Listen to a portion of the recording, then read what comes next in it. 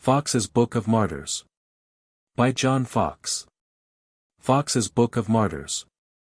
Or a history of the lives, sufferings and triumphant deaths of the primitive Protestant martyrs from the introduction of Christianity to the latest periods of pagan, popish, and infidel persecutions, embracing, together with the usual subjects contained in similar works. Chapter 1. History of Christian Martyrs to the First General Persecution. Under Nero. The history of the Church may almost be said to be a history of the trials and sufferings of its members, as experienced at the hands of wicked men. At one time, persecution, as waged against the friends of Christ, was confined to those without. At another, schisms and divisions have arrayed brethren of the same name against each other, and scenes of cruelty and woe have been exhibited within the sanctuary, rivaling in horror the direst cruelties ever inflicted by pagan or barbarian fanaticism.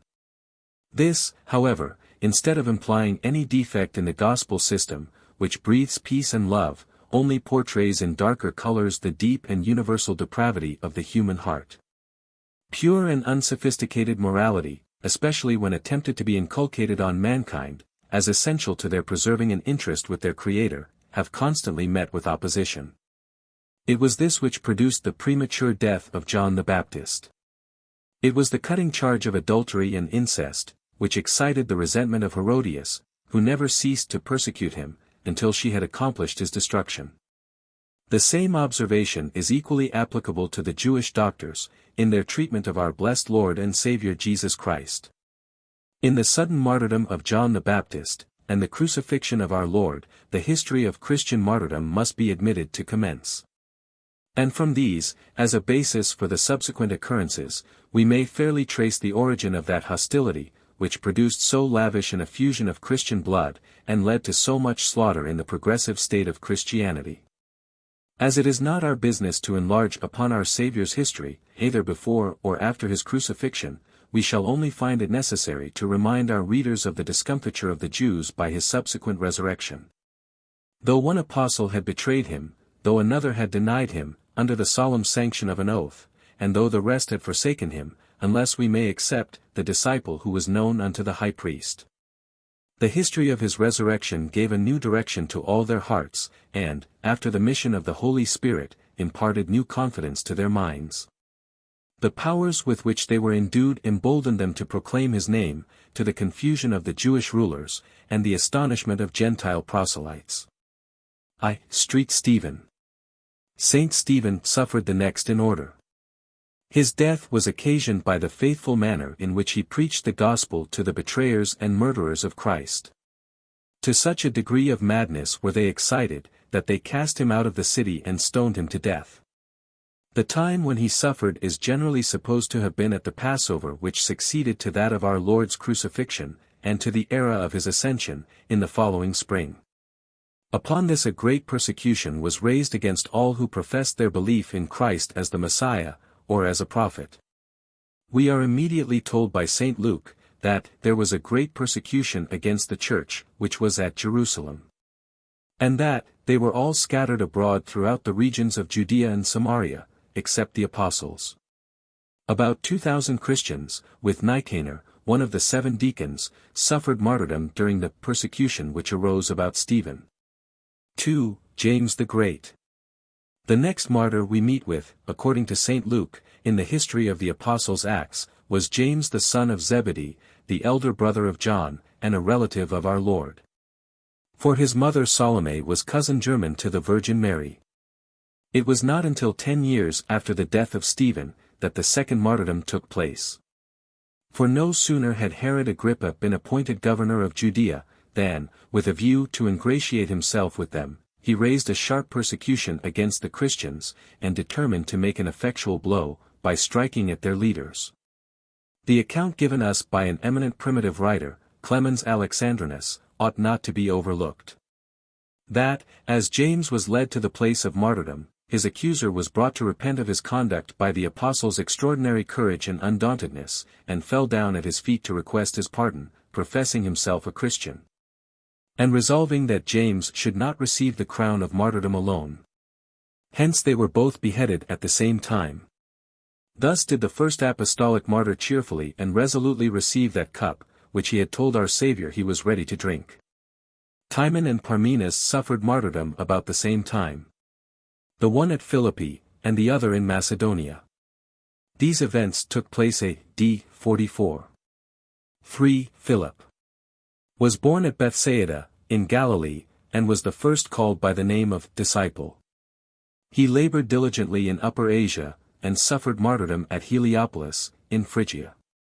He was scourged, thrown into prison, and afterwards crucified. D. 54.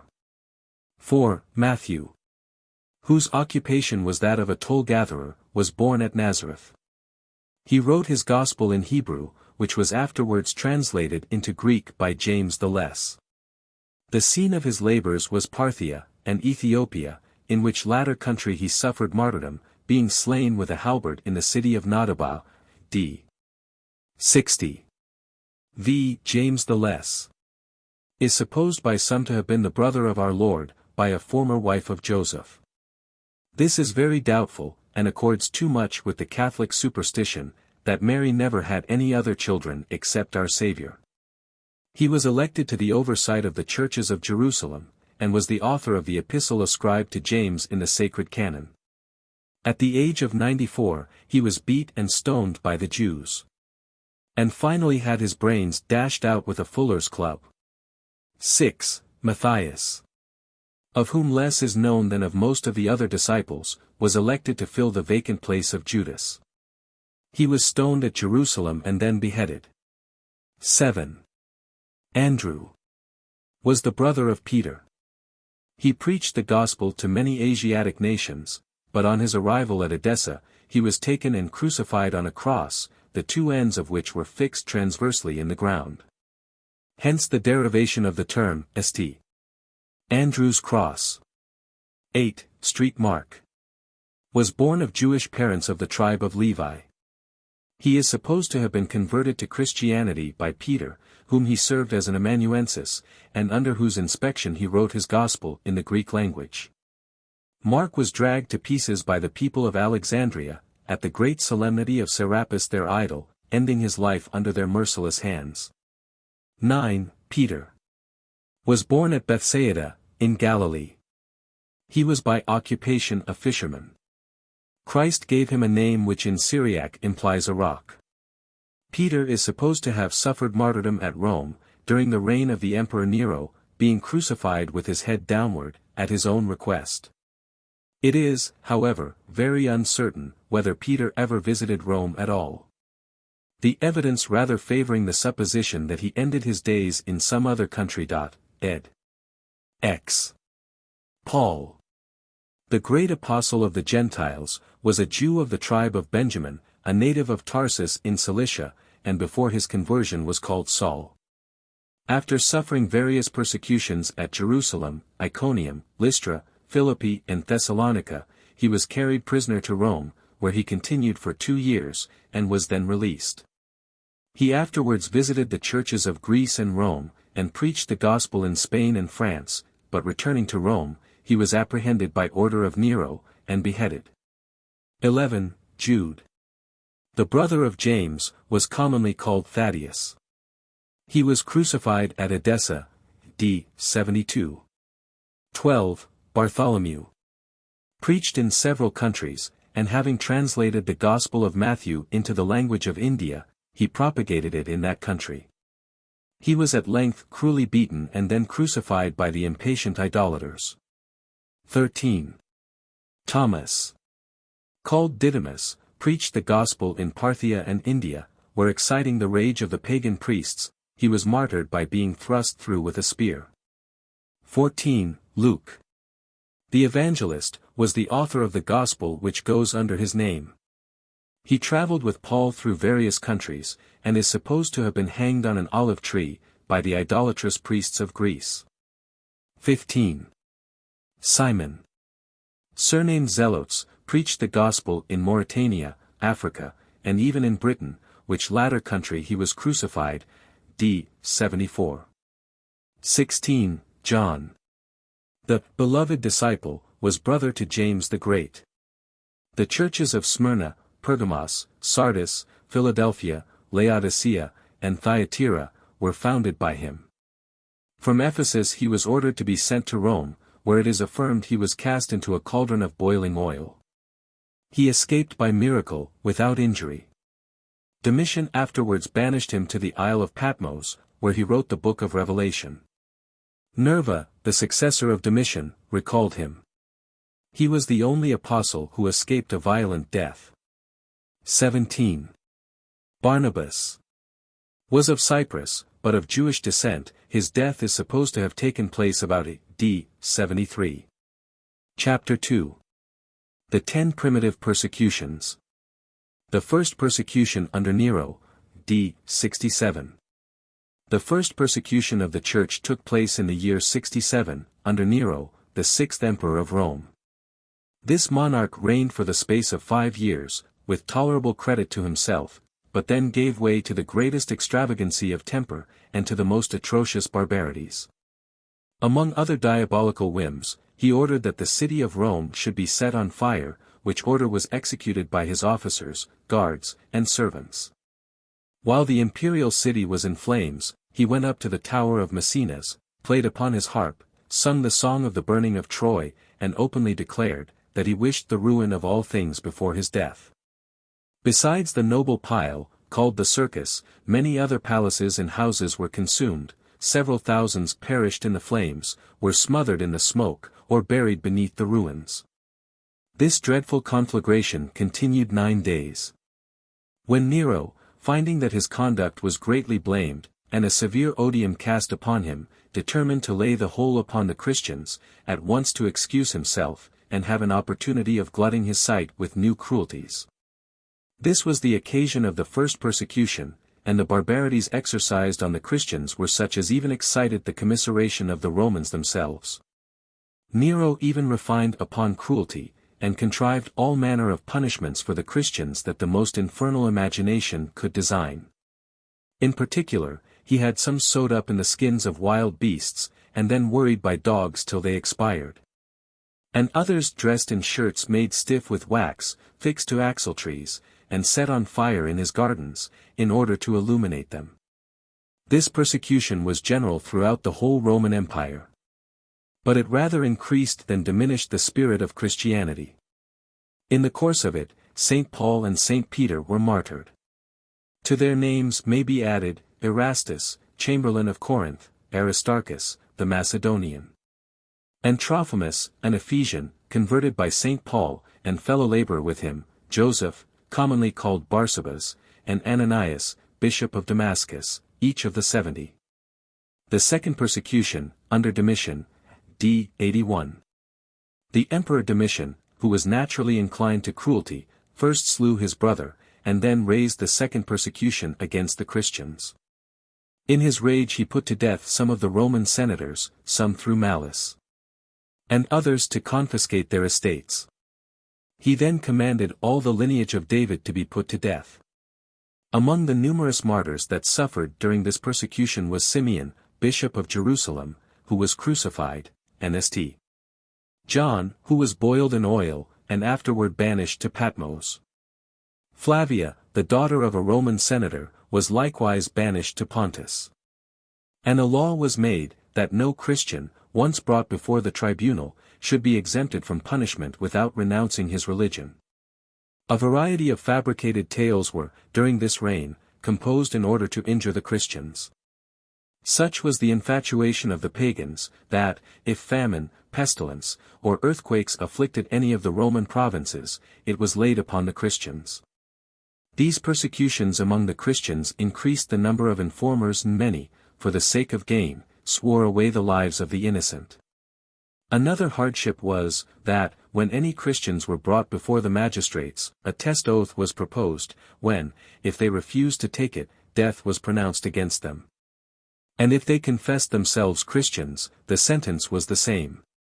The following were the most remarkable among the numerous martyrs who suffered during this persecution. Dionysius, the Areopagite, was an Athenian by birth, and educated in all the useful and ornamental literature of Greece. He then traveled to Egypt to study astronomy, and made very particular observations on the great and supernatural eclipse, which happened at the time of our Saviour's crucifixion. The sanctity of his conversation, and the purity of his manners, recommended him so strongly to the Christians in general, that he was appointed Bishop of Athens. Nicodemus, a benevolent Christian of some distinction, suffered at Rome during the rage of Domitian's persecution. Protasius and Gervasius were martyred at Milan. Timothy was the celebrated disciple of St. Paul, and Bishop of Ephesus, where he zealously governed the church till A.D. 97.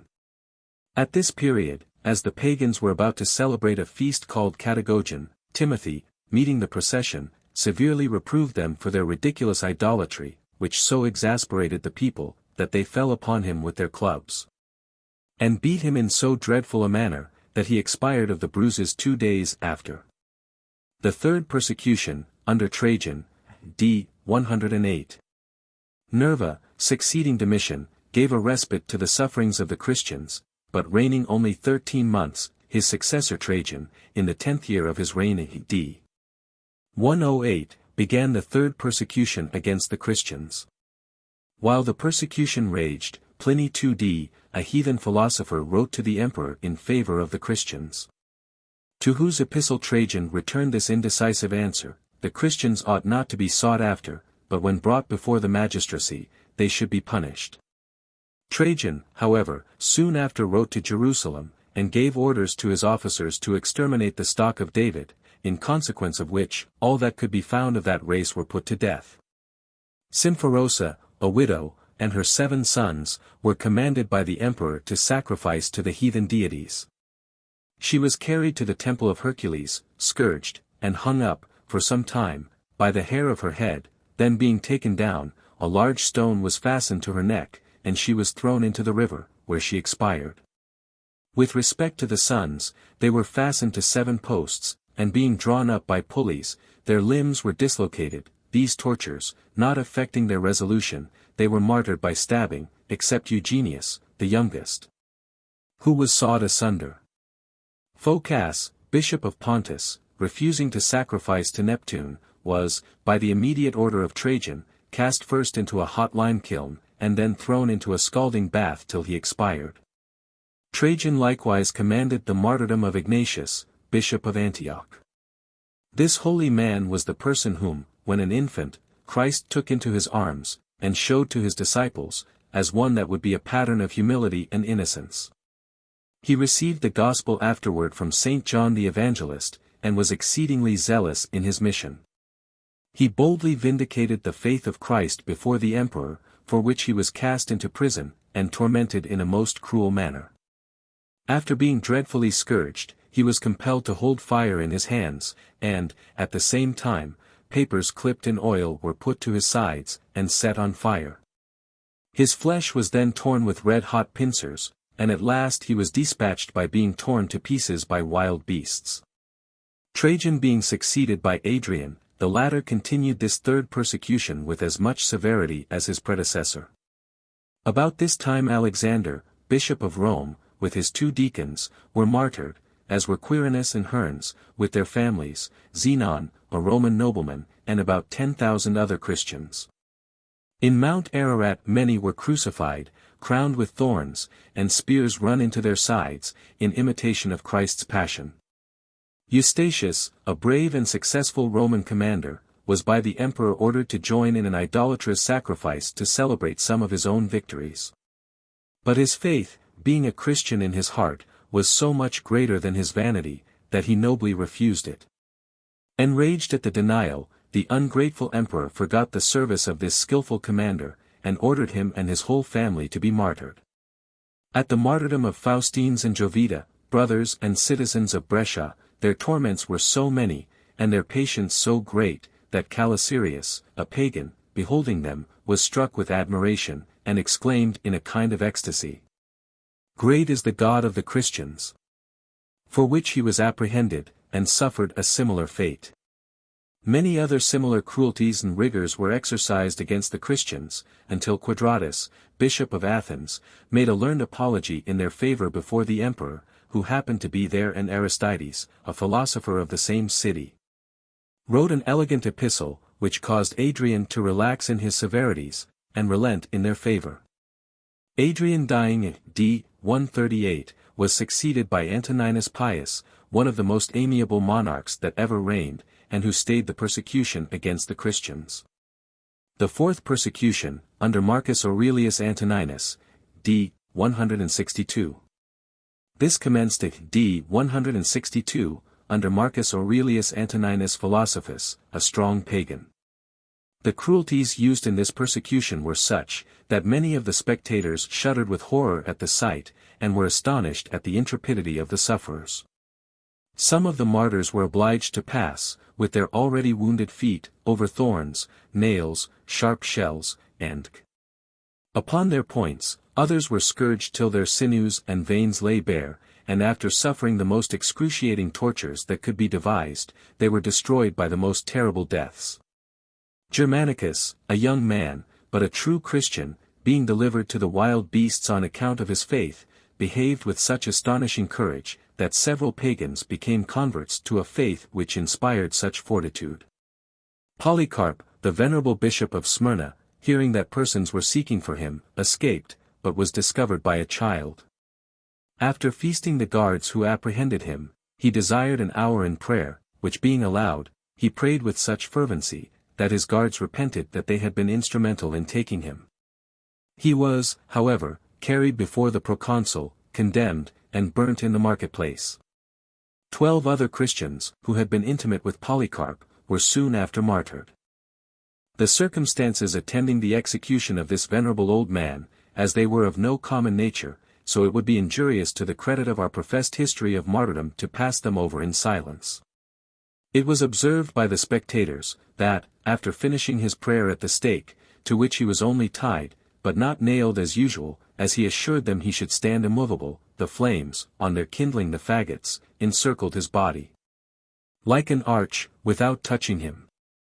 And the executioner, on seeing this, was ordered to pierce him with a sword, when so great a quantity of blood flowed out as extinguished the fire. But his body, at the instigation of the enemies of the gospel, especially Jews, was ordered to be consumed in the pile, and the request of his friends, who wished to give it Christian burial, rejected. They nevertheless collected his bones and as much of his remains as possible, and caused them to be decently interred.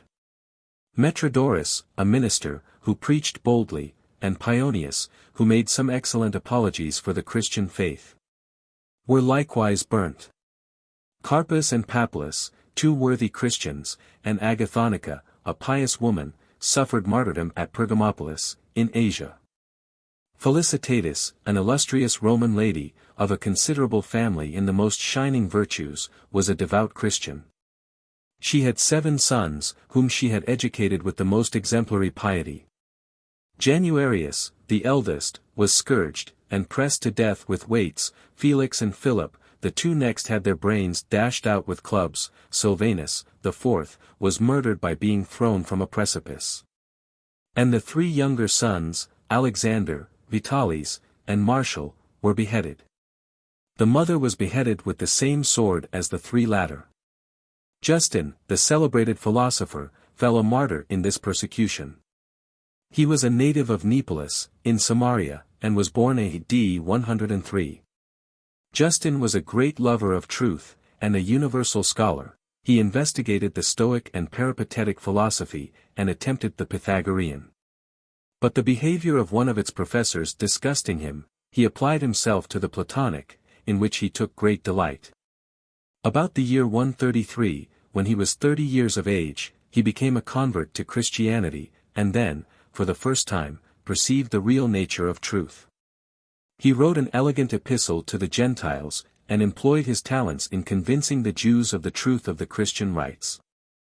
Spending a great deal of time in traveling, till he took up his abode in Rome, and fixed his habitation upon the Viminal Mount.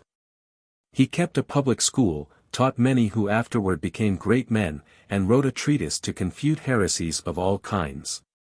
As the pagans began to treat the Christians with great severity, Justin wrote his first apology in their favor. This piece displays great learning and genius, and occasioned the emperor to publish an edict in favor of the Christians. Soon after, he entered into frequent contests with Crescens, a person of a vicious life and conversation, but a celebrated cynic philosopher. And his arguments appeared so powerful, yet disgusting to the cynic, that he resolved on, and in the sequel accomplished, his destruction. The second Apology of Justin, upon certain severities, gave Crescens the cynic an opportunity of prejudicing the emperor against the writer of it, upon which Justin, and 6 of his companions, were apprehended. Being commanded to sacrifice to the pagan idols, they refused, and were condemned to be scourged, and then beheaded, which sentence was executed with all imaginable severity. Several were beheaded for refusing to sacrifice to the image of Jupiter. In particular Concordus, a deacon of the city of Spoleto. Some of the restless northern nations having risen in arms against Rome, the emperor marched to encounter them. He was, however, drawn into an ambuscade, and dreaded the loss of his whole army. Enveloped with mountains, surrounded by enemies, and perishing with thirst, the pagan deities were invoked in vain. When the men belonging to the Milettine, or Thundering Legion, who were all Christians, were commanded to call upon their God for succor, a miraculous deliverance immediately ensued. A prodigious quantity of rain fell, which, being caught by the men, and filling their dikes, afforded a sudden and astonishing relief. It appears, that the storm which miraculously flashed in the faces of the enemy, so intimidated them, that part deserted to the Roman army, the rest were defeated, and the revolted provinces entirely recovered. This affair occasioned the persecution to subside for some time, at least in those parts immediately under the inspection of the emperor. But we find that it soon after raged in France, particularly at Lyons, where the tortures to which many of the Christians were put, almost exceed the powers of description. The principal of these martyrs were Vedius Agathus, a young man. Blandina, a Christian lady, of a weak constitution, Sanctus, a deacon of Vienna, red-hot plates of brass were placed upon the tenderest parts of his body, Biblias, a weak woman, once an apostate. Attalus, of Pergamus. And Pothinus, the venerable bishop of Lyons, who was 90 years of age. Blandina, on the day when she and the 3 other champions were first brought into the amphitheatre, she was suspended on a piece of wood fixed in the ground, and exposed as food for the wild beasts. At which time, by her earnest prayers, she encouraged others. But none of the wild beasts would touch her, so that she was remanded to prison. When she was again produced for the 3rd and last time, she was accompanied by Ponticus, a youth of 15, and the constancy of their faith so enraged the multitude, that neither the sex of the one nor the youth of the other were respected, being exposed to all manner of punishments and tortures. Being strengthened by Blandina, he persevered unto death, and she, after enduring all the torments heretofore mentioned, was at length slain with the sword. When the Christians, upon these occasions, received martyrdom, they were ornamented, and crowned with garlands of flowers, for which they, in heaven, received eternal crowns of glory. The torments were various. And, exclusive of those already mentioned, the martyrs of Lyons were compelled to sit in red-hot iron chairs till their flesh broiled. This was inflicted with peculiar severity on Sanctus, already mentioned, and some others. Some were sewed up in nets, and thrown on the horns of wild bulls, and the carcasses of those who died in prison, previous to the appointed time of execution, were thrown to dogs. Indeed, so far did the malice of the pagans proceed that they set guards over the bodies while the beasts were devouring them, lest the friends of the deceased should get them away by stealth. And the offals left by the dogs were ordered to be burnt. The martyrs of Lyons, according to the best accounts we could obtain, who suffered for the gospel, were 48 in number, and their executions happened in the year of Christ 177. Epipodius and Alexander were celebrated for their great friendship, and their Christian union with each other. The first was born at Lyons, the latter at Greece. Epipodius, being compassionate by the governor of Lyons, and exhorted to join in their festive pagan worship, replied, "Your pretended tenderness is actually cruelty. And the agreeable life you describe is replete with everlasting death. Christ suffered for us, that our pleasures should be immortal, and hath prepared for his followers an eternity of bliss. The frame of man being composed of 2 parts, body and soul, the first, as mean and perishable, should be rendered subservient to the interests of the last. Your idolatrous feasts may gratify the mortal, but they injure the immortal part. That cannot therefore be enjoying life which destroys the most valuable moiety of your frame. Your pleasures lead to eternal death, and our pains to perpetual happiness. Epipodius was severely beaten, and then put to the rack, upon which being stretched, his flesh was torn with iron hooks. Having borne his torments with incredible patience and unshaken fortitude, he was taken from the rack and beheaded. Valerian and Marcellus, who were nearly related to each other, were imprisoned at Lyons, in the year 177, for being Christians. The father was fixed up to the waist in the ground, in which position, after remaining 3 days, he expired, d. 179. Valerian was beheaded. Apollonius, a Roman senator, an accomplished gentleman, and a sincere Christian, suffered under Commodus, because he would not worship him as Hercules. Eusebius, Vincentius, Potentianus, Peregrinus, and Julius, a Roman senator, were martyred on the same account. The fifth persecution, commencing with Severus, d. 192. Severus, having been recovered from a severe fit of sickness by a Christian, became a great favorer of the Christians in general. But the prejudice and fury of the ignorant multitude prevailing, obsolete laws were put in execution against the Christians. The progress of Christianity alarmed the pagans, and they revived the stale calumny of placing accidental misfortunes to the account of its professors, d. 192. But, though persecuting malice raged, yet the gospel shone with resplendent brightness, and, firm as an impregnable rock, withstood the attacks of its boisterous enemies with success. Tertullian, who lived in this age, informs us, that if the Christians had collectively withdrawn themselves from the Roman territories, the empire would have been greatly depopulated. Victor, Bishop of Rome, suffered martyrdom in the first year of the 3rd century, d. 201. Leonidas, the father of the celebrated Origen, was beheaded for being a Christian. Many of Origen's hearers likewise suffered martyrdom. Particularly 2 brothers, named Plutarchus and Serenus, another Serenus, Heron, and Heraclides, were beheaded. Rhys had boiled pitch poured upon her head, and was then burnt, as was Marcella her mother. Potamina, the sister of Rhys, was executed in the same manner as Rhys had been, but Basilides, an officer belonging to the army, and ordered to attend her execution, became her convert. Basilides being, as an officer, required to take a certain oath, refused, saying, that he could not swear by the Roman idols, as he was a Christian.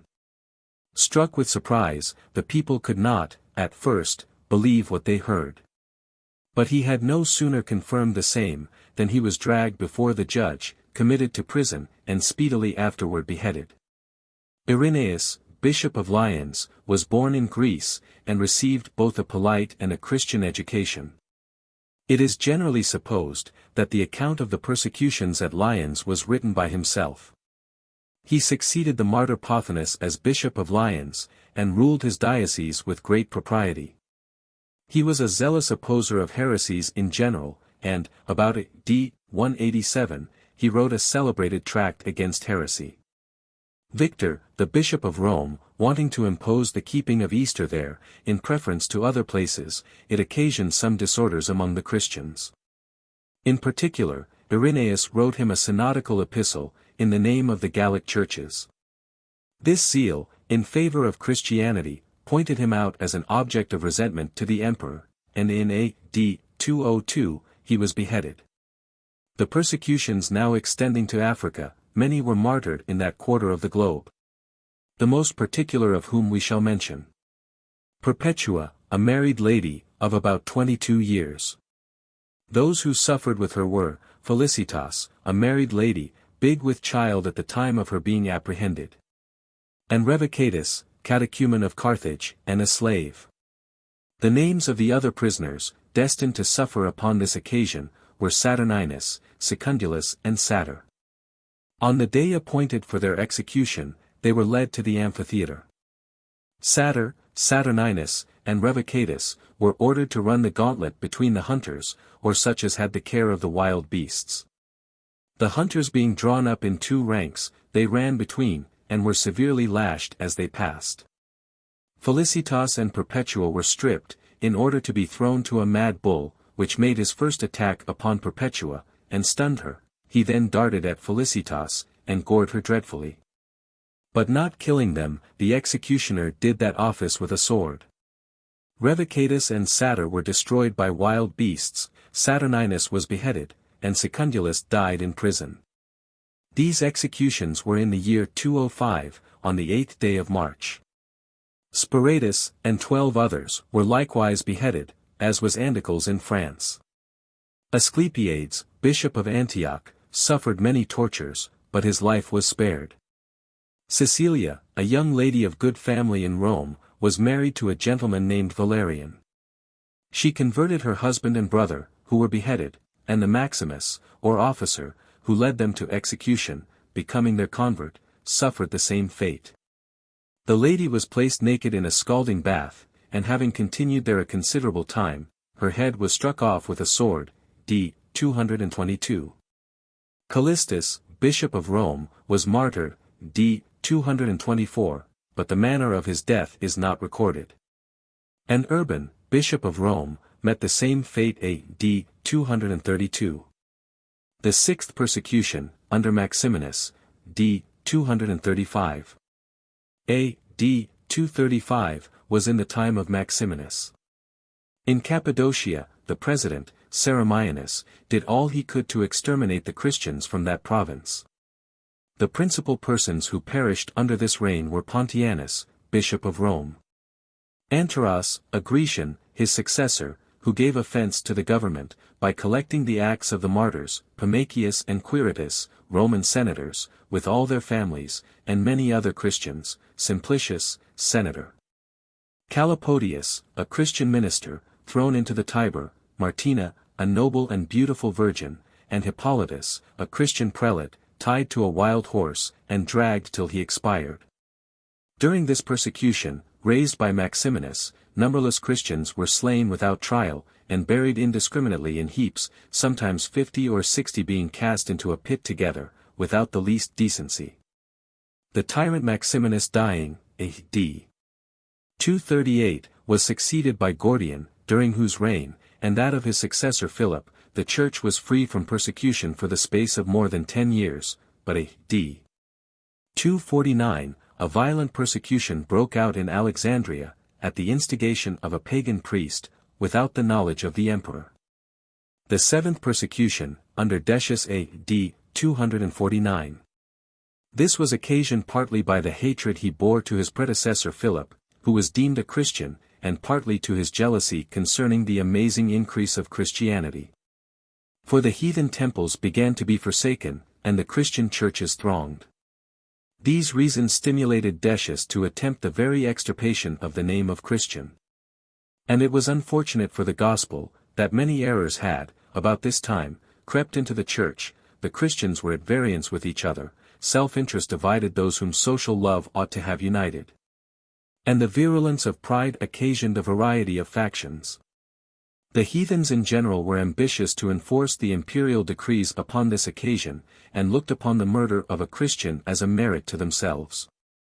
The martyrs, upon this occasion, were innumerable, but the principal we shall give some account of. Fabian, the bishop of Rome, was the first person of eminence who felt the severity of this persecution. The deceased emperor, Philip, had, on account of his integrity, committed his treasure to the care of this good man. But Decius, not finding as much as his avarice made him expect, determined to wreak his vengeance on the good prelate. He was accordingly seized, and on the 20th of January, d. 250, he suffered decapitation. Julian, a native of Cilicia, as we are informed by Saint Chrysostom, was seized upon for being a Christian. He was put into a leather bag, together with a number of serpents and scorpions, and in that condition thrown into the sea. Peter, a young man, amiable for the superior qualities of his body and mind, was beheaded for refusing to sacrifice to Venus. He said, "I am astonished you should sacrifice to an infamous woman, whose debaucheries even your own historians record, and whose life consisted of such actions as your laws would punish. No, I shall offer the true God the acceptable sacrifice of praises and prayers. Optimus, the proconsul of Asia, on hearing this, ordered the prisoner to be stretched upon a wheel, by which all his bones were broken, and then he was sent to be beheaded. Nicomachus, being brought before the proconsul as a Christian, was ordered to sacrifice to the pagan idols. Nicomachus replied, I cannot pay that respect to devils, which is only due to the Almighty. This speech so much enraged the proconsul, that Nicomachus was put to the rack. After enduring the torments for a time, he recanted. But scarcely had he given this proof of his frailty, than he fell into the greatest agonies, dropped down on the ground, and expired immediately. Denisa, a young woman of only 16 years of age, who beheld this terrible judgment, suddenly exclaimed, O unhappy wretch, why would you buy a moment's ease at the expense of a miserable eternity? Optimus, hearing this, called to her, and Denisa avowing herself to be a Christian, she was beheaded, by his order, soon after. Andrew and Paul, two companions of Nicomachus the martyr, d. 251, suffered martyrdom by stoning, and expired, calling on their blessed Redeemer. Alexander and Epimachus, of Alexandria, were apprehended for being Christians, and, confessing the accusation, were beat with staves, torn with hooks, and at length burnt in the fire. And we are informed, in a fragment preserved by Eusebius, that 4 female martyrs suffered on the same day, and at the same place, but not in the same manner, for these were beheaded. Lucian and Martian, 2 wicked pagans, though skillful magicians, becoming converts to Christianity, to make amends for their former errors, lived the lives of hermits, and subsisted upon bread and water only. After some time spent in this manner, they became zealous preachers, and made many converts. The persecution, however, raging at this time, they were seized upon, and carried before Sabinus, the governor of Bithynia. On being asked by what authority they took upon themselves to preach, Lucian answered, that the laws of charity and humanity obliged all men to endeavor the conversion of their neighbors, and to do everything in their power to rescue them from the snares of the devil. Lucian having answered in this manner, Martian said, that then conversion was by the same grace which was given to St. Paul, who, from a zealous persecutor of the church, became a preacher of the gospel. The proconsul, finding that he could not prevail with them to renounce their faith, condemned them to be burnt alive, which sentence was soon after executed. Trypho and Respicius, 2 eminent men, were seized as Christians, and imprisoned at Nice. Their feet were pierced with nails, they were dragged through the streets, scourged, torn with iron hooks, scorched with lighted torches, and at length beheaded, February 1, d. 251.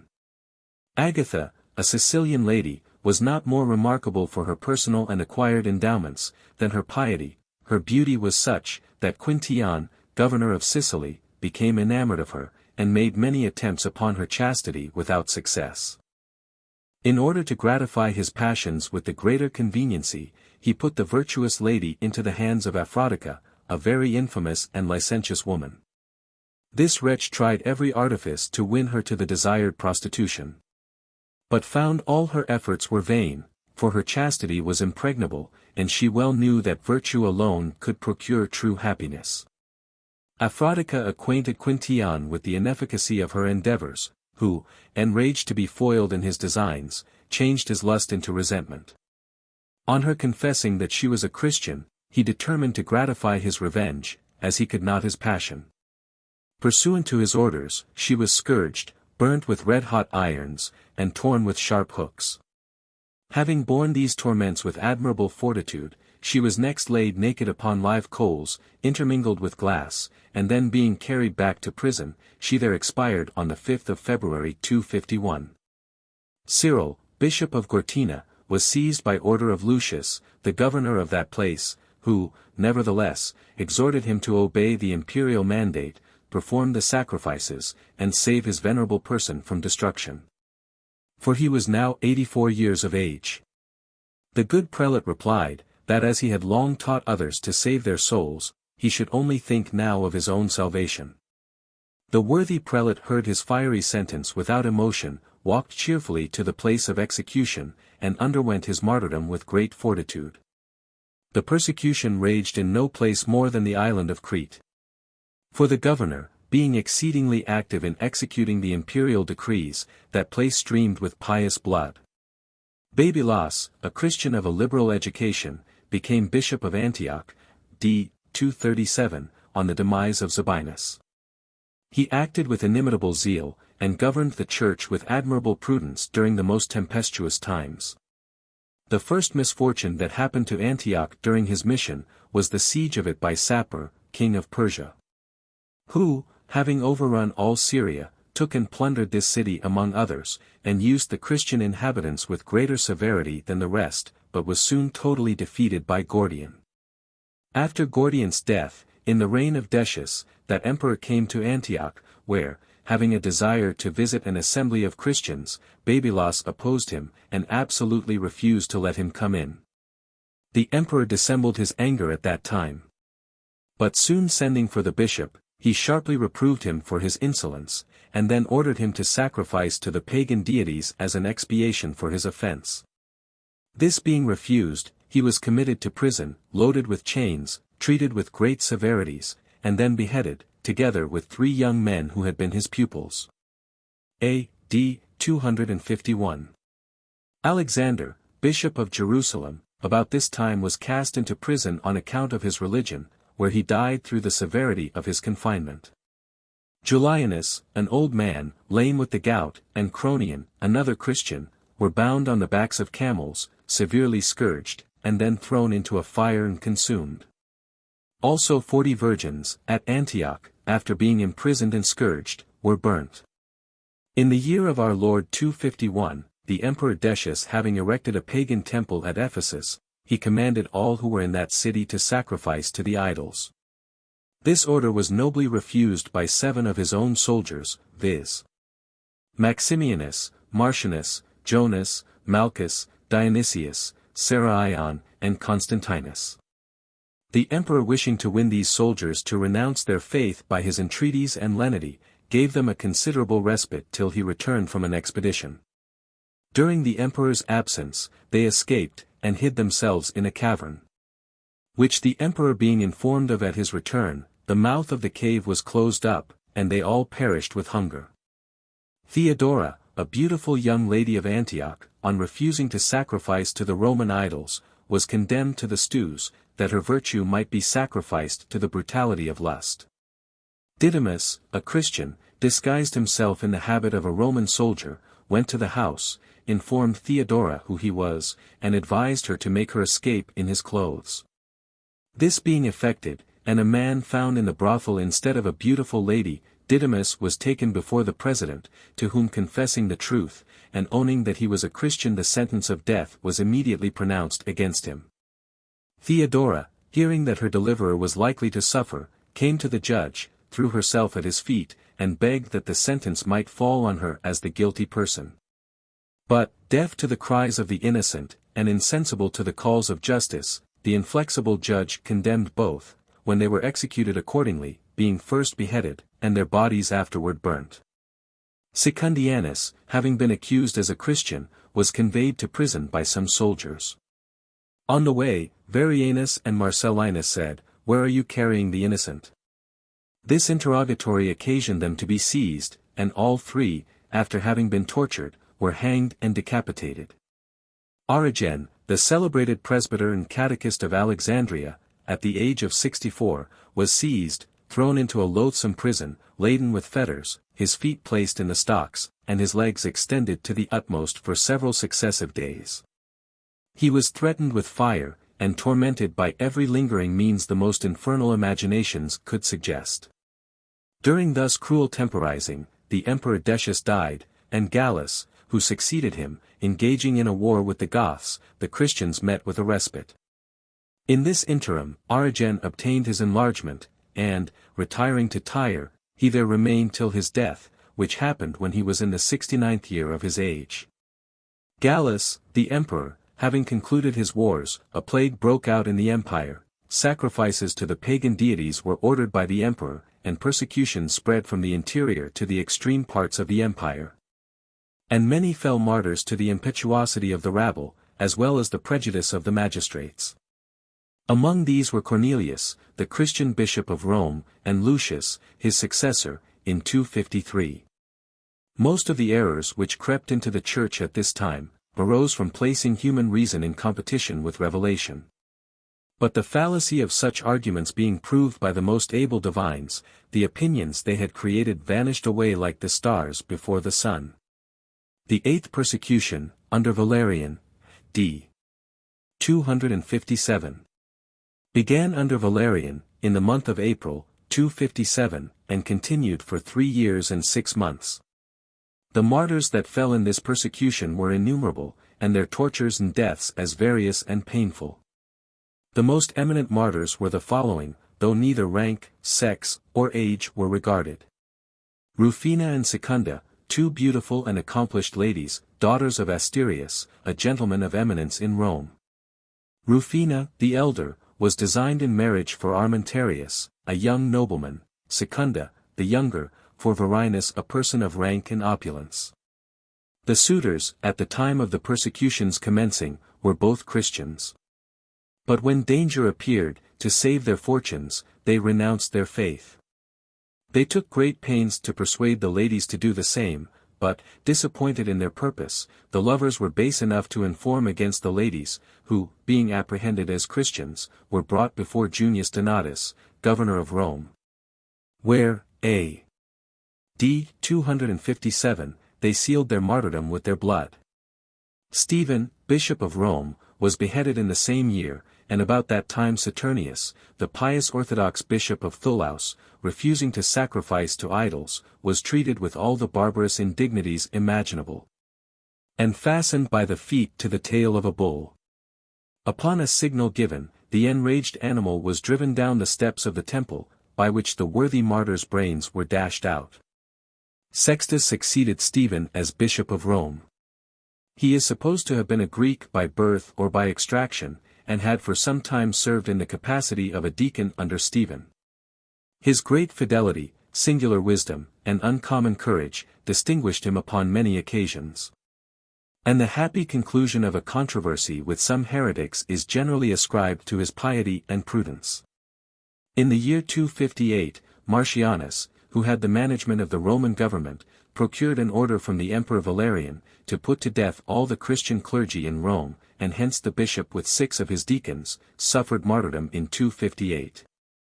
Laurentius, generally called Saint Lawrence, the principal of the deacons, who taught and preached under Sextus, followed him to the place of execution, when Sextus predicted, that he should, 3 days after, meet him in heaven. Laurentius, looking upon this as a certain indication of his own approaching martyrdom, at his return gathered together all the Christian poor, and distributed the treasures of the church, which had been committed to his care, among them. This liberality alarmed the persecutors, who commanded him to give an immediate account to the emperor of the church treasures. This he promised to do in 3 days, during which interval, he collected together a great number of aged, helpless, and impotent poor. He repaired to the magistrate, and presenting them to him, said, "These are the true treasures of the church." Incensed at the disappointment, and fancying the matter meant in ridicule, the governor ordered him to be immediately scourged. He was then beaten with iron rods, set upon a wooden horse, and had his limbs dislocated. These tortures he endured with fortitude and perseverance, when he was ordered to be fastened to a large gridiron, with a slow fire under it, that his death might be the more lingering. His astonishing constancy during these trials, and serenity of countenance while under such excruciating torments, gave the spectators so exalted an idea of the dignity and truth of the Christian religion, that many became converts upon the occasion, of whom was Romanus, a soldier. In Africa the persecution raged with peculiar violence. Many thousands received the crown of martyrdom, among whom the following were the most distinguished characters. Cyprian, Bishop of Carthage, an eminent prelate, and a pious ornament of the Church. The brightness of his genius was tempered by the solidity of his judgment, and with all the accomplishments of the gentleman, he blended the virtues of a Christian.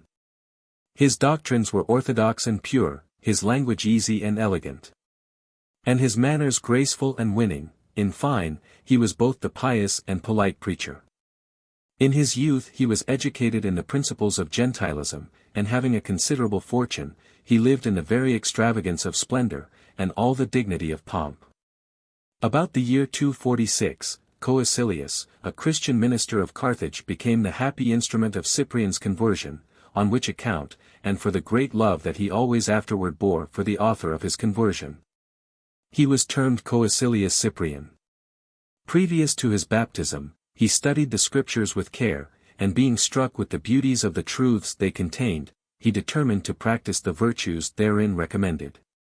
Subsequent to his baptism, he sold his estate, distributed the money among the poor, dressed himself in plain attire, and commenced a life of austerity. He was soon after made a presbyter. And, being greatly admired for his virtues and works, on the death of Donatus, in A.D. 248, he was almost unanimously elected Bishop of Carthage. Cyprian's care not only extended over Carthage, but to Numidia and Mauritania. In all his transactions he took great care to ask the advice of his clergy, knowing that unanimity alone could be of service to the Church, this being one of his maxims, that the bishop was in the Church, and the Church in the bishop. So that unity can only be preserved by a close connection between the pastor and his flock. A.D. 250, Cyprian was publicly proscribed by the Emperor Decius, under the appellation of Coecilius Cyprian, Bishop of the Christians.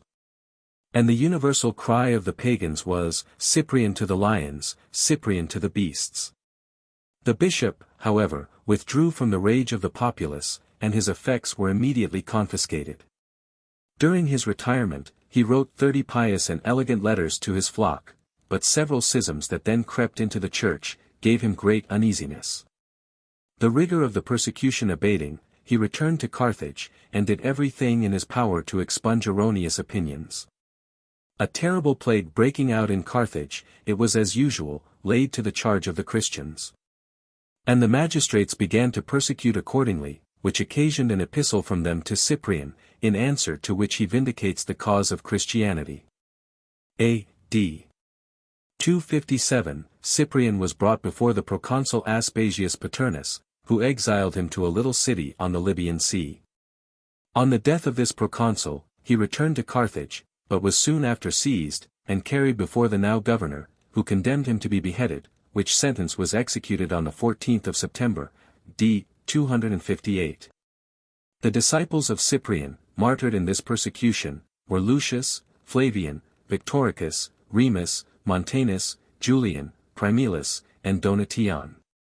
At Utica, a most terrible tragedy was exhibited. 300 Christians were, by the orders of the proconsul, placed round a burning limekiln. A pan of coals and incense being prepared, they were commanded either to sacrifice to Jupiter, or to be thrown into the kiln.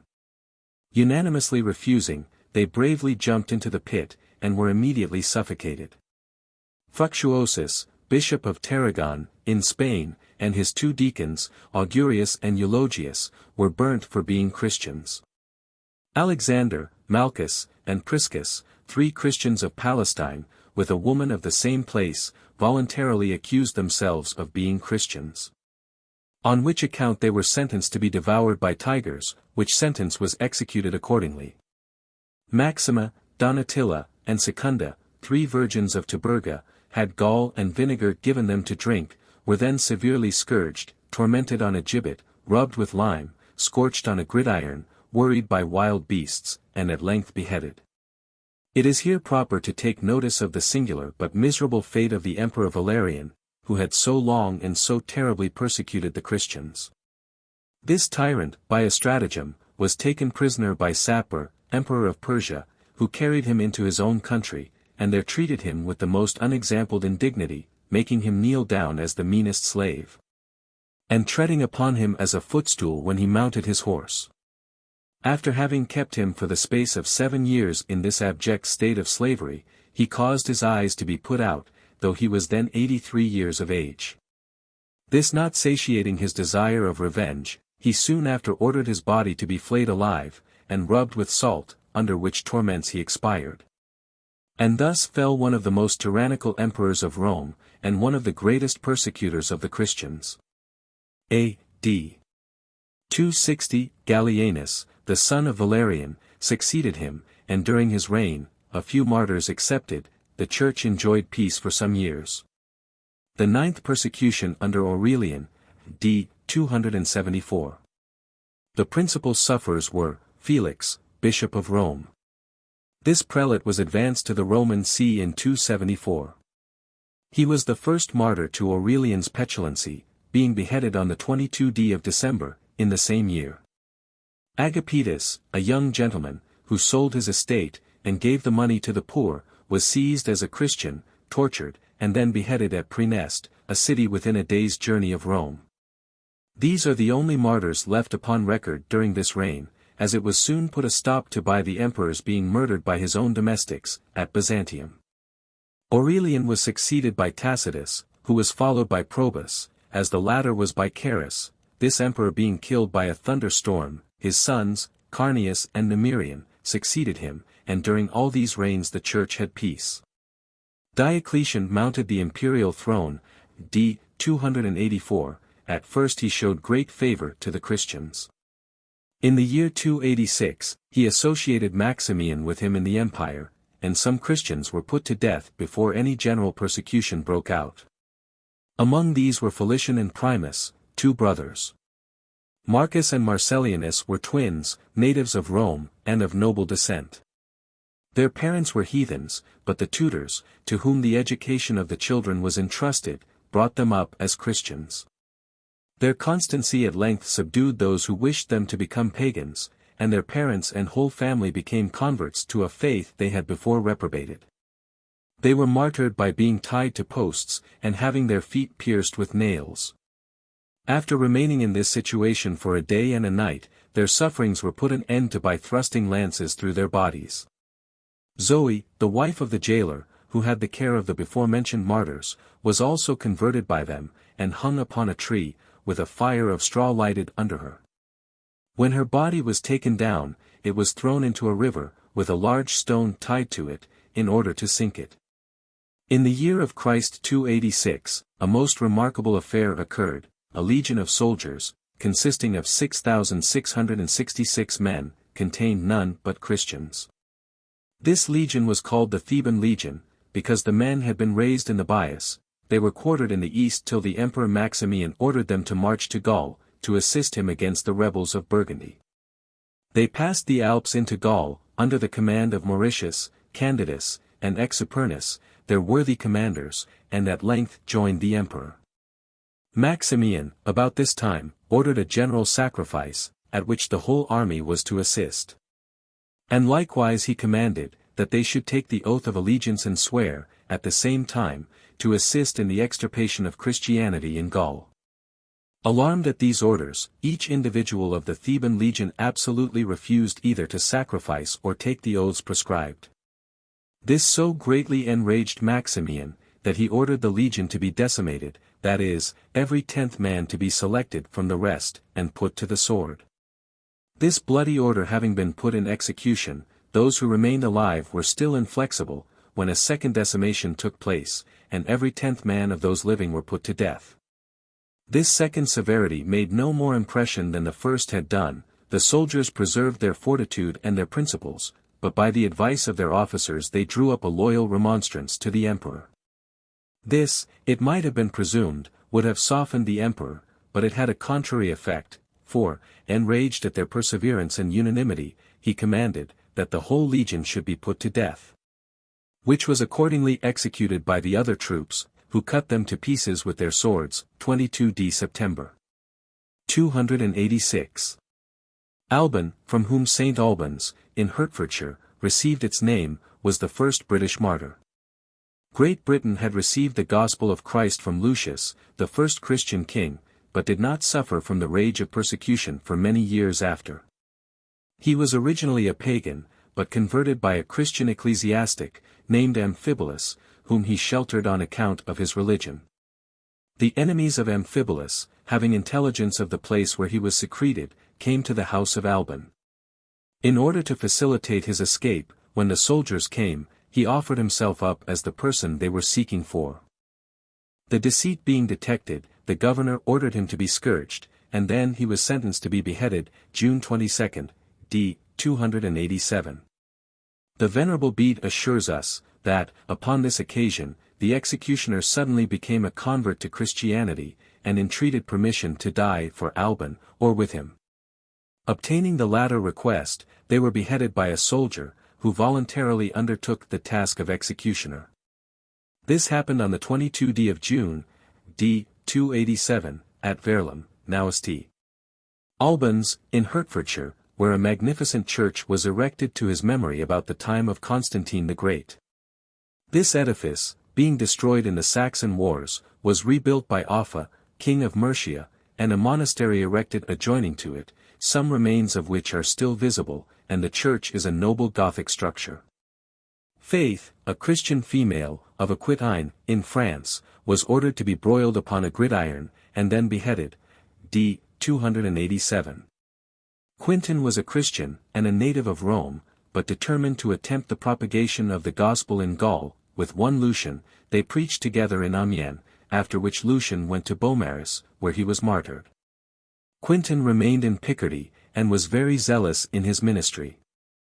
Being seized upon as a Christian, he was stretched with pulleys till his joints were dislocated, his body was then torn with wire scourges, and boiling oil and pitch poured on his naked flesh, lighted torches were applied to his sides and armpits.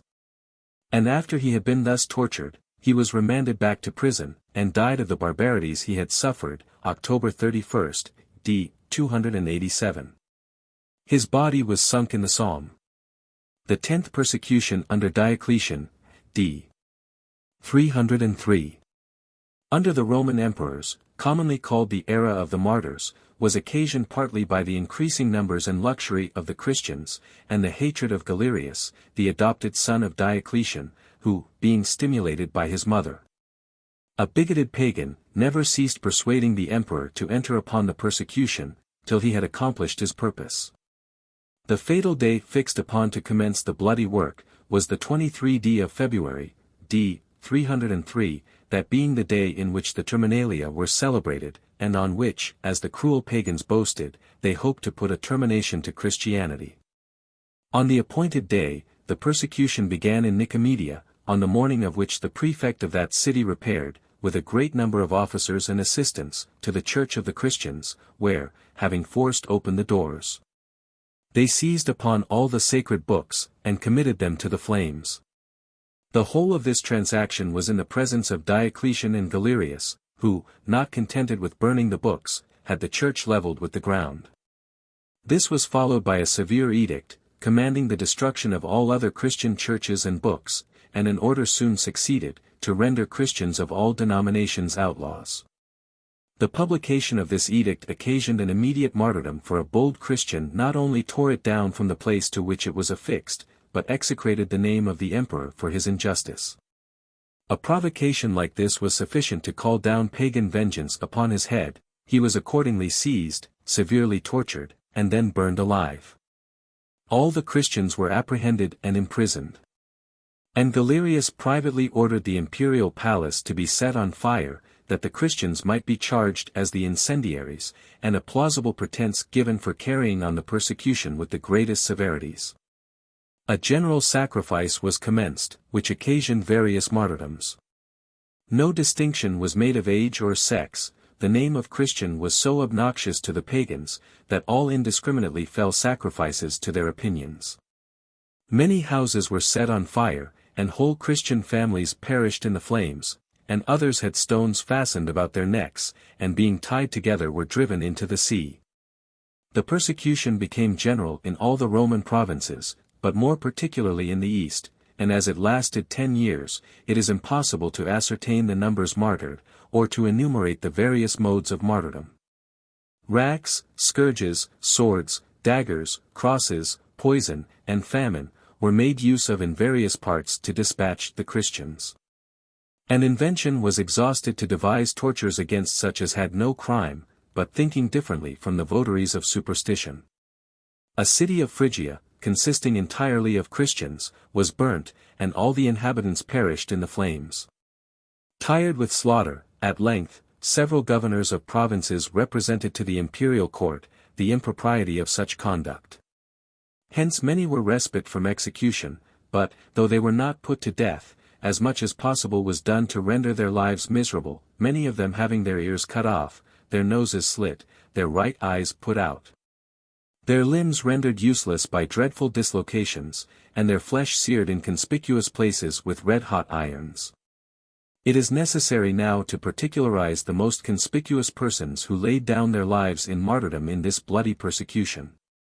Sebastian, a celebrated martyr, was born at Narbonne, in Gaul, instructed in the principles of Christianity at Milan, and afterward became an officer of the Emperor's Guard at Rome. He remained a true Christian in the midst of idolatry. Unallured by the splendors of a court, untainted by evil examples, and uncontaminated by the hopes of preferment. Refusing to be a pagan, the emperor ordered him to be taken to a field near the city, termed the Campus Martius, and there to be shot to death with arrows, which sentence was executed accordingly. Some pious Christians coming to the place of execution, in order to give his body burial, perceived signs of life in him, and immediately moving him to a place of security, they, in a short time effected his recovery, and prepared him for a second martyrdom. For, as soon as he was able to go out, he placed himself intentionally in the emperor's way as he was going to the temple, and reprehended him for his various cruelties and unreasonable prejudices against Christianity. As soon as Diocletian had overcome his surprise, he ordered Sebastian to be seized, and carried to a place near the palace, and beaten to death. And, that the Christians should not either use means again to recover or bury his body, he ordered that it should be thrown into the common sewer. Nevertheless, a Christian lady, named Lucina, found means to remove it from the sewer, and bury it in the catacombs, or repositories of the dead. The Christians, about this time, upon mature consideration, thought it unlawful to bear arms under a heathen emperor. Maximilian, the son of Fabius Victor, was the first beheaded under this regulation.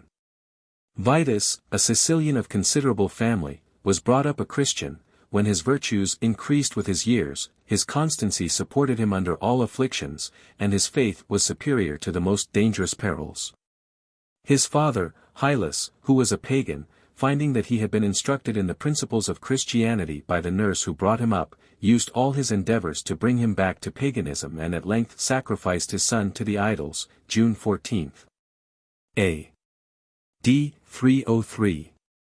Victor was a Christian of a good family at Marseilles, in France. He spent a great part of the night in visiting the afflicted, and confirming the weak, which pious work he could not, consistently with his own safety, perform in the daytime. And his fortune he spent in relieving the distresses of poor Christians. He was at length, however, seized by the Emperor's Maximian's decree, who ordered him to be bound, and dragged through the streets. During the execution of this order, he was treated with all manner of cruelties and indignities by the enraged populace. Remaining still inflexible, his courage was deemed obstinacy. Being by order stretched upon the rack, he turned his eyes towards heaven, and prayed to God to endue him with patience, after which he underwent the tortures with most admirable fortitude. After the executioners were tired with inflicting torments on him, he was conveyed to a dungeon. In his confinement, he converted his jailers, named Alexander, Felician, and Longinus. This affair coming to the ears of the emperor, he ordered them immediately to be put to death, and the jailers were accordingly beheaded. Victor was then again put to the rack, unmercifully beaten with batons, and again sent to prison. Being a third time examined concerning his religion, he persevered in his principles. A small altar was then brought, and he was commanded to offer incense upon it immediately. Fired with indignation at the request, he boldly stepped forward, and with his foot overthrew both altar and idol. This so enraged the Emperor Maximian, who was present, that he ordered the foot with which he had kicked the altar to be immediately cut off, and Victor was thrown into a mill, and crushed to pieces with the stones, d. 303. Maximus, governor of Cilicia, being at Tarsus, 3 Christians were brought before him. Their names were Taricus, an aged man, Probus, and Andronicus. After repeated tortures and exhortations to recant, they, at length, were ordered for execution. Being brought to the amphitheatre, several beasts were let loose upon them, but none of the animals, though hungry, would touch them. The keeper then brought out a large bear, that had that very day destroyed 3 men. But this voracious creature and a fierce lioness both refused to touch the prisoners. Finding the design of destroying them by the means of wild beasts ineffectual, Maximus ordered them to be slain by the sword, on the 11th of October, d. 303. Romanus, a native of Palestine, was deacon of the Church of Caesarea, at the time of the commencement of Diocletian's persecution. Being condemned for his faith at Antioch, he was scourged, put to the rack, his body torn with hooks, his flesh cut with knives, his face scarified, his teeth beaten from their sockets, and his hair plucked up by the roots. Soon after he was ordered to be strangled, November 17, d. 303. Susanna, the niece of Caius, bishop of Rome, was pressed by the Emperor Diocletian to marry a noble pagan, who was nearly related to him. Refusing the honor intended her, she was beheaded by the emperor's order. Dorotheus, the high chamberlain of the household to Diocletian, was a Christian, and took great pains to make converts. In his religious labors, he was joined by Gorgonius, another Christian, and one belonging to the palace. They were first tortured and then strangled. Peter, a eunuch belonging to the emperor, was a Christian of singular modesty and humility. He was laid on a gridiron, and broiled over a slow fire till he expired. Cyprian, known by the title of the magician, to distinguish him from Cyprian, bishop of Carthage, was a native of Antioch. He received a liberal education in his youth, and particularly applied himself to astrology, after which he traveled for improvement through Greece, Egypt, India, and in the course of time he became acquainted with Justina, a young lady of Antioch, whose birth, beauty, and accomplishments, rendered her the admiration of all who knew her. A pagan gentleman applied to Cyprian, to promote his suit with the beautiful Justina. This he undertook, but soon himself became converted, burnt his books of astrology and magic, received baptism, and felt animated with a powerful spirit of grace. The conversion of Cyprian had a great effect on the pagan gentleman who paid his addresses to Justina, and he in a short time embraced Christianity. During the persecution of Diocletian, Cyprian and Justina were seized upon as Christians, when the former was torn with pincers, and the latter chastised and, after suffering other torments, were beheaded. Eulalia, a Spanish lady of a Christian family, was remarkable in her youth for sweetness of temper, and solidity of understanding seldom found in the capriciousness of juvenile years. Being apprehended as a Christian, the magistrate attempted by the mildest means, to bring her over to paganism, but she ridiculed the pagan deities with such asperity, that the judge, incensed at her behavior, ordered her to be tortured. Her sides were accordingly torn by hooks, and her breasts burnt in the most shocking manner, till she expired by the violence of the flames, December.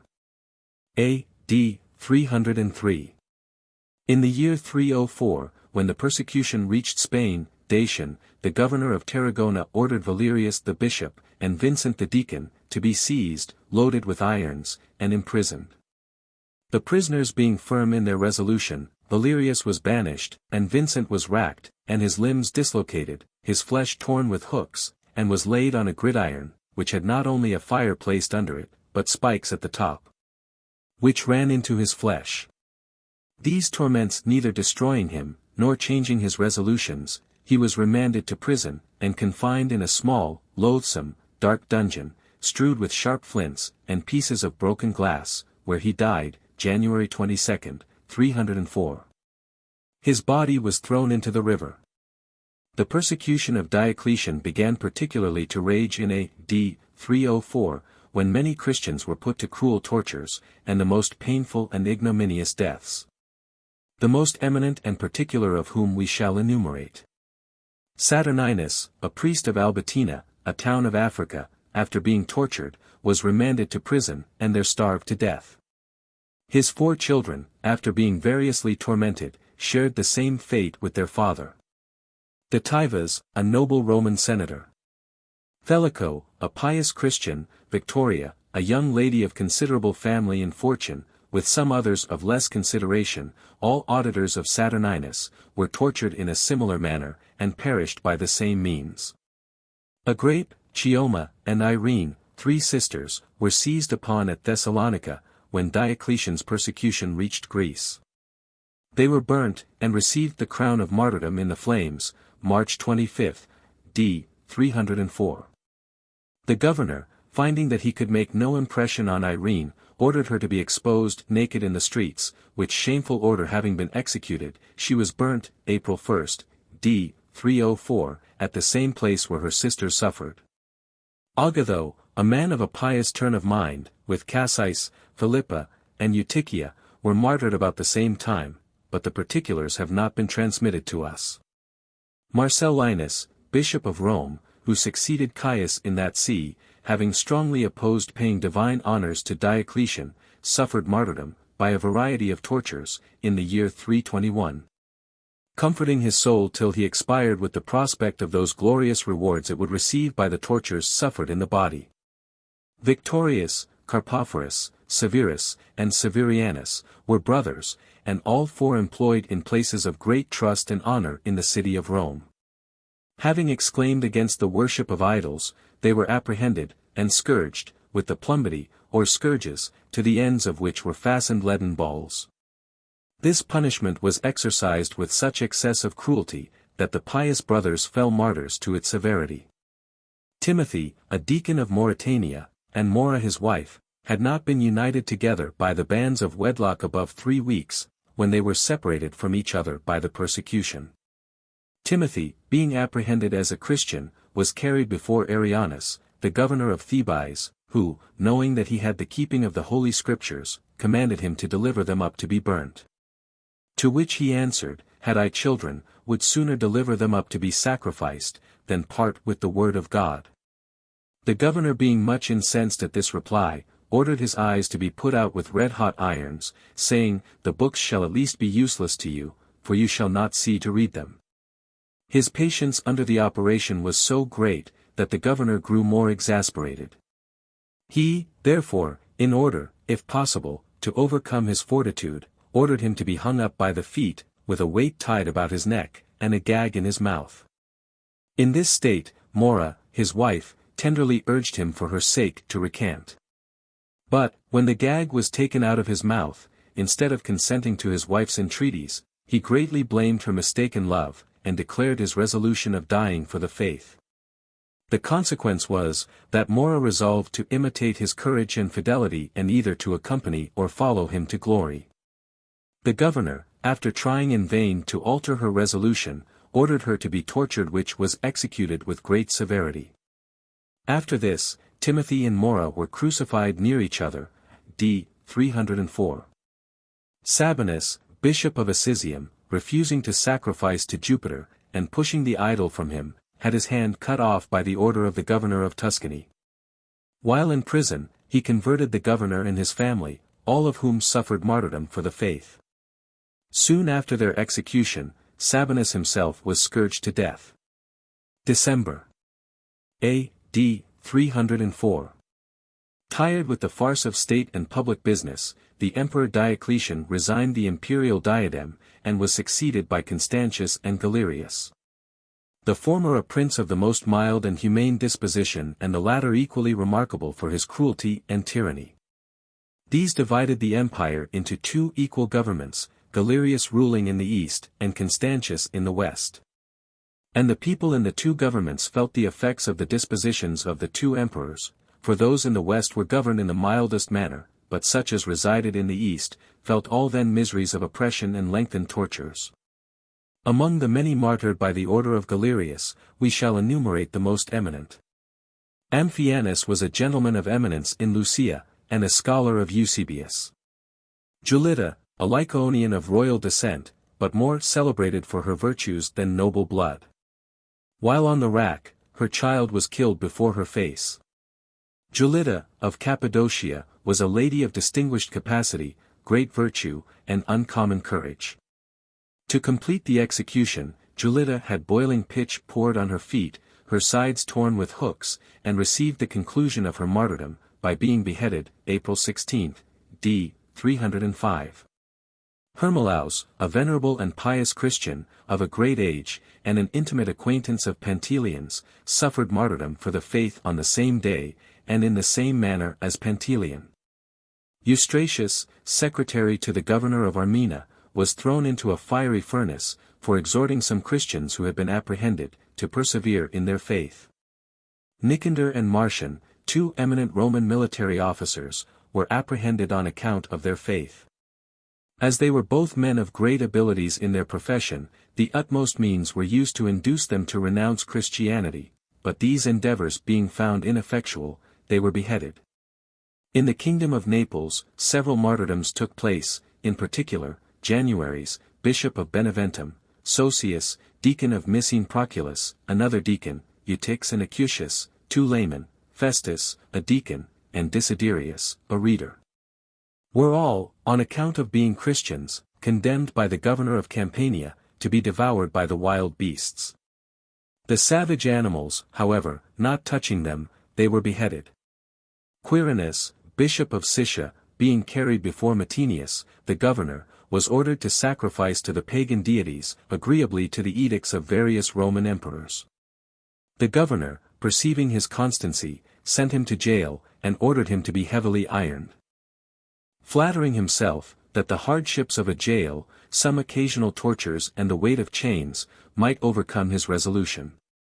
Being decided in his principles, he was sent to Amantius, the principal governor of Pannonia, now Hungary, who loaded him with chains, and carried him through the principal towns of the Danube, exposing him to ridicule wherever he went. Arriving at length at Siberia, and finding that Quirinus would not renounce his faith, he ordered him to be cast into a river, with a stone fastened about his neck. This sentence being put into execution, Quirinus floated about for some time, and, exhorting the people in the most pious terms, concluded his admonitions with this prayer: "It is no new thing, O all-powerful Jesus, for thee to stop the course of rivers, or to cause a man to walk upon the water as thou didst thy servant Peter. The people have already seen the proof of thy power in me, grant me now to lay down my life for thy sake, O my God." On pronouncing the last words he immediately sank, and died, June 4, d. 308. His body was afterwards taken up, and buried by some pious Christians. Pamphilus, a native of Phoenicia, of a considerable family, was a man of such extensive learning, that he was called a second Origen. He was received into the body of the clergy at Caesarea, where he established a public library and spent his time in the practice of every Christian virtue. He copied the greatest part of the works of Origen with his own hand, and, assisted by Eusebius, gave a correct copy of the Old Testament, which had suffered greatly by the ignorance or negligence of former transcribers. In the year 307, he was apprehended, and suffered torture and martyrdom. Marcellus, bishop of Rome, being banished on account of his faith, fell a martyr to the miseries he suffered in exile, January 16, A.D. 310. Peter, the 16th bishop of Alexandria, was martyred November 25, d. 311, by order of Maximus Caesar, who reigned in the East. Agnes, a virgin of only 13 years of age, was beheaded for being a Christian. As was Cyrene, the empress of Diocletian. Valentine, a priest, suffered the same fate at Rome, and Erasmus, a bishop, was martyred in Campania. Soon after this the persecution abated in the middle parts of the empire, as well as in the west. And Providence at length began to manifest vengeance on the persecutors. Maximian endeavored to corrupt his daughter Fausta to murder Constantine her husband, which she discovered, and Constantine forced him to choose his own death, when he preferred the ignominious death of hanging, after being an emperor near 20 years. Galerius was visited by an incurable and intolerable disease, which began with an ulcer in his secret parts and a fistula in ano, that spread progressively to his inmost bowels, and baffled all the skill of physicians and surgeons. Untried medicines of some daring professors drove the evil through his bones to the very marrow, and worms began to breed in his entrails, and the stench was so preponderant as to be perceived in the city. All the passages separating the passages of the urine, and excrements being corroded and destroyed. The whole mass of his body was turned unto universal rottenness. and, though living creatures, and boiled animals, were applied with the design of drawing out the vermin by the heat, by which a vast hive was opened, a second impostum discovered a more prodigious swarm. As if his whole body was resolved into worms.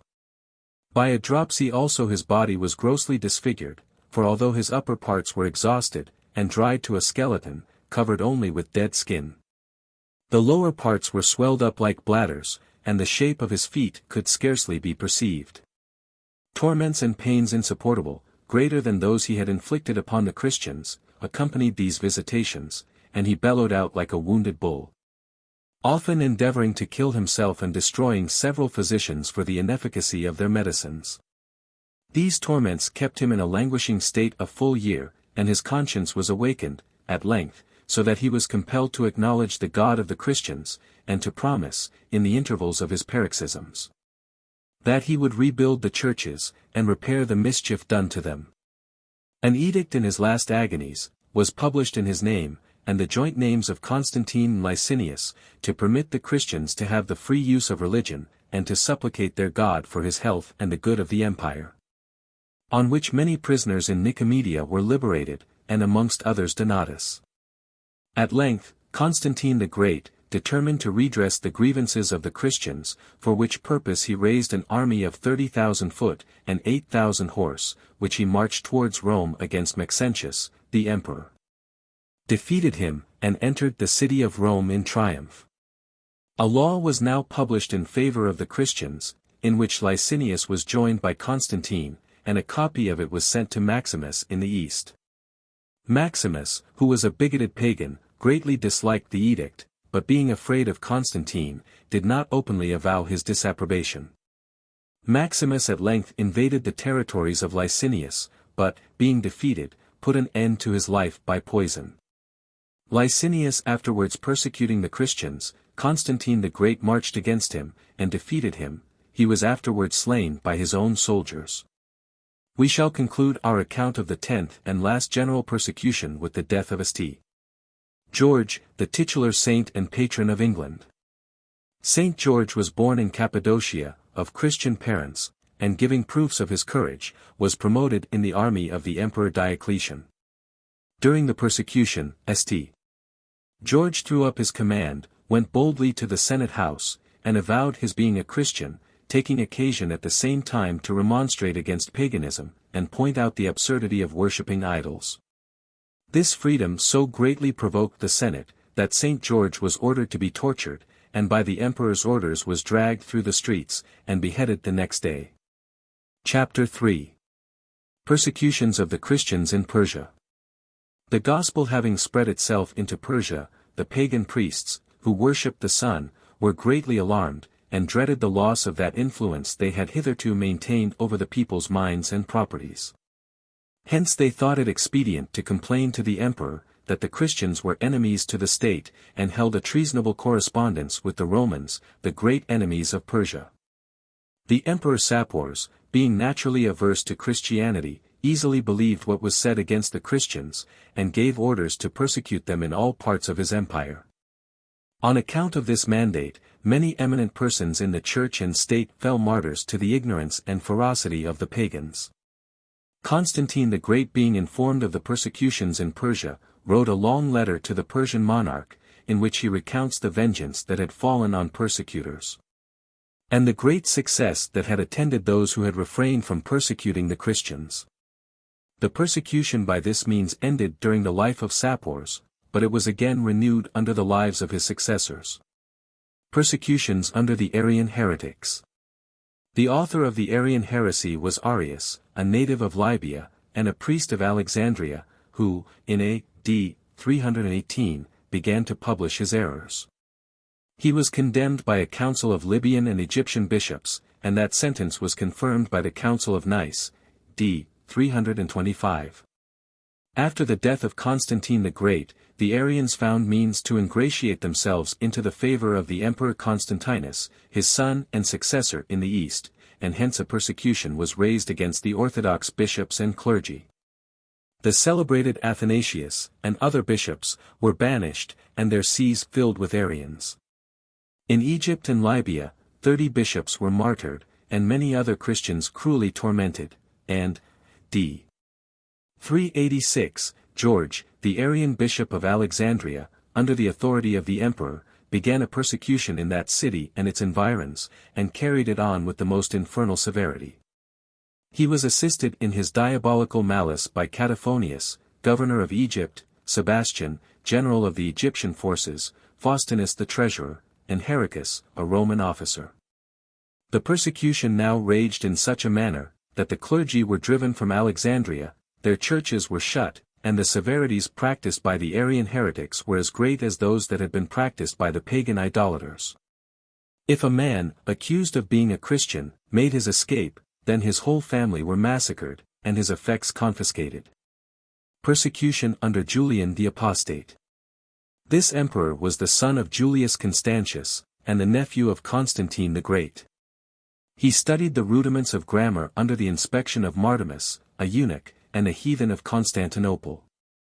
His father sent him some time after to Nicomedia, to be instructed in the Christian religion, by the bishop of Eusebius, his kinsman, but his principles were corrupted by the pernicious doctrines of Esabolius the rhetorician, and Maximus the magician.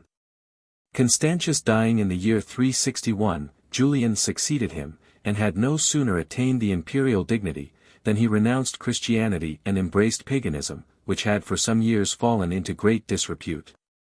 Though he restored the idolatrous worship, he made no public edicts against Christianity.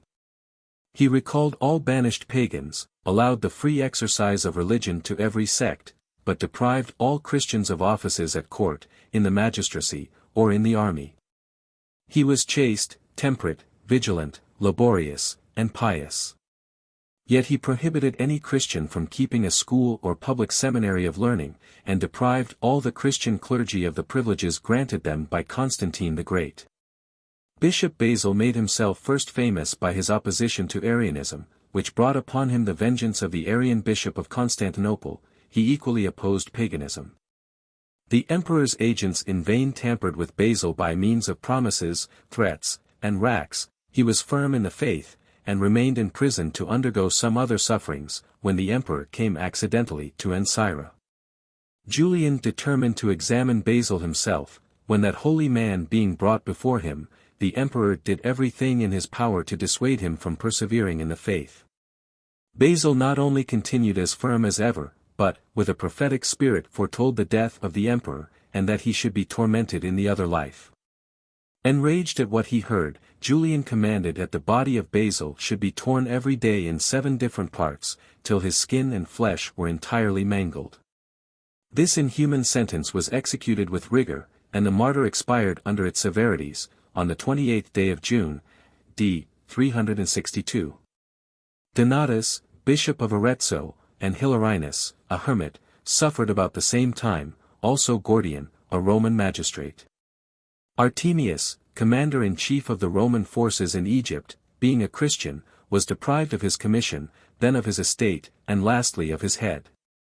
The persecution raged dreadfully about the latter end of the year 363. But, as many of the particulars have not been handed down to us, it is necessary to remark in general, that in Palestine many were burnt alive, others were dragged by their feet through the streets naked till they expired. Some were scalded to death, many stoned, and great numbers had their brains beaten out with clubs. In Alexandria, innumerable were the martyrs who suffered by the sword, burning, crucifixion, and being stoned. In Arethusa, several were ripped open, and corn being put into their bellies, swine were brought to feed therein, which, in devouring the grain, likewise devoured the entrails of the martyrs, and, in Thrace, Aemilianus was burnt at a stake. And Domitius murdered in a cave, whither he had fled for refuge. The emperor, Julian the Apostate, died of a wound which he received in his Persian expedition, d. 363, and even while expiring, uttered the most horrid blasphemies. He was succeeded by Jovian, who restored peace to the Church. After the decease of Jovian, Valentinian succeeded to the empire, and associated to himself Valens, who had the command in the east, and was an Arian, of an unrelenting and persecuting disposition.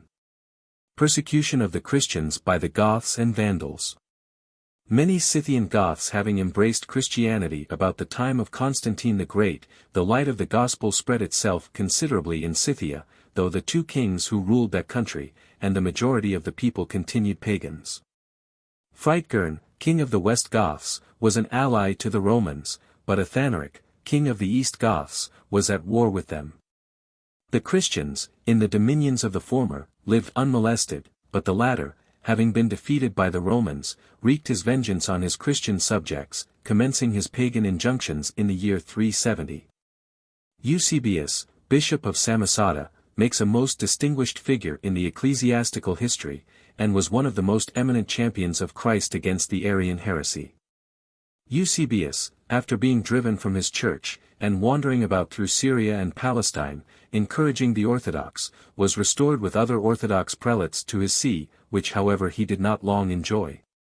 For an Arian woman threw a tile at him from the top of a house, which fractured his skull, and terminated his life in the year 380. The Vandals passing from Spain to Africa in the 5th century, under their leader Genseric, committed the most unheard of cruelties. They persecuted the Christians wherever they came, and even laid waste the country as they passed, that the Christians left behind, who had escaped them, might not be able to subsist. Sometimes they freighted a vessel with martyrs, let it drift out to sea, or set fire to it, with the sufferers shackled on the decks.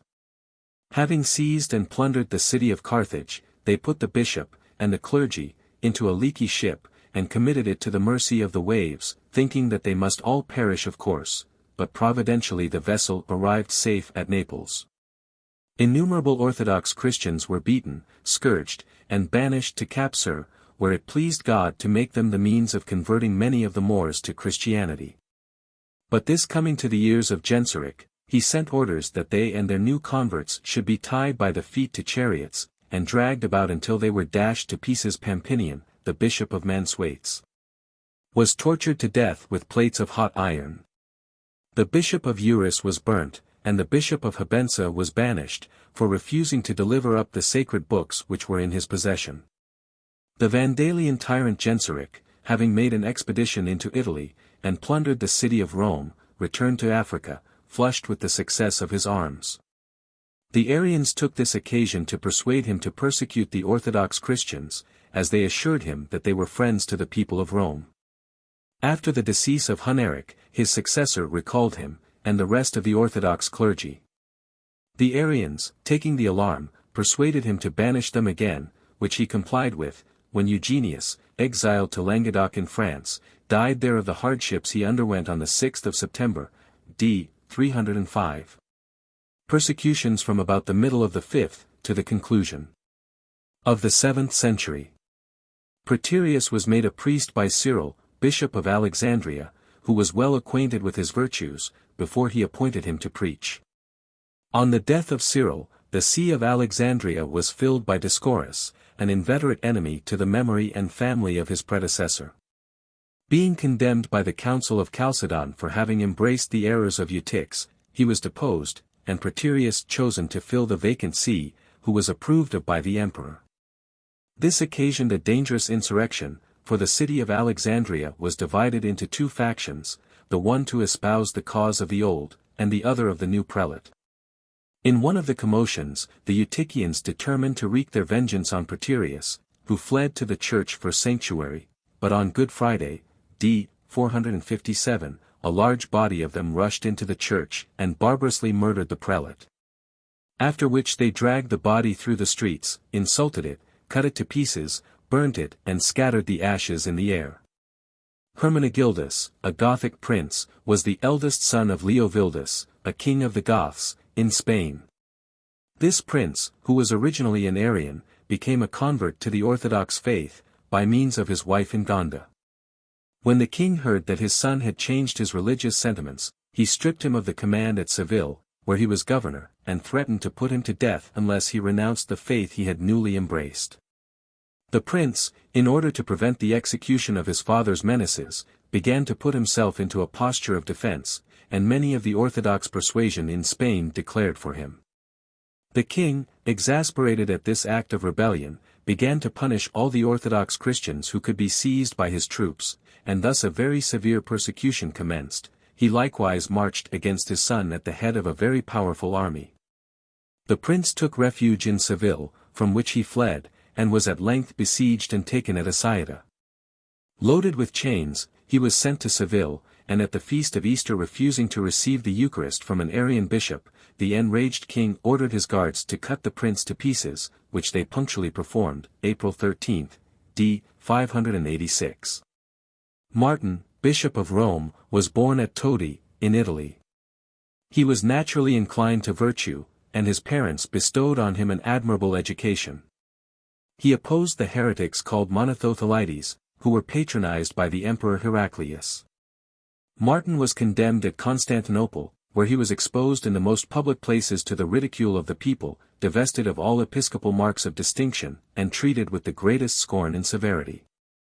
After lying some months in prison, Martin was sent to an island at some distance, and there cut to pieces, d. 655.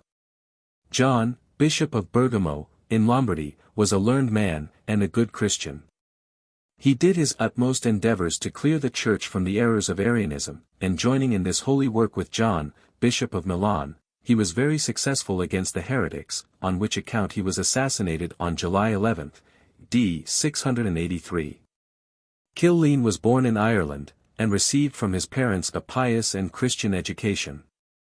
He obtained the Roman pontiff's license to preach to the pagans in Franconia, in Germany. At Würzburg he converted Gosbert, the governor, whose example was followed by the greater part of the people in 2 years after. Persuading Gosbert that his marriage with his brother's widow was sinful, the latter had him beheaded, d. 689. Persecutions from the early part of the 8th, to near the conclusion of the 10th century.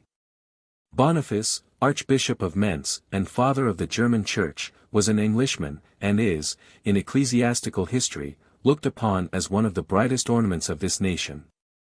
Originally, his name was Winfrid, or Winfrith, and he was born at Curtin, in Devonshire, then part of the West Saxon kingdom. When he was only about 6 years of age, he began to discover a propensity to reflection, and seemed solicitous to gain information on religious subjects.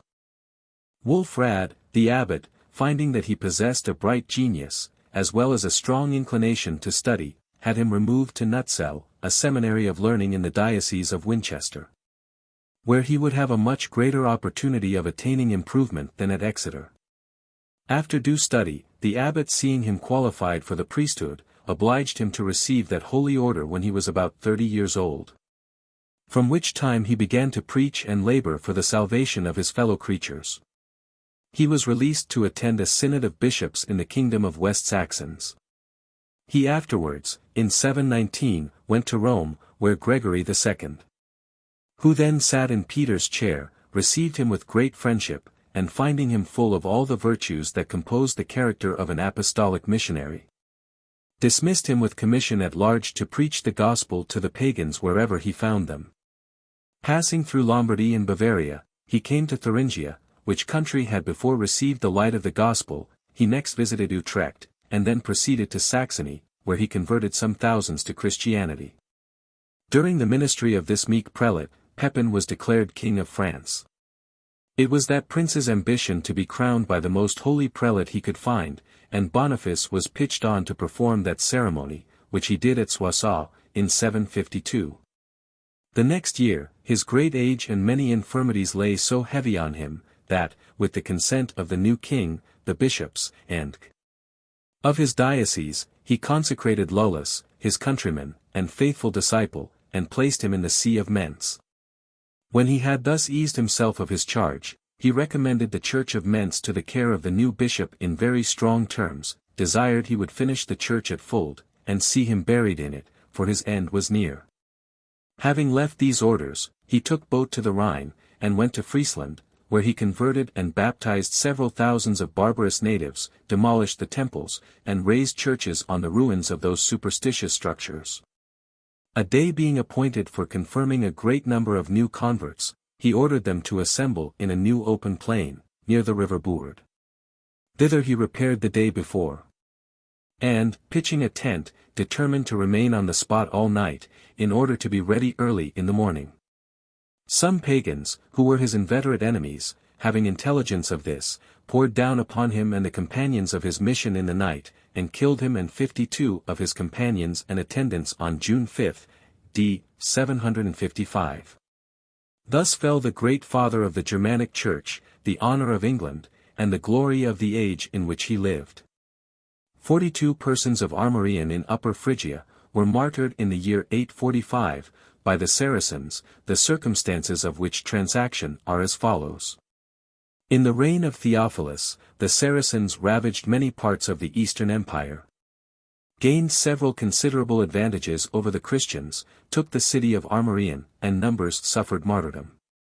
Flora and Mary, 2 ladies of distinction, suffered martyrdom at the same time. Perfectus was born at Corduba, in Spain, and brought up in the Christian faith. Having a quick genius, he made himself master of all the useful and polite literature of that age, and at the same time was not more celebrated for his abilities than admired for his piety. At length he took priest's orders, and performed the duties of his office with great assiduity and punctuality. Publicly declaring Mahomet an impostor, he was sentenced to be beheaded, and was accordingly executed, d. 850. After which his body was honorably interred by the Christians. Adalbert, Bishop of Prague, a Bohemian by birth, after being involved in many troubles, began to direct his thoughts to the conversion of the infidels, to which end he repaired to Danzig, where he converted and baptized many. Which so enraged the pagan priests, that they fell upon him, and dispatched him with darts, on the 23d of April, a.d. 997. Persecutions in the 11th century. Alphege, Archbishop of Canterbury, was descended from a considerable family in Gloucestershire, and received an education suitable to his illustrious birth. His parents were worthy Christians, and Alphege seemed to inherit their virtues.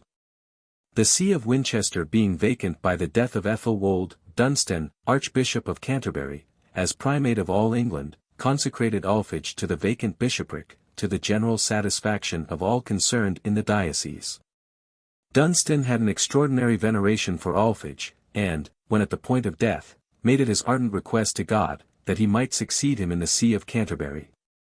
Which accordingly happened, though not till about 18 years after Dunstan's death in 1006. After Alphege had governed the see of Canterbury about 4 years, with great reputation to himself, and benefit to his people, the Danes made an incursion into England, and laid siege to Canterbury. When the design of attacking this city was known, many of the principal people made a flight from it, and would have persuaded Alphege to follow their example. But he, like a good pastor, would not listen to such a proposal. While he was employed in assisting and encouraging the people, Canterbury was taken by storm, the enemy poured into the town, and destroyed all that came in their way by fire and sword. He had the courage to address the enemy, and offer himself to their swords, as more worthy of their rage than the people. He begged they might be saved, and that they would discharge their whole fury upon him. They accordingly seized him, tied his hands, insulted and abused him in a rude and barbarous manner, and obliged him to remain on the spot until his church was burnt, and the monks massacred. They then decimated all the inhabitants, both ecclesiastics and laymen, leaving only every 10th person alive. So that they put 7,236 persons to death, and left only 4 monks and 800 laymen alive, after which they confined the archbishop in a dungeon, where they kept him close prisoner for several months.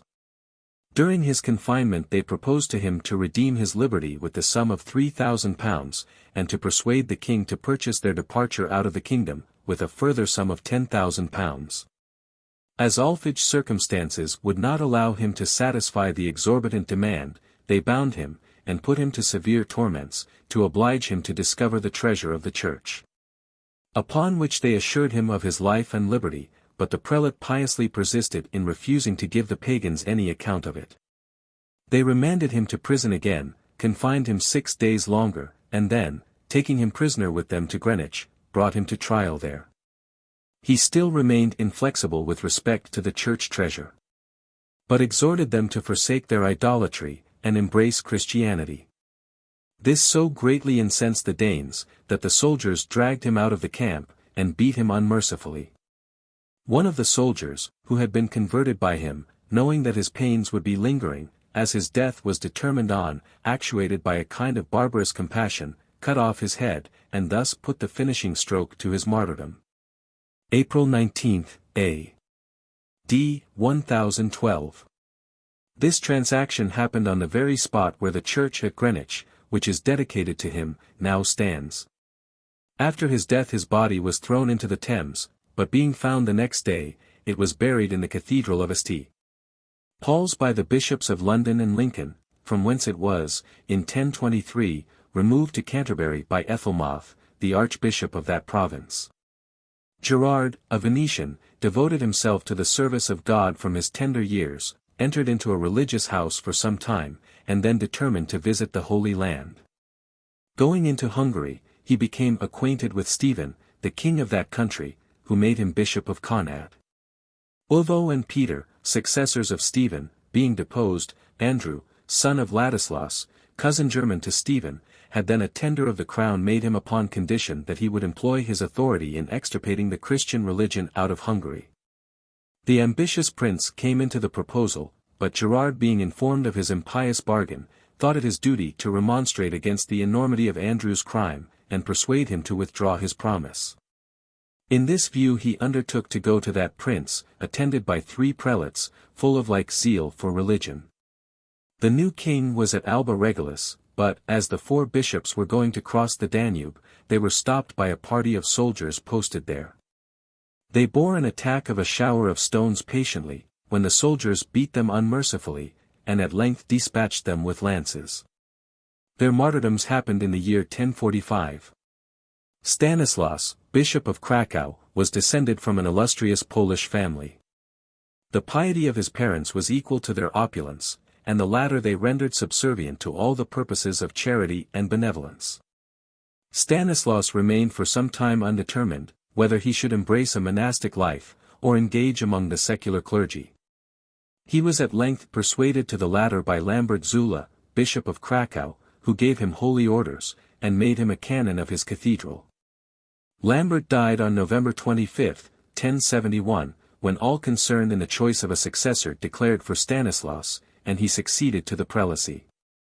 Boleslaus, the second king of Poland, had, by nature, many good qualities, but giving way to his passions he ran into many enormities, and at length had the appellation of cruel bestowed upon him. Stanislaus alone had the courage to tell him of his faults, when, taking a private opportunity, he freely displayed to him the enormities of his crimes. The king, greatly exasperated at his repeated freedoms, at length determined, at any rate, to get the better of a prelate who was so extremely faithful. Hearing one day that the bishop was by himself, in the chapel of St. Michael, at a small distance from the town, he dispatched some soldiers to murder him. The soldiers readily undertook the bloody task. But, when they came into the presence of Stanislaus, the venerable aspect of the prelate struck them with such awe, that they could not perform what they had promised. On their return, the king, finding that they had not obeyed his orders, stormed at them violently, snatched a dagger from one of them, and ran furiously to the chapel, where, finding Stanislaus at the altar, he plunged the weapon into his heart. The prelate immediately expired on the 8th of May, d. 1079. Chapter 4. Papal Persecutions. Thus far our history of persecution has been confined principally to the pagan world. We come now to a period, when persecution under the guise of Christianity, committed more enormities than ever disgraced the annals of paganism. Disregarding the maxims and the spirit of the gospel, the papal church, arming herself with the power of the sword, vexed the Church of God and wasted it for several centuries, a period most appropriately termed in history, the Dark Ages. The kings of the earth gave their power to the beast, and submitted to be trodden on by the miserable vermin that often filled the papal chair, as in the case of Henry, Emperor of Germany. The storm of papal persecution first burst upon the Waldenses in France. Persecution of the Waldenses in France. Popery having brought various innovations into the Church, and overspread the Christian world with darkness and superstition, some few, who plainly perceived the pernicious tendency of such errors, determined to show the light of the gospel in its real purity, and to disperse those clouds which artful priests had raised about it, in order to blind the people, and obscure its real brightness. The principal among these was Berengarius, who, about the year 1000, boldly preached gospel truths, according to their primitive purity. Many, from conviction, assented to his doctrine, and were, on that account, called Berengarians. To Berengarius succeeded Peter Bruus, who preached at Thulaus, under the protection of an earl, named Ildefonsus. And the whole tenets of the Reformers, with the reasons of their separation from the Church of Rome, were published in a book written by Bruus, under the title of Antichrist. By the year of Christ 1140, the number of the Reformed was very great, and the probability of its increasing alarmed the Pope, who wrote to several princes to banish them from their dominions, and employed many learned men to write against their doctrines. A.D. 1147, Henry of Thulaus, being deemed their most eminent preacher, they were called Henricians. And as they would not admit of any proofs relative to religion, but what could be deduced from the Scriptures themselves, the Popish party gave them the name of Apostolics. At length, Peter Waldo, or Valdo, a native of Lyons, eminent for his piety and learning, became a strenuous opposer of popery, and from him the Reformed, at that time, received the appellation of Waldenses or Waldois. Pope Alexander III, being informed by the Bishop of Lyons of these transactions, excommunicated Waldo and his adherents, and commanded the bishop to exterminate them, if possible, from the face of the earth. And hence began the papal persecutions against the Waldenses. The proceedings of Waldo and the Reformed occasioned the first rise of the Inquisitors, for Pope Innocent III authorized certain monks as inquisitors, to inquire for, and deliver over, the Reformed to the secular power. The process was short, as an accusation was deemed adequate to guilt, and a candid trial was never granted to the accused. The Pope, finding that these cruel means had not the intended effect, sent several learned monks to preach among the Waldenses, and to endeavor to argue them out of their opinions. Among these monks was one Dominic, who appeared extremely zealous in the cause of popery. This Dominic instituted an order, which, from him, was called the Order of Dominican Friars. And the members of this order have ever since been the principal inquisitors in the various inquisitions in the world. The power of the inquisitors was unlimited. They proceeded against whom they pleased, without any consideration of age, sex, or rank. Let the accusers be ever so infamous, the accusation was deemed valid, and even anonymous informations, sent by letter, were thought sufficient evidence. To be rich was a crime equal to heresy, therefore many who had money were accused of heresy, or of being favorers of heretics, that they might be obliged to pay for their opinions. The dearest friends or nearest kindred could not, without danger, serve any one who was imprisoned on account of religion. To convey to those who were confined, a little straw, or give them a cup of water, was called favoring of the heretics, and they were prosecuted accordingly. No lawyer dared to plead for his own brother, and their malice even extended beyond the grave, hence the bones of many were dug up and burnt, as examples to the living. If a man on his deathbed was accused of being a follower of Waldo, his estates were confiscated, and the heir to them defrauded of his inheritance. And some were sent to the Holy Land, while the Dominicans took possession of their houses and properties, and, when the owners returned, would often pretend not to know them. These persecutions were continued for several centuries under different popes and other great dignitaries of the Catholic Church. Persecutions of the Albigenses. The Albigenses were a people of the Reformed religion, who inhabited the country of Albi. They were condemned on the score of religion, in the Council of Lateran, by order of Pope Alexander III. Nevertheless, they increased so prodigiously, that many cities were inhabited by persons only of their persuasion, and several eminent noblemen embraced their doctrines. Among the latter were Raymond Earl of Thulaus, Raymond Earl of Foy, the Earl of Beziers, and a friar, named Peter, having been murdered in the dominions of the Earl of Thulaus. The Pope made the murder a pretence to persecute that nobleman and his subjects.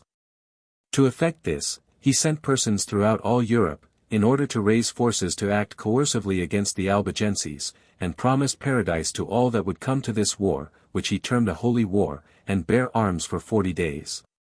The same indulgences were likewise held out to all who entered themselves for the purpose as to such as engaged in crusades to the Holy Land.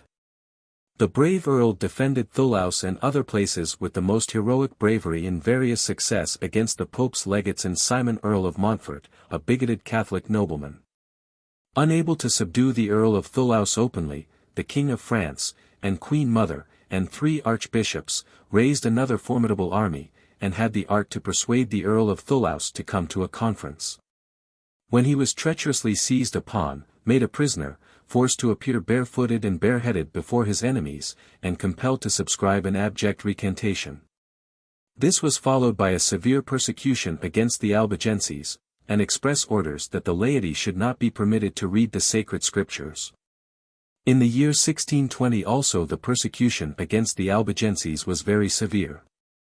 In 1648 a heavy persecution raged throughout Lithuania and Poland.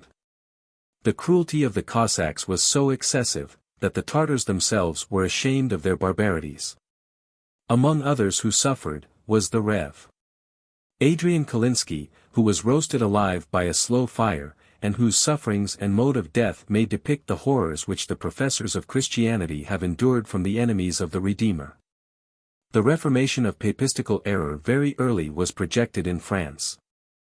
For in the 3rd century a learned man, named Almericus, and 6 of his disciples, were ordered to be burnt at Paris, for asserting that God was no otherwise present in the sacramental bread than in any other bread. That it was idolatry to build altars or shrines to saints and that it was ridiculous to offer incense to them.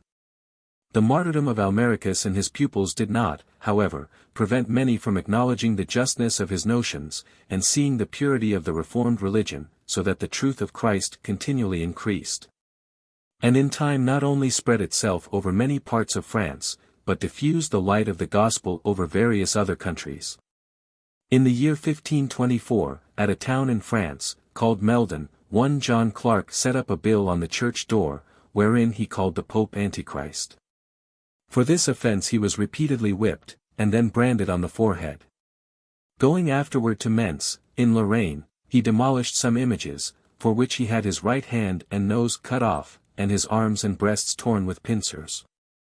He sustained these cruelties with amazing fortitude, and was even sufficiently cool to sing the 115th Psalm, which expressly forbids idolatry, after which he was thrown into the fire, and burnt to ashes. Many persons of the Reformed persuasion were, about this time, beaten, racked, scourged, and burnt to death, in several parts of France but more particularly at Paris, Malda and Limousin. A native of Malda was burnt by a slow fire, for saying that Mass was a plain denial of the death and passion of Christ. At Limousin, John de Caderco, a clergyman of the Reformed religion, was apprehended, degraded, and ordered to be burnt. Francis Bribard, secretary to Cardinal de Pelley, for speaking in favor of the Reformed, had his tongue cut out, and was then burnt, d. 1545. James Coburd, a schoolmaster in the city of St. Michael, was burnt, d. 1545, for saying that Mass was useless and absurd, and about the same time, 14 men were burnt at Malda, their wives being compelled to stand by and behold the execution. A.D. 1546, Peter Chapat brought a number of Bibles in the French tongue to France, and publicly sold them there, for which he was brought to trial, sentenced and executed a few days afterward. Soon after, a cripple of Meaux, a schoolmaster of Ferrara, named Stephen Polliot, and a man named John English, were burnt for the faith. Monsieur Blondel, a rich jeweler, was, d. 1548, apprehended at Lyons, and sent to Paris, where he was burnt for the faith, by order of the court, d. 1549. Herbert, a youth of 19 years of age, was committed to the flames at Dijon, as was Florent Vinaut, in the same year. In the year 1554, 2 men of the Reformed religion, with the son and daughter of one of them, were apprehended and committed to the castle of Nivern. On examination, they confessed their faith, and were ordered for execution. Being smeared with grease, brimstone, and gunpowder, they cried, salt on this sinful and rotten flesh." Their tongues were then cut out, and they were afterward committed to the flames, which soon consumed them, by means of the combustible matter with which they were besmeared. The Bartholomew Massacre at Paris, and on the 22d of August, 1572, commenced this diabolical act of sanguinary brutality. It was intended to destroy at one stroke the root of the Protestant tree, which had only before partially suffered in its branches. The King of France had artfully proposed a marriage between his sister and the Prince of Navarre, the captain and prince of the Protestants. This imprudent marriage was publicly celebrated at Paris, August 18, by the Cardinal of Bourbon, upon a high stage erected for the purpose. They dined in great pomp with the bishop, and supped with the king at Paris. For days after this, the prince, as he was coming from the council, was shot in both arms. He then said to More, his deceased mother's minister, "My brother, I do now perceive that I am indeed beloved of my God, since for his most holy sake I am wounded." Although the victim advised him to fly, yet he abode in Paris, and was soon after slain by Bemgis, who afterward declared he never saw a man meet death more valiantly than the admiral. The soldiers were appointed at a certain signal to burst out instantly to the slaughter in all parts of the city. When they had killed the admiral, they threw him out at a window into the street, where his head was cut off, and sent to the Pope. The savage papists, still raging against him, cut off his arms and private members, and, after dragging him 3 days through the streets, hung him up by the heels without the city.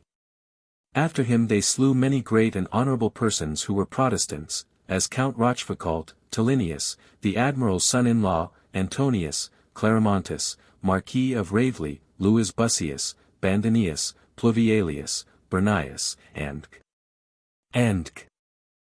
falling upon the common people, they continued the slaughter for many days. In the 3 first, they slew of all ranks and conditions to the number of 10,000. The bodies were thrown into the rivers, and blood ran through the streets with a strong current, and the river appeared presently like a stream of blood. So furious was their hellish rage, that they slew all papists whom they suspected to be not very staunch to their diabolical religion. From Paris the destruction spread to all quarters of the realm. At Orleans, 1,000 were slain of men, women, and children, and 6,000 at Rouen. At Meldeth, 200 were put into prison, and brought out by units, and cruelly murdered. At Lyons, 800 were massacred. Here children hanging about their parents, and parents affectionately embracing their children, were pleasant food for the swords and bloodthirsty minds of those who call themselves the Catholic Church. Here 300 were slain only in the bishop's house, and the impious monks would suffer none to be buried. At Augusto Bona, on the people hearing of the massacre at Paris, they shut their gates that no Protestants might escape, and searching diligently for every individual of the Reformed Church, imprisoned and then barbarously murdered them. The same cruelty they practiced at Avaricum, at Troyes, at Thulaus, Rouen and many other places, running from city to city, towns, and villages, through the kingdom. As a corroboration of this horrid carnage, the following interesting narrative, written by a sensible and learned Roman Catholic, appears in this place, with peculiar propriety. The nuptials, says he, of the young King of Navarre with the French king's sister, was solemnized with pomp. And all the endearments, all the assurances of friendship, all the oaths sacred among men, were profusely lavished by Catherine, the Queen Mother, and by the King. During which, the rest of the court thought of nothing but festivities, plays, and masquerades. At last, at 12 o'clock at night, on the eve of St. Bartholomew, the signal was given. Immediately all the houses of the Protestants were forced open at once.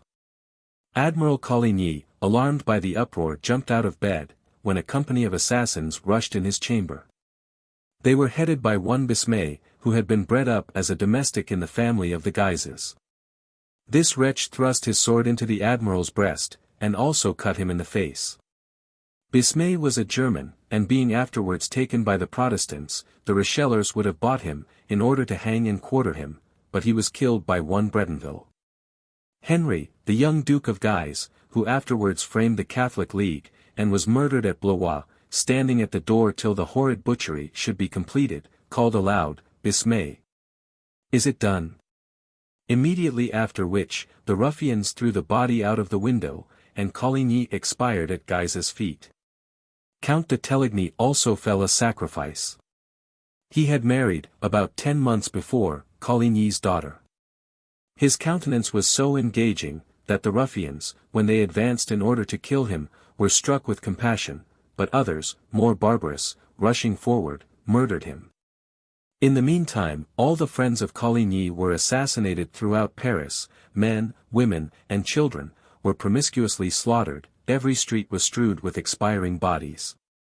Some priests, holding up a crucifix in one hand, and a dagger in the other, ran to the chiefs of the murderers, and strongly exhorted them to spare neither relations nor friends. Tavannes, Marshal of France, an ignorant, superstitious soldier, who joined the fury of religion to the rage of party, rode on horseback through the streets of Paris, crying to his men, "Let blood! Let blood!" Bleeding is as wholesome in August as in May. In the memoirs of the life of this enthusiastic, written by his son, we are told, that the father, being on his deathbed, and making a general confession of his actions, the priest said to him, with surprise, "What? No mention of St. Bartholomew's massacre," to which Tavannes replied, "I consider it as a meritorious action, that will wash away all my sins." Such horrid sentiments can a false spirit of religion inspire. The king's palace was one of the chief scenes of the butchery. The king of Navarre had his lodgings in the Louvre, and all his domestics were Protestants. Many of these were killed in bed with their wives. Others, running away naked, were pursued by the soldiers through the several rooms of the palace, even to the king's antechamber. The young wife of Henry of Navarre, awaked by the dreadful uproar, being afraid for her consort, and for her own life, seized with horror, and half dead, flew from her bed, in order to throw herself at the feet of the king her brother. But scarce had she opened her chamber door, when some of her Protestant domestics rushed in for refuge. The soldiers immediately followed, pursued them in sight of the princess, and killed one who had crept under her bed. 2 others, being wounded with halberds, fell at the queen's feet, so that she was covered with blood. Count de la Rochefoucauld, a young nobleman, greatly in the king's favour for his comely air, his politeness, and a certain peculiar happiness in the turn of his conversation, had spent the evening till 11 o'clock with the monarch, in pleasant familiarity, and had given a loose, with the utmost mirth, to the sallies of his imagination. The monarch felt some remorse, and being touched with a kind of compassion, bid him, 2 or 3 times, not to go home, but lie in the Louvre. The count said, he must go to his wife, upon which the king pressed him no farther, but said, "Let him go. I see God has decreed his death." And in 2 hours after he was murdered. Very few of the Protestants escaped the fury of their enthusiastic persecutors. Among these was young La Force, afterwards the famous Marshal de la Force, a child about 10 years of age, whose deliverance was exceedingly remarkable. His father, his elder brother, and himself were seized together by the Duke of Anjou's soldiers. These murderers flew at all 3, and struck them at random, when they all fell, and lay one upon another. The youngest did not receive a single blow, but appearing as if he was dead, escaped the next day, and his life, thus wonderfully preserved, lasted 85 years. Many of the wretched victims fled to the waterside, and some swam over the Seine to the suburbs of Saint-Germain. The king saw them from his window, which looked upon the river, and fired upon them with a carbine that had been loaded for that purpose by one of his pages. While the queen mother, undisturbed and serene in the midst of slaughter, looking down from a balcony, encouraged the murderers and laughed at the dying groans of the slaughtered. This barbarous queen was fired with a restless ambition, and she perpetually shifted her party in order to satiate it. Some days after this horrid transaction, the French court endeavored to palliate it by forms of law. They pretended to justify the massacre by a calumny, and accused the admiral of a conspiracy, which no one believed. The Parliament was commanded to proceed against the memory of Coligny, and his dead body was hung in chains on Montfaucon gallows. The king himself went to view this shocking spectacle, when one of his courtiers advising him to retire, and complaining of the stench of the corpse, he replied, "A dead enemy smells well." The massacres on St.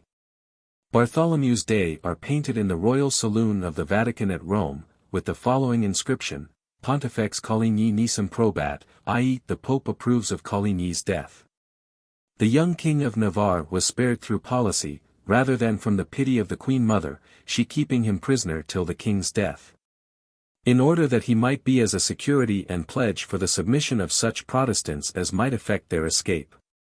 This horrid butchery was not confined merely to the city of Paris. The like orders were issued from court to the governors of all the provinces in France. So that, in a week's time, about 100,000 Protestants were cut to pieces in different parts of the kingdom. 2 or 3 governors only refused to obey the king's orders.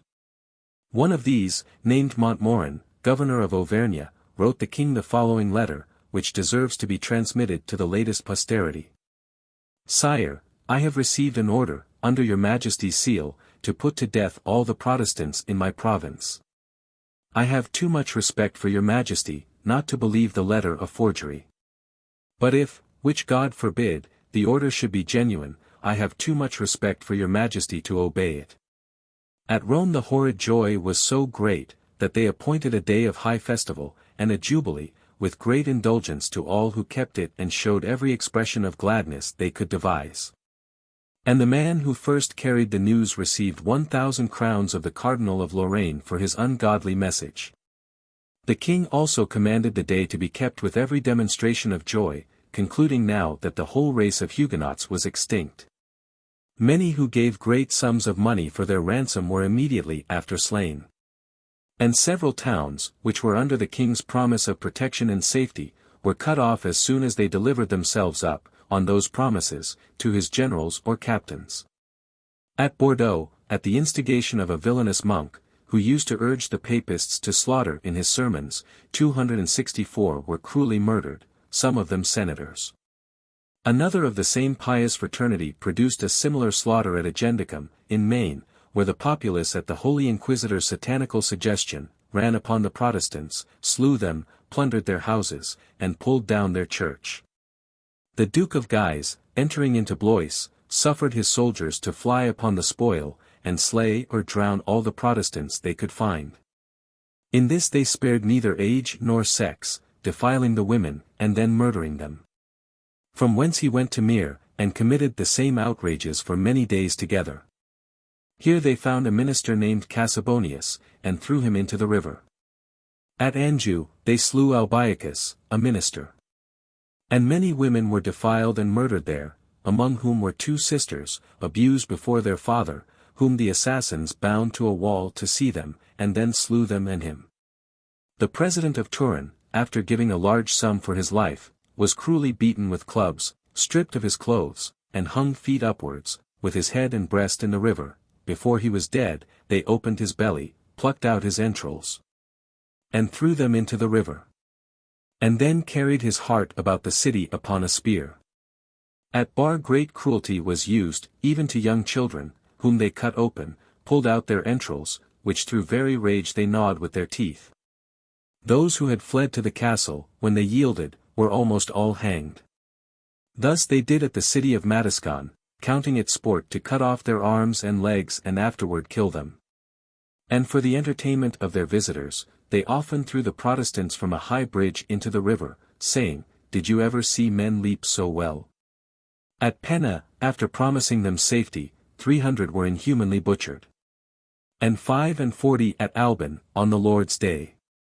At Non, though it yielded on conditions of safeguard, the most horrid spectacles were exhibited.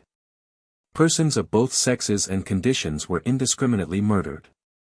The streets ringing with doleful cries, and flowing with blood, and the houses flaming with fire, which the abandoned soldiers had thrown in. One woman, being dragged from her hiding place with her husband, was first abused by the brutal soldiers, and then with a sword which they commanded her to draw, they forced it while in her hands into the bowels of her husband. At Samarobridge, they murdered above 100 Protestants, after promising them peace, and at Anticider, 100 were killed, and cast part into a jakes, and part into a river. 100 put into prison at Orleans, were destroyed by the furious multitude. The Protestants at Rochelle, who were such as had miraculously escaped the rage of hell, and fled there, seeing how ill they fared who submitted to those holy devils, stood for their lives, and some other cities, encouraged thereby, did the like. Against Rochelle, the king sent almost the whole power of France, which besieged it 7 months, though, by their assaults, they did very little execution on the inhabitants, yet, by famine, they destroyed 18,000 out of 22. The dead being too numerous for the living to bury, became food for vermin and carnivorous birds. Many taking their coffins into the churchyard, laid down in them, and breathed their last. Their diet had long been what the minds of those in plenty shudder at, even human flesh entrails, dung, and the most loathsome things, became at last the only food of those champions for that truth and liberty, of which the world was not worthy.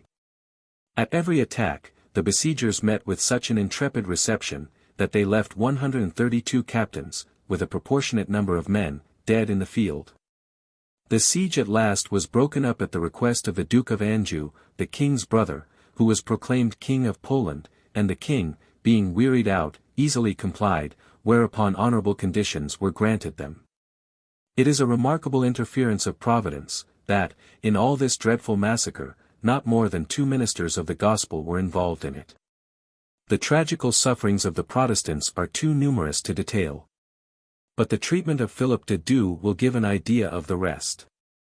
After the miscreants had slain this martyr in his bed, they went to his wife, who was then attended by the midwife, expecting every moment to be delivered. The midwife entreated them to stay the murder, at least till the child, which was the 20th, should be born. Notwithstanding this, they thrust a dagger up to the hilt into the poor woman. Anxious to be delivered, she ran into a corn loft. But hither they pursued her, stabbed her in the belly, and then threw her into the street. By the fall, the child came from the dying mother, and being caught up by one of the Catholic ruffians, he stabbed the infant, and then threw it into the river. From the revocation of the Edict of Nantes, to the French Revolution. In 1789. The persecutions occasioned by the revocation of the Edict of Nantes, took place under Louis XIV. This edict was made by Henry the Great of France in 1598, and secured to the Protestants an equal right in every respect, whether civil or religious, with the other subjects of the realm. All those privileges Louis XIII confirmed to the Protestants by another statute, called the Edict of Nimes, and kept them inviolably to the end of his reign. On the accession of Louis XIV, the kingdom was almost ruined by civil wars. At this critical juncture, the Protestants, heedless of our Lord's admonition, "They that take the sword, shall perish with the sword," took such an active part in favor of the king, that he was constrained to acknowledge himself indebted to their arms for his establishment on the throne. Instead of cherishing and rewarding that party who had fought for him, he reasoned, that the same power which had protected could overturn him, and, listening to the popish machinations, he began to issue out proscriptions and restrictions, indicative of his final determination. Rochelle was presently fettered with an incredible number of denunciations. Montauban and Millau were sacked by soldiers. Popish commissioners were appointed to preside over the affairs of the Protestants, and there was no appeal from their ordinance, except to the king's council. This struck at the root of their civil and religious exercises, and prevented them, being Protestants, from suing a Catholic in any court of law. This was followed by another injunction, to make an inquiry in all parishes into whatever the Protestants had said or done for 20 years past. This filled the prisons with innocent victims, and condemned others to the galleys or banishment. Protestants were expelled from all offices, trades, privileges and employs, thereby depriving them of the means of getting their bread, and they proceeded to such excess in their brutality, that they would not suffer even the midwives to officiate, but compelled their women to submit themselves in that crisis of nature to their enemies, the brutal Catholics. Their children were taken from them to be educated by the Catholics, and at 7 years made to embrace popery. The Reformed were prohibited from relieving their own sick or poor, from all private worship, and divine service was to be performed in the presence of a popish priest. To prevent the unfortunate victims from leaving the kingdom, all the passages on the frontiers were strictly guarded. Yet, by the good hand of God, about 150,000 escaped their vigilance, and emigrated to different countries to relate the dismal narrative. All that has been related hitherto were only infringements on their established charter, the Edict of Nantes. At length the diabolical revocation of that edict passed on the 18th of October, 1685, and was registered the 22d in the vacation, contrary to all form of law. Instantly the dragoons were quartered upon the Protestants throughout the realm, and filled all France with the like news, that the king would no longer suffer any Huguenots in his kingdom, and therefore they must resolve to change their religion. Hereupon the intendants in every parish, which were popish governors and spies set over the Protestants, assembled the reformed inhabitants, and told them, they must without delay turn Catholics, either freely or by force. The Protestants replied, they were ready to sacrifice their lives and estates to the king, but their consciences being God's, they could not so dispose of them. Instantly the troops seized the gates and avenues of the cities, and placing guards in all the passages, entered with sword in hand, crying, Die, or be Catholics. In short, they practiced every wickedness and horror they could devise, to force them to change their religion. They hung both men and women by their hair or their feet, and smoked them with hay till they were nearly dead. And if they still refused to sign a recantation, they hung them up again and repeated their barbarities, till, wearied out with torments without death, they forced many to yield to them. Others, they plucked off all the hair of their heads and beards with pincers. Others they threw on great fires, and pulled them out again, repeating it till they extorted a promise to recant. Some they stripped naked, and after offering them the most infamous insults, they stuck them with pins from head to foot, and lanced them with penknives, and sometimes with red-hot pincers they dragged them by the nose till they promised to turn. Sometimes they tied fathers and husbands, while they ravished their wives and daughters before their eyes. Multitudes they imprisoned in the most noisome dungeons, where they practiced all sorts of torments in secret. Their wives and children they shut up in monasteries. Such as endeavored to escape by flight were pursued in the woods and hunted in the fields, and shot at like wild beasts. Nor did any condition or quality screen them from the ferocity of these infernal dragoons. Even the members of Parliament and military officers, though on actual service, were ordered to quit their posts, and repair directly to their houses to suffer the like storm.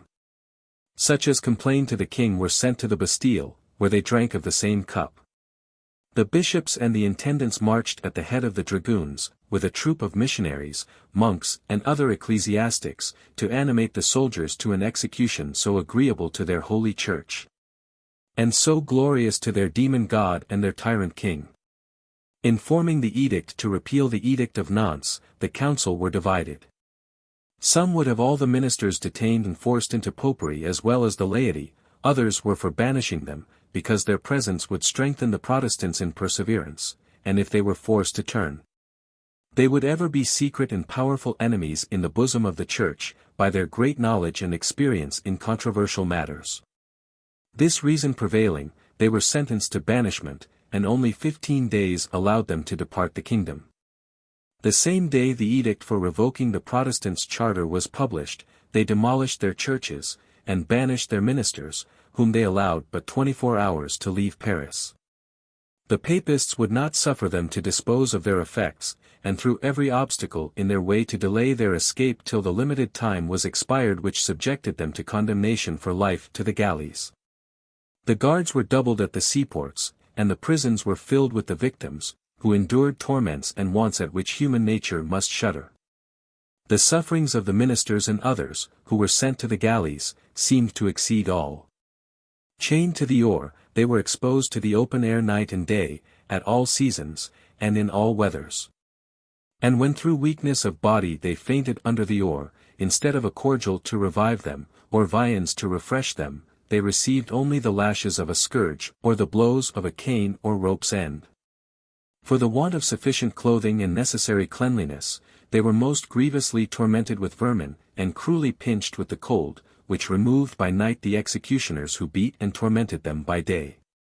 Instead of a bed, they were allowed, sick or well, only a hard board, 18 inches broad, to sleep on, without any covering but their wretched apparel. Which was a shirt of the coarsest canvas, a little jerkin of red serge, slid up each side up to the armholes, with open sleeves that reached not to the elbow. And once in 3 years they had a coarse frock, and a little cap to cover their heads, which were always kept close shaved as a mark of their infamy. The allowance of provision was as narrow as the sentiments of those who condemned them to such miseries, and their treatment when sick is too shocking to relate, doomed to die upon the boards of a dark hold, covered with vermin, and without the least convenience for the calls of nature. Nor was it among the least of the horrors they endured, that, as ministers of Christ, and honest men, they were chained side by side to felons and the most execrable villains, whose blasphemous tongues were never idle. If they refused to hear Mass, they were sentenced to the bastinado, of which dreadful punishment the following is a description. Preparatory to it, the chains are taken off, and the victims delivered into the hands of the Turks that preside at the oars, who strip them quite naked, and stretching them upon a great gun, they are held so that they cannot stir. During which there reigns an awful silence throughout the galley. The Turk who is appointed the executioner, and who thinks the sacrifice acceptable to his prophet Mahomet, most cruelly beats the wretched victim with a rough cudgel, or knotty rope's end, till the skin is flayed off his bones, and he is near the point of expiring. Then they apply a most tormenting mixture of vinegar and salt, and consign him to that most intolerable hospital where thousands under their cruelties have expired. Martyrdom of John Culla. We pass over many other individual martyrdoms to insert that of John Culla, which took place so lately as 1761, and is an indubitable proof of the bigotry of popery, and shows that neither experience nor improvement can root out the inveterate prejudices of the Roman Catholics, or render them less cruel or inexorable to Protestants. John Culla was a merchant of the city of Thulaus, where he had been settled, and lived in good repute, and had married an English woman of French extraction. Culla and his wife were Protestants, and had 5 sons, whom they educated in the same religion, but Louis, one of the sons, became a Roman Catholic, having been converted by a maid-servant, who had lived in the family about 30 years. The father, however, did not express any resentment or ill will upon the occasion, but kept the maid in the family and settled an annuity upon the son. In October, 1761, the family consisted of John Culla and his wife, one woman servant, Mark Antony Culla, the eldest son, and Peter Culla, the second son. Mark Antony was bred to the law, but could not be admitted to practice, on account of his being a Protestant, hence he grew melancholy, read all the books he could procure relative to suicide, and seemed determined to destroy himself. To this may be added, that he led a dissipated life, was greatly addicted to gaming, and did all which could constitute the character of a libertine. On which account his father frequently reprehended him and sometimes in terms of severity, which considerably added to the doom that seemed to oppress him. On the 13th of October, 1761, Mr. Gober La Weiss, a young gentleman about 19 years of age, the son of La Weiss, a celebrated advocate of Thulaus, about 5 o'clock in the evening, was met by John Culla, the father, and the eldest son Mark Antony, who was his friend. Culla, the father, invited him to supper, and the family and their guests sat down in a room up one pair of stairs. The whole company, consisting of Culla the father and his wife, Antony and Peter Culla, the sons, and La Weiss the guest, no other person being in the house, except the maid-servant who has been already mentioned. It was now about 7 o'clock. The supper was not long, but before it was over, Antony left the table, and went into the kitchen, which was on the same floor, as he was accustomed to do. The maid asked him if he was cold. He answered, "Quite the contrary, I burn," and then left her. In the meantime his friend and family left the room they had supped in, and went into a bedchamber. The father and La Weiss sat down together on a sofa, the younger son Peter in an elbow chair, and the mother in another chair. And, without making any inquiry after Antony, continued in conversation together till between 9 and 10 o'clock, when La Weiss took his leave, and Peter, who had fallen asleep, was awakened to attend him with a light. On the ground floor of Calais' house was a shop and a warehouse, the latter of which was divided from the shop by a pair of folding doors. When Peter Calais and La Vice came downstairs into the shop, they were extremely shocked to see Antony hanging in his shirt, from a bar which he had laid across the top of the two folding doors, having half opened them for that purpose. On discovery of this horrid spectacle, they shrieked out, which brought down Calais the father, the mother being seized with such terror as kept her trembling in the passage above. When the maid discovered what had happened, she continued below, either because she feared to carry an account of it to her mistress, or because she busied herself in doing some good office to her master, who was embracing the body of his son, and bathing it in his tears. The mother, therefore, being thus left alone, went down and mixed in the scene that has been already described, with such emotions as it must naturally produce. In the meantime Peter had been sent for L'Amour, a surgeon in the neighborhood. L'Amour was not at home, but his apprentice, Mr. Grossel, came instantly. Upon examination, he found the body quite dead. And by this time a papistical crowd of people were gathered about the house, and, having by some means heard that Antony Calais was suddenly dead, and that the surgeon who had examined the body, declared that he had been strangled, they took it into their heads he had been murdered. And as the family was Protestant, they presently supposed that the young man was about to change his religion, and had been put to death for that reason. The poor father, overwhelmed with grief for the loss of his child, was advised by his friends to send for the officers of justice to prevent his being torn to pieces by the Catholic multitude, who supposed he had murdered his son. This was accordingly done, and David, the chief magistrate, or capital, took the father, Peter the son, the mother, La Vice, and the maid, all into custody, and set a guard over them. He sent for M. de la Tour, a physician, and M. Lamarck and Perronet, surgeons, who examined the body for marks of violence, but found none except the mark of the ligature on the neck. They found also the hair of the deceased done up in the usual manner, perfectly smooth, and without the least disorder. His clothes were also regularly folded up, and laid upon the counter, nor was his shirt either torn or unbuttoned.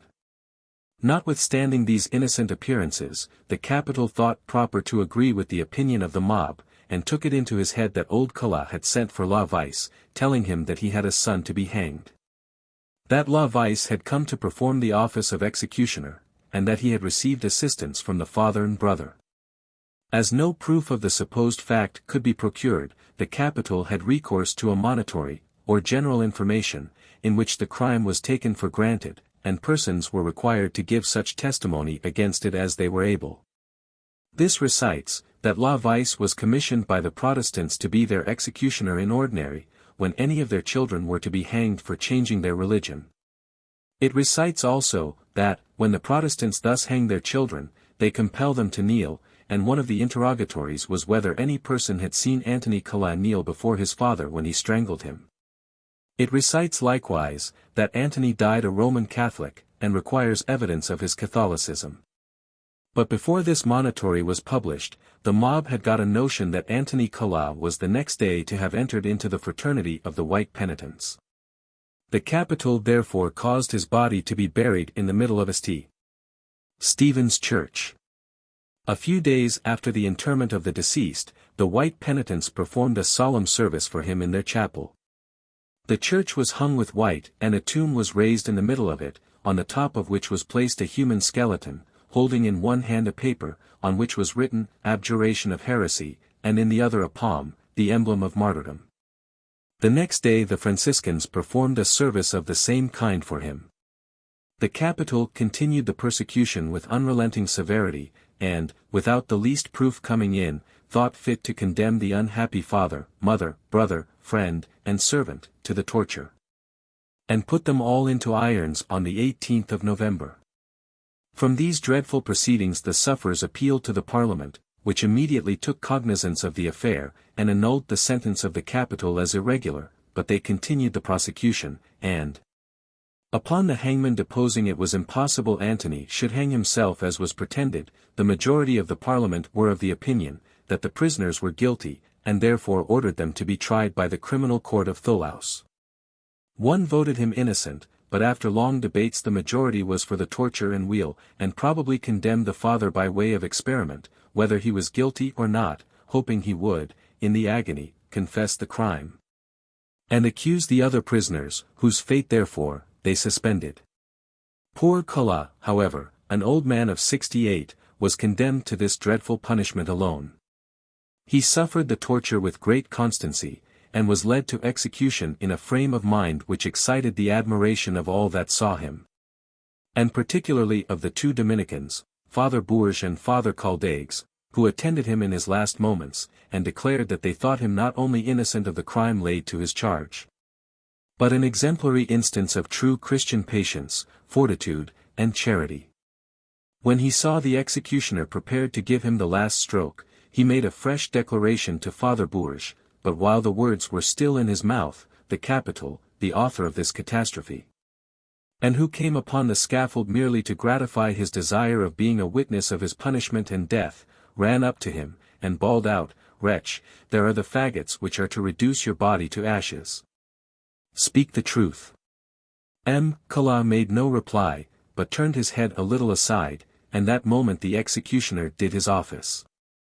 The popular outcry against this family was so violent in Languedoc, that everybody expected to see the children of Kulla broke upon the wheel, and the mother burnt alive.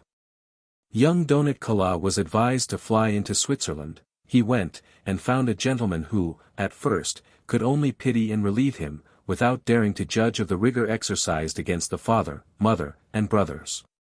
Soon after, one of the brothers, who was only banished, likewise threw himself into the arms of the same person, who, for more than a month, took every possible precaution to be assured of the innocence of the family. Once convinced, he thought himself obliged, in conscience, to employ his friends, his purse, his pen, and his credit, to repair the fatal mistake of the 7 judges of Thulaus, and to have the proceedings revised by the King's Council. This revision lasted 3 years, and it is well known what honor Messrs de Groen and Baquincourt acquired by investigating this memorable cause.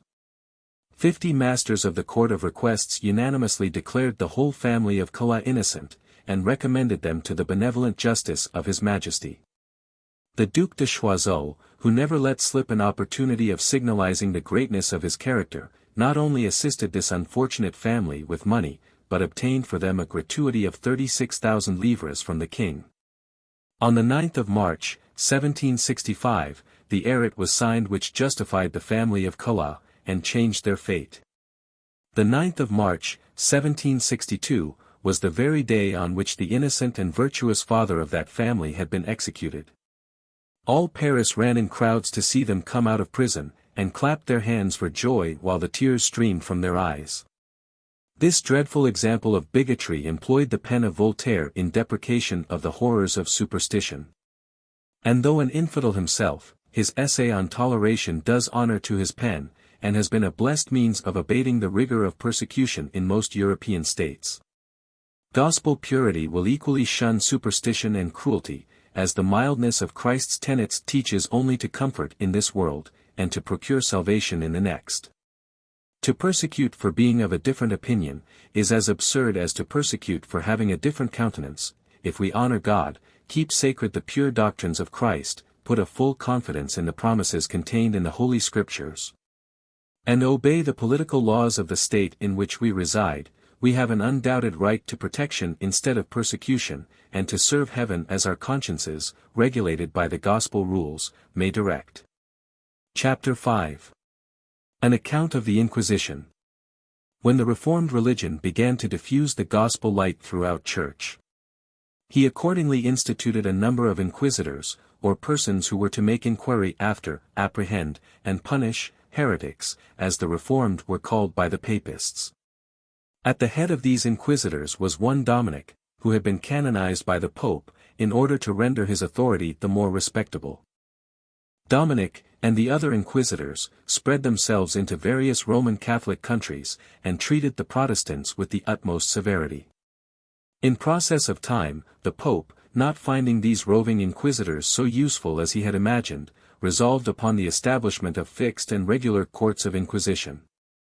After the order for these regular courts, the first office of inquisition was established in the city of Thulaus, and Dominic became the first regular inquisitor, as he had before been the first roving inquisitor. Courts of inquisition were now erected in several countries, but the Spanish Inquisition became the most powerful, and the most dreaded of any.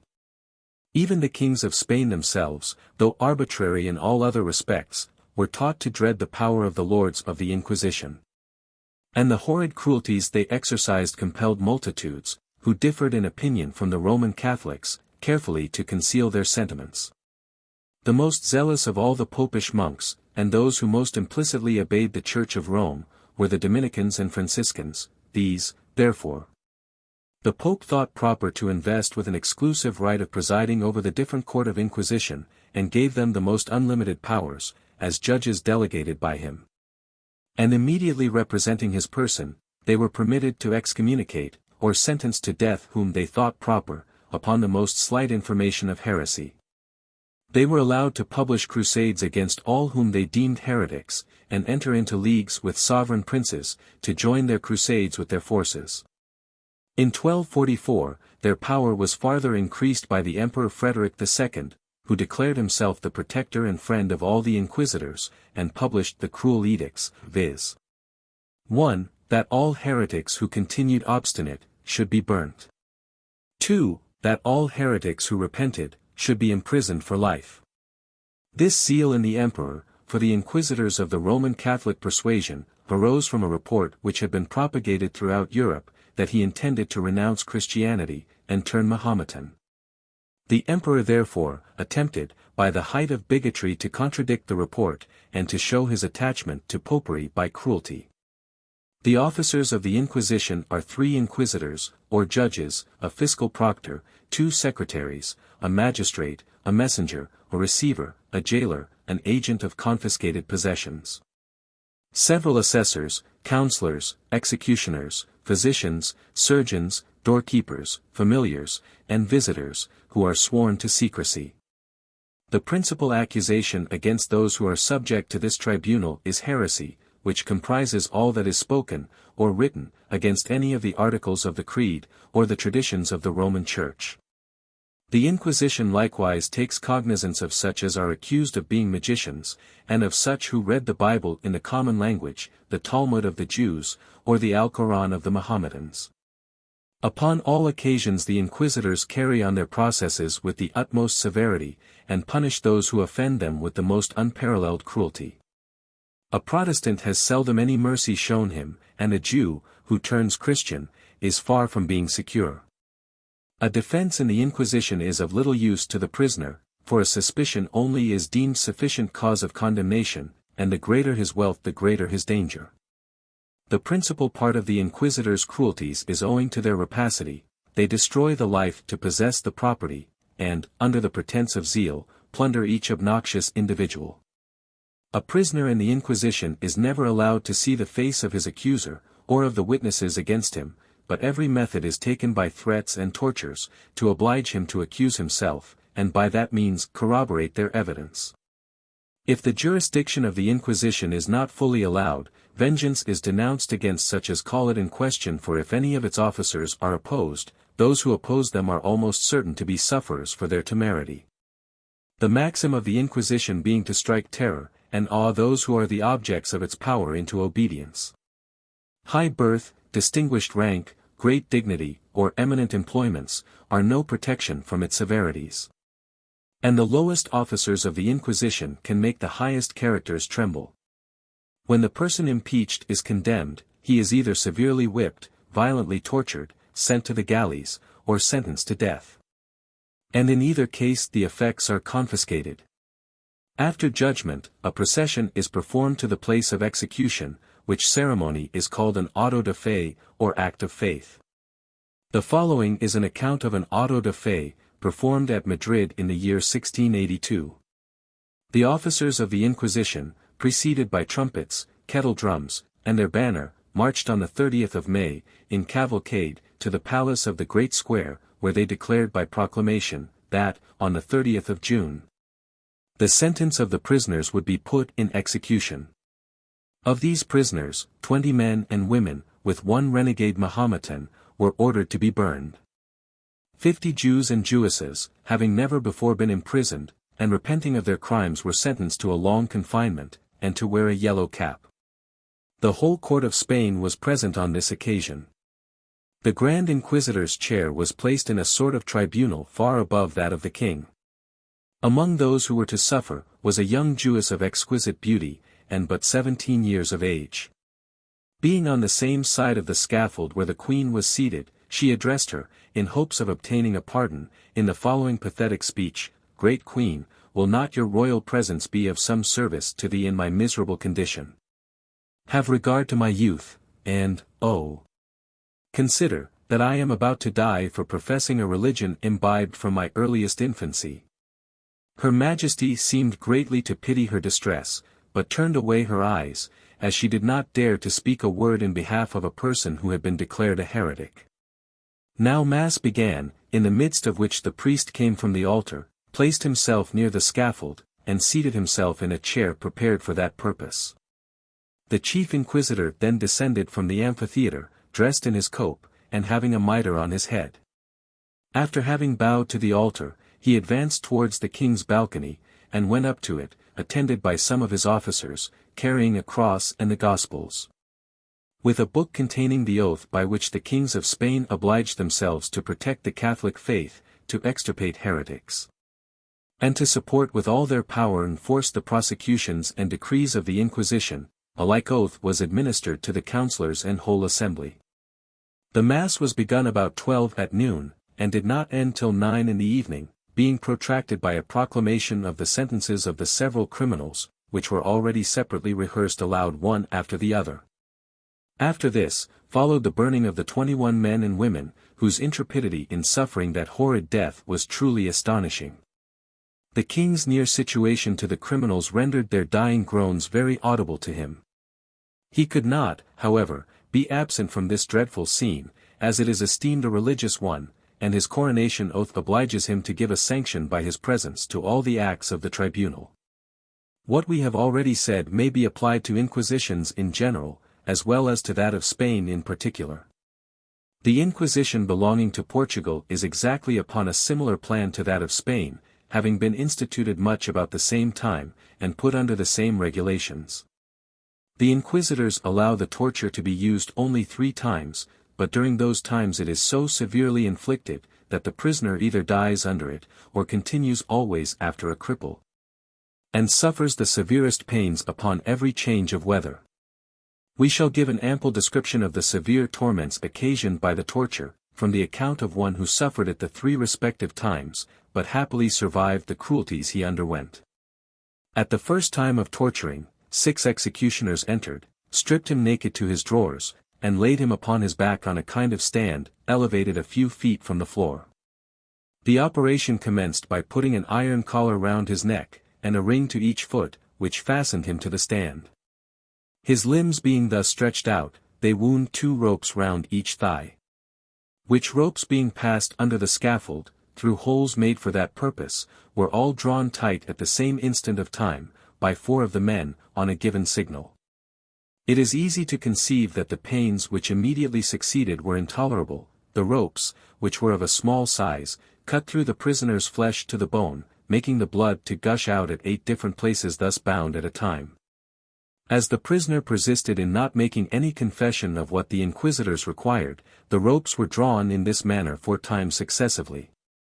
The manner of inflicting the second torture was as follows: they forced his arms backward so that the palms of his hands were turned outward behind him.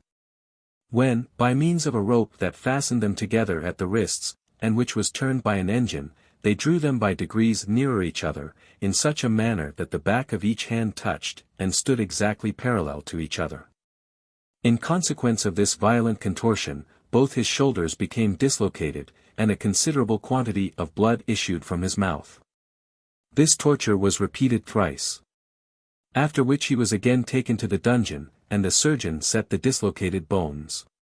2 months after the second torture, the prisoner being a little recovered, was again ordered to the torture room, and there, for the last time, made to undergo another kind of punishment, which was inflicted twice without any intermission.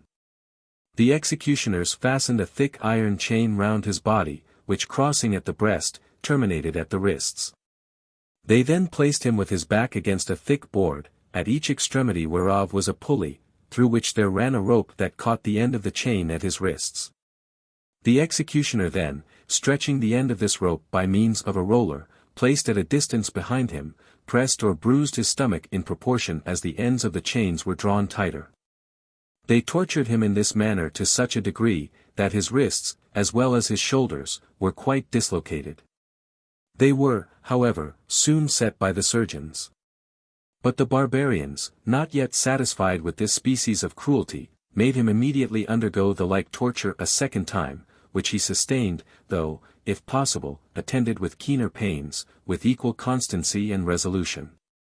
After this, he was again remanded to his dungeon, attended by the surgeon to dress his bruises and adjust the part dislocated, and here he continued till their auto da fe, or jail delivery, when he was discharged, crippled and diseased for life.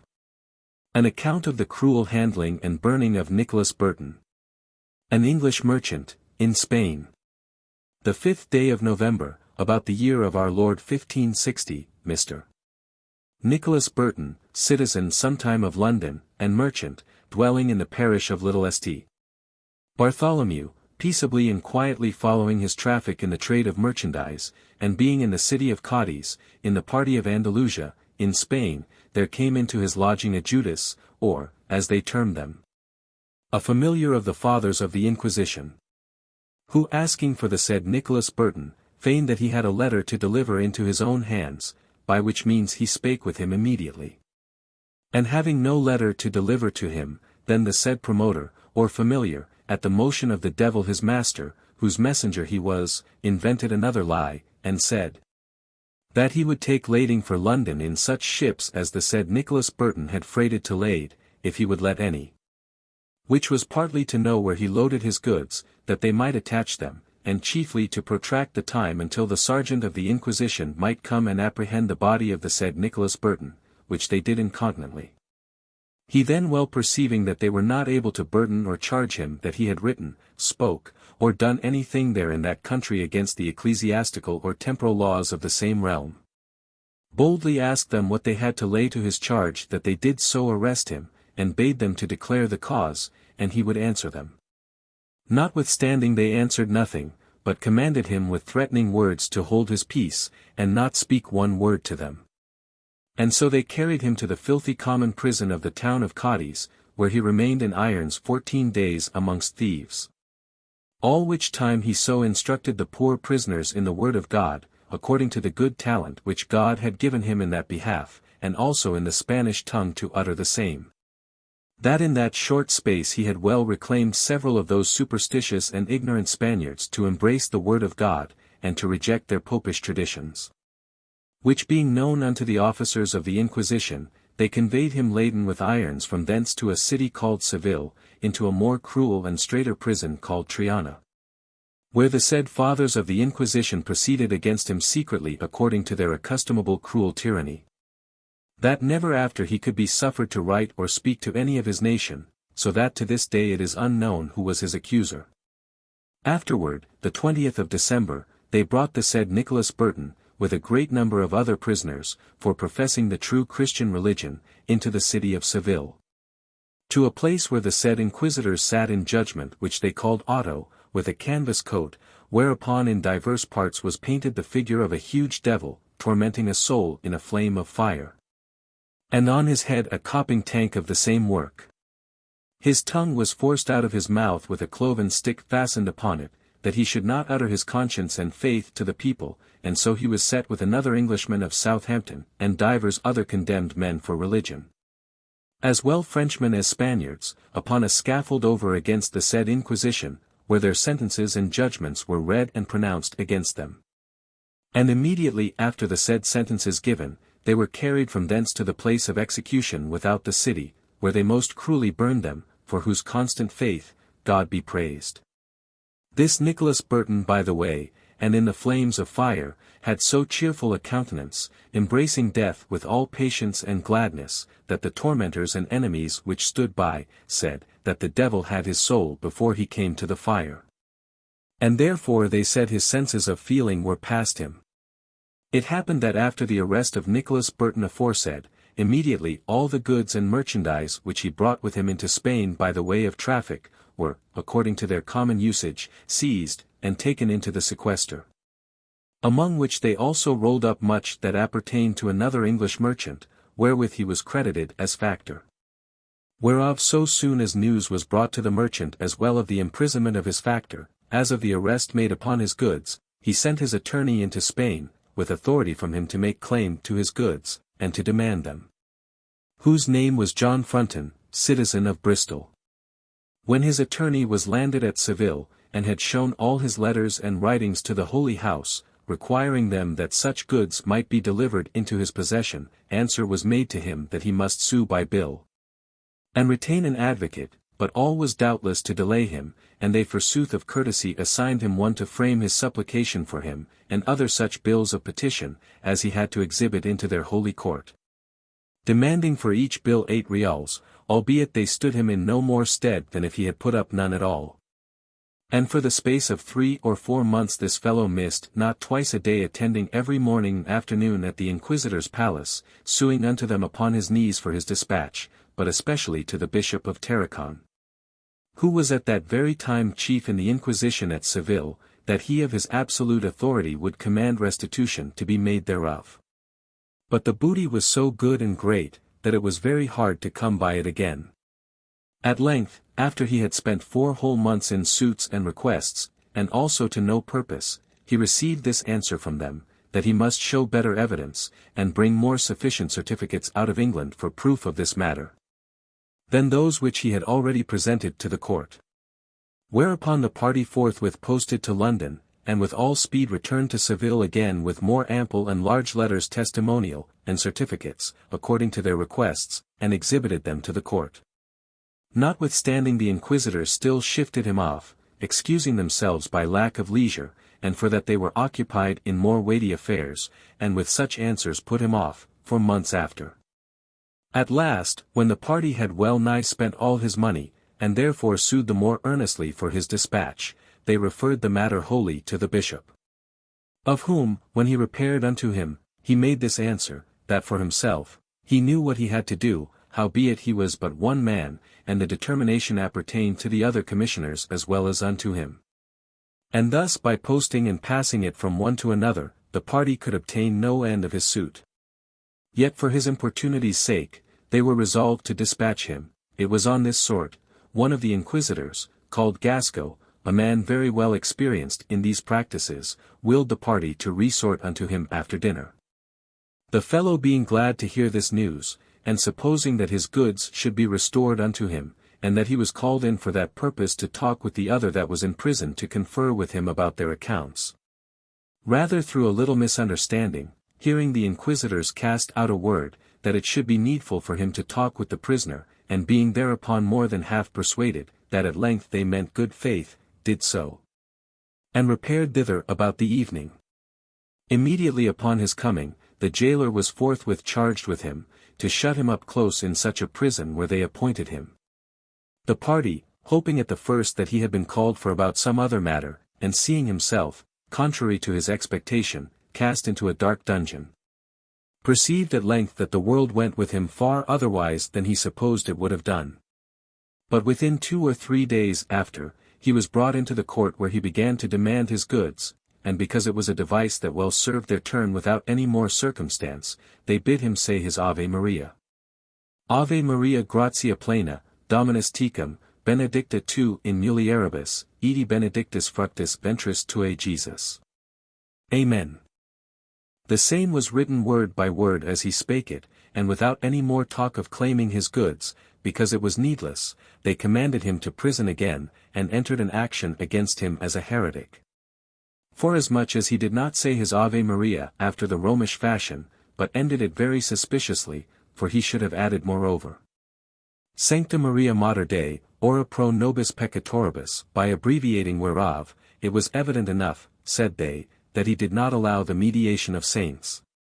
Thus they picked a quarrel to detain him in prison a longer season, and afterward brought him forth upon their stage disguised after their manner. Where sentence was given, that he should lose all the goods which he sued for, though they were not his own, and besides this, suffer a year's imprisonment. Mark Bruce, an Englishman, master of an English ship called the Minion, was burnt in a city in Portugal. William Hooker, a young man about the age of 16 years, being an Englishman, was stoned to death by certain young men in the city of Seville, for the same righteous cause. Some private enormities of the Inquisition laid open, by a very singular occurrence. When the crown of Spain was contested for in the beginning of the present century, by two princes, who equally pretended to the sovereignty, France espoused the cause of one competitor, and England of the other.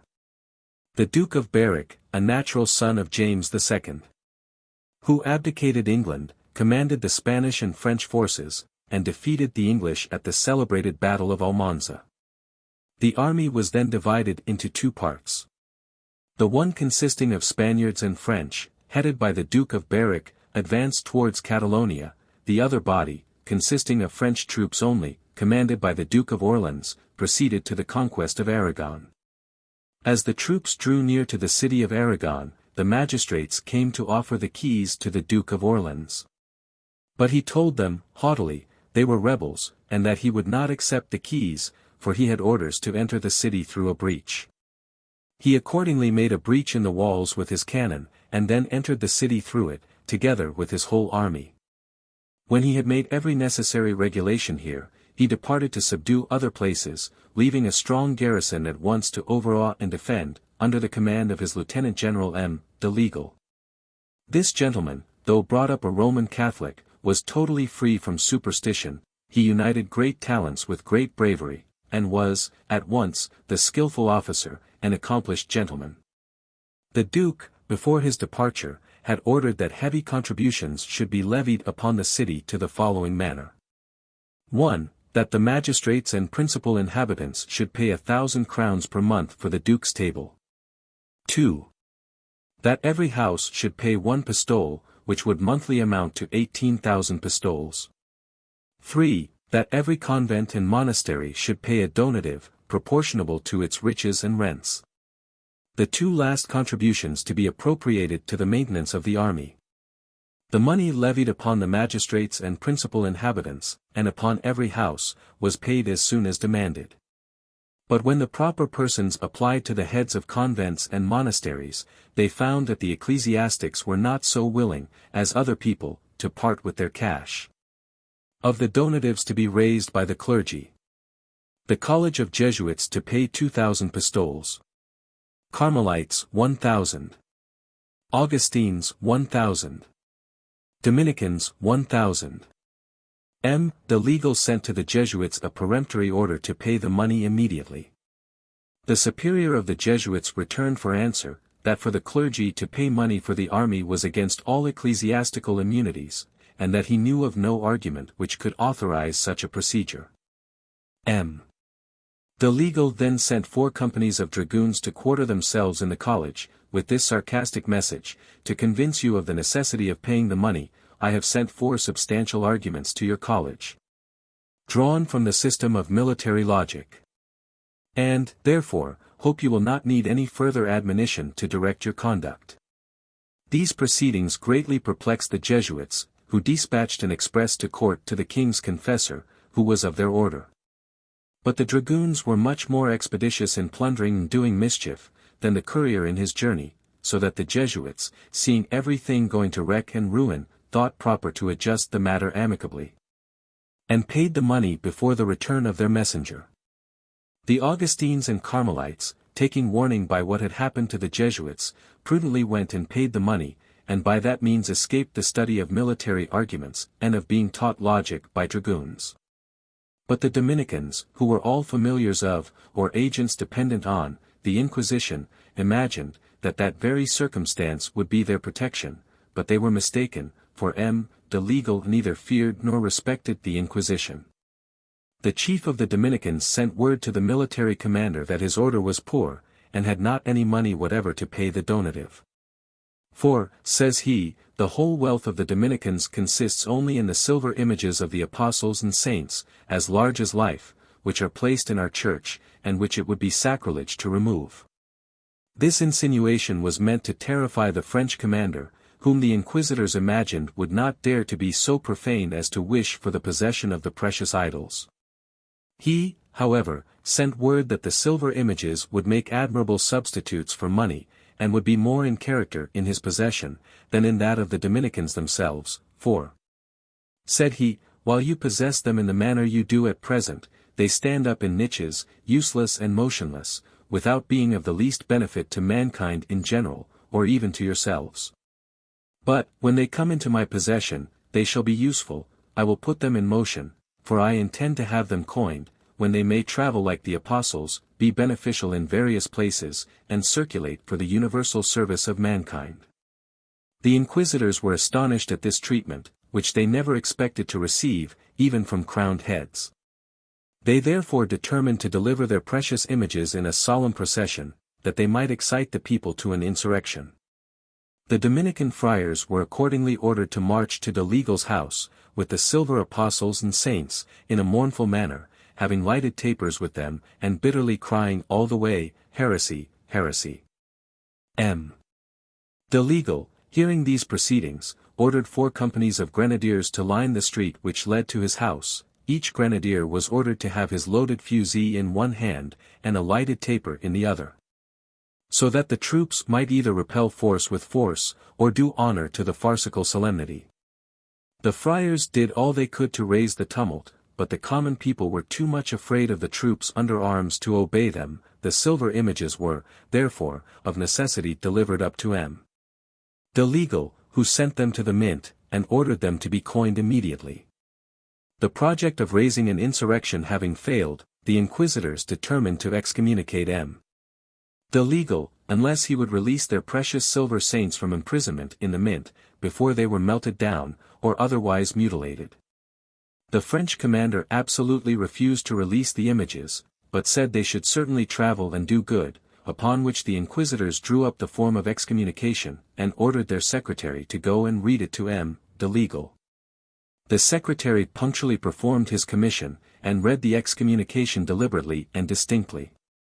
The French commander heard it with great patience, and politely told the secretary he would answer it the next day. When the secretary of the Inquisition was gone, the legal ordered his own secretary to prepare a form of excommunication, exactly like that sent by the Inquisition. But to make this alteration, instead of his name to put in those of the inquisitors. The next morning he ordered 4 regiments under arms, and commanded them to accompany his secretary, and act as he directed. The secretary went to the Inquisition, and insisted upon admittance, which, after a great deal of altercation, was granted. As soon as he entered, he read, in an audible voice, the excommunication sent by the legal against the inquisitors. The inquisitors were all present, and heard it with astonishment, never having before met with any individual who dared behave so boldly. They loudly cried out against the legal, as a heretic, and said, this was a most daring insult against the Catholic faith. But, to surprise them still more, the French secretary told them, they must remove from their present lodgings. For the French commander wanted to quarter the troops in the Inquisition, as it was the most commodious place in the whole city. The inquisitors exclaimed loudly upon this occasion, when the secretary put them under a strong guard, and sent them to a place appointed by the legal to receive them. The inquisitors, finding how things went, begged that they might be permitted to take their private property, which was granted, and they immediately set out for Madrid, where they made the most bitter complaints to the king. But the monarch told them, he could not grant them any redress, as the injuries they had received were from his grandfather, the King of France's troops, by whose assistance alone he could be firmly established in his kingdom. Had it been my own troops, said he, I would have punished them, but as it is, I cannot pretend to exert any authority. In the meantime, the legal secretary set open all the doors of the Inquisition, and released the prisoners, who amounted in the whole to 400, and among these were 60 beautiful young women, who appeared to form a seraglio for the 3 principal inquisitors. This discovery, which laid the enormity of the inquisitors so open, greatly alarmed the archbishop, who desired the legal to send the women to his palace, and he would take proper care of them. And at the same time he published an ecclesiastical censure against all such as should ridicule, or blame, the holy office of the Inquisition. The French commander sent word to the archbishop, that the prisoners had either run away, or were so securely concealed by their friends, or even by his own officers, that it was impossible for him to send them back again. And, therefore, the Inquisition having committed such atrocious actions, must now put up with their exposure. One of the ladies thus happily delivered from captivity, was afterward married to the very French officer who opened the door of her dungeon, and released her from confinement. The lady related the following circumstances to her husband, and to M. Gavin, author of the Master Key to Popery, from the latter of whom we have selected the most material particulars.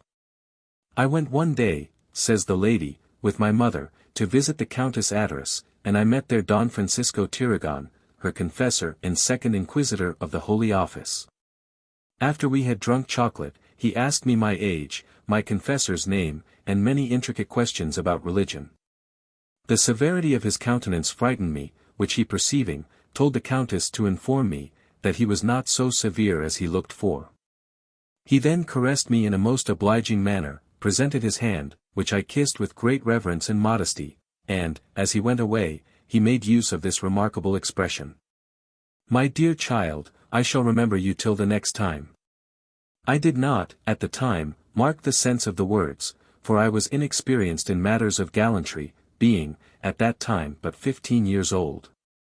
Indeed, he unfortunately did remember me, for the very same night, when our whole family were in bed, we heard a great knocking at the door.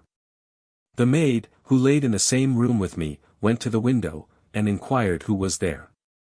The answer was, the Holy Inquisition. On hearing this I screamed out, "Father! Father! Dear father, I am ruined forever." My father got up, and came to me to know the occasion of my crying out. I told him the inquisitors were at the door.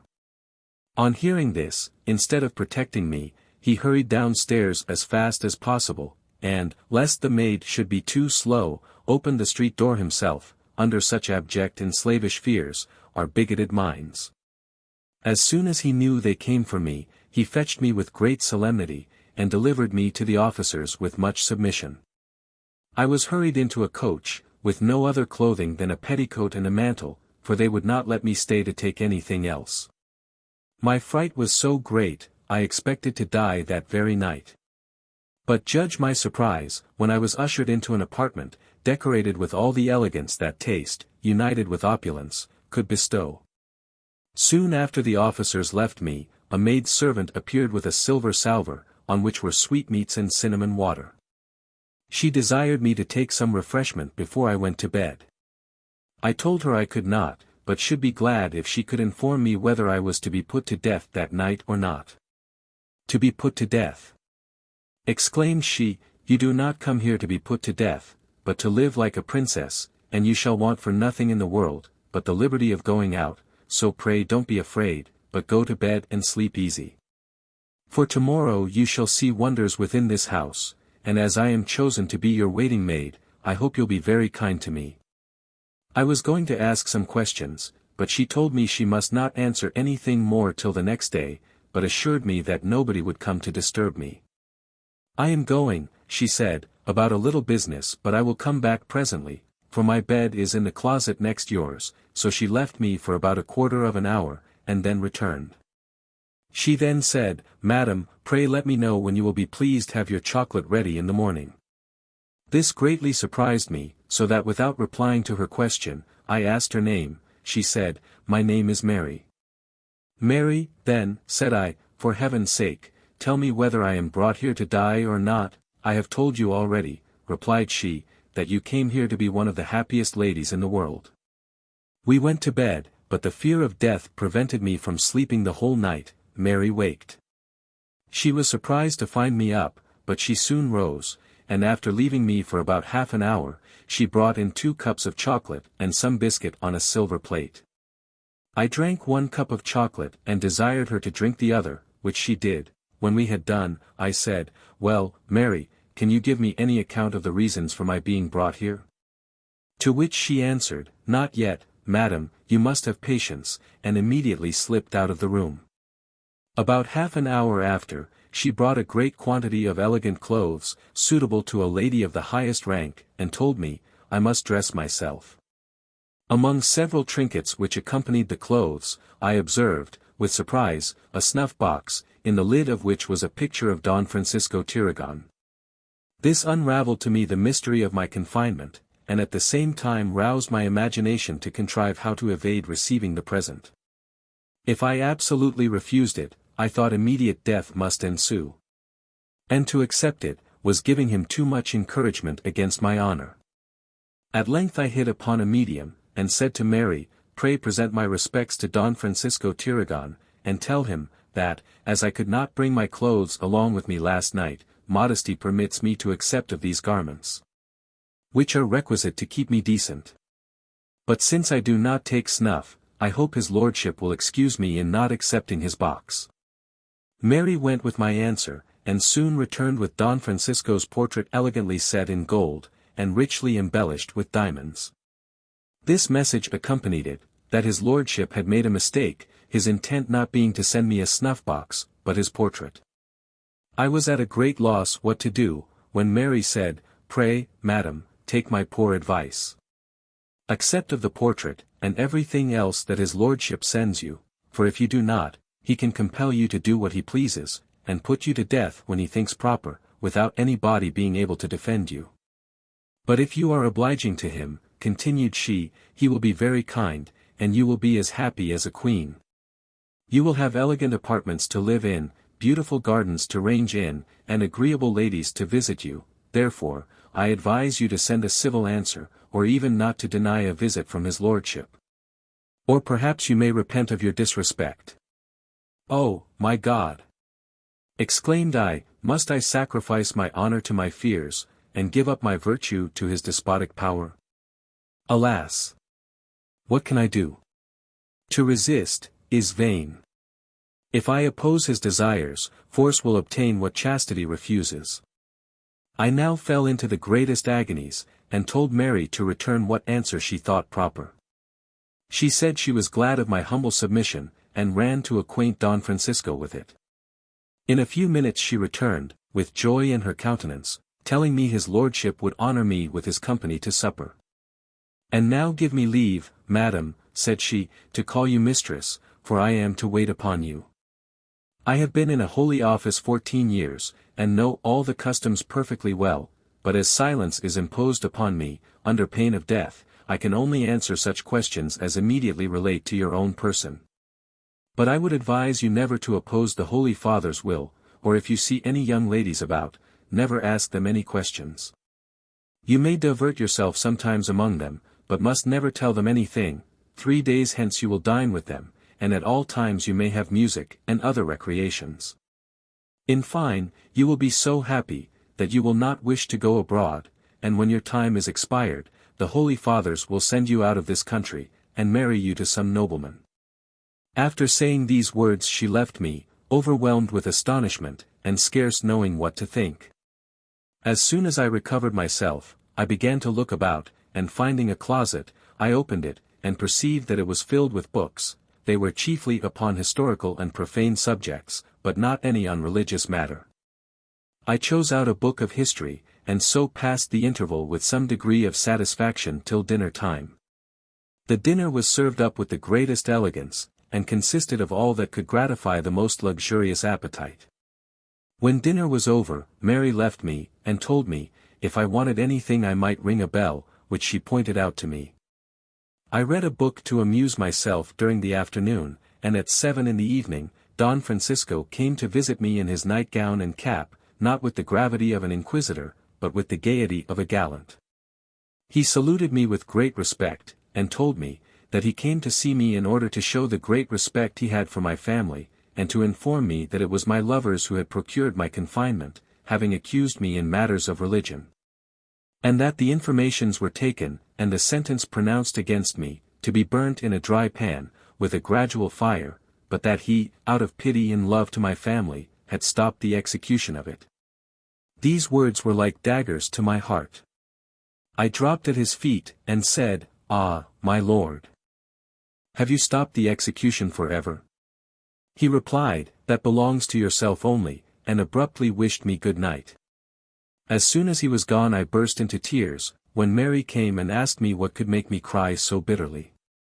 To which I answered, Oh, Mary! What is the meaning of the dry pan and gradual fire? For I am to die by them. Madam, said she, never fear, you shall see, ere long, the dry pan and gradual fire, but they are made for those who oppose the Holy Father's will, not for you who are so good as to obey it. But pray, says she, was Don Francisco very obliging? I don't know, said I, for he frightened me out of my wits by his discourse. He saluted me with civility, but left me abruptly. Well, said Mary, you do not yet know his temper. He is extremely obliging to them that are kind to him. But if they are disobedient he is unmerciful as Nero, so, for your own sake, take care to oblige him in all respects, and now, dear madam, pray go to supper, and be easy. I went to supper, indeed, and afterward to bed. But I could neither eat nor sleep, for the thoughts of the dry pan and gradual fire deprived me of appetite, and banished drowsiness. Early the next morning Mary said, that as nobody was stirring, if I would promise her secrecy, she would show me the dry pan and gradual fire, so taking me downstairs, she brought me to a large room, with a thick iron door, which she opened. Within it was an oven, with fire in it at the time, and a large brass upon it, with a cover of the same, and a lock to it. In the next room there was a great wheel, covered on both sides with thick boards, opening a little window in the center. Mary desired me to look in with a candle. There I saw all the circumference of the wheel set with sharp razors, which made me shudder. She then took me to a pit, which was full of venomous animals. On my expressing great horror at the sight, she said, Now my good mistress, I'll tell you the use of these things. The dry pan is for heretics, and those who oppose the Holy Father's will and pleasure.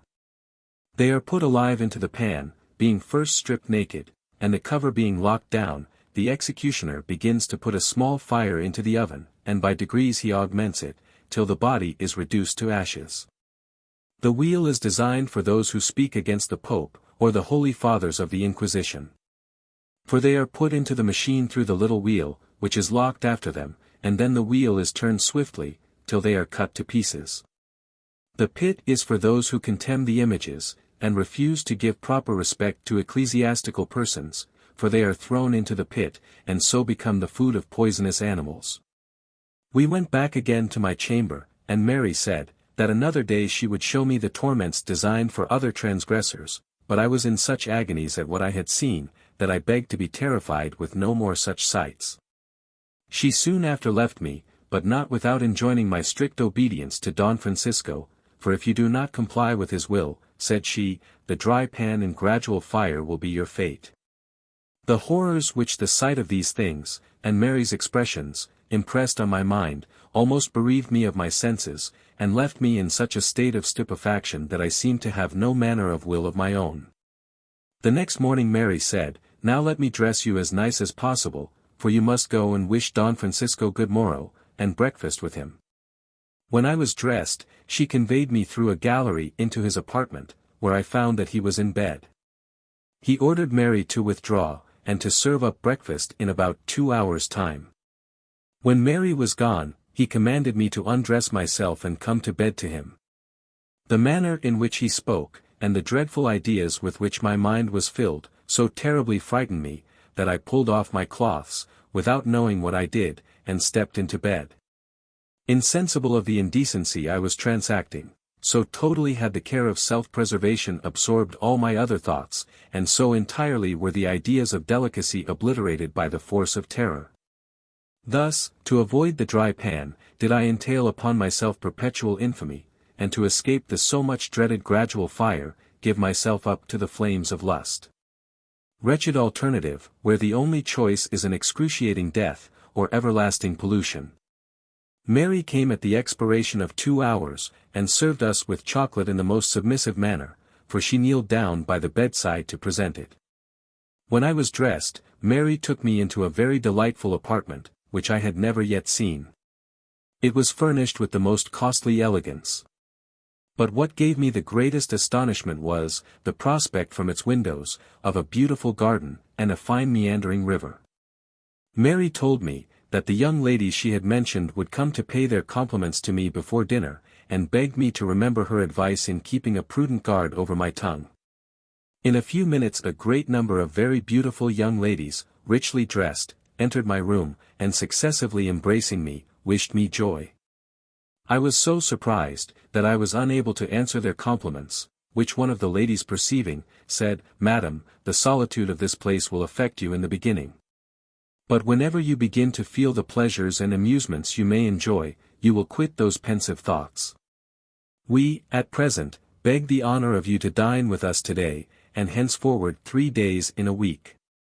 I returned them suitable thanks in general terms, and so went to dinner, in which the most exquisite and savory dishes, of various kinds, were served up with the most delicate and pleasant fruits and sweetmeats.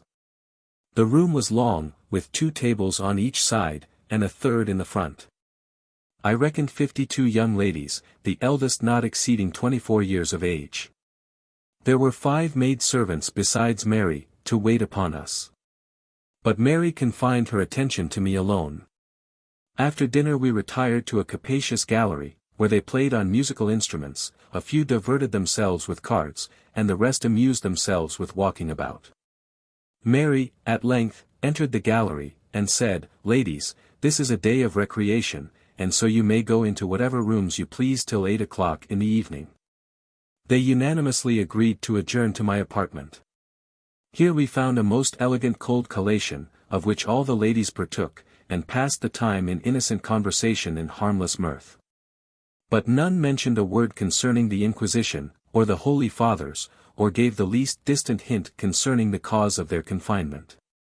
At 8 o'clock Mary rang a bell, which was a signal for all to retire to their respective apartments, and I was conducted to the chamber of Don Francisco, where I slept. The next morning Mary brought me a richer dress than any I had yet had. And as soon as I retired to my apartment, all the ladies came to wish me good morning, dressed much richer than the preceding day. We passed the time till 8 o'clock in the evening, in much the same manner as we had done the day before. At that time the bell rang, the separation took place, and I was conducted to Don Francisco's chamber. The next morning I had a garment richer than the last, and they accosted me in apparel still more sumptuous than before. The transactions of the 2 former days were repeated on the 3rd, and the evening concluded in a similar manner. On the 4th morning Mary came into Don Francisco's chamber and told me I must immediately rise, for a lady wanted me in her own chamber. She spoke with a kind of authority which surprised me. But as Don Francisco did not speak a syllable, I got up and obeyed. Mary then conveyed me into a dismal dungeon, not 8 feet in length, and said sternly to me, "This is your room, and this lady your bedfellow and companion." At which words she bounced out of the room, and left me in the utmost consternation. After remaining a considerable time in the most dreadful agonies tears came to my relief, and I exclaimed, "What is this place, dear lady? Is it a scene of enchantment, or is it a hell upon earth? Alas!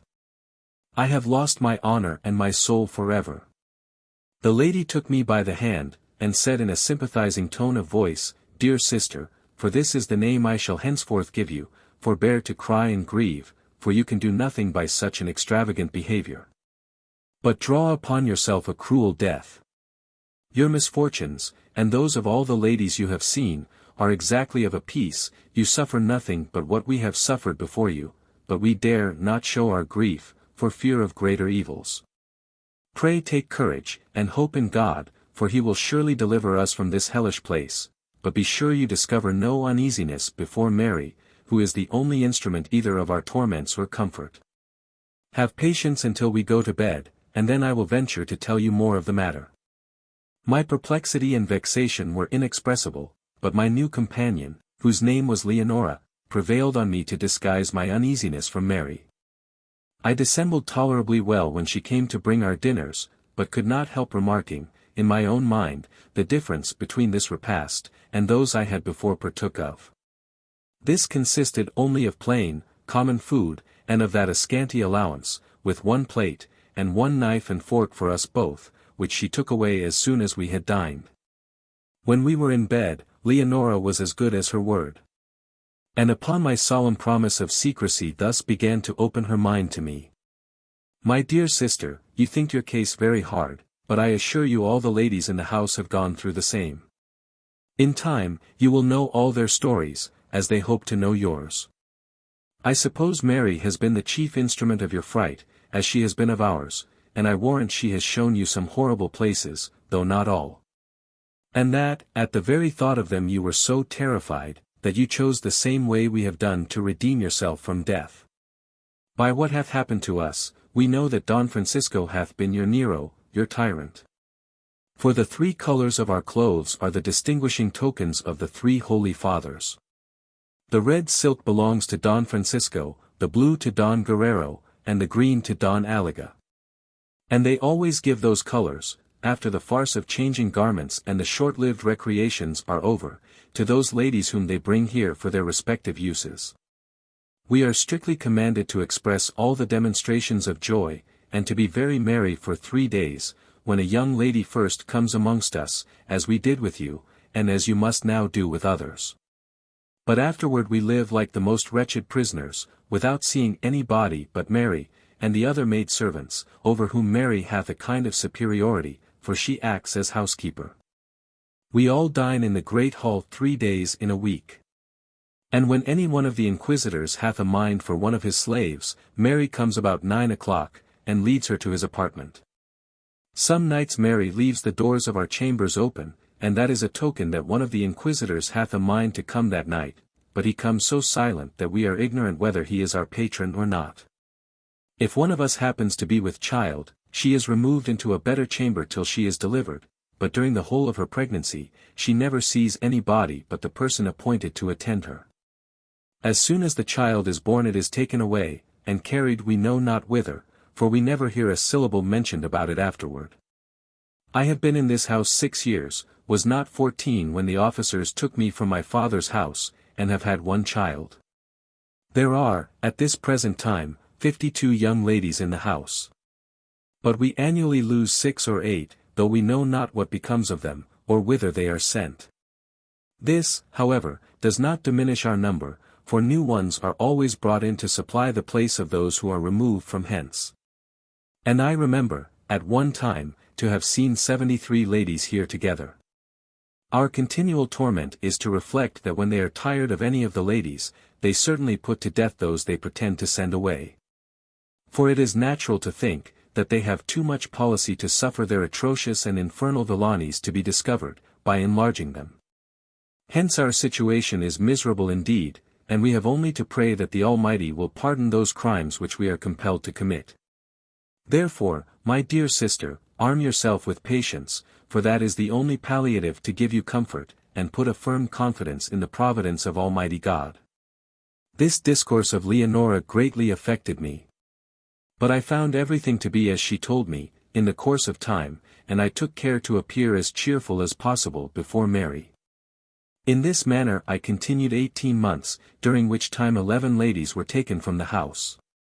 But in lieu of them we got 19 new ones, which made our number just 60, at the time we were so happily relieved by the French officers, and providentially restored to the joys of society, and to the arms of our parents and friends.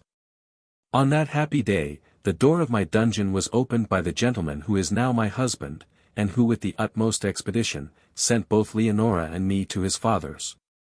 And, soon after the campaign was over, when he returned home, he thought proper to make me his wife, in which situation I enjoy a recompense for all the miseries I before suffered.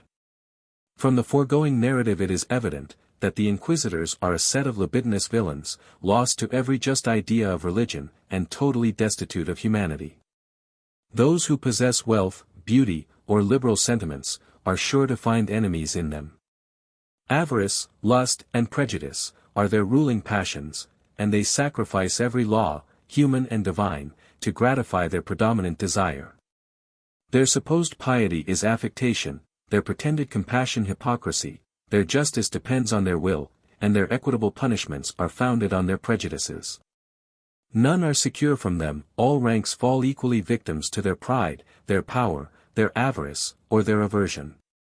Some may suggest, that it is strange crowned heads and eminent nobles, have not attempted to crush the power of the Inquisition, and reduce the authority of those ecclesiastical tyrants, from whose merciless fangs neither their families nor themselves are secure. But astonishing as it is, superstition hath, in this case, always overcome common sense, and custom operated against reason. One prince, indeed, intended to abolish the Inquisition, but he lost his life before he became king, and consequently before he had the power so to do, for the very intimation of his design procured his destruction. This was that amiable prince Don Carlos, son of Philip II, King of Spain, and grandson of the celebrated Emperor Charles V. Don Carlos possessed all the good qualities of his grandfather without any of the bad ones of his father, and was a prince of great vivacity, admirable learning, and the most amiable disposition that, he had sense enough to see into the errors of popery, and abhorred the very name of the Inquisition. He inveighed publicly against the institution, ridiculed the affected piety of the inquisitors, did all he could to expose their atrocious deeds, and even declared, that if he ever came to the crown, he would abolish the Inquisition, and exterminate its agents. These things were sufficient to irritate the inquisitors against the prince. They, accordingly, bent their minds to vengeance, and determined on his destruction. The inquisitors now employed all their agents and emissaries to spread abroad the most artful insinuations against the prince, and, at length, raised such a spirit of discontent among the people, that the king was under the necessity of removing Don Carlos from court. Not content with this, they pursued even his friends, and obliged the king likewise to banish Don John, Duke of Austria, his own brother, and consequently uncle to the prince, together with the Prince of Parma, nephew to the king, and cousin to the prince, because they well knew that both the Duke of Austria, and the Prince of Parma, had a most sincere and inviolable attachment to Don Carlos. Some few years after, the prince having shown great lenity in favor to the Protestants in the Netherlands, the Inquisition loudly exclaimed against him, declaring, that as the persons in question were heretics, the prince himself must necessarily be one, since he gave them countenance.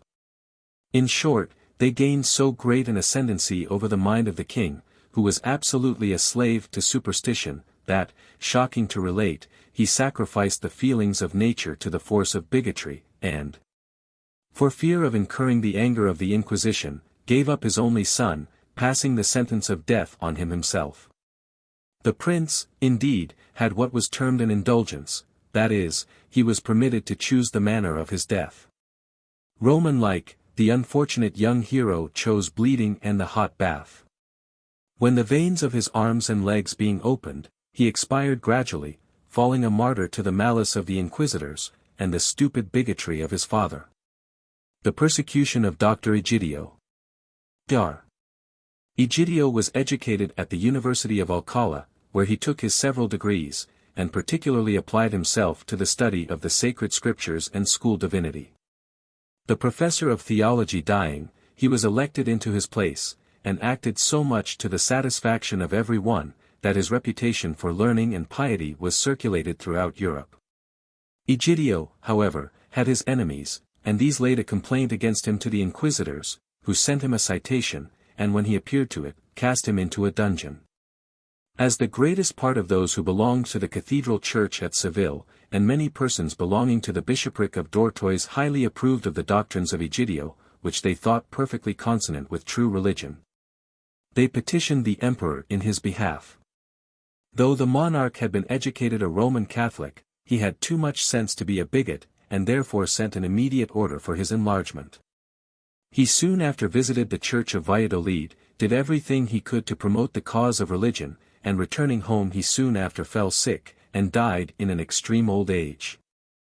The inquisitors having been disappointed of gratifying their malice against him while living, determined, as the emperor's whole thoughts were engrossed by a military expedition, to wreak their vengeance on him when dead. Therefore, soon after he was buried, they ordered his remains to be dug out of the grave, and a legal process being carried on, they were condemned to be burnt, which was executed accordingly. The persecution of Dr. Constantine. Dar. Constantine, an intimate acquaintance of the already mentioned Dr. Egidio, was a man of uncommon natural abilities and profound learning. Exclusive of several modern tongues, he was acquainted with the Latin, Greek, and Hebrew languages, and perfectly well knew not only the sciences called abstruse, but those arts which come under the denomination of polite literature. His eloquence rendered him pleasing, and the soundness of his doctrines a profitable preacher, and he was so popular, that he never preached but to a crowded audience. He had many opportunities of rising in the church, but never would take advantage of them, for if a living of greater value than his own was offered him, he would refuse it, saying, "I am content with what I have." And he frequently preached so forcibly against simony, that many of his superiors, who were not so delicate upon the subject, took umbrage at his doctrines upon that head. Having been fully confirmed in Protestantism by Dr. Egidio, he preached boldly such doctrines only as were agreeable to gospel purity, and uncontaminated by the errors which had at various times crept into the Romish Church. For these reasons he had many enemies among the Roman Catholics, and some of them were fully determined on his destruction. A worthy gentleman named Scoberia, having erected a school for divinity lectures, appointed Dr. Constantine to be reader therein. He immediately undertook the task, and read lectures, by portions, on the Proverbs, Ecclesiastes, and Canticles, and was beginning to expound the book of Job, when he was seized by the inquisitors. Being brought to examination, he answered with such precaution that they could not find any explicit charge against him, but remained doubtful in what manner to proceed, when the following circumstances occurred to determine them. Dr.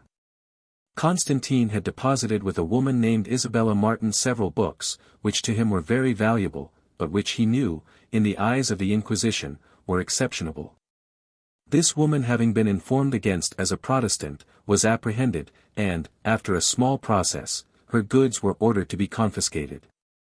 Previous, however, to the officers coming to her house, the woman's son had removed away several chests full of the most valuable articles, and among these were Dr. Constantine's books. A treacherous servant giving intelligence of this to the inquisitors, an officer was dispatched to the son to demand the chests. The son, supposing the officer only came for Constantine's books, said, "I know what you come for, and I will fetch them to you immediately." He then fetched Dr. Constantine's books and papers, when the officer was greatly surprised to find what he did not look for. He, however, told the young man, that he was glad these books and papers were produced, but nevertheless he must fulfill the end of his commission, which was, to carry him and the goods he had embezzled before the inquisitors. Which he did accordingly. For the young man knew it would be in vain to expostulate, or resist, and therefore quietly submitted to his fate. The inquisitors being thus possessed of Constantine's books and writings, now found matter sufficient to form charges against him. When he was brought to a re-examination, they presented one of his papers, and asked him if he knew the handwriting. Perceiving it was his own, he guessed the whole matter, confessed the writing, and justified the doctrine it contained, saying, "In that, and all my other writings, I have never departed from the truth of the gospel, but have always kept in view the pure precepts of Christ, as he delivered them to mankind." After being detained upwards of 2 years in prison, Dr. Constantine was seized with a bloody flux, which put an end to his miseries in this world. The process, however, was carried on against his body, which, at the ensuing auto da fe, was publicly burnt. The life of William Gardiner. William Gardiner was born at Bristol, received a tolerable education, and was, at a proper age, placed under the care of a merchant, named Paget. At the age of 26 years, he was, by his master, sent to Lisbon, to act as factor. Here he applied himself to the study of the Portuguese language, executed his business with assiduity and dispatch, and behaved with the most engaging affability to all persons with whom he had the least concern. He conversed privately with a few, whom he knew to be zealous Protestants, and, at the same time cautiously avoided giving the least offence to any who were Roman Catholics. He had not, however, hitherto gone into any of the popish churches. A marriage being concluded between the King of Portugal's son, and the Infanta of Spain, upon the wedding day the bridegroom, bride, and the whole court went to the cathedral church, attended by multitudes of all ranks of people. And among the rest William Gardiner, who stayed during the whole ceremony, and was greatly shocked at the superstitions he saw. The erroneous worship which he had seen ran strongly in his mind. He was miserable to see a whole country sunk into such idolatry, when the truth of the gospel might be so easily obtained. He, therefore, took the inconsiderate, though laudable design, into his head, of making a reform in Portugal, or perishing in the attempt, and determined to sacrifice his prudence to his zeal, though he became a martyr upon the occasion. To this end, he settled all his worldly affairs, paid his debts, closed his books, and consigned over his merchandise. On the ensuing Sunday he went again to the cathedral church, with a New Testament in his hand, and placed himself near the altar. The king and the court soon appeared, and a cardinal began mass at that part of the ceremony in which the people adore the wafer. Gardiner could hold out no longer, but springing towards the cardinal, he snatched the host from him, and trampled it under his feet. This action amazed the whole congregation, and one person drawing a dagger, wounded Gardiner in the shoulder, and would, by repeating the blow, have finished him, had not the king called to him to desist. Gardiner, being carried before the king, the monarch asked him what countryman he was, to which he replied, "I am an Englishman by birth, a Protestant by religion, and a merchant by occupation. What I have done is not out of contempt to your royal person, God forbid it should, but out of an honest indignation, to see the ridiculous superstitions and gross idolatries practiced here." The king, thinking that he had been stimulated by some other person to act as he had done, demanded who was his abettor, to which he replied, "My own conscience alone. I would not hazard what I have done for any man living, but I owe that and all other services to God." Gardiner was sent to prison, and a general order issued to apprehend all Englishmen in Lisbon. This order was in a great measure put into execution, some few escaping, and many innocent persons were tortured to make them confess if they knew anything of the matter. In particular, a person who resided in the same house with Gardiner, was treated with unparalleled barbarity to make him confess something which might throw a light upon the affair. Gardiner himself was then tormented in the most excruciating manner, but in the midst of all his torments he gloried in the deed. Being ordered for death, a large fire was kindled near a gibbet. Gardiner was drawn up to the gibbet by pulleys, and then let down near the fire, but not so close as to touch it, for they burnt or rather roasted him by slow degrees. Yet he bore his sufferings patiently and resigned his soul to the Lord cheerfully. It is observable that some of the sparks were blown from the fire, which consumed Gardiner, towards the haven, burnt one of the king's ships of war, and did other considerable damage. The Englishmen who were taken up on this occasion were, soon after Gardiner's death, all discharged, except the person who resided in the same house with him, who was detained 2 years before he could procure his liberty. An account of the life and sufferings of Mr. William Lithgow, a native of Scotland. This gentleman was descended from a good family, and having a natural propensity for travelling, he rambled, when very young, over the northern and western islands. After which he visited France, Germany, Switzerland and Spain. He set out on his travels in the month of March, 1609, and the first place he went to was Paris, where he stayed for some time. He then prosecuted his travels through Germany and other parts, and at length arrived at Malaga, in Spain, the seat of all his misfortunes. During his residence here, he contracted with the master of a French ship for his passage to Alexandria, but was prevented from going by the following circumstances. In the evening of the 17th of October, 1620, the English fleet, at that time on a cruise against the Algerine rovers, came to anchor before Malaga, which threw the people of the town into the greatest consternation, as they imagined them to be Turks. The morning, however, discovered the mistake, and the governor of Malaga, perceiving the cross of England in their colours, went on board Sir Robert Mansell's ship, who commanded on that expedition, and after staying some time returned, and silenced the fears of the people. The next day many persons from on board the fleet came ashore. Among these were several well known by Mr. Lithgow, who, after reciprocal compliments, spent some days together in festivity and the amusements of the town. They then invited Mr. Lithgow to go on board, and pay his respects to the admiral. He accordingly accepted the invitation, was kindly received by him, and detained till the next day when the fleet sailed. The admiral would willingly have taken Mr. Lithgow with him to Algiers, but having contracted for his passage to Alexandria, and his baggage, and being in the town, he could not accept the offer. As soon as Mr.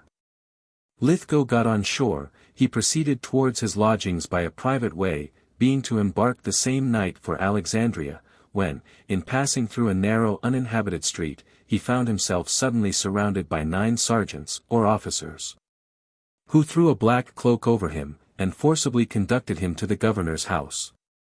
After some little time the governor appeared and Mr. Lithgow earnestly begged he might be informed of the cause of such violent treatment.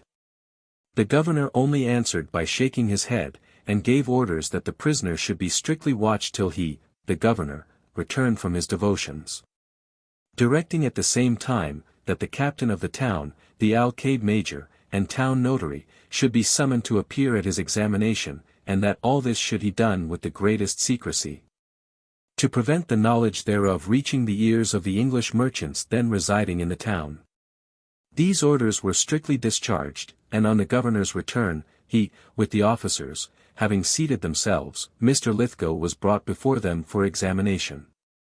The governor began by asking several questions, namely, of what country he was, whither bound, and how long he had been in Spain. The prisoner, after answering these and other questions, was conducted to a closet, where, in a short space of time, he was visited by the town captain, who inquired whether he had ever been at Seville, or was lately come from thence, and patting his cheeks with an air of friendship conjured him to tell the truth, for, said he, your very countenance shows there is some hidden matter in your mind, which prudence should direct you to disclose. Finding himself, however, unable to extort anything from the prisoner, he left him, and reported the same to the governor and the other officers, on which Mr. Lithgow was again brought before them, a general accusation was laid against him, and he was compelled to swear that he would give true answers to such questions as should be asked him. The governor proceeded to inquire the quality of the English commander, and the prisoner's opinion what were the motives that prevented his accepting an invitation from him to come on shore. He demanded, likewise, the names of the English captains in the squadron, and what knowledge he had of the embarkation, or preparation for it before his departure from England. The answers given to the several questions asked were set down in writing by the notary. But the junto seemed surprised at his denying any knowledge of the fitting out of the fleet, particularly the governor, who said he lied that he was a traitor and a spy, and came directly from England to favor and assist the designs that were projected against Spain, and that he had been for that purpose 9 months in Seville, in order to procure intelligence of the time the Spanish navy was expected from the Indies.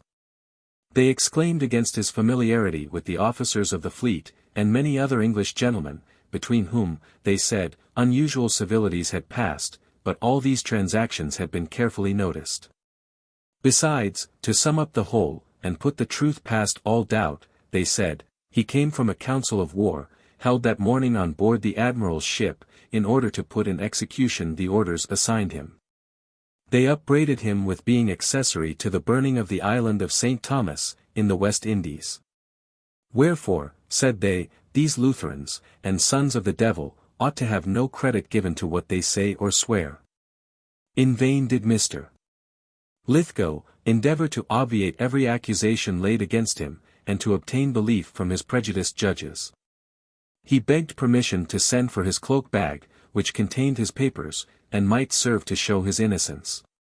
This request they complied with, thinking it would discover some things of which they were ignorant. The cloak bag was accordingly brought, and being opened, among other things, was found a license from King James I, under the sign Manuel, setting forth the bearer's intention to travel into Egypt, which was treated by the haughty Spaniards with great contempt. The other papers consisted of passports, testimonials, and of persons of quality.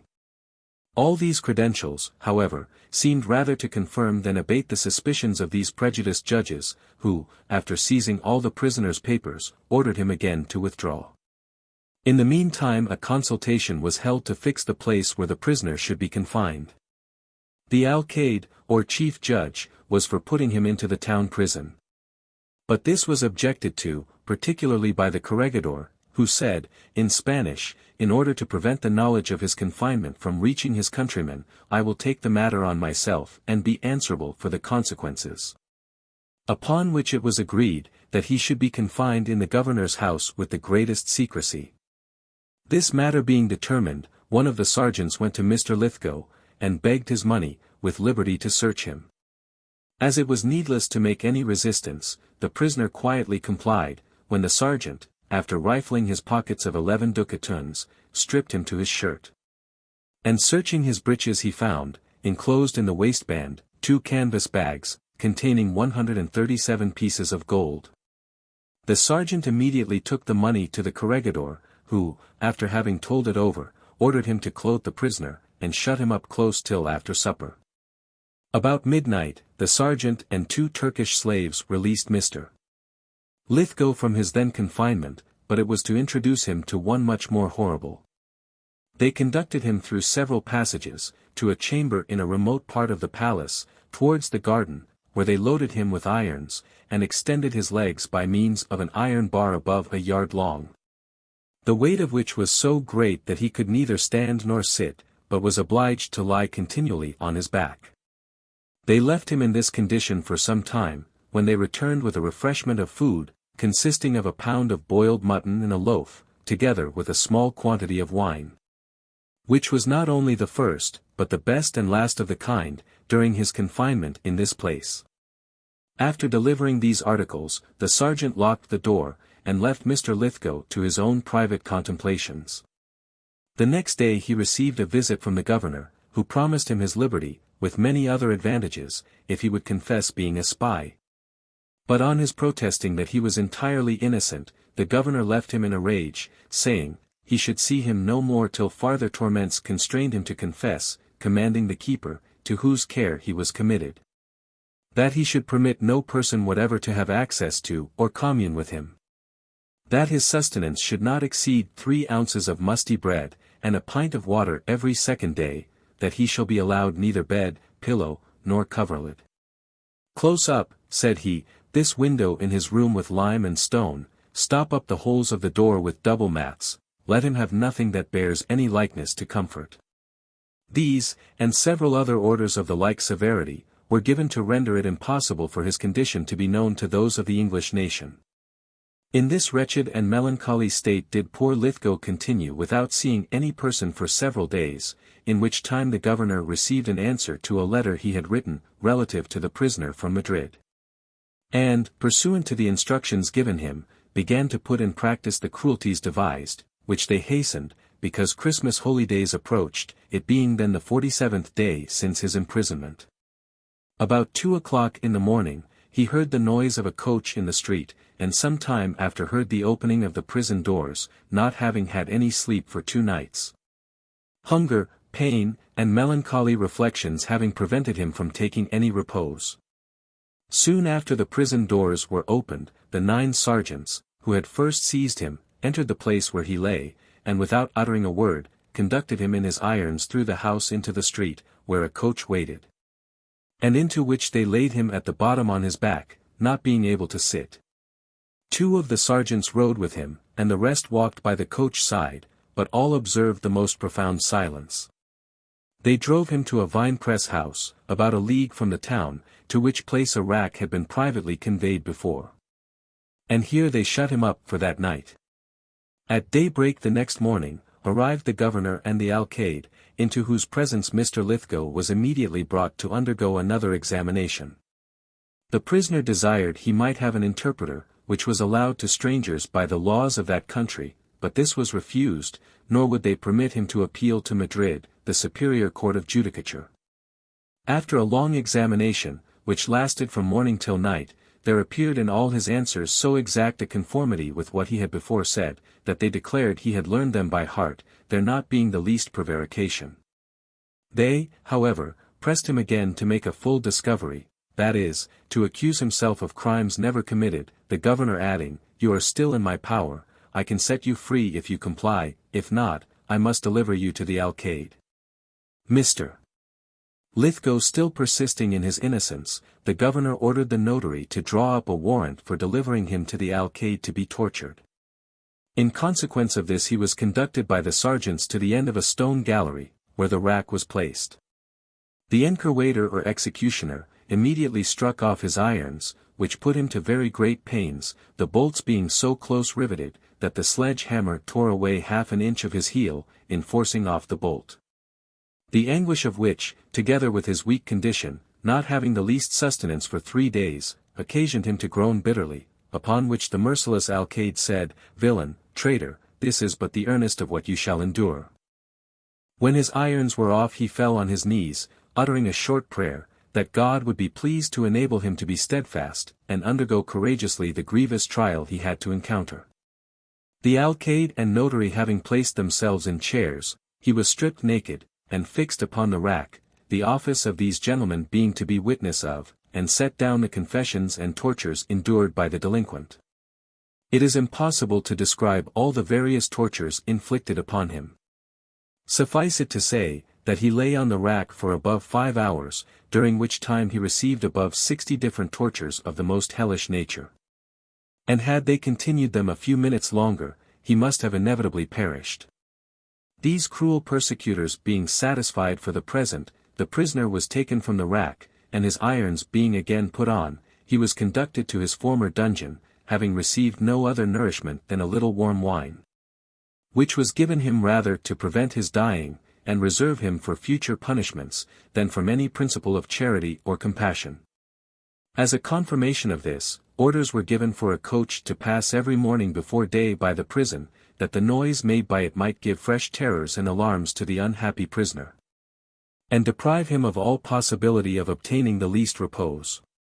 He continued in this horrid situation, almost starved for want of the common necessaries to preserve his wretched existence, till Christmas Day, when he received some relief from Marian, waiting woman to the governor's lady. This woman having obtained leave to visit him, carried with her some refreshments, consisting of honey, sugar, raisins, and other articles, and so affected was she at beholding his situation, that she wept bitterly, and at her departure expressed the greatest concern at not being able to give him further assistance. In this loathsome prison was poor Mr. Lithgow kept till he was almost devoured by vermin. They crawled about his beard, lips, eyebrows, and so that he could scarce open his eyes. And his mortification was increased by not having the use of his hands or legs to defend himself, from his being so miserably maimed by the tortures. So cruel was the governor, that he even ordered the vermin to be swept on him twice in every 8 days.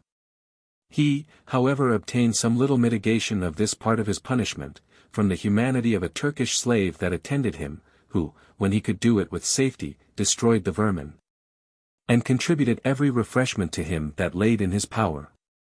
From this slave Mr. Lithgow at length received information which gave him little hopes of ever being released, but, on the contrary, that he should finish his life under new tortures. The substance of this information was, that an English seminary priest, and a Scotch cooper, had been for some time employed by the governor to translate from the English into the Spanish language, all his books and observations, and that it was commonly said in the governor's house, that he was an arch-heretic.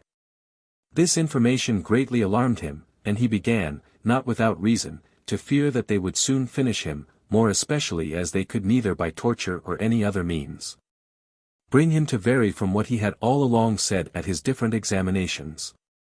2 days after he had received the above information, the governor, an inquisitor, and a canonical priest, accompanied by 2 Jesuits, entered his dungeon, and being seated, after several idle questions, the inquisitor asked Mr. Lithgow if he was a Roman Catholic, and acknowledged the Pope's supremacy.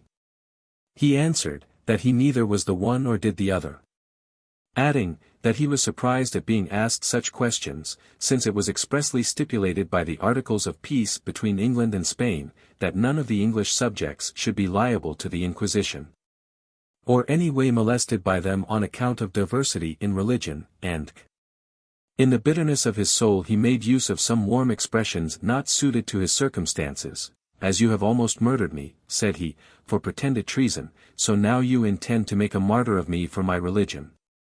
He also expostulated with the governor on the ill return he made to the King of England, whose subject he was, for the princely humanity exercised towards the Spaniards in 1588, when their armada was shipwrecked on the Scotch coast. And thousands of the Spaniards found relief, who must otherwise have miserably perished. The governor admitted the truth of what Mr. Lithgow said, but replied with a haughty air, that the king, who then only ruled Scotland, was actuated more by fear than love, and therefore did not deserve any thanks. One of the Jesuits said, there was no faith to be kept with heretics. The inquisitor then rising, addressed himself to Mr. Lithgow in the following words: "You have been taken up as a spy, accused of treachery, and tortured, as we acknowledge, innocently, which appears by the account lately received from Madrid of the intentions of the English, yet it was the divine power that brought those judgments upon you, for presumptuously treating the blessed miracle of Loreto with ridicule, and expressing yourself in your writings irreverently of His Holiness, the great agent and Christ's vicar upon earth. Therefore you are justly fallen into our hands by their special appointment. Thy books and papers are miraculously translated by the assistance of Providence influencing thy own countrymen." This trumpery being ended, they gave the prisoner 8 days to consider and resolve whether he would become a convert to their religion. During which time the inquisitor told him he, with other religious orders, would attend, to give him such assistance thereto as he might want. One of the Jesuits said, first making the sign of the cross upon his breast, "My son, behold, you deserve to be burnt alive, but by the grace of Our Lady of Loreto, whom you have blasphemed, we will both save your soul and body." In the morning, the inquisitor with 3 other ecclesiastics returned, when the former asked the prisoner what difficulties he had on his conscience that retarded his conversion. To which he answered, he had not any doubts in his mind, being confident in the promises of Christ, and assuredly believing His revealed will signified in the Gospels, as professed in the Reformed Catholic Church, being confirmed by grace, and having infallible assurance thereby of the Christian faith. To these words the inquisitor replied, "Thou art no Christian, but an absurd heretic, and without conversion a member of perdition." The prisoner then told him, it was not consistent with the nature and essence of religion and charity to convince by opprobrious speeches, racks, and torments, but by arguments deduced from the Scriptures. And that all other methods would with him be totally ineffectual. The inquisitor was so enraged at the replies made by the prisoner, that he struck him on the face, used many abusive speeches, and attempted to stab him. Which he had certainly done had he not been prevented by the Jesuits, and from this time he never again visited the prisoner. The next day the 2 Jesuits returned, and putting on a very grave supercilious air, the superior asked him, what resolution he had taken. To which Mr. Lithgow replied, that he was already resolved, unless he could show substantial reasons to make him alter his opinion. The superior, after a pedantic display of their 7 sacraments, the intercession of saints, transubstantiation, and boasted greatly of their church, her antiquity, universality, and uniformity, all which Mr. Lithgow denied, for, said he, the profession of the faith I hold hath been ever since the first days of the apostles, and Christ had ever his own church, however obscure, in the greatest time of your darkness. The Jesuits, finding their arguments had not the desired effect, that torments could not shake his constancy, nor even the fear of the cruel sentence he had reason to expect would be pronounced and executed on him, after severe menaces, left him. On the 8th day after being the last of their inquisition, when sentence is pronounced, they returned again, but quite altered both in their words and behavior after repeating much of the same kind of arguments as before. They with seeming tears in their eyes, pretended they were sorry from their heart he must be obliged to undergo a terrible death, but above all, for the loss of his most precious soul. And falling on their knees, cried out, "Convert, convert, O dear brother, for our blessed Lady's sake convert." To which he answered, I fear neither death nor fire, being prepared for both. The first effects Mr. Lithgow felt of the determination of this bloody tribunal was, a sentence to receive that night 11 different tortures, and if he did not die in the execution of them, which might be reasonably expected from the maimed and disjointed condition he was in, he was, after Easter holydays, to be carried to Granada, and they're burnt to ashes. The first part of this sentence was executed with great barbarity that night, and it pleased God to give him strength both of body and mind, to stand fast to the truth, and to survive the horrid punishments inflicted on him. After these barbarians had glutted themselves for the present, with exercising on the unhappy prisoner the most distinguished cruelties, they again put irons on, and conveyed him to his former dungeon. The next morning he received some little comfort from the Turkish slave before mentioned, who secretly brought him, in his shirt sleeve, some raisins and figs, which he licked up in the best manner his strength would permit with his tongue. It was to this slave Mr. Lithgow attributed his surviving so long in such a wretched situation, for he found means to convey some of these fruits to him twice every week. It is very extraordinary, and worthy of note, that this poor slave, bred up from his infancy, according to the maxims of his prophet and parents, in the greatest detestation of Christians, should be so affected at the miserable situation of Mr. Lithgow, that he fell ill, and continued so for upwards of 40 days. During this period Mr. Lithgow was attended by a Negro woman, a slave, who found means to furnish him with refreshment still more amply than the Turk, being conversant in the house and family. She brought him every day some victuals, and with it some wine in a bottle. The time was now so far elapsed, and the horrid situation so truly loathsome, that Mr. Lithgow waited with anxious expectation for the day, which, by putting an end to his life, would also end his torments. But his melancholy expectations were, by the interposition of Providence, happily rendered abortive, and his deliverance obtained from the following circumstances. It happened that a Spanish gentleman of quality came from Granada to Malaga, who being invited to an entertainment by the governor, he informed him of what had befallen Mr. Lithgow from the time of his being apprehended as a spy, and described the various sufferings he had endured. He likewise told him, that after it was known the prisoner was innocent, it gave him great concern. That on this account he would gladly have released him, restored his money and papers, and made some atonement for the injuries he had received, but that, upon an inspection into his writings, several were found of a very blasphemous nature, highly reflecting on their religion. That on his refusing to abjure these heretical opinions, he was turned over to the Inquisition, by whom he was finally condemned. While the governor was relating this tragical tale, a Flemish youth, servant to the Spanish gentleman, who waited at the table, was struck with amazement and pity at the sufferings of the stranger described. On his return to his master's lodgings he began to revolve in his mind what he had heard, which made such an impression on him that he could not rest in his bed.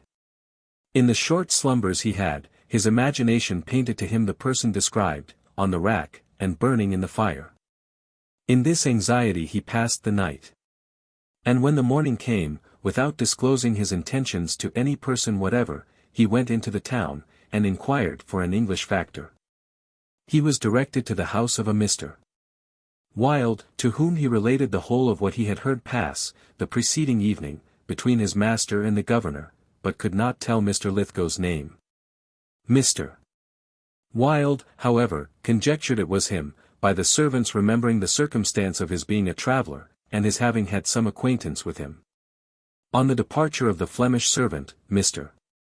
Wilde immediately sent for the other English factors, to whom he related all the particulars relative to their unfortunate countryman.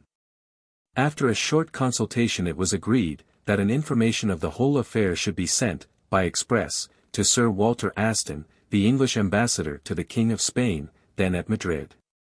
This was accordingly done, and the ambassador having presented a memorial to the King and Council of Spain, he obtained an order for Mr. Lithgow's enlargement, and his delivery to the English factory. This order was directed to the governor of Malaga, and was received with great dislike and surprise by the whole assembly of the Bloody Inquisition. Mr. Lithgow was released from his confinement on the eve of Easter Sunday, when he was carried from his dungeon on the back of the slave who had attended him, to the house of one Mr. Bosbich, where all proper comforts were given him. It fortunately happened, that there was at this time a squadron of English ships in the road, commanded by Sir Richard Hawkins, who being informed of the past sufferings and present situation of Mr. Lithgow, came the next day ashore, with a proper guard, and received him from the merchants. He was instantly carried in blankets on board the Vanguard, and 3 days after was removed to another ship, by direction of the General Sir Robert Mansell, who ordered that he should have proper care taken of him. The factory presented him with clothes, and all necessary provisions, besides which they gave him 200 reals in silver, and Sir Richard Hawkins sent him 2 double pistoles. Before his departure from the Spanish coast, Sir Richard Hawkins demanded the delivery of his papers, money, books, and but could not obtain any satisfactory answer on that head. We cannot help making a pause here to reflect, how manifestly Providence interfered in behalf of this poor man, when he was just on the brink of destruction. For by his sentence, from which there was no appeal, he would have been taken, in a few days, to Granada, and burnt to ashes, and that a poor ordinary servant, who had not the least knowledge of him, nor was any ways interested in his preservation, should risk the displeasure of his master, and hazard his own life, to disclose a thing of so momentous and perilous a nature, to a strange gentleman, on whose secrecy depended his own existence. By such secondary means does Providence frequently interfere in behalf of the virtuous and oppressed, of which this is a most distinguished example. After lying 12 days in the road, the ship weighed anchor, and in about 2 months arrived safe at Deptford. The next morning, Mr. Lithgow was carried on a feather bed to Theobald's, in Hertfordshire, where at that time was the king and royal family. His Majesty happened to be that day engaged in hunting, but on his return in the evening, Mr. Lithgow was presented to him, and related the particulars of his sufferings, and his happy delivery. The king was so affected at the narrative, that he expressed the deepest concern, and gave orders that he should be sent to Bath, and his wants properly supplied from his royal munificence. By these means, under God, after some time, Mr. Lithgow was restored, from the most wretched spectacle, to a great share of health and strength, but he lost the use of his left arm, and several of the smaller bones were so crushed and broken, as to be ever after rendered useless. Notwithstanding every effort was used, Mr. Lithgow could never obtain any part of his money or effects, though his Majesty and the ministers of state interested themselves in his behalf. Gondomar, the Spanish ambassador, indeed, promised that all his effects should be restored, with the addition of £1,000 English money, as some atonement for the tortures he had undergone, which last was to be paid him by the governor of Malaga. These engagements, however, were but mere promises, and though the king was a kind of guarantee for the well performance of them, the cunning Spaniard found means to elude the same. He had, indeed, too great a share of influence in the English council during the time of that pacific reign, when England suffered herself to be bullied into slavish compliance by most of the states and kings in Europe. Crowley on the Inquisition. We shall conclude this chapter with the subjoined extract from the new interpretation of the Apocalypse by the Reverend George Crowley.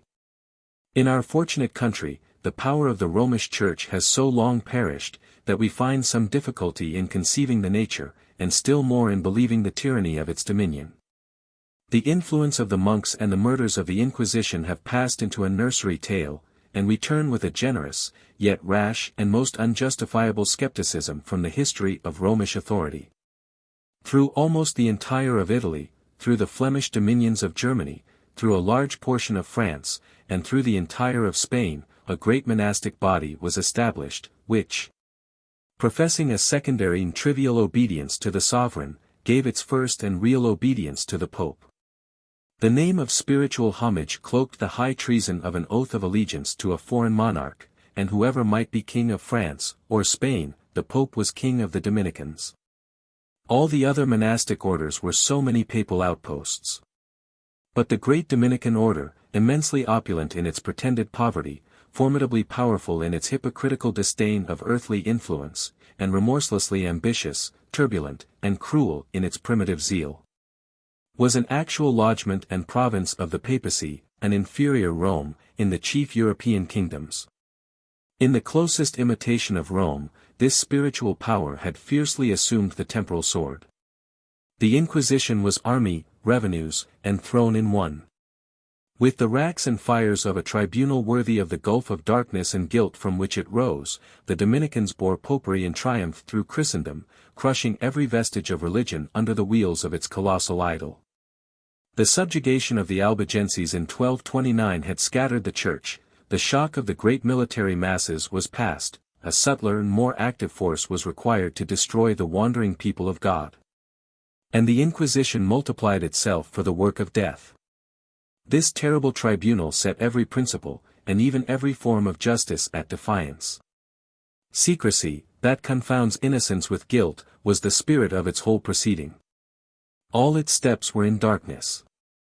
The suspected revolter from popery was seized in secret, tried in secret, never suffered to see the face of accuser, witness, advocate, or friend, was kept unacquainted with the charge, was urged to criminate himself. If tardy, was compelled to this self-murder by the rack, if terrified, was only the more speedily murdered for the sport of the multitude. From the hour of his seizure he never saw the face of day, until he was brought out as a public show, a loyal and festal sacrifice, to do honor to the entrance of some travelling viceroy, some new married princess, or, on more fortunate occasions, to the presence of the sovereign. The dungeons were then drained, the human wreck of the torture and scourge were gathered out of darkness, groups of misery and exhaustion with wasted forms and broken limbs, and countenances subdued by pain and famine into idiotism, and despair, and madness. To feed the fires round which the Dominicans were chanting the glories of popery, and exulting in the destruction of the body for the good of the soul. In the original establishment of the Inquisition in 1198, it had raged against the Vaudois and their converts. But the victims were exhausted, or not worth the pursuit of a tribunal which looked to the wealth as keenly as to the faith of the persecuted. Opulence and heresy were at length to be found only to Spain, and there the Inquisition turned with a gigantic step. In the early disturbances of the peninsula, the Jews, by those habits of trade, and mutual communion, which still make them the lords of commerce, had acquired the chief wealth of the country. The close of the Moorish War in the 15th century had left the Spanish monarch at leisure for extortion, and he grasped at the Jewish gains in the spirit of a robber, as he pursued his plunder with the cruelty of a barbarian. The Inquisition was the great machine, the comprehensive torturer, ready to squeeze out alike the heart and the gold. In 1481, an edict was issued against the Jews. Before the end of the year, in the single diocese of Cádiz, 2,000 Jews were burnt alive. The fall of the Kingdom of Granada, in 1492, threw the whole of the Spanish Moors into the hands of the king. They were cast into the same furnace of plunder and torture. Desperate rebellions followed, they were defeated and, in 1609, were finally exiled. In the space of 129 years, the Inquisition deprived Spain of 3 millions of inhabitants. On the death of Leo X, in 1521, Adrian, the Inquisitor General, was elected Pope. He had laid the foundation of his papal celebrity in Spain. It appears, according to the most moderate calculation, that during the 5 years of the ministry of Adrian, 24,025 persons were condemned by the Inquisition, of whom 1,620 were burned alive. It is the constant sophism of those who would cast Christianity bound hand and foot at the mercy of her enemies, that the Pope desires to exercise no interference in the internal concerns of kingdoms. That, if he had the desire, he has not the power, and that, if he possessed the power, he would be resisted by the whole body of the national clergy. For the exposure of this traitorous delusion, we are to look to the times, when it was the will of popery to put forth its strength. Not to the present, when it is its will to lull us into a belief of its consistency with the Constitution, in defiance of common sense, common experience, the spirit of British law, and the loud warnings of insulted and hazarded religion. Of the multitudes who perished by the Inquisition throughout the world, no authentic record is now discoverable. But wherever popery had power, there was the tribunal. It had been planted even in the East, and the Portuguese Inquisition of Goa was, till within these few years, fed with many an agony. South America was partitioned into provinces of the Inquisition. And with a ghastly mimicry of the crimes of the mother state, the arrivals of viceroys, and the other popular celebrations were thought imperfect without an auto da fe. The Netherlands were one scene of slaughter from the time of the decree which planted the Inquisition among them. In Spain the calculation is more attainable. Each of the 17 tribunals during a long period burned annually on an average 10 miserable beings. We are to recollect that this number was in a country where persecution had for ages abolished all religious differences, and where the difficulty was not to find the stake, but the offering. Yet, even in Spain, thus gleaned of all heresy, the Inquisition could still swell its list of murders to 32,000. The numbers burned in effigy, or condemned to penance, punishments generally equivalent to exile, confiscation, and taint of blood, to all ruin but the mere loss of worthless life amounted to 309,000. But the crowds who perished in dungeons, of the torture, of confinement, and of broken hearts, the millions of dependent lives made utterly helpless, or hurried to the grave by the death of the victims, are beyond all register. Or recorded only before him, who has sworn that, he who letteth into captivity, shall go into captivity, and he that killeth with the sword shall be killed by the sword. Such was the Inquisition, declared by the Spirit of God to be at once the offspring and the image of the popedom. To feel the force of the parentage, we must look to the time. In the 13th century, the popedom was at the summit of mortal dominion, it was independent of all kingdoms, it ruled with a rank of influence never before or since possessed by a human scepter. It was the acknowledged sovereign of body and soul, to all earthly intents its power was immeasurable for good or evil. It might have spread literature, peace, freedom, and Christianity to the ends of Europe, or the world. But its nature was hostile, its fuller triumph only disclosed its fuller evil. And, to the shame of human reason, and the terror and suffering of human virtue, Rome, in the hour of its consummate grandeur, teemed with the monstrous and horrid birth of the Inquisition. Chapter 6. An account of the persecution in Italy, under the papacy. We shall now enter on an account of the persecutions in Italy, a country which has been, and still is. 1. The center of popery. 2. The seat of the pontiff. 3. The source of the various errors which have spread themselves over other countries, deluded the minds of thousands, and diffused the clouds of superstition and bigotry over the human understanding. In pursuing our narrative we shall include the most remarkable persecutions which have happened, and the cruelties which have been practiced. 1. By the immediate power of the Pope. 2. Through the power of the Inquisition. 3. At the instigation of particular orders of the clergy. 4. By the bigotry of the Italian princes. In the 12th century, the first persecutions under the papacy began in Italy, at the time that Adrian, an Englishman, was pope, being occasioned by the following circumstances. A learned man, and an excellent orator of Brixia, named Arnold, came to Rome, and boldly preached against the corruptions and innovations which had crept into the Church. His discourses were so clear, consistent, and breathed forth such a pure spirit of piety, that the senators, and many of the people, highly approved of, and admired his doctrines. This so greatly enraged Adrian, that he commanded Arnold instantly to leave the city, as a heretic. Arnold, however, did not comply, for the senators, and some of the principal people, took his part, and resisted the authority of the Pope. Adrian now laid the city of Rome under an interdict, which caused the whole body of clergy to interpose, and, at length, persuaded the senators and people to give up the point, and suffer Arnold to be banished. This being agreed to, he received the sentence of exile, and retired to Germany, where he continued to preach against the Pope, and to expose the gross errors of the Church of Rome. Adrian, on this account, thirsted for his blood, and made several attempts to get him into his hands, but Arnold, for a long time, avoided every snare laid for him. At length, Frederick Barbarossa, arriving at the imperial dignity, requested that the Pope would crown him with his own hand. This Adrian complied with, and at the same time asked a favor of the emperor, which was, to put Arnold into his hands. The emperor very readily delivered up the unfortunate preacher, who soon fell a martyr to Adrian's vengeance, being hanged, and his body burnt to ashes, at Apulia. The same fate attended several of his old friends and companions. Encinas, a Spaniard, was sent to Rome, to be brought up in the Roman Catholic faith, but having conversed with some of the Reformed, and read several treatises which they had put into his hands, he became a Protestant.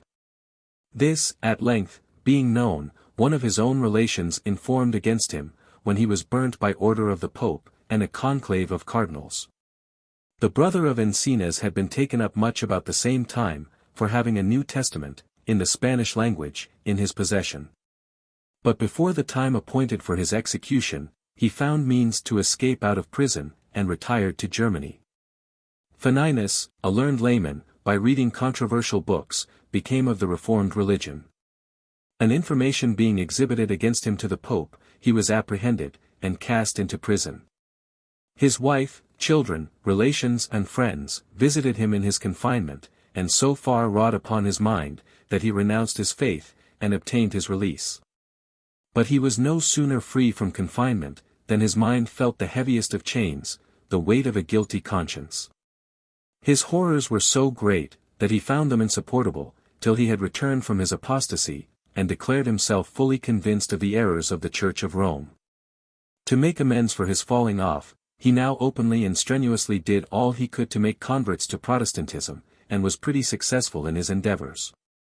These proceedings occasioned his second imprisonment, but he had his life offered him if he would recant again.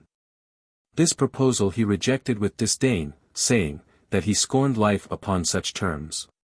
Being asked why he would obstinately persist in his opinions and leave his wife and children in distress, he replied, "I shall not leave them in distress, I have recommended them to the care of an excellent trustee." "What trustee?"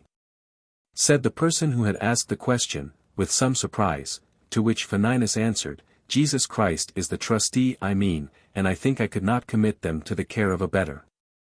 On the day of execution he appeared remarkably cheerful, which one observing, said, "It is strange you should appear so merry upon such an occasion, when Jesus Christ himself, just before his death, was in such agonies that he sweated blood and water."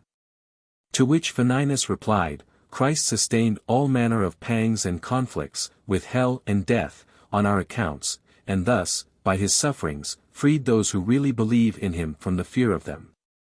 He was then strangled, and his body being burnt to ashes, they were scattered about by the wind." Dominicus, a learned soldier, having read several controversial writings, became a zealous Protestant, and retiring to Placentia, he preached the gospel in its utmost purity, to a very considerable congregation. At the conclusion of his sermon one day, he said, "If the congregation will attend tomorrow, I will give them a description of Antichrist, and paint him out in his proper colors." A vast concourse of people attended the next day, but just as Dominicus was beginning his sermon, a civil magistrate went up to the pulpit, and took him into custody. He readily submitted. But as he went along with the magistrate, made use of this expression, "I wonder the devil hath let me alone so long." When he was brought to examination, this question was put to him, "Will you renounce your doctrines?" To which he replied, "My doctrines? I maintain no doctrines of my own, what I preach are the doctrines of Christ, and for those I will forfeit my blood, and even think myself happy to suffer for the sake of my Redeemer." Every method was taken to make him recant from his faith, and embrace the errors of the Church of Rome, but when persuasions and menaces were found ineffectual, he was sentenced to death, and hanged in the marketplace. Galeacius, a Protestant gentleman, who resided near the castle of St. Angelo, was apprehended on account of his faith. Great endeavors being used by his friends he recanted, and subscribed to several of the superstitious doctrines propagated by the Church of Rome. Becoming, however, sensible of his error, he publicly renounced his recantation. Being apprehended for this, he was condemned to be burnt, and agreeable to the order, was chained to a stake, where he was left several hours before the fire was put to the faggots, in order that his wife, relations, and friends, who surrounded him, might induce him to give up his opinions. Galeacius, however, retained his constancy of mind, and entreated the executioner to put fire to the wood that was to burn him. This at length he did, and Galeacius was soon consumed in the flames, which burnt with amazing rapidity and deprived him of sensation in a few minutes. Soon after this gentleman's death, a great number of Protestants were put to death in various parts of Italy, on account of their faith, giving a sure proof of their sincerity in their martyrdoms. An account of the persecutions of Calabria. In the 14th century, many of the Waldenses of Pragila and Dauphiny emigrated to Calabria, and settling some waste lands, by the permission of the nobles of that country, they soon, by the most industrious cultivation, made several wild and barren spots appear with all the beauties of verdure and fertility. The Calabrian lords were highly pleased with their new subjects and tenants, as they were honest, quiet, and industrious, but the priests of the country exhibited several negative complaints against them. For not being able to accuse them of anything bad which they did do, they founded accusations on what they did not do, and charged them with not being Roman Catholics, with not making any of their boys priests, with not making any of their girls nuns, with not going to Mass, with not giving wax tapers to their priests as offerings, with not going on pilgrimages, with not bowing to images. The Calabrian lords, however, quieted the priests by telling them that these people were extremely harmless, that they gave no offense to the Roman Catholics, and cheerfully paid the tithes to the priests, whose revenues were considerably increased by their coming into the country, and who, of consequence, ought to be the last persons to complain of them. Things went on tolerably well after this for a few years, during which the Waldenses formed themselves into 2 corporate towns, annexing several villages to the jurisdiction of them. At length, they sent to Geneva for 2 clergymen, one to preach in each town, as they determined to make a public profession of their faith. Intelligence of this affair being carried to the Pope, Pius IV, he determined to exterminate them from Calabria. To this end he sent Cardinal Alexandrino, a man of very violent temper and a furious bigot, together with 2 monks, to Calabria, where they were to act as inquisitors. These authorized persons came to St. Zist, one of the towns built by the Waldenses, and having assembled the people told them, that they should receive no injury or violence, if they would accept of preachers appointed by the Pope. But if they would not, they should be deprived both of their properties and lives, and that their intentions might be known, Mass should be publicly said that afternoon, at which they were ordered to attend. The people of St. Zist, instead of attending Mass, fled into the woods, with their families, and thus disappointed the cardinal and his coadjutors. The cardinal then proceeded to La Garde, the other town belonging to the Waldenses, where, not to be served as he had been at St. Zist, he ordered the gates to be locked, and all avenues guarded. The same proposals were then made to the inhabitants of La Garde, as had previously been offered to those of St. Zist, but with this additional piece of artifice, the cardinal assured them that the inhabitants of St. Zist had immediately come into his proposals, and agreed that the Pope should appoint them preachers. This falsehood succeeded. For the people of La Garde, thinking what the cardinal had told them to be the truth, said they would exactly follow the example of their brethren at St. Zist. The cardinal, having gained his point by deluding the people of one town, sent for troops of soldiers, with a view to murder those of the other. He, accordingly, dispatched the soldiers into the woods, to hunt down the inhabitants of St. Zist like wild beasts, and gave them strict orders to spare neither age nor sex, but to kill all they came near. The troops entered the woods, and many fell a prey to their ferocity, before the Waldenses were properly apprised of their design. At length, however, they determined to sell their lives as dear as possible, when several conflicts happened, in which the half-armed Waldenses performed prodigies of valor, and many were slain on both sides. The greatest part of the troops being killed in the different rencontres, the rest were compelled to retreat, which so enraged the cardinal, that he wrote to the Viceroy of Naples for reinforcements. The Viceroy immediately ordered a proclamation to be made throughout all the Neapolitan territories, that all outlaws, deserters, and other proscribed persons should be surely pardoned for their respective offences, on condition of making a campaign against the inhabitants of St. Zist, and continuing under arms till those people were exterminated. Many persons of desperate fortunes, came in upon this proclamation, and being formed into light companies, were sent to scour the woods, and put to death all they could meet with of the reformed religion. The Viceroy himself likewise joined the cardinal, at the head of a body of regular forces, and, in conjunction, they did all they could to harass the poor people in the woods. Some they caught and hanged up upon trees, cut down boughs and burnt them, or ripped them open and left their bodies to be devoured by wild beasts or birds of prey. Many they shot at a distance, but the greatest number they hunted down by way of sport. A few hid themselves in caves, but famine destroyed them in their retreat. And thus all these poor people perished, by various means, to glut the bigoted malice of their merciless persecutors. The inhabitants of Saint Zist were no sooner exterminated, than those of La Garde engaged the attention of the cardinal and viceroy.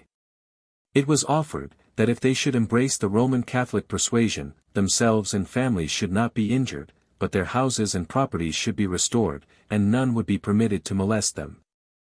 But, on the contrary, if they refused this mercy, as it was termed, the utmost extremities would be used, and the most cruel deaths the certain consequence of their non-compliance. Notwithstanding the promises on one side, and menaces on the other, these worthy people unanimously refused to renounce their religion, or embrace the errors of popery. This exasperated the cardinal and viceroy so much, that 30 of them were ordered to be put immediately to the rack, as a terror to the rest. Those who were put to the rack were treated with such severity, that several died under the tortures. One Charlemagne, in particular, was so cruelly used, that his belly burst, his bowels came out, and he expired in the greatest agonies. These barbarities, however, did not answer the purposes for which they were intended. For those who remained alive after the rack, and those who had not felt the rack, remained equally constant in their faith, and boldly declared, that no tortures of body, or terrors of mind, should ever induce them to renounce their God, or worship images.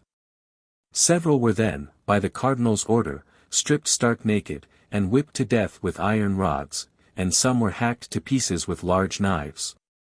Others were thrown down from the top of a large tower, and many were covered over with pitch, and burnt alive. One of the monks who attended the cardinal, being naturally of a savage and cruel disposition, requested of him that he might shed some of the blood of these poor people with his own hands. When his request being granted, the barbarous man took a large sharp knife, and cut the throats of 80 men, women, and children, with as little remorse as a butcher would have killed so many sheep. Every one of these bodies were then ordered to be quartered, the quarters placed upon stakes, and then fixed in different parts of the country, within a circuit of 30 miles. The 4 principal men of La Garde were hanged, and the clergyman was thrown from the top of his church steeple. He was terribly mangled, but not quite killed by the fall, at which time the viceroy passing by, said, "Is the dog yet living? Take him up, and give him to the hogs." When, brutal as this sentence may appear, it was executed accordingly. 60 women were racked so violently, that the cords pierced their arms and legs quite to the bone. When, being remanded to prison, their wounds mortified, and they died in the most miserable manner. Many others were put to death by various cruel means. And if any Roman Catholic, more compassionate than the rest, interceded for any of the Reformed, he was immediately apprehended, and shared the same fate as a favourer of heretics. The viceroy being obliged to march back to Naples, on some affairs of moment which required his presence, and the cardinal being recalled to Rome, the Marquis of Butane was ordered to put the finishing stroke to what they had begun. Which he at length effected, by acting with such barbarous rigour, that there was not a single person of the Reformed religion left living in all Calabria.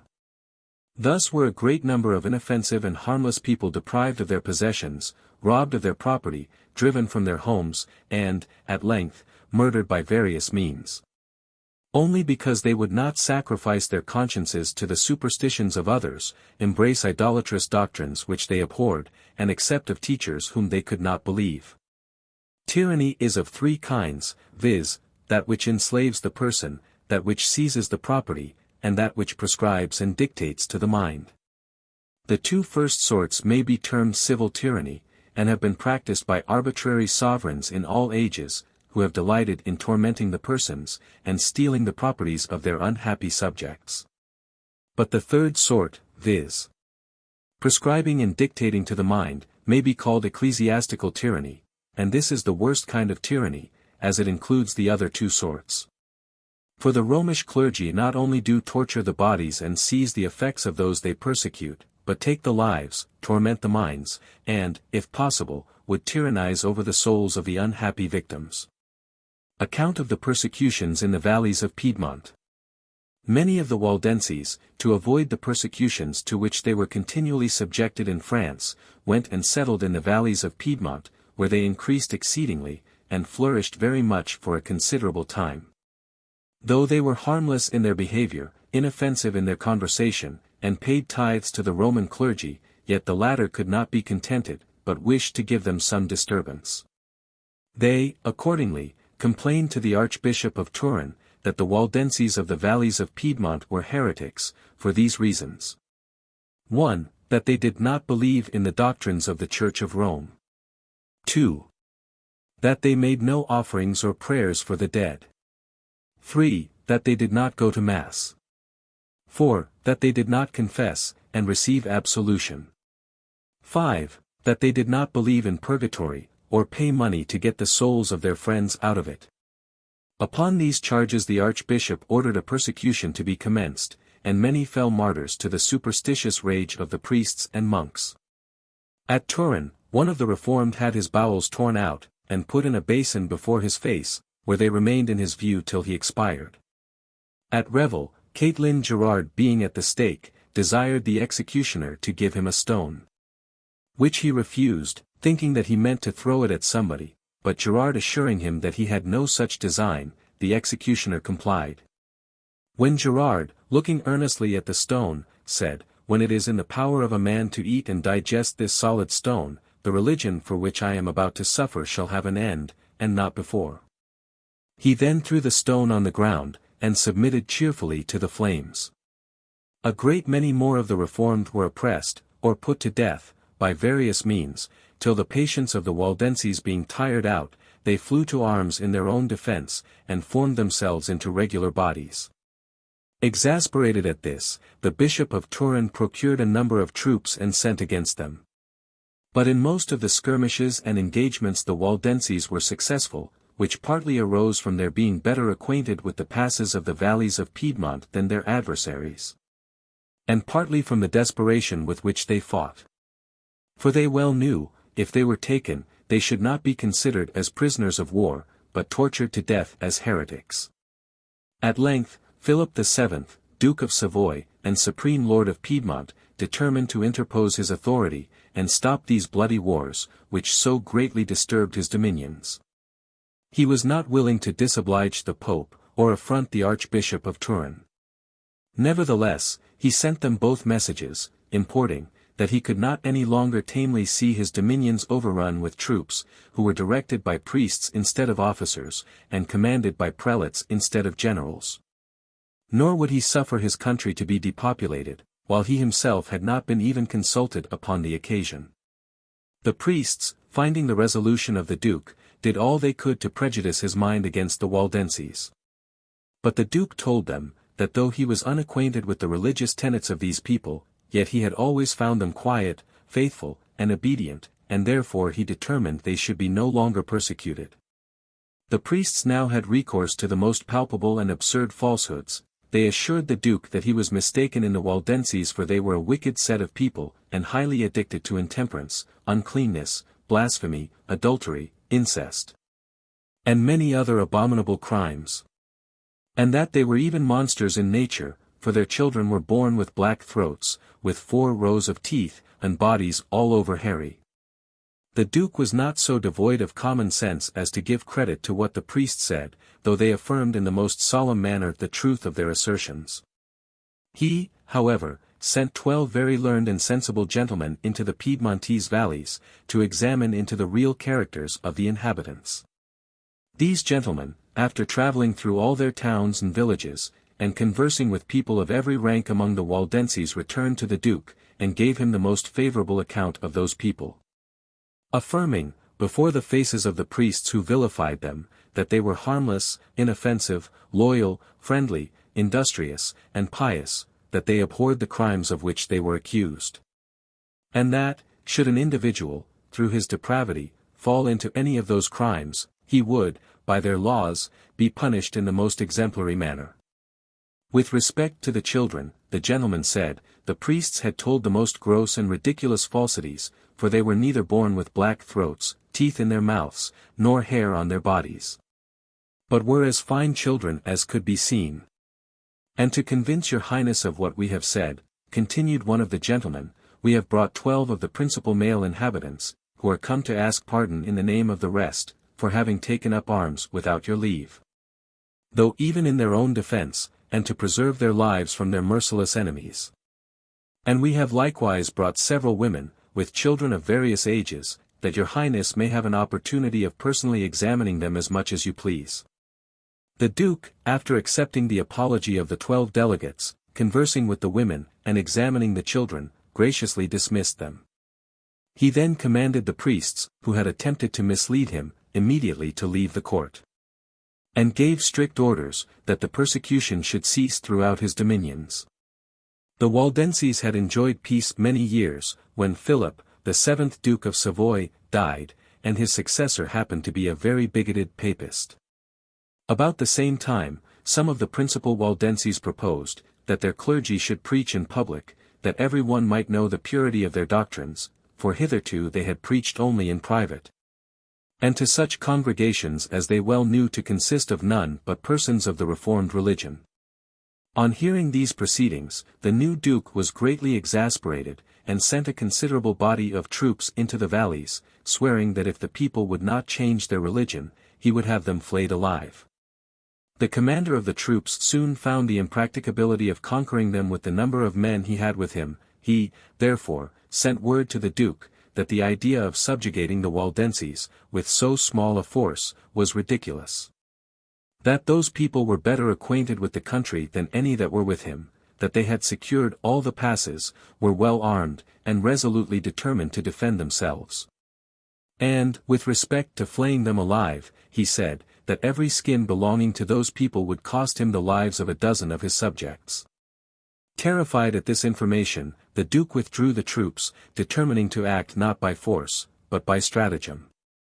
He, therefore, ordered rewards for the taking of any of the Waldenses, who might be found straying from their places of security. And these, when taken, were either flayed alive, or burnt. The Waldenses had hitherto only had the New Testament and a few books of the Old, in the Waldensian tongue. But they determined now to have the sacred writings complete in their own language. They, therefore, employed a Swiss printer to furnish them with a complete edition of the Old and New Testaments in the Waldensian tongue, which he did for the consideration of 1,500 crowns of gold, paid him by those pious people.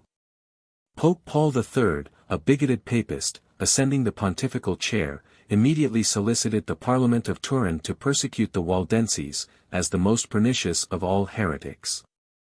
The Parliament readily agreed, when several were suddenly apprehended and burnt by their order.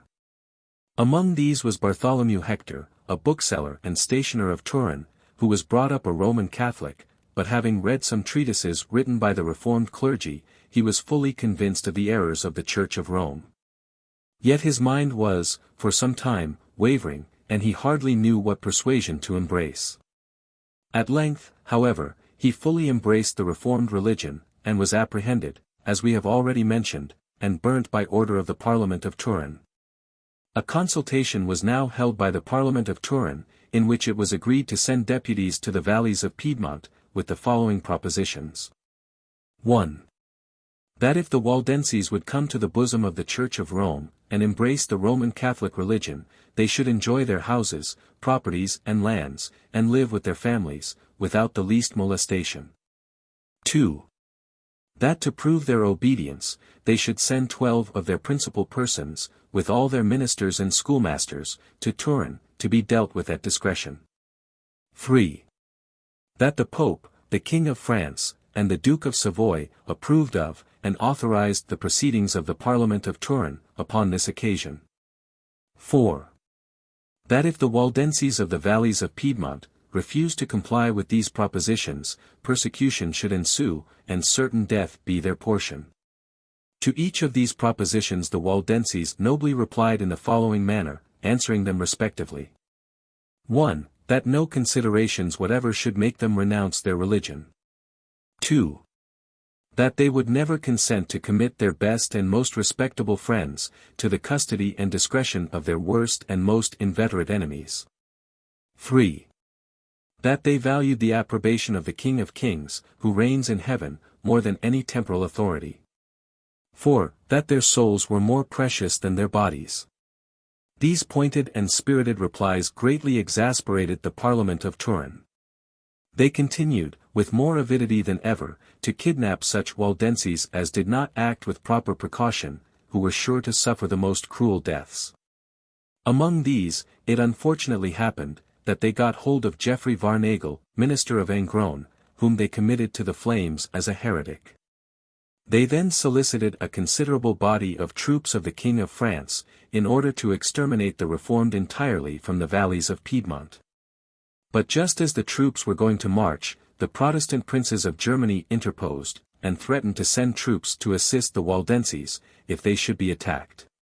The King of France, not caring to enter into a war, remanded the troops, and sent word to the Parliament of Turin, that he could not spare any troops at present to act in Piedmont. The members of the Parliament were greatly vexed at this disappointment, and the persecution gradually ceased, for as they could only put to death such of the Reformed as they caught by chance, and as the Waldenses daily grew more cautious, their cruelty was obliged to subside, for want of objects on whom to exercise it. After the Waldenses had enjoyed a few years' tranquillity, they were again disturbed by the following means. The Pope's nuncio coming to Turin to the Duke of Savoy upon business, told that prince. He was astonished he had not yet either rooted out the Waldenses from the valleys of Piedmont entirely, or compelled them to enter into the bosom of the Church of Rome.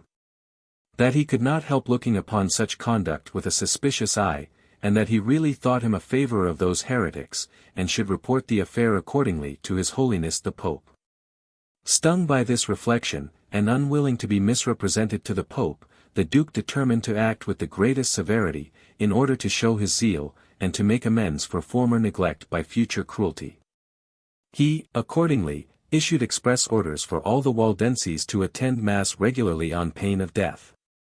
This they absolutely refused to do, on which he entered the Piedmontese valleys, with a formidable body of troops, and began a most furious persecution, in which great numbers were hanged, drowned, ripped open, tied to trees, and pierced with prongs, thrown from precipices, burnt, stabbed, racked to death, crucified with their heads downwards, worried by dogs, and these who fled had their goods plundered, and their houses burnt to the ground. They were particularly cruel when they caught a minister or a schoolmaster, whom they put to such exquisite tortures, as are almost incredible to conceive.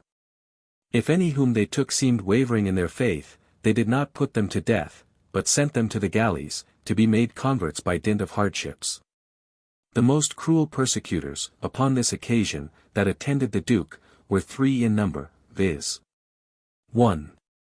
Thomas Incomal, an apostate, for he was brought up in the Reformed religion, but renounced his faith, embraced the errors of popery, and turned monk. He was a great libertine, given to unnatural crimes, and sordidly solicitous for plunder of the Waldenses. 2. Corbus, a man of a very ferocious and cruel nature, whose business was to examine the prisoners. 3. The Provost of Justice, who was very anxious for the execution of the Waldenses, as every execution put money in his pocket. These 3 persons were unmerciful to the last degree, and wherever they came, the blood of the innocent was sure to flow. Exclusive of the cruelties exercised by the Duke, by these 3 persons, and the army, in their different marches, many local barbarities were committed. At Pignerol, a town in the valleys, was a monastery, the monks of which, finding they might injure the Reformed with impunity, began to plunder the houses and pull down the churches of the Waldenses. Not meeting with any opposition, they seized upon the persons of those unhappy people, murdering the men, confining the women, and putting the children to Roman Catholic nurses. The Roman Catholic inhabitants of the valley in St. Martin, likewise, did all they could to torment the neighboring Waldenses. They destroyed their churches, burnt their houses, seized their properties, stole their cattle, converted their lands to their own use, committed their ministers to the flames, and drove the Waldenses to the woods, where they had nothing to subsist on but wild fruits, roots, the bark of trees, and some Roman Catholic ruffians having seized a minister as he was going to preach, determined to take him to a convenient place, and burn him. His parishioners having intelligence of this affair, the men armed themselves, pursued the ruffians, and seemed determined to rescue their minister. Which the ruffians no sooner perceived than they stabbed the poor gentleman, and leaving him weltering in his blood, made a precipitate retreat. The astonished parishioners did all they could to recover him, but in vain. For the weapon had touched the vital parts, and he expired as they were carrying him home. The monks of Pignerol having a great inclination to get the minister of a town in the valleys, called St. Germain, into their power, hired a band of ruffians for the purpose of apprehending him. These fellows were conducted by a treacherous person, who had formerly been a servant to the clergyman, and who perfectly well knew a secret way to the house, by which he could lead them without alarming the neighborhood. The guide knocked at the door, and being asked who was there, answered in his own name. The clergyman, not expecting any injury from a person on whom he had heaped favors, immediately opened the door. But perceiving the ruffians, he started back, and fled to a back door, but they rushed in, followed, and seized him. Having murdered all his family, they made him proceed towards Pignerol, goading him all the way with pikes, lances, swords, and he was kept a considerable time in prison, and then fastened to the stake to be burnt, when 2 women of the Waldenses, who had renounced their religion to save their lives, were ordered to carry faggots to the stake to burn him. And as they laid them down, to say, "Take these, thou wicked heretic, in recompense for the pernicious doctrines thou hast taught us." These words they both repeated to him, to which he calmly replied, "I formerly taught you well, but you have since learned ill." The fire was then put to the faggots, and he was speedily consumed, calling upon the name of the Lord as long as his voice permitted. As the troops of ruffians, belonging to the monks, did great mischief about the town of St. Germain, murdering and plundering many of the inhabitants, the Reformed of Lucerne and Engron, sent some bands of armed men to the assistance of their brethren of St. Germain. These bodies of armed men frequently attacked the ruffians, and often put them to the rout, which so terrified the monks, that they left the monastery of Pignerol for some time, till they could procure a body of regular troops to guard them. The Duke, not thinking himself so successful as he at first imagined he should be, greatly augmented his forces, ordered the bands of ruffians, belonging to the monks, should join him, and commanded, that a general jail delivery should take place, provided the persons released would bear arms, and form themselves into light companies, to assist in the extermination of the Waldenses. The Waldenses, being informed of the proceedings, secured as much of their properties as they could, and quitting the valleys, retired to the rocks and caves among the Alps. For it is to be understood, that the valleys of Piedmont are situated at the foot of those prodigious mountains called the Alps, or the Alpine Hills. The army now began to plunder and burn the towns and villages wherever they came. But the troops could not force the passes to the Alps, which were gallantly defended by the Waldenses, who always repulsed their enemies, but if any fell into the hands of the troops, they were sure to be treated with the most barbarous severity. A soldier having caught one of the Waldenses, bit his right ear off, saying, "I will carry this member of that wicked heretic with me into my own country, and preserve it as a rarity." He then stabbed the man and threw him into a ditch. A party of the troops found a venerable man, upwards of 100 years of age, together with his granddaughter, a maiden, of about 18, in a cave. They butchered the poor old man in the most inhuman manner, and then attempted to ravish the girl, when she started away and fled from them, but they pursuing her, she threw herself from a precipice and perished. The Waldenses, in order the more effectually to be able to repel force by force, entered into a league with the Protestant powers of Germany, and with the Reformed of Dauphiny and Prigila. These were respectively to furnish bodies of troops. And the Waldenses determined, when thus reinforced, to quit the mountains of the Alps, where they must soon have perished, as the winter was coming on, and to force the Duke's army to evacuate their native valleys. The Duke of Savoy was now tired of the war. It had cost him great fatigue and anxiety of mind, a vast number of men, and very considerable sums of money. It had been much more tedious and bloody than he expected, as well as more expensive than he could at first have imagined, for he thought the plunder would have discharged the expenses of the expedition. But in this he was mistaken, for the Pope's nuncio, the bishops, monks, and other ecclesiastics, who attended the army and encouraged the war, sunk the greatest part of the wealth that was taken under various pretenses. For these reasons, and the death of his duchess, of which he had just received intelligence, and fearing that the Waldenses, by the treaties they had entered into, would become more powerful than ever, he determined to return to Turin with his army, and to make peace with the Waldenses. This resolution he executed, though greatly against the will of the ecclesiastics, who were the chief gainers, and the best pleased with revenge. Before the articles of peace could be ratified, the Duke himself died, soon after his return to Turin. But on his deathbed he strictly enjoined his son to perform what he intended, and to be as favorable as possible to the Waldenses. The Duke's son, Charles Emmanuel, succeeded to the dominions of Savoy, and gave a full ratification of peace to the Waldenses, according to the last injunctions of his father, though the ecclesiastics did all they could to persuade him to the contrary. An account of the persecutions in Venice. While the state of Venice was free from inquisitors, a great number of Protestants fixed their residence there, and many converts were made by the purity of the doctrines they professed, and the inoffensiveness of the conversation they used. The Pope, being informed of the great increase of Protestantism, in the year 1512 sent inquisitors to Venice to make an inquiry into the matter, and apprehend such as they might deem obnoxious persons.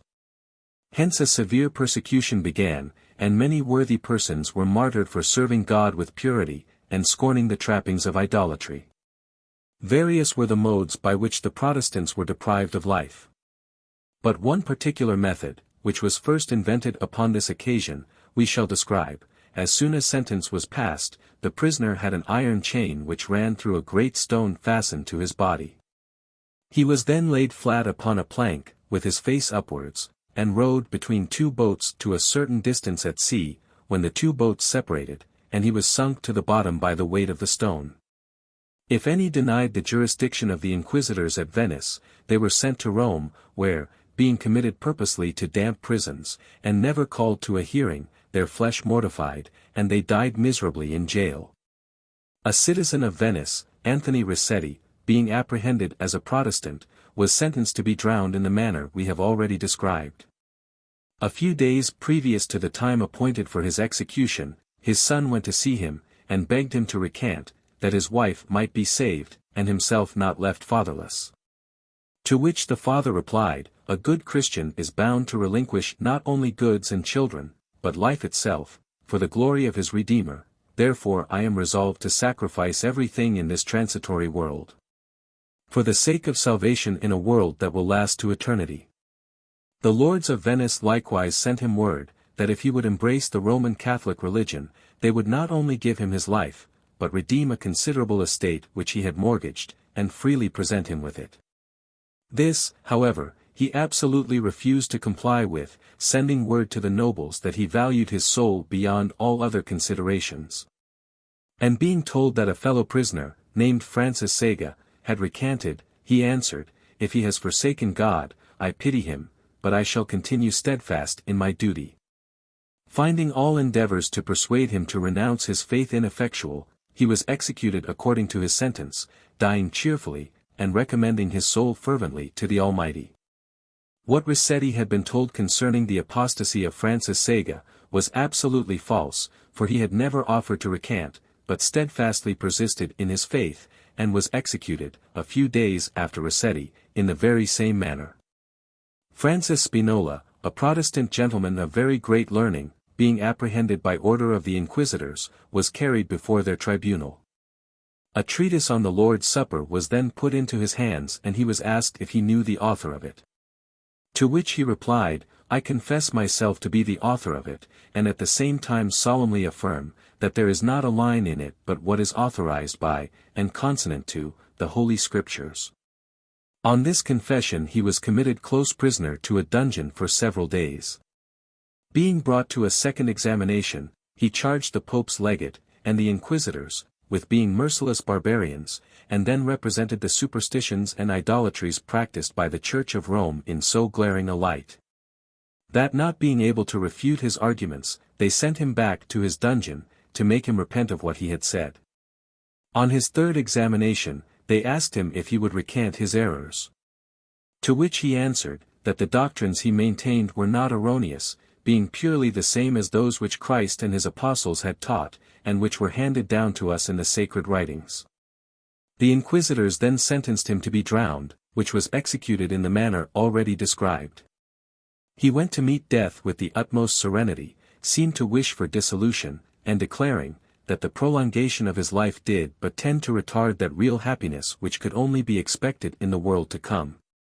An account of several remarkable individuals, who were martyred in different parts of Italy, on account of their religion.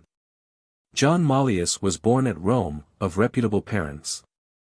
At 12 years of age they placed him in the monastery of Grey Friars, where he made such a rapid progress in arts, sciences, and languages, that at 18 years of age he was permitted to take priest's orders. He was then sent to Ferrara, where, after pursuing his studies 6 years longer, he was made theological reader in the university of that city. He now, unhappily, exerted his great talents to disguise the gospel truths, and to varnish over the errors of the Church of Rome. After some years' residence in Ferrara, he removed to the University of Bologna, where he became a professor. Having read some treatises written by ministers of the Reformed religion, he grew fully sensible of the errors of popery, and soon became a zealous Protestant in his heart. He now determined to expound, accordingly to the purity of the gospel, St.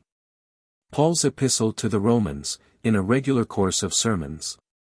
The concourse of people that continually attended his preaching was surprising, but when the priests found the tenor of his doctrines, they dispatched an account of the affair to Rome. When the Pope sent a monk, named Cornelius, to Bologna, to expound the same epistle, according to the tenets of the Church of Rome.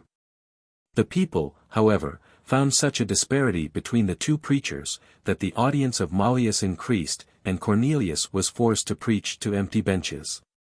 Cornelius wrote an account of his bad success to the Pope, who immediately sent an order to apprehend Mallius, who was seized upon accordingly, and kept in close confinement. The Bishop of Bologna sent him word that he must recant, or be burnt. But he appealed to Rome, and was removed thither.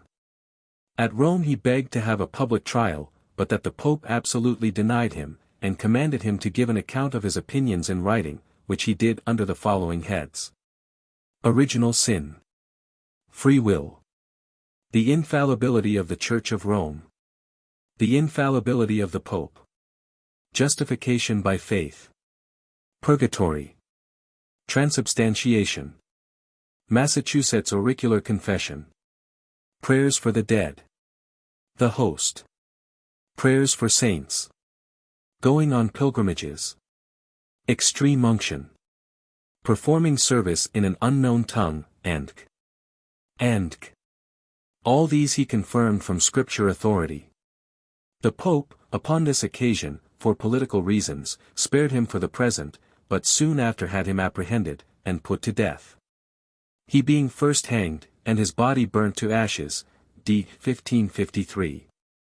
The year after, Francis Gamba, a Lombard, of the Protestant persuasion, was apprehended, and condemned to death by the Senate of Milan. At the place of execution, a monk presented a cross to him, to whom he said, "My mind is so full of the real merits and goodness of Christ, that I want not a piece of senseless stick to put me in mind of him." For this expression his tongue was bored through, and he was afterwards burnt. A.D. 1555, Algerius, a student in the University of Padua, and a man of great learning, having embraced the Reformed religion, did all he could to convert others. For these proceedings he was accused of heresy to the Pope, and being apprehended, was committed to the prison at Venice. The Pope, being informed of Algerius's great learning, and surprising natural abilities, thought it would be of infinite service to the Church of Rome, if he could induce him to forsake the Protestant cause. He, therefore, sent for him to Rome, and tried, by the most profane promises, to win him to his purpose. But finding his endeavors ineffectual, he ordered him to be burnt, which sentence was executed accordingly. A.D. 1559, John Aloysius, being sent from Geneva to preach in Calabria, was there apprehended as a Protestant, carried to Rome, and burnt by order of the Pope, and James Bovellus, for the same reason, was burnt at Messina. A.D. 1560, Pope Pius IV, ordered all the Protestants to be severely persecuted throughout the Italian states, when great numbers of every age, sex, and condition, suffered martyrdom. Concerning the cruelties practiced upon this occasion, a learned and humane Roman Catholic thus spoke of them, in a letter to a noble lord. I cannot, my lord, forbear disclosing my sentiments. With respect to the persecution now carrying on, I think it cruel and unnecessary. I tremble at the manner of putting to death, as it resembles more the slaughter of calves and sheep, than the execution of human beings. I will relate to your lordship a dreadful scene, of which I was myself an eyewitness. 70 Protestants were cooped up in one filthy dungeon together. The executioner went in among them, picked out one from among the rest, blindfolded him, led him out to an open place before the prison, and cut his throat with the greatest composure. He then calmly walked into the prison again, bloody as he was, and with the knife in his hand selected another, and dispatched him in the same manner, and this, my lord, he repeated till the whole number were put to death. I leave it to your lordship's feelings to judge of my sensations upon this occasion. My tears now wash the paper upon which I give you the recital. Another thing I must mention, the patience with which they met death. They seemed all resignation and piety, fervently praying to God, and cheerfully encountering their fate. I cannot reflect without shuddering, how the executioner held the bloody knife between his teeth, what a dreadful figure he appeared, all covered with blood, and with what unconcern he executed his barbarous office. A young Englishman who happened to be at Rome, was one day passing by a church, when the procession of the host was just coming out. A bishop carried the host, which the young man perceiving, he snatched it from him, threw it upon the ground, and trampled it under his feet, crying out, Ye wretched idolaters, who neglect the true God, to adore a morsel of bread. This action so provoked the people, that they would have torn him to pieces on the spot, but the priests persuaded them to let him abide by the sentence of the Pope. When the affair was represented to the Pope, he was so greatly exasperated that he ordered the prisoner to be burnt immediately. But a cardinal dissuaded him from this hasty sentence, saying, it was better to punish him by slow degrees, and to torture him, that they might find out if he had been instigated by any particular person to commit so atrocious an act. This being approved, he was tortured with the most exemplary severity, notwithstanding which they could only get these words from him, it was the will of God that I should do as I did. The Pope then passed this sentence upon him. 1. That he should be led by the executioner, naked to the middle, through the streets of Rome. 2. That he should wear the image of the devil upon his head. 3. That his breeches should be painted with the representation of flames. 4. That he should have his right hand cut off. 5. That after having been carried about thus in procession, he should be burnt. When he heard this sentence pronounced, he implored God to give him strength and fortitude to go through it. As he passed through the streets he was greatly derided by the people, to whom he said some severe things respecting the Romish superstition. But a cardinal, who attended the procession, overhearing him, ordered him to be gagged. When he came to the church door, where he trampled on the host, the hangman cut off his right hand, and fixed it on a pole. Then 2 tormentors, with flaming torches, scorched and burnt his flesh all the rest of the way. At the place of execution he kissed the chains that were to bind him to the stake. A monk presenting the figure of a saint to him, he struck it aside, and then being chained to the stake, fire was put to the faggots, and he was soon burnt to ashes. A little after the last mentioned execution, a venerable old man, who had long been a prisoner in the Inquisition, was condemned to be burnt, and brought out for execution. When he was fastened to the stake, a priest held a crucifix to him, on which he said, If you do not take that idol from my sight, you will constrain me to spit upon it. The priest rebuked him for this with great severity. But he bade him remember the first and second commandments, and refrain from idolatry, as God himself had commanded. He was then gagged, that he should not speak any more, and fire being put to the faggots, he suffered martyrdom in the flames. An account of the persecutions in the Marquisate of Seleucis. The Marquisate of Seleucis, on the south side of the valleys of Piedmont, was in A.D. 1561, principally inhabited by Protestants, when the Marquis, who was proprietor of it, began a persecution against them at the instigation of the then Pope. He began by banishing the ministers, and if any of them refused to leave their flocks, they were sure to be imprisoned, and severely tortured. However, he did not proceed so far as to put any to death. Soon after the Marquisate fell into the possession of the Duke of Savoy, who sent circular letters to all the towns and villages, that he expected the people should all conform to go to Mass. The inhabitants of Seleucis, upon receiving this letter, returned a general epistle, in answer. The Duke, after reading the letter, did not interrupt the Protestants for some time. But, at length, he sent them word, that they must either conform to the Mass, or leave his dominions in 15 days. The Protestants, upon this unexpected edict, sent a deputy to the Duke to obtain its revocation, or at least to have it moderated. But their remonstrances were in vain, and they were given to understand that the edict was absolute. Some were weak enough to go to Mass, in order to avoid banishment, and preserve their property.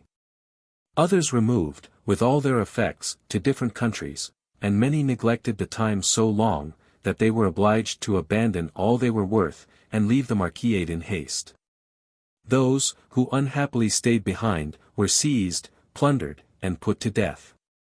An account of the persecutions in the valleys of Piedmont, in the 17th century. Pope Clement VIII sent missionaries into the valleys of Piedmont, to induce the Protestants to renounce their religion. And these missionaries, having erected monasteries in several parts of the valleys, became exceedingly troublesome to those of the Reformed, where the monasteries appeared, not only as fortresses to curb, but as sanctuaries for all such to fly to, as had any ways injured them. The Protestants petitioned the Duke of Savoy against these missionaries, whose insolence and ill usage were become intolerable.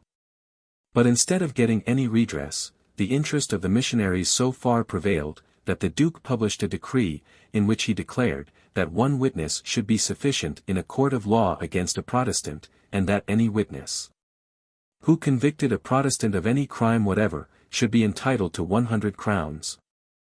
It may be easily imagined, upon the publication of a decree of this nature, that many Protestants fell martyrs to perjury and avarice. For several villainous papists would swear anything against the Protestants for the sake of the reward, and then fly to their own priests for absolution from their false oaths. If any Roman Catholic, of more conscience than the rest, blamed these fellows for their atrocious crimes, they themselves were in danger of being informed against and punished as favorers of heretics. The missionaries did all they could to get the books of the Protestants into their hands, in order to burn them. When the Protestants doing their utmost endeavors to conceal their books, the missionaries wrote to the Duke of Savoy, who, for the heinous crime of not surrendering their Bibles, prayer books, and religious treatises, sent a number of troops to be quartered on them. These military gentry did great mischief in the houses of the Protestants, and destroyed such quantities of provisions, that many families were thereby ruined.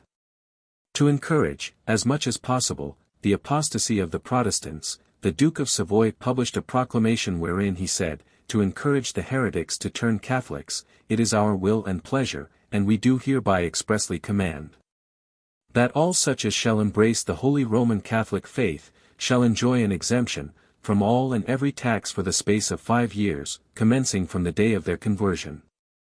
The Duke of Savoy likewise established a court, called the Council for Extirpating the Heretics. This court was to enter into inquiries concerning the ancient privileges of the Protestant churches, and the decrees which had been, from time to time, made in favor of the Protestants. But the investigation of these things was carried on with the most manifest partiality. Old charters were wrested to a wrong sense, and sophistry was used to pervert the meaning of everything, which tended to favor the Reformed. As if these severities were not sufficient, the Duke, soon after, published another edict, in which he strictly commanded, that no Protestant should act as a schoolmaster or tutor either in public or private, or dare to teach any art, science, or language, directly or indirectly, to persons of any persuasion whatever. This edict was immediately followed by another, which decreed, that no Protestant should hold any place of profit, trust, or honor. And to wind up the whole, the certain token of an approaching persecution came forth in a final edict, by which it was positively ordered, that all Protestants should diligently attend Mass. The publication of an edict, containing such an injunction, may be compared to unfurling the bloody flag, for murder and rapine were sure to follow. One of the first objects that attracted the notice of the Papists, was Mr. Sebastian Bazin, a zealous Protestant, who was seized by the missionaries, confined, tormented for 15 months, and then burnt. Previous to the persecution, the missionaries employed kidnappers to steal away the Protestants' children, that they might privately be brought up Roman Catholics. But now they took away the children by open force, and if they met with any resistance, murdered the parents. To give greater vigor to the persecution, the Duke of Savoy called a general assembly of the Roman Catholic nobility and gentry when a solemn edict was published against the Reformed, containing many heads, and including several reasons for extirpating the Protestants, among which were the following. 1. For the preservation of the papal authority. 2. That the church livings may be all under one mode of government. 3. To make a union among all parties. 4. In honor of all the saints, and of the ceremonies of the Church of Rome. This severe edict was followed by a most cruel order, published on January 25, d. 1655, under the Duke's sanction, by Andrew Gastaldo, Doctor of Civil Laws. This order set forth, that every head of a family, with the individuals of that family, of the Reformed religion, of what rank, degree, or condition soever, none excepted inhabiting and possessing estates in Lucerne, St. Giovanni, Bibbiena, Campillion, St. Secondo, Lucernetta, La Torre, Finale, and Bricherasio, should, within 3 days after the publication thereof, withdraw and depart, and be withdrawn out of the said places, and translated into the places and limits tolerated by His Highness during his pleasure. Particularly Bobbio, Angrania, Villaro, Rorata, and the county of Bonetti. And all this to be done on pain of death, and confiscation of house and goods, unless within the limited time they turned Roman Catholics. A flight with such speed, in the midst of winter, may be conceived as no agreeable task, especially in a country almost surrounded by mountains. The sudden order affected all, and things, which would have been scarcely noticed at another time, now appeared in the most conspicuous light. Women with child, or women just lain in, were not objects of pity on this order for sudden removal, for all were included in the command, and it unfortunately happened, that the winter was remarkably severe and rigorous. The Papists, however, drove the people from their habitations at the time appointed, without even suffering them to have sufficient clothes to cover them, and many perished in the mountains through the severity of the weather, or for want of food. Some, however, who remained behind after the decree was published, met with the severest treatment, being murdered by the Popish inhabitants, or shot by the troops who were quartered in the valleys. A particular description of these cruelties is given in a letter, written by a Protestant, who was upon the spot, and who happily escaped the carnage. The army, says he, having got footing, became very numerous, by the addition of a multitude of the neighboring Popish inhabitants, who finding we were the destined prey of the plunderers, fell upon us with an impetuous fury. Exclusive of the Duke of Savoy's troops, and the Popish inhabitants, there were several regiments of French auxiliaries, some companies belonging to the Irish brigades, and several bands formed of outlaws, smugglers, and prisoners, who had been promised pardon and liberty in this world, and absolution in the next, for assisting to exterminate the Protestants from Piedmont. This armed multitude, being encouraged by the Roman Catholic bishops and monks, fell upon the Protestants in a most furious manner. Nothing now was to be seen but the face of horror and despair, blood stained the floors of the houses, dead bodies bestrewed the streets, groans and cries were heard from all parts. Some armed themselves, and skirmished with the troops. And many, with their families, fled to the mountains. In one village they cruelly tormented 150 women and children after the men were fled, beheading the women, and dashing out the brains of the children. In the towns of Villaro and Bobbio, most of those who refused to go to Mass, who were upwards of 15 years of age, they crucified with their heads downwards, and the greatest number of those who were under that age were strangled.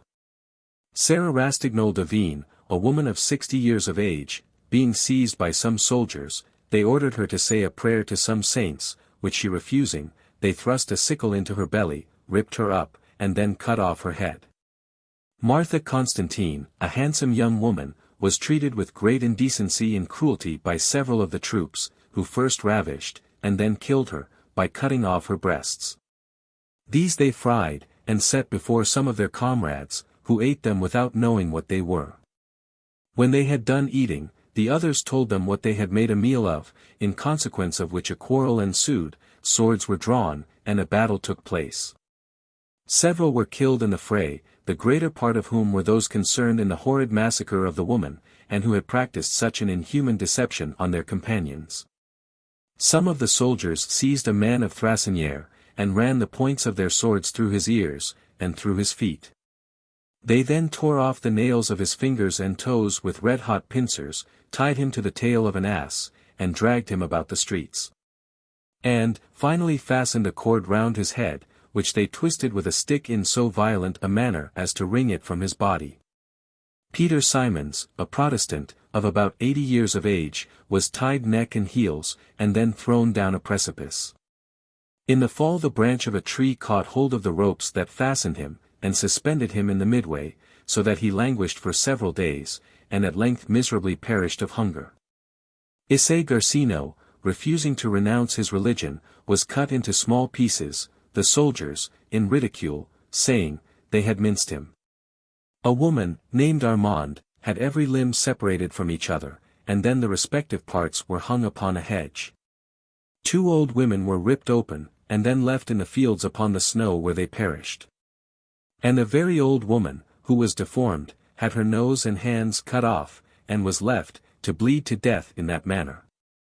A great number of men, women, and children, were flung from the rocks, and dashed to pieces. Magdalene Bertino, a Protestant woman of La Torre, was stripped stark naked, her head tied between her legs, and thrown down one of the precipices, and Mary Raymondet, of the same town, had the flesh sliced from her bones till she expired. Magdalene Pilate, of Villaro, was cut to pieces in the cave of Castellus, and Charbonnier had one end of a stake thrust up her body. And the other being fixed in the ground, she was left in that manner to perish, and Jacob Perrin the elder, of the church of Villaro, and David, his brother, were flayed alive. An inhabitant of La Torre, named Giovanni Andrea Miccium, was apprehended, with 4 of his children, 3 of them were hacked to pieces before him, the soldiers asking him, at the death of every child, if he would renounce his religion, which he constantly refused. One of the soldiers then took up the last and youngest by the legs, and putting the same question to the father he replied as before, when the inhuman brute dashed out the child's brains. The father, however, at the same moment started from them, and fled. The soldiers fired after him, but missed him, and he, by the swiftness of his heels, escaped, and hid himself in the Alps. Further persecutions in the valleys of Piedmont, in the 17th century. Giovanni Palanquian, for refusing to turn papist, was tied by one leg to the tail of a mule, and dragged through the streets of Lucerne, amidst the acclamations of an inhuman mob, who kept stoning him, and crying out, he is possessed with the devil. So that, neither stoning, nor dragging him through the streets, will kill him, for the devil keeps him alive. They then took him to the river side, chopped off his head, and left that and his body unburied, upon the bank of the stream. Magdalene, the daughter of Peter Fontaine, a beautiful child of 10 years of age, was ravished and murdered by the soldiers. Another girl of about the same age, they roasted alive at Villa Nova, and a poor woman, hearing the soldiers were coming toward her house, snatched up the cradle in which her infant son was asleep, and fled toward the woods.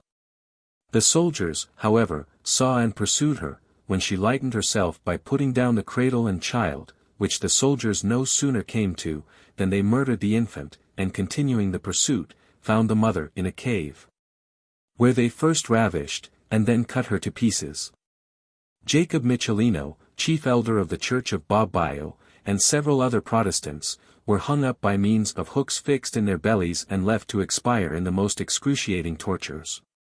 Giovanni Rastagnol, a venerable Protestant, upwards of 80 years of age, had his nose and ears cut off, and slices cut from the fleshy parts of his body, till he bled to death.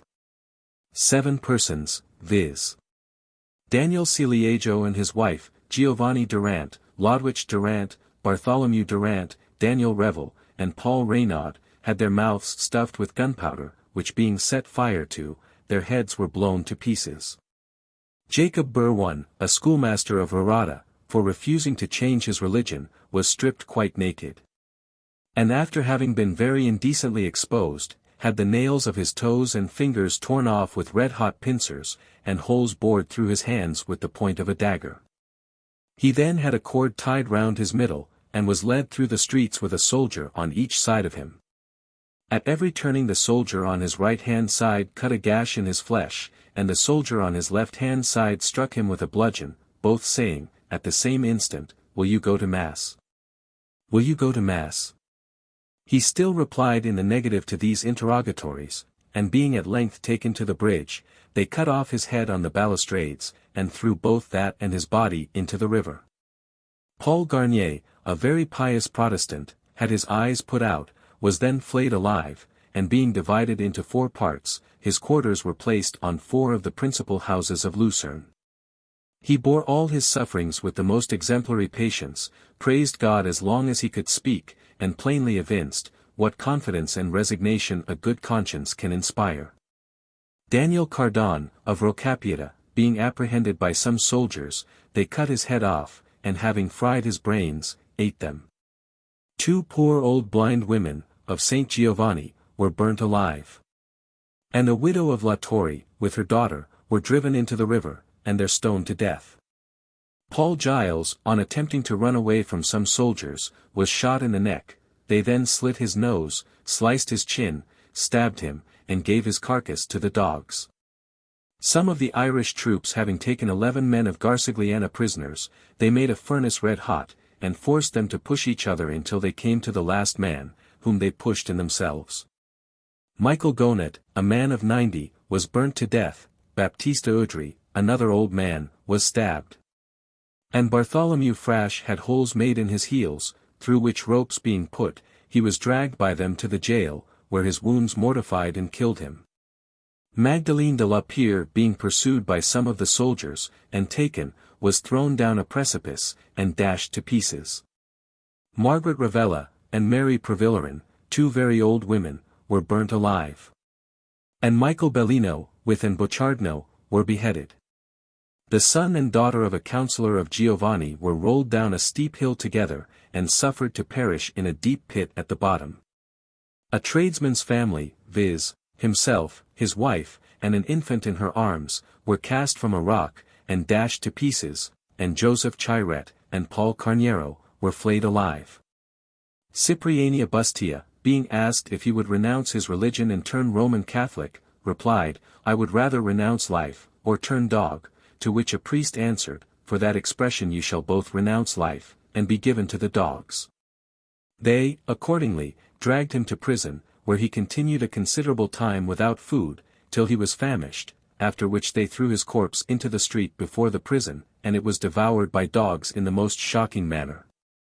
Margaret Saretta was stoned to death, and then thrown into the river. Antonio Bartina had his head cleft asunder, and Joseph Pont was cut through the middle of his body. Daniel Maria, and his whole family, being ill of a fever, several papist ruffians broke into his house, telling him they were practical physicians, and would give them all present ease, which they did by knocking the whole family on the head. 3 infant children of a Protestant, named Peter Fine, were covered with snow, and stifled. An elderly widow, named Judith, was beheaded, and a beautiful young woman was stripped naked, and had a stake driven through her body, of which she expired. Lucy, the wife of Peter Besson, a woman far gone in her pregnancy, who lived in one of the villages of the Piedmontese valleys, determined, if possible, to escape from such dreadful scenes as everywhere surrounded her. She accordingly took 2 young children, one in each hand, and set off towards the Alps. But on the third day of the journey she was taken in labor among the mountains, and delivered of an infant, who perished through the extreme inclemency of the weather, as did the 2 other children. For all 3 were found dead by her, and herself just expiring, by the person to whom she related the above particulars. Francis Grow, the son of a clergyman, had his flesh slowly cut from his body into small pieces, and put into a dish before him. 2 of his children were minced before his sight, and his wife was fastened to a post, that she might behold all these cruelties practiced on her husband and offspring.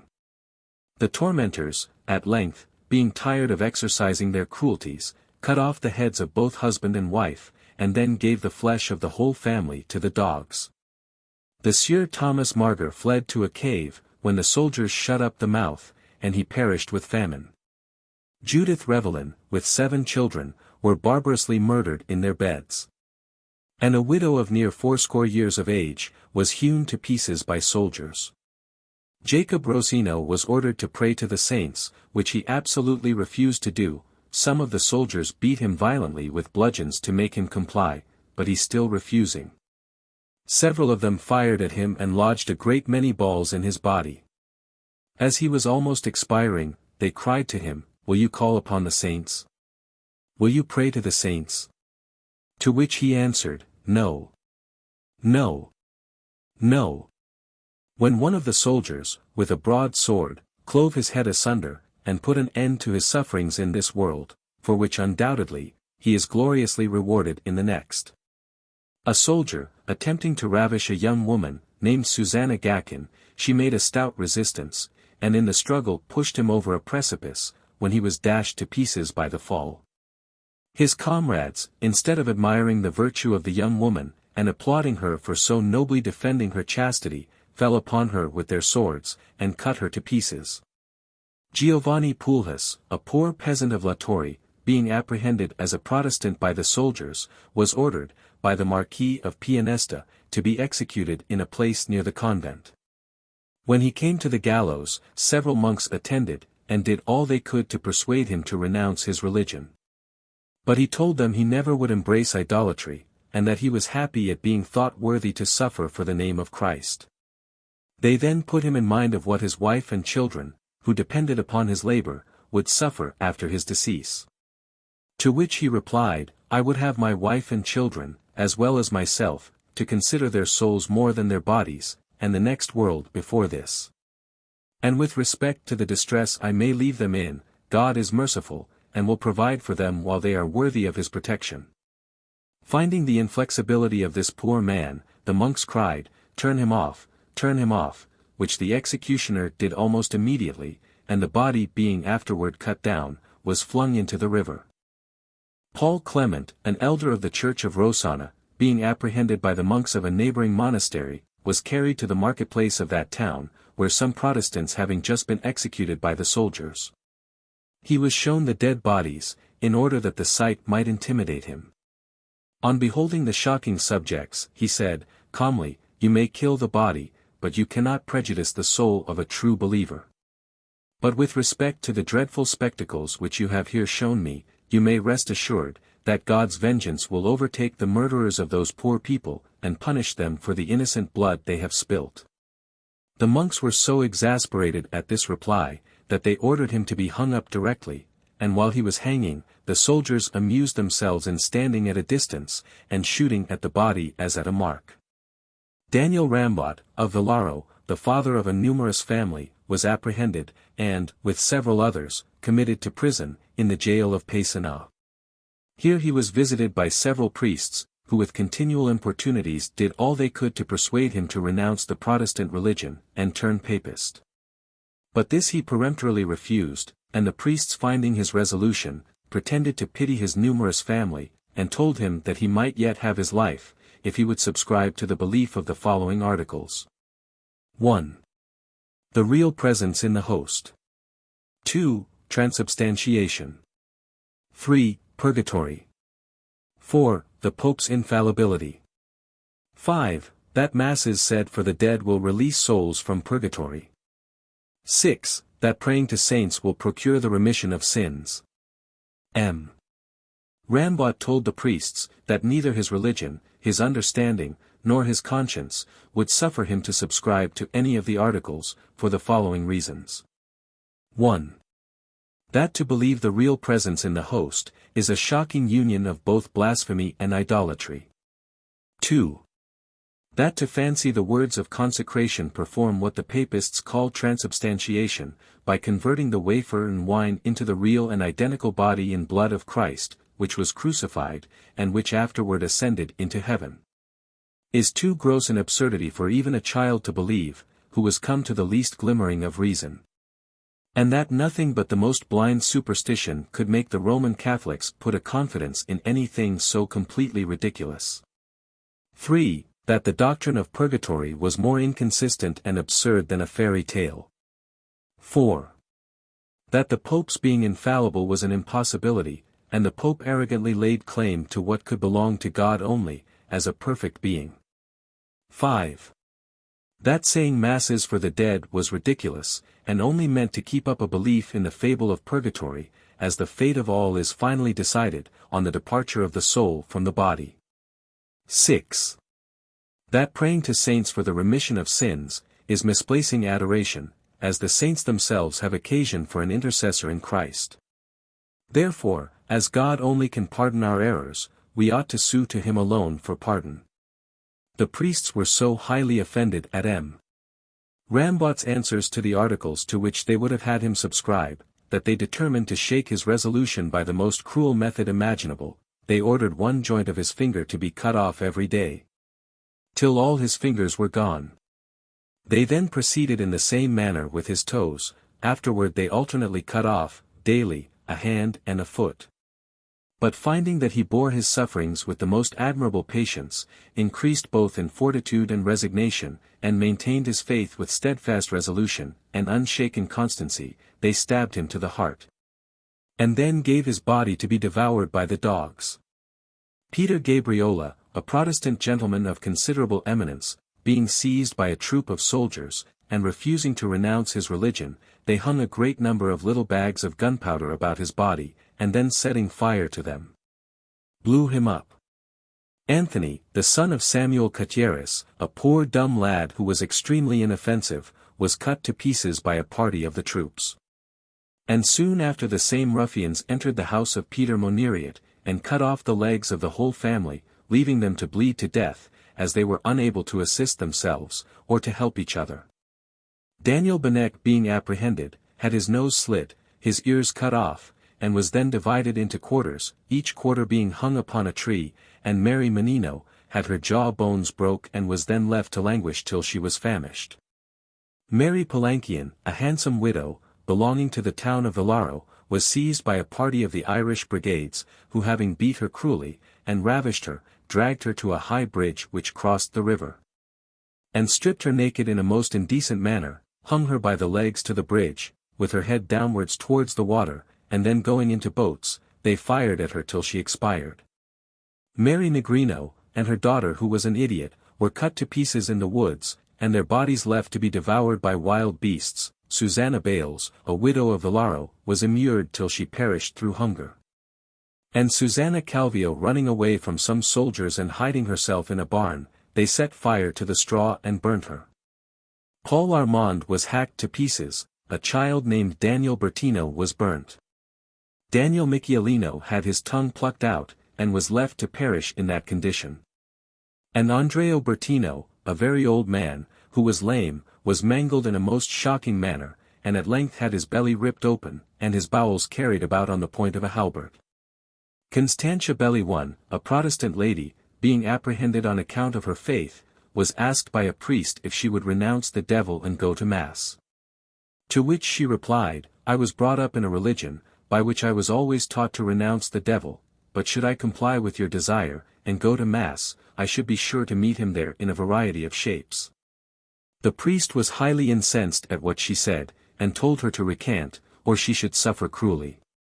The lady, however, boldly answered, that she valued not any sufferings he could inflict, and in spite of all the torments he could invent, she would keep her conscience pure and her faith inviolate. The priest then ordered slices of her flesh to be cut off from several parts of her body, which cruelty she bore with the most singular patience, only saying to the priest, "What horrid and lasting torments will you suffer in hell? For the trifling and temporary pains which I now endure." Exasperated at this expression, and willing to stop her tongue, the priest ordered a file of musketeers to draw up and fire upon her, by which she was soon dispatched, and sealed her martyrdom with her blood. A young woman named Judith Mandon, for refusing to change her religion, and embrace popery, was fastened to a stake, and sticks thrown at her from a distance. In the very same manner as that barbarous custom which was formerly practiced on Shrove Tuesday, of shying at rocks, as it was termed. By this inhuman proceeding, the poor creature's limbs were beat and mangled in a terrible manner, and her brains were at last dashed out by one of the bludgeons. David Paglia and Paul Genre, attempting to escape to the Alps, with each his son, were pursued and overtaken by the soldiers in a large plain. Here they hunted them for their diversion, goading them with their swords, and making them run about till they dropped down with fatigue. When they found that their spirits were quite exhausted, and that they could not afford them any more barbarous sport by running, the soldiers hacked them to pieces, and left their mangled bodies on the spot. A young man of Bobbio, named Michael Grieve, was apprehended to the town of La Torre, and being led to the bridge, was thrown over into the river. As he could swim very well, he swam down the stream, thinking to escape, but the soldiers and mob followed on both sides the river, and kept stoning him, till receiving a blow on one of his temples, he was stunned, and consequently sunk and was drowned. David Armand was ordered to lay his head down on a block, when a soldier, with a large hammer, beat out his brains. David Baridona, being apprehended at Villaro, was carried to La Torre, where, refusing to renounce his religion, he was tormented by means of brimstone matches being tied between his fingers and toes, and set fire to. And afterward, by having his flesh plucked off with red-hot pincers, till he expired. And Giovanni Barellina, with his wife, were thrown into a pool of stagnant water, and compelled, by means of pitchforks and stones, to duck down their heads till they were suffocated. A number of soldiers went to the house of Joseph Garniero, and before they entered, fired in at the window, to give notice of their approach. A musket ball entered one of Mrs. Garniero's breasts, as she was suckling an infant with the other. On finding their intentions, she begged hard that they would spare the life of the infant, which they promised to do, and sent it immediately to a Roman Catholic nurse. They then took the husband and hanged him at his own door, and having shot the wife through the head, they left her body weltering in its blood, and her husband hanging on the gallows. Isaiah Mondin, an elderly man, and a pious Protestant, fled from the merciless persecutors to a cleft in a rock, where he suffered the most dreadful hardships. For, in the midst of the winter he was forced to lay on the bare stone, without any covering, his food was the roots he could scratch up near his miserable habitation. And the only way by which he could procure drink, was to put snow in his mouth till it melted. Here, however, some of the inhuman soldiers found him, and after having beaten him unmercifully, they drove him towards Lucerne, goading him with the points of their swords. Being exceedingly weakened by his manner of living, and his spirits exhausted by the blows he had received, he fell down in the road. They again beat him to make him proceed, when on his knees, he implored them to put him out of his misery, by dispatching him. This they at last agreed to do. And one of them stepping up to him shot him through the head with a pistol, saying, "There, heretic, take thy request." Mary Rival, a worthy Protestant, received a shot in her back, as she was walking along the street. She dropped down with the wound, but recovering sufficient strength, she raised herself upon her knees, and lifting her hands towards heaven, prayed in a most fervent manner to the Almighty, when a number of soldiers, who were near at hand, fired a whole volley of shot at her, many of which took effect, and put an end to her miseries in an instant. Several men, women, and children secreted themselves in a large cave, where they continued for some weeks in safety. It was the custom for 2 of the men to go when it was necessary, and by stealth procure provisions. These were, however, one day watched, by which the cave was discovered, and soon after, a troop of Roman Catholics appeared before it. The Papists that assembled upon this occasion were neighbors and intimate acquaintances of the Protestants in the cave, and some of them were even related to each other. The Protestants, therefore, came out, and implored them, by the ties of hospitality, by the ties of blood, and as old acquaintances and neighbors, not to murder them. But superstition overcomes every sensation of nature and humanity. So that the Papists, blinded by bigotry, told them they could not show any mercy to heretics, and, therefore, bade them prepare to die. Hearing this, and knowing the fatal obstinacy of the Roman Catholics, the Protestants all fell prostrate, lifted their hands and hearts to heaven, prayed with great sincerity and fervency, and then bowing down, put their faces close to the ground. And patiently waited their fate, which was soon decided, for the Papists fell upon them with unremitting fury, and having cut them to pieces, left the mangled bodies and limbs in the cave. Giovanni Salvagiat, passing by a Roman Catholic church, and not taking off his hat, was followed by some of the congregation, who fell upon and murdered him, and Jacob Barrel and his wife, having been taken prisoners by the Earl of St. Secondo, one of the Duke of Savoy's officers, he delivered them up to the soldiery, who cut off the woman's breasts, and the man's nose, and then shot them both through the head. Anthony Gigo, a Protestant, of a wavering disposition, went to Periero, with an intent to renounce his religion and embrace popery.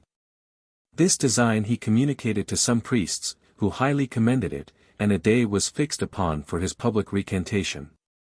In the meantime, Anthony grew fully sensible of his perfidy, and his conscience tormented him so much night and day, that he determined not to recant, but to make his escape.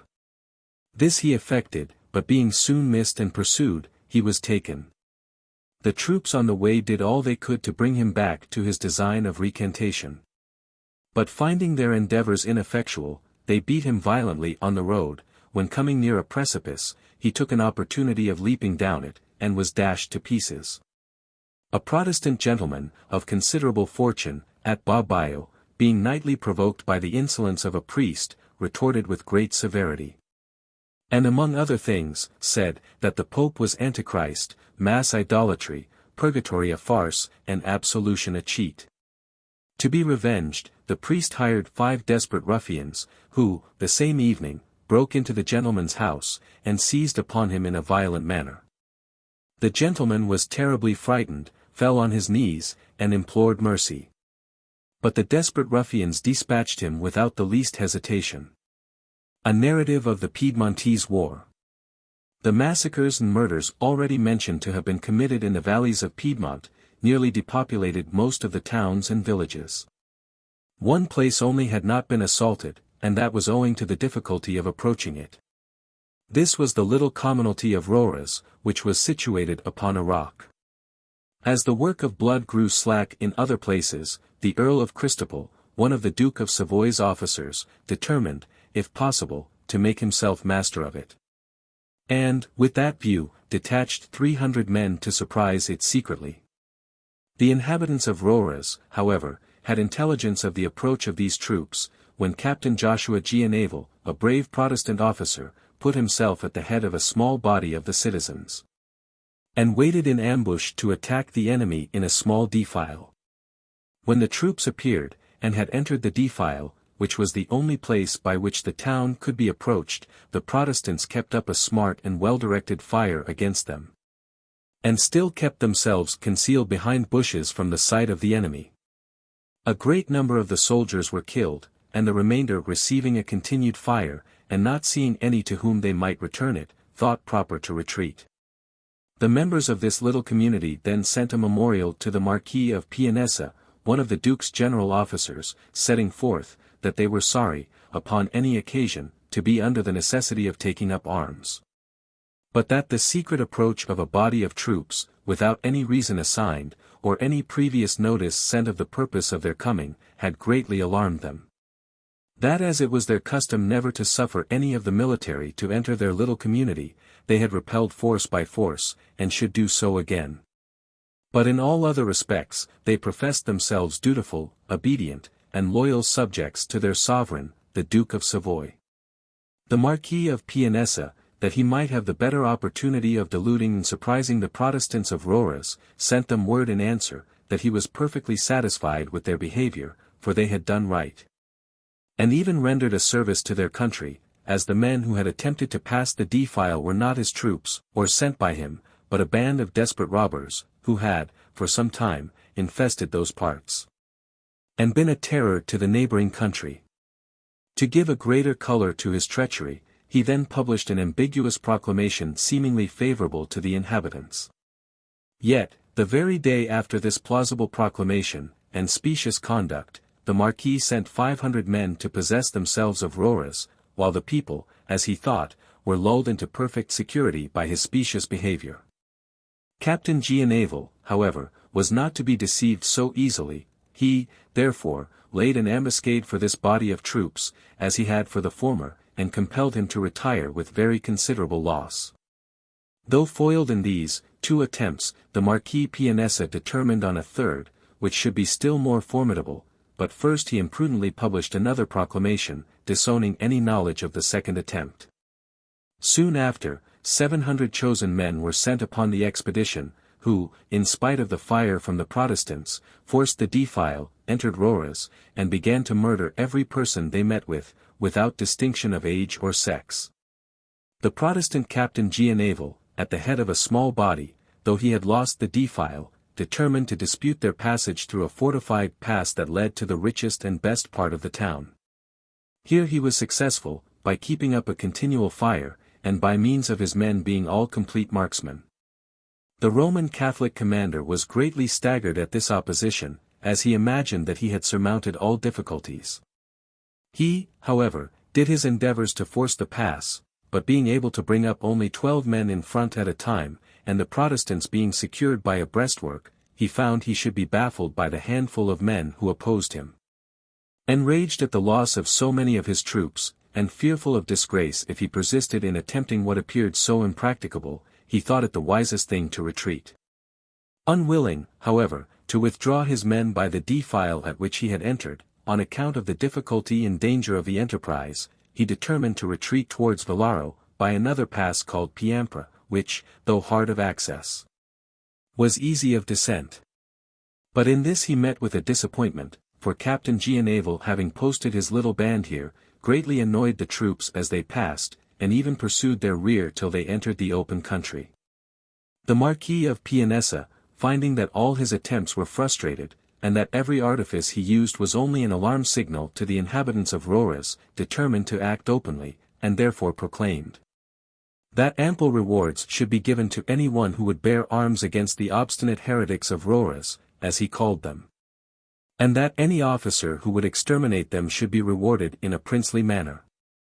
This engaged Captain Mario, a bigoted Roman Catholic, and a desperate ruffian, to undertake the enterprise.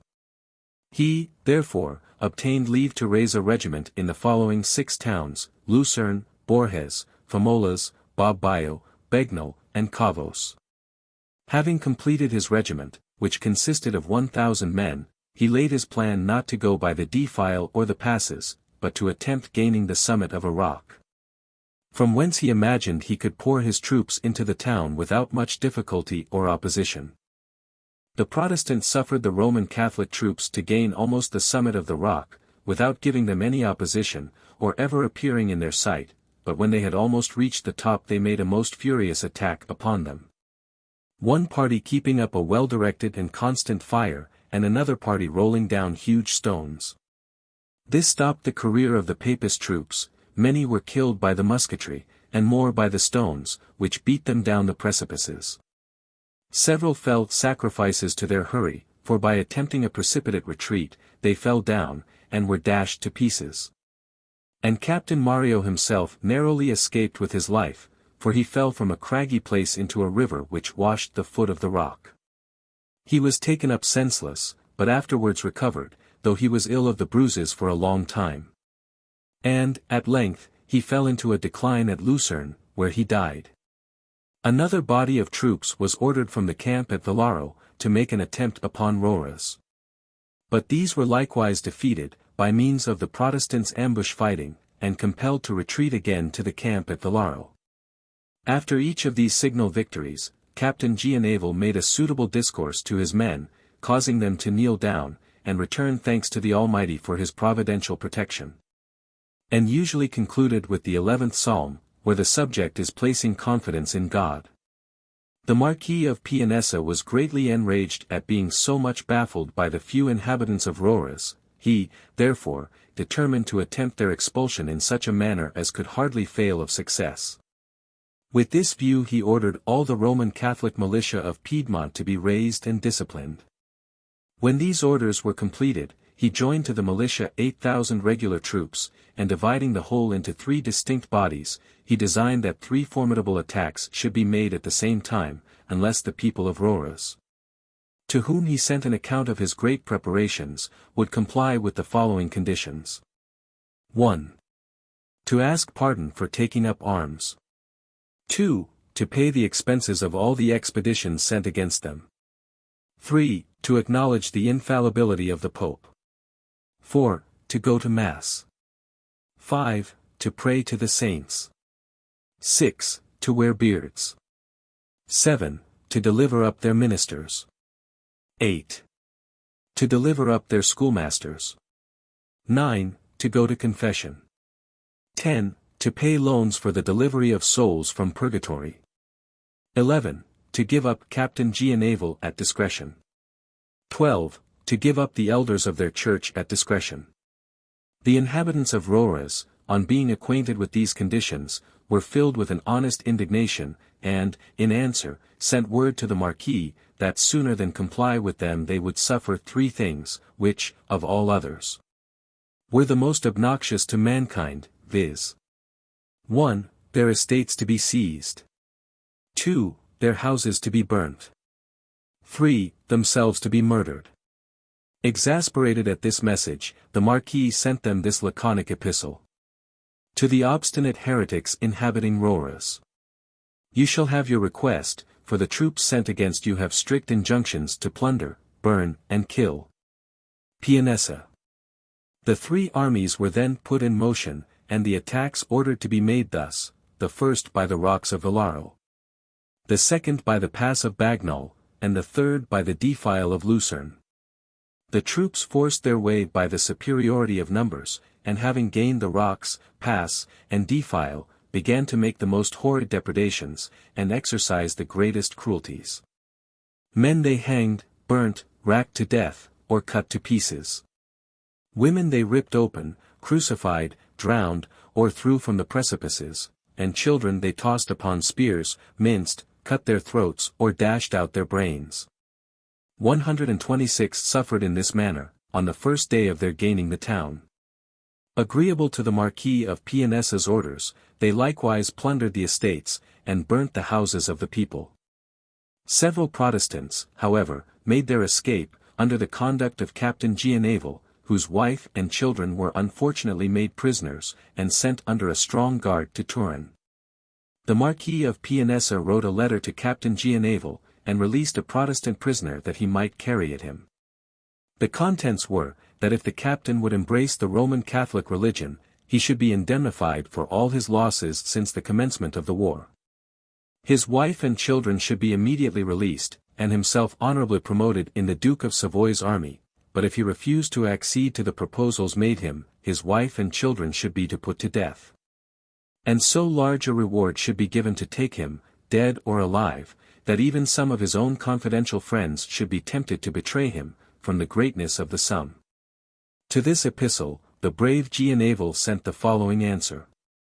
My Lord Marquis, there is no torment so great or death so cruel, but what I would prefer to the abjuration of my religion, so that promises lose their effects, and menaces only strengthen me in my faith. With respect to my wife and children, my lord, nothing can be more afflicting to me than the thoughts of their confinement, or more dreadful to my imagination, than their suffering a violent and cruel death. I keenly feel all the tender sensations of husband and parent, my heart is replete with every sentiment of humanity, I would suffer any torment to rescue them from danger, I would die to preserve them. But having said thus much, my lord, I assure you that the purchase of their lives must not be the price of my salvation. You have them in your power, it is true. But my consolation is, that your power is only a temporary authority over their bodies. You may destroy the mortal part, but their immortal souls are out of your reach, and will live hereafter to bear testimony against you for your cruelties. I therefore recommend them and myself to God, and pray for a reformation in your heart.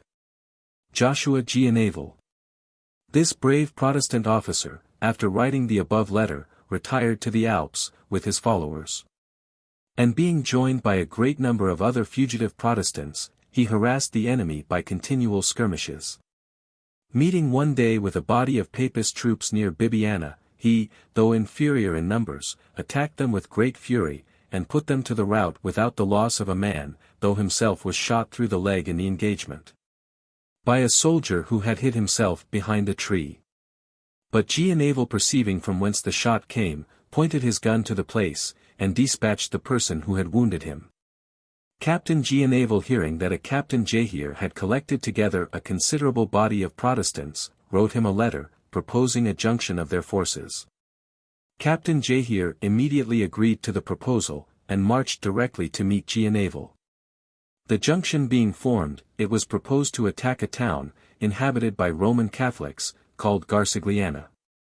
The assault was given with great spirit, but a reinforcement of horse and foot having lately entered the town, which the Protestants knew nothing of, they were repulsed, yet made a masterly retreat, and only lost one man in the action.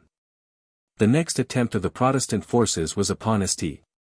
Secondo, which they attacked with great vigor, but met with a strong resistance from the Roman Catholic troops, who had fortified the streets, and planted themselves in the houses, from whence they poured musket balls in prodigious numbers. The Protestants, however, advanced, under cover of a great number of planks, which some held over their heads, to secure them from the shots of the enemy from the houses, while others kept up a well-directed fire. So that the houses and entrenchments were soon forced, and the town taken.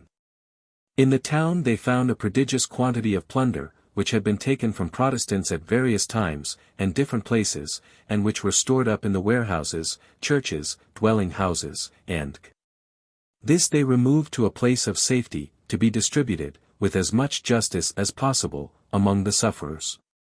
This successful attack was made with such skill and spirit, that it cost very little to the conquering party, the Protestants having only 17 killed, and 26 wounded, while the Papists suffered a loss of no less than 450 killed and 511 wounded.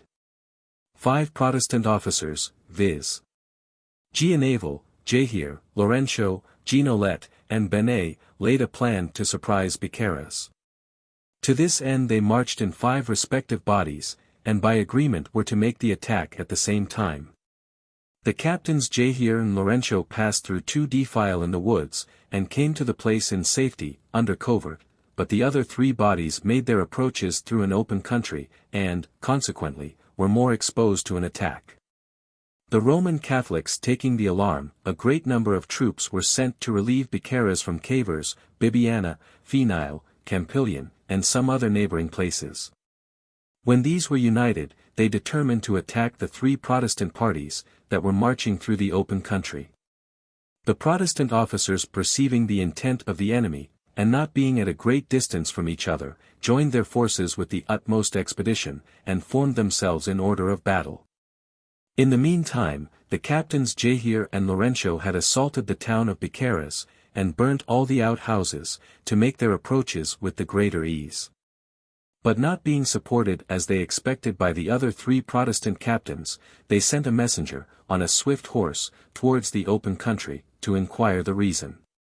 The messenger soon returned and informed them that it was not in the power of the 3 Protestant captains to support their proceedings, as they were themselves attacked by a very superior force in the plain, and could scarce sustain the unequal conflict. The captains Jahir and Lorenzo, on receiving this intelligence, determined to discontinue the assault on Bicaras, and to proceed, with all possible expedition, to the relief of their friends on the plain. This design proved to be of the most essential service, for just as they arrived at the spot where the 2 armies were engaged, the Papist troops began to prevail, and were on the point of flanking the left wing, commanded by Captain Naval. The arrival of these troops turned the scale in favor of the Protestants, and the Papist forces, though they fought with the most obstinate intrepidity, were totally defeated. A great number were killed and wounded on both sides, and the baggage, military stores, and taken by the Protestants were very considerable. Captain Giannaval, having information that 300 of the enemy were to convoy a great quantity of stores, provisions, and from La Torre to the castle of Mirabac, determined to attack them on the way. He, accordingly, began the assault at Malbec, though with a very inadequate force. The contest was long and bloody, but the Protestants, at length, were obliged to yield to the superiority of numbers, and compelled to make a retreat, which they did with great regularity, and but little loss. Captain Giannaval advanced to an advantageous post, situated near the town of Villaro, and then sent the following information and commands to the inhabitants. 1. That he should attack the town in 24 hours. 2. That with respect to the Roman Catholics who had borne arms, whether they belonged to the army or not, he should act by the law of retaliation, and put them to death, for the numerous depredations, and many cruel murders, they had committed. 3. That all women and children, whatever their religion might be, should be safe.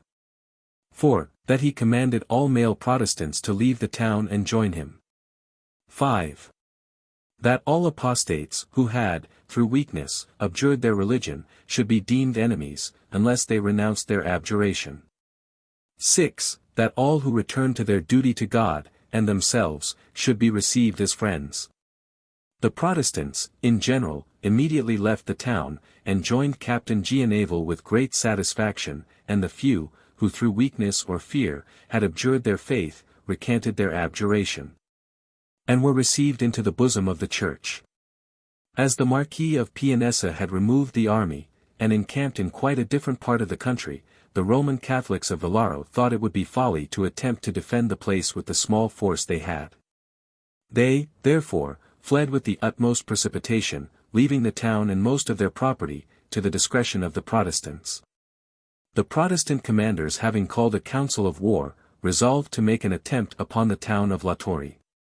The Papists being apprised of the design, detached some troops to defend a defile, through which the Protestants must make their approach, but these were defeated, compelled to abandon the pass, and forced to retreat to La Torre. The Protestants proceeded on their march, and the troops of La Torre, on their approach, made a furious sally, were repulsed with great loss, and compelled to seek shelter in the town. The governor now only thought of defending the place, which the Protestants began to attack in form. But after many brave attempts, and furious assaults, the commanders determined to abandon the enterprise for several reasons, particularly, because they found the place itself too strong, their own number too weak, and their cannon not adequate to the task of battering down the walls. This resolution taken, the Protestant commanders began a masterly retreat, and conducted it with such regularity, that the enemy did not choose to pursue them, or molest their rear, which they might have done, as they passed the defile. The next day they mustered, reviewed the army, and found the whole to amount to 495 men.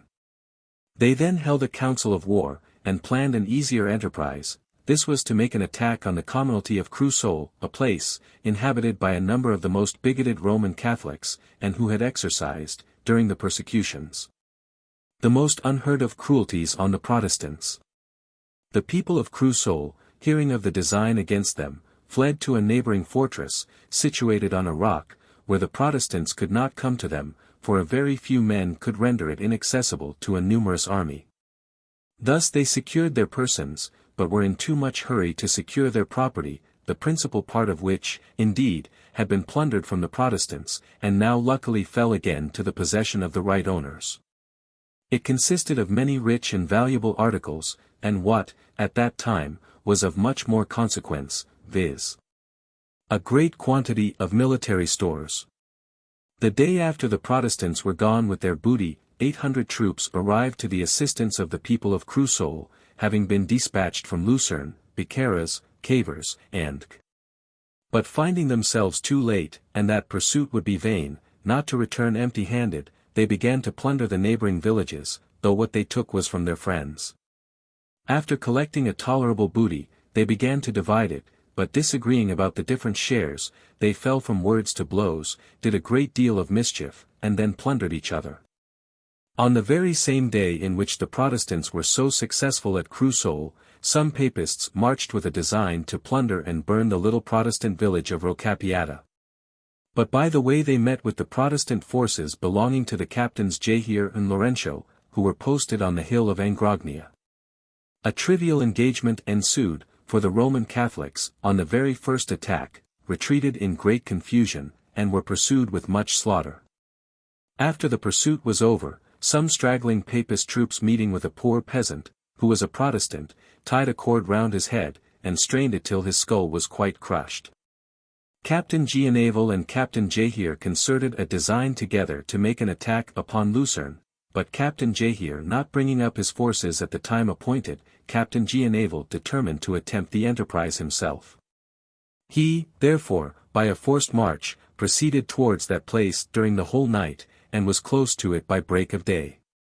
His first care was to cut the pipes that conveyed water into the town, and then to break down the bridge, by which alone provisions from the country could enter.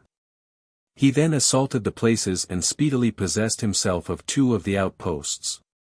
But finding he could not make himself master of the place, he prudently retreated with very little loss, blaming, however, Captain Jahir, for the failure of the enterprise. The Papists being informed that Captain Giannaval was at Angrognia with only his own company, determined if possible to surprise him. With this view, a great number of troops were detached from La Torre and other places. One party of these got on top of a mountain, beneath which he was posted, and the other party intended to possess themselves of the gate of St. Bartholomew. The Papists thought themselves sure of taking Captain Giannaval and every one of his men, as they consisted but of 300, and their own force was 2,500. Their design, however, was providentially frustrated, for one of the Popish soldiers imprudently blowing a trumpet before the signal for attack was given, Captain Giannaval took the alarm, and posted his little company so advantageously at the gate of St. Bartholomew, and at the defile by which the enemy must descend from the mountains, that the Roman Catholic troops failed in both attacks, and were repulsed with very considerable loss. Soon after, Captain Jahir came to Angrognia, and joined his forces to those of Captain Giannaval, giving sufficient reasons to excuse his before-mentioned failure. Captain Jahir now made several secret excursions with great success, always selecting the most active troops, belonging both to Giannaval and himself.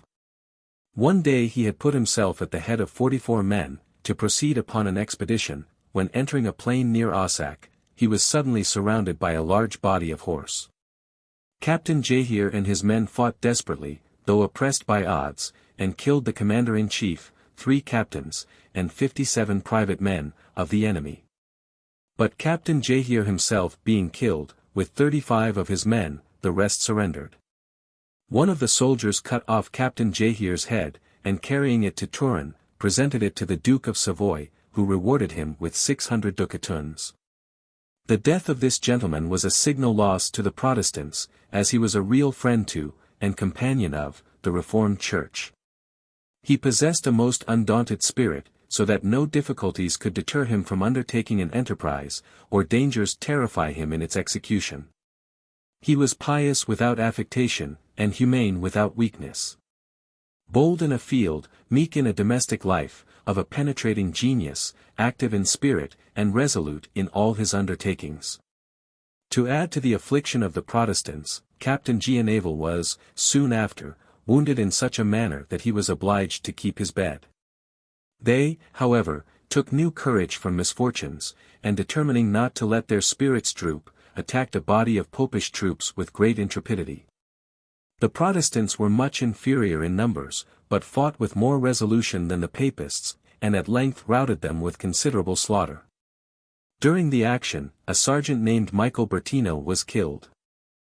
When his son, who was close behind him, leaped into his place, and said, "I have lost my father, but courage, fellow soldiers, God is a father to us all." Several skirmishes likewise happened between the troops of La Torre and Tagliaretto, and the Protestant forces, which in general terminated in favor of the latter. A Protestant gentleman, named Andrian, raised a regiment of horse, and took the command of it himself. The Sieur John Ledger persuaded a great number of Protestants to form themselves into volunteer companies. And an excellent officer, named Michelin, instituted several bands of light troops. These being all joined to the remains of the veteran Protestant troops, for great numbers had been lost in the various battles, skirmishes, sieges, and composed a respectable army, which the officers thought proper to encamp near St. Giovanni. The Roman Catholic commanders, alarmed at the formidable appearance, and increased strength of the Protestant forces, determined, if possible, to dislodge them from their encampment. With this view, they collected together a large force, consisting of the principal part of the garrisons of the Roman Catholic towns, the draft from the Irish brigades, a great number of regulars sent by the Marquis of Pianessa, the auxiliary troops, and the independent companies. These, having formed a junction, encamped near the Protestants, and spent several days in calling councils of war, and disputing on the most proper mode of proceeding. Some were for plundering the country, in order to draw the Protestants from their camp, others were for patiently waiting till they were attacked. And a third party were for assaulting the Protestant camp, and trying to make themselves masters of everything in it. The last of them prevailed, and the morning after the resolution had been taken was appointed to put it into execution. The Roman Catholic troops were accordingly separated into 4 divisions, 3 of which were to make an attack in different places, and the 4th to remain as a body of reserve to act as occasion might require. One of the Roman Catholic officers, previous to the attack, thus harangued his men. "Fellow soldiers, you are now going to enter upon a great action, which will bring you fame and riches. The motives of your acting with spirit are likewise of the most important nature, namely, the honor of showing your loyalty to your sovereign, the pleasure of spilling heretic blood, and the prospect of plundering the Protestant camp. So, my brave fellows, fall on, give no quarter, kill all you meet and take all you come near." After this inhuman speech the engagement began, and the Protestant camp was attacked in 3 places with inconceivable fury. The fight was maintained with great obstinacy and perseverance on both sides, continuing without intermission for the space of 4 hours. For the several companies on both sides relieved each other alternately, and by that means kept up a continual fire during the whole action. During the engagement of the main armies, a detachment was sent from the body of reserve to attack the post of Castlas, which, if the Papists had carried, it would have given them the command of the valleys of Perosa, St. Martino, and Lucerne. But they were repulsed with great loss, and compelled to return to the body of reserve, from whence they had been detached. Soon after the return of this detachment, the Roman Catholic troops, being hard pressed in the main battle, sent for the body of reserve to come to their support. These immediately marched to their assistance, and for some time longer held the event doubtful, but at length the valor of the Protestants prevailed, and the Papists were totally defeated, with the loss of upwards of 300 men killed, and many more wounded. When the Syndic of Lucerne, who was indeed a Papist, but not a bigoted one, saw the great number of wounded men brought into that city, he exclaimed, "Ah! I thought the wolves used to devour the heretics, but now I see the heretics eat the wolves." This expression being reported to M. Morals, the Roman Catholic commander-in-chief at Lucerne, he sent a very severe and threatening letter to the Syndic, who was so terrified, that the fright threw him into a fever, and he died in a few days. This great battle was fought just before the harvest was got in, when the Papists, exasperated at their disgrace, and resolved on any kind of revenge, spread themselves by night in detached parties over the finest cornfields of the Protestants, and set them on fire in sundry places. Some of these straggling parties, however, suffered for their conduct, for the Protestants, being alarmed in the night by the blazing of the fire among the corn, pursued the fugitives early in the morning, and overtaking many, put them to death. The Protestant Captain Bellin, likewise, by way of retaliation, went with a body of light troops, and burnt the suburbs of La Torre, making his retreat afterward with very little loss. A few days after, Captain Bellin, with a much stronger body of troops, attacked the town of La Torre itself, and making a breach in the wall of the convent, his men entered, driving the garrison into the citadel, and burning both town and convent. After having effected this, they made a regular retreat, as they could not reduce the citadel for want of cannon. An account of the persecutions of Michael de Molinos, a native of Spain. Michael de Molinos, a Spaniard of a rich and honorable family, entered, when young, into priest's orders, but would not accept of any preferment in the church. He possessed great natural abilities, which he dedicated to the service of his fellow creatures, without any view of emolument to himself. His course of life was pious and uniform. Nor did he exercise those austerities which are common among the religious orders of the Church of Rome. Being of a contemplative turn of mind, he pursued the track of the mystical divines, and having acquired great reputation in Spain, and being desirous of propagating his sublime mode of devotion, he left his own country, and settled at Rome. Here he soon connected himself with some of the most distinguished among the literati, who so approved of his religious maxims, that they concurred in assisting him to propagate them. And, in a short time, he obtained a great number of followers, who, from the sublime mode of their religion, were distinguished by the name of Quietists. In 1675, Molinos published a book entitled Il Guida Spirituale, to which were subjoined recommendatory letters from several great personages. One of these was by the Archbishop of Reggio, a second by the General of the Franciscans, and a third by Father Martin de Esparza, a Jesuit, who had been divinity professor both at Salamanca and Rome. No sooner was the book published, than it was greatly read, and highly esteemed, both in Italy and Spain. And this so raised the reputation of the author, that his acquaintance was coveted by the most respectable characters. Letters were written to him from numbers of people, so that a correspondence was settled between him, and those who approved of his method, in different parts of Europe. Some secular priests, both at Rome and Naples, declared themselves openly for it, and consulted him, as a sort of oracle, on many occasions.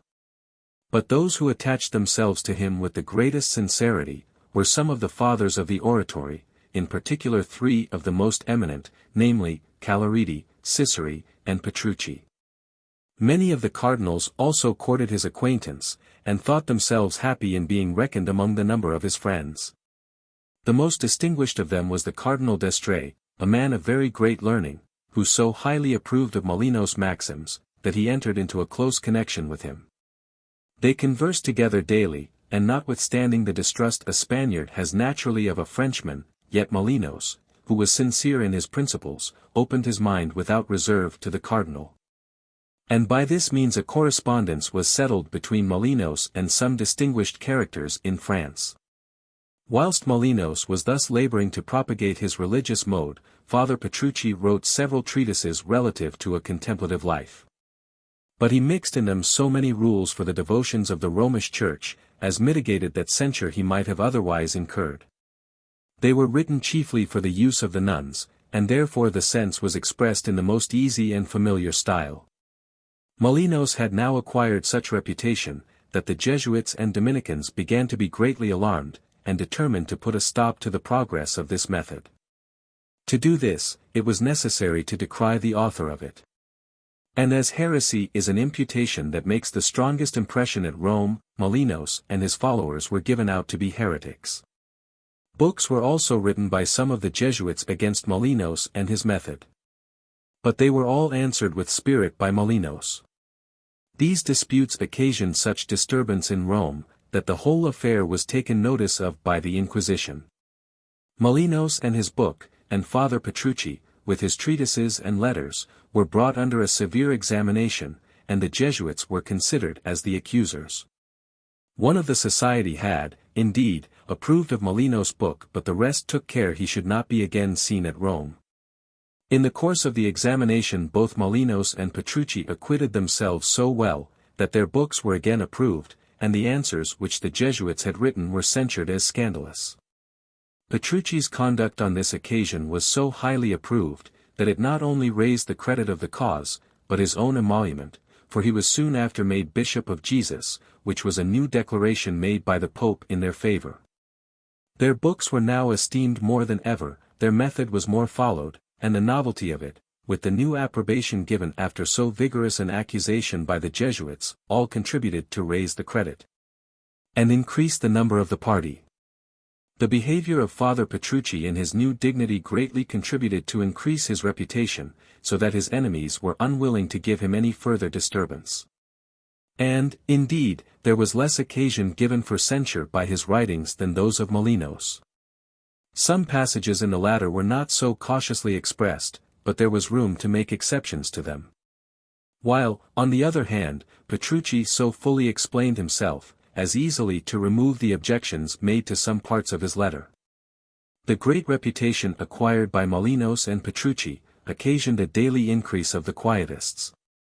All who were thought sincerely devout, or at least affected the reputation of it, were reckoned among the number. If these persons were observed to become more strict in their lives and mental devotions, yet there appeared less zeal in their whole deportment as to the exterior parts of the church ceremonies. They were not so assiduous at Mass, nor so earnest to procure Masses to be said for their friends, nor were they so frequently either at confession, or in processions. Though the new approbation given to Molinos' book by the Inquisition had checked the proceedings of his enemies, yet they were still inveterate against him in their hearts, and determined if possible to ruin him. They insinuated that he had ill designs, and was, in his heart, an enemy to the Christian religion, that under pretense of raising men to a sublime strain of devotion, he intended to erase from their minds a sense of the mysteries of Christianity. And because he was a Spaniard, they gave out that he was descended from a Jewish or Mahometan race, and that he might carry in his blood, or in his first education, some seeds of those religions which he had since cultivated with no less art than zeal. This last calumny gained but little credit at Rome, though it was said an order was sent to examine the registers of the place where Molinos was baptized. Molinos, finding himself attacked with great vigor, and the most unrelenting malice, took every necessary precaution to prevent these imputations being credited. He wrote a treatise, entitled Frequent and Daily Communion, which was likewise approved by some of the most learned of the Romish clergy. This was printed with his spiritual guide, in the year 1675.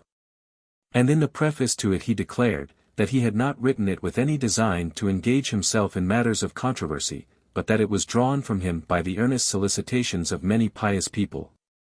The Jesuits, failing, in their attempts of crushing Molinos' power in Rome, applied to the court of France, when, in a short time, they so far succeeded, that an order was sent to Cardinal d'Estrees, commanding him to prosecute Molinos with all possible rigor.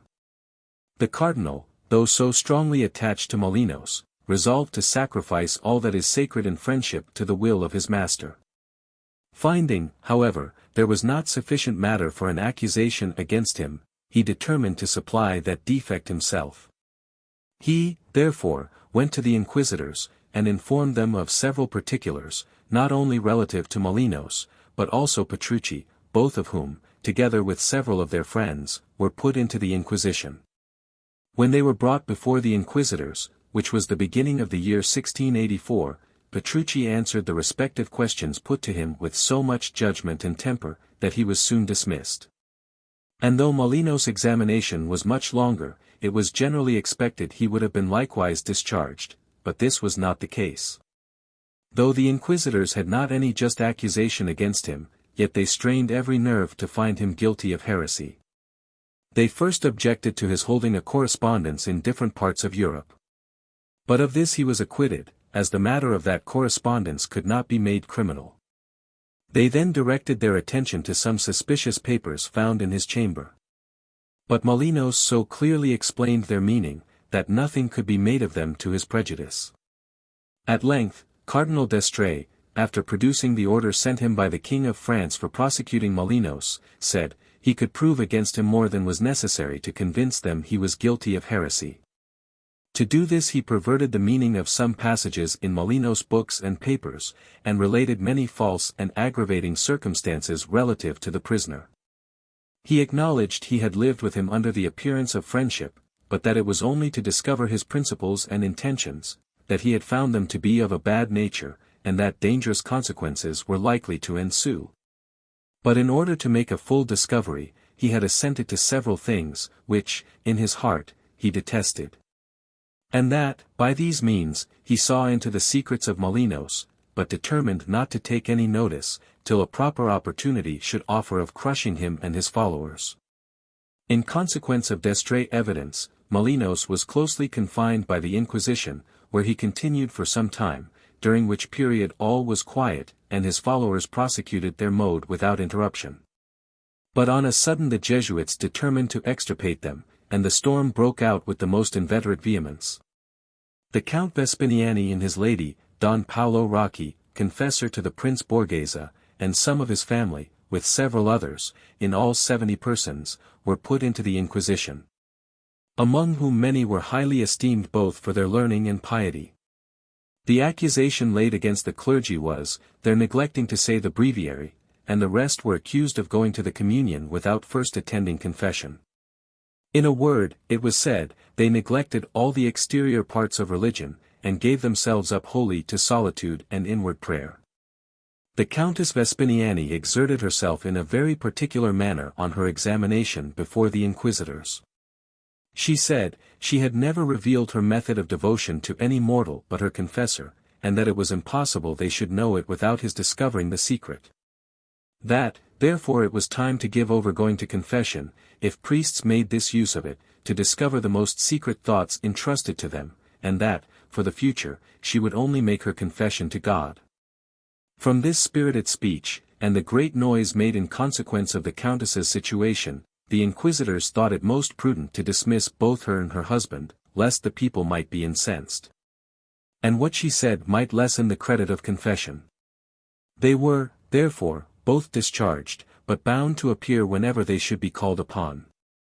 Besides those already mentioned, such was the inveteracy of the Jesuits against the Quietists, that within the space of a month upwards of 200 persons were put into the Inquisition. And that method of devotion which had passed in Italy as the most elevated to which mortals could aspire, was deemed heretical, and the chief promoters of it confined in a wretched dungeon. In order, if possible, to extirpate Quietism, the inquisitors sent a circular letter to Cardinal Cibo, as the chief minister, to disperse it through Italy. It was addressed to all prelates, informing them, that whereas many schools and fraternities were established in several parts of Italy, in which some persons, under a pretense of leading people into the ways of the Spirit, and to the prayer of quietness, instilled into them many abominable heresies, therefore a strict charge was given to dissolve all those societies, and to oblige the spiritual guide to tread in the known paths. And, in particular, to take care none of that sort should be suffered to have the direction of the nunneries. Orders were likewise given to proceed, in the way of justice, against those who should be found guilty of these abominable errors. After this a strict inquiry was made into all the nunneries in Rome, when most of their directors and confessors were discovered to be engaged in this new method. It was found that the Carmelites, the nuns of the Conception, and those of several other convents, were wholly given up to prayer and contemplation, and that, instead of their beads, and the other devotions to saints or images, they were much alone, and often in the exercise of mental prayer. That when they were asked why they had laid aside the use of their beads, and their ancient forms, their answer was, their directors had advised them so to do. Information of this being given to the Inquisition, they sent orders that all books written in the same strain with those of Molinos and Petrucci, should be taken from them. And that they should be compelled to return to their original form of devotion. The circular letter sent to Cardinal Cibo, produced but little effect, for most of the Italian bishops were inclined to Molinos' method. It was intended that this, as well as all other orders from the inquisitors, should be kept secret. But notwithstanding all their care, copies of it were printed, and dispersed in most of the principal towns in Italy. This gave great uneasiness to the inquisitors, who use every method they can to conceal their proceedings from the knowledge of the world.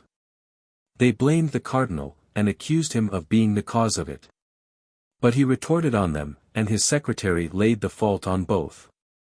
During these transactions, Molinos suffered great indignities from the officers of the Inquisition.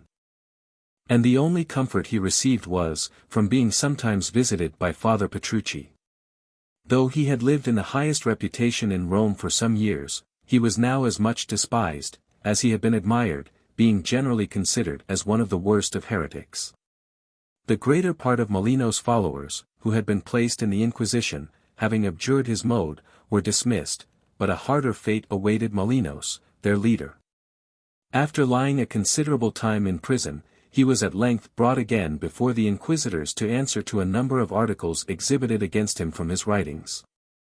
As soon as he appeared in court, a chain was put round his body, and a wax light in his hand, when 2 friars read aloud the articles of accusation. Molinos answered each with great steadiness and resolution. And notwithstanding his arguments totally defeated the force of all, yet he was found guilty of heresy, and condemned to imprisonment for life. When he left the court he was attended by a priest, who had borne him the greatest respect. On his arrival at the prison he entered the cell allotted for his confinement with great tranquillity. And on taking leave of the priest, thus addressed him, "Adieu, Father, we shall meet again at the day of judgment, and then it will appear on which side the truth is, whether on my side, or on yours." During his confinement, he was several times tortured in the most cruel manner, till, at length, the severity of the punishments overpowered his strength, and finished his existence. The death of Molinos struck such an impression on his followers, that the greater part of them soon abjured his mode, and by the assiduity of the Jesuits, Quietism was totally extirpated throughout the country. Chapter 7. An account of the persecutions in Bohemia under the papacy. The Roman pontiffs having usurped a power over several churches were particularly severe on the Bohemians, which occasioned them to send 2 ministers and 4 lay brothers to Rome, in the year 977, to obtain redress of the Pope. After some delay, their request was granted, and their grievances redressed.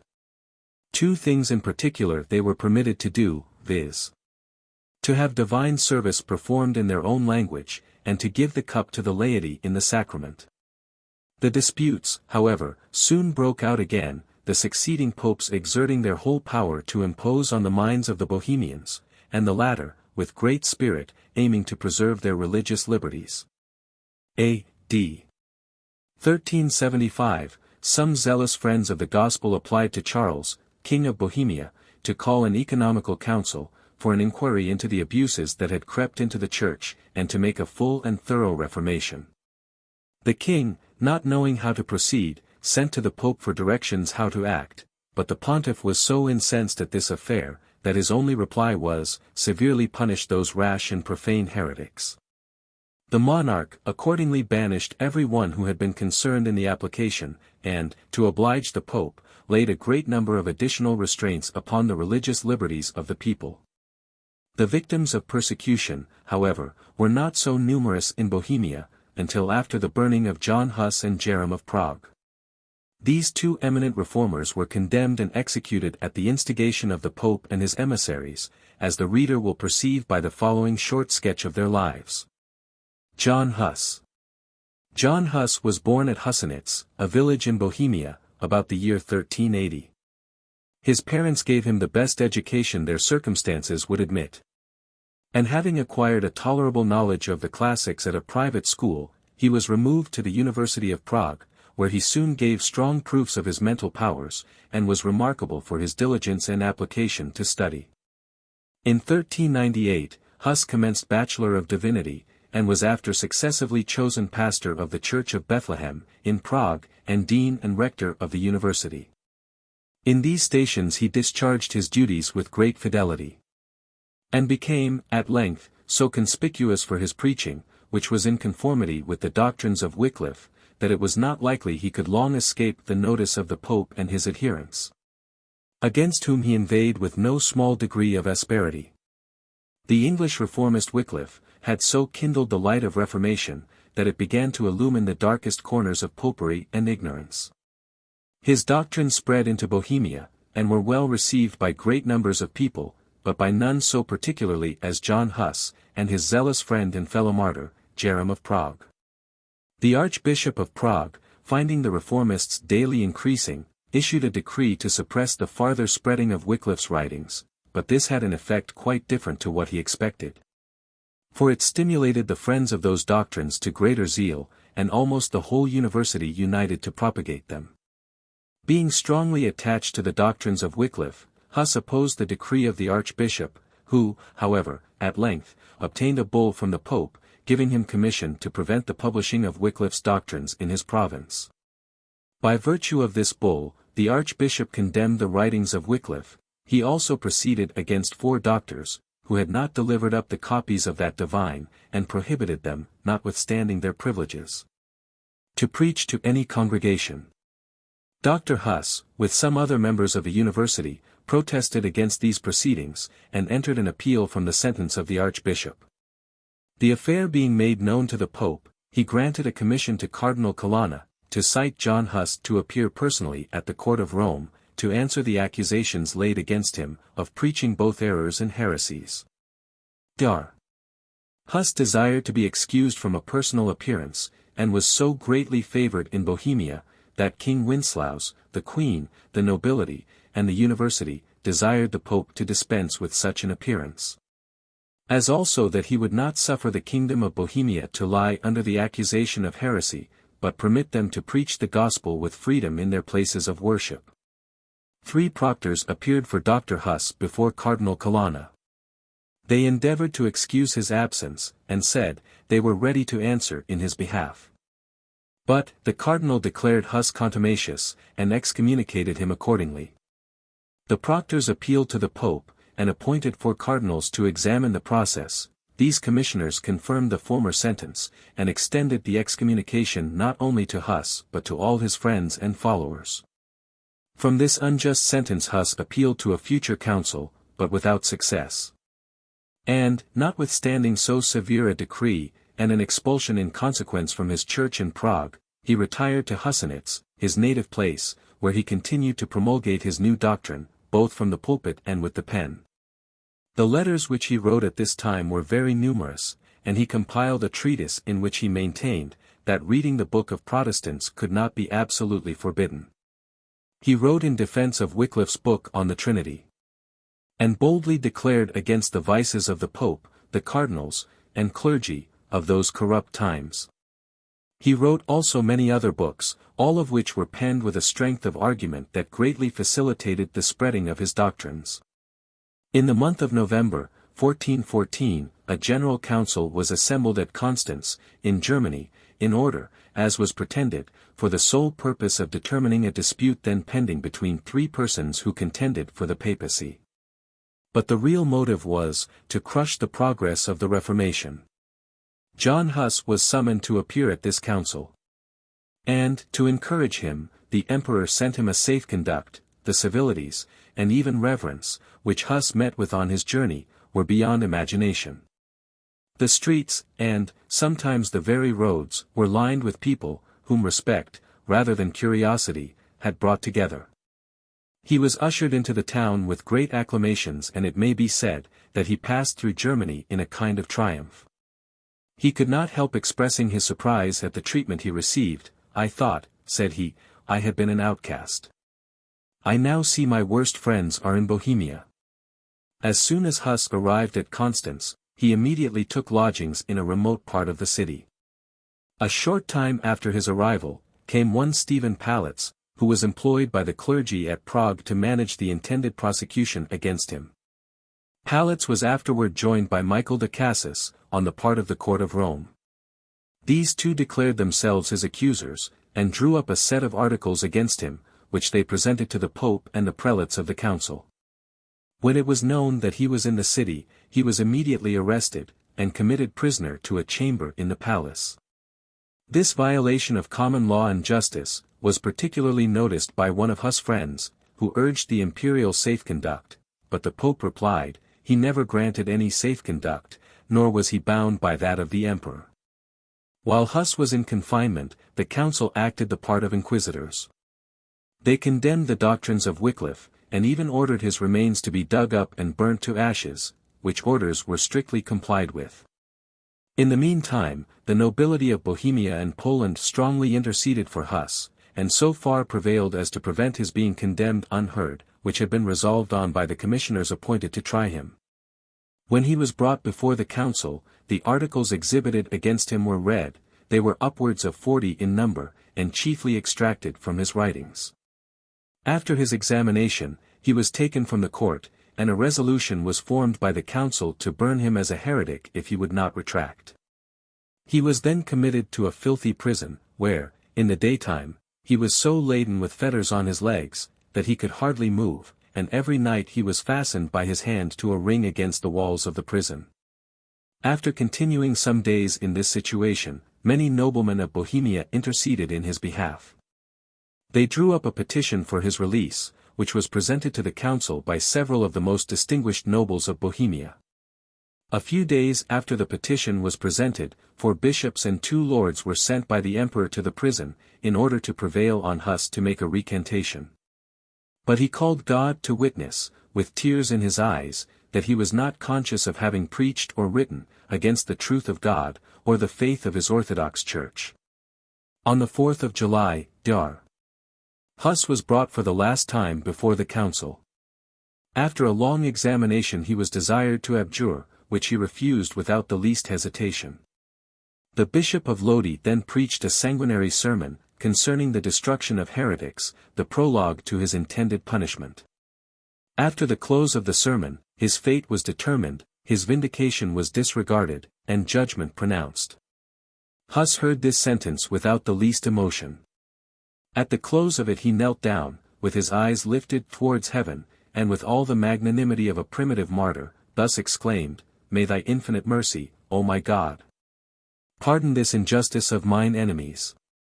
Thou knowest the injustice of my accusations, how deformed with crimes I have been represented, how I have been oppressed with worthless witnesses, and a false condemnation, yet, O my God, let that mercy of thine, which no tongue can express, prevail with thee not to avenge my wrongs."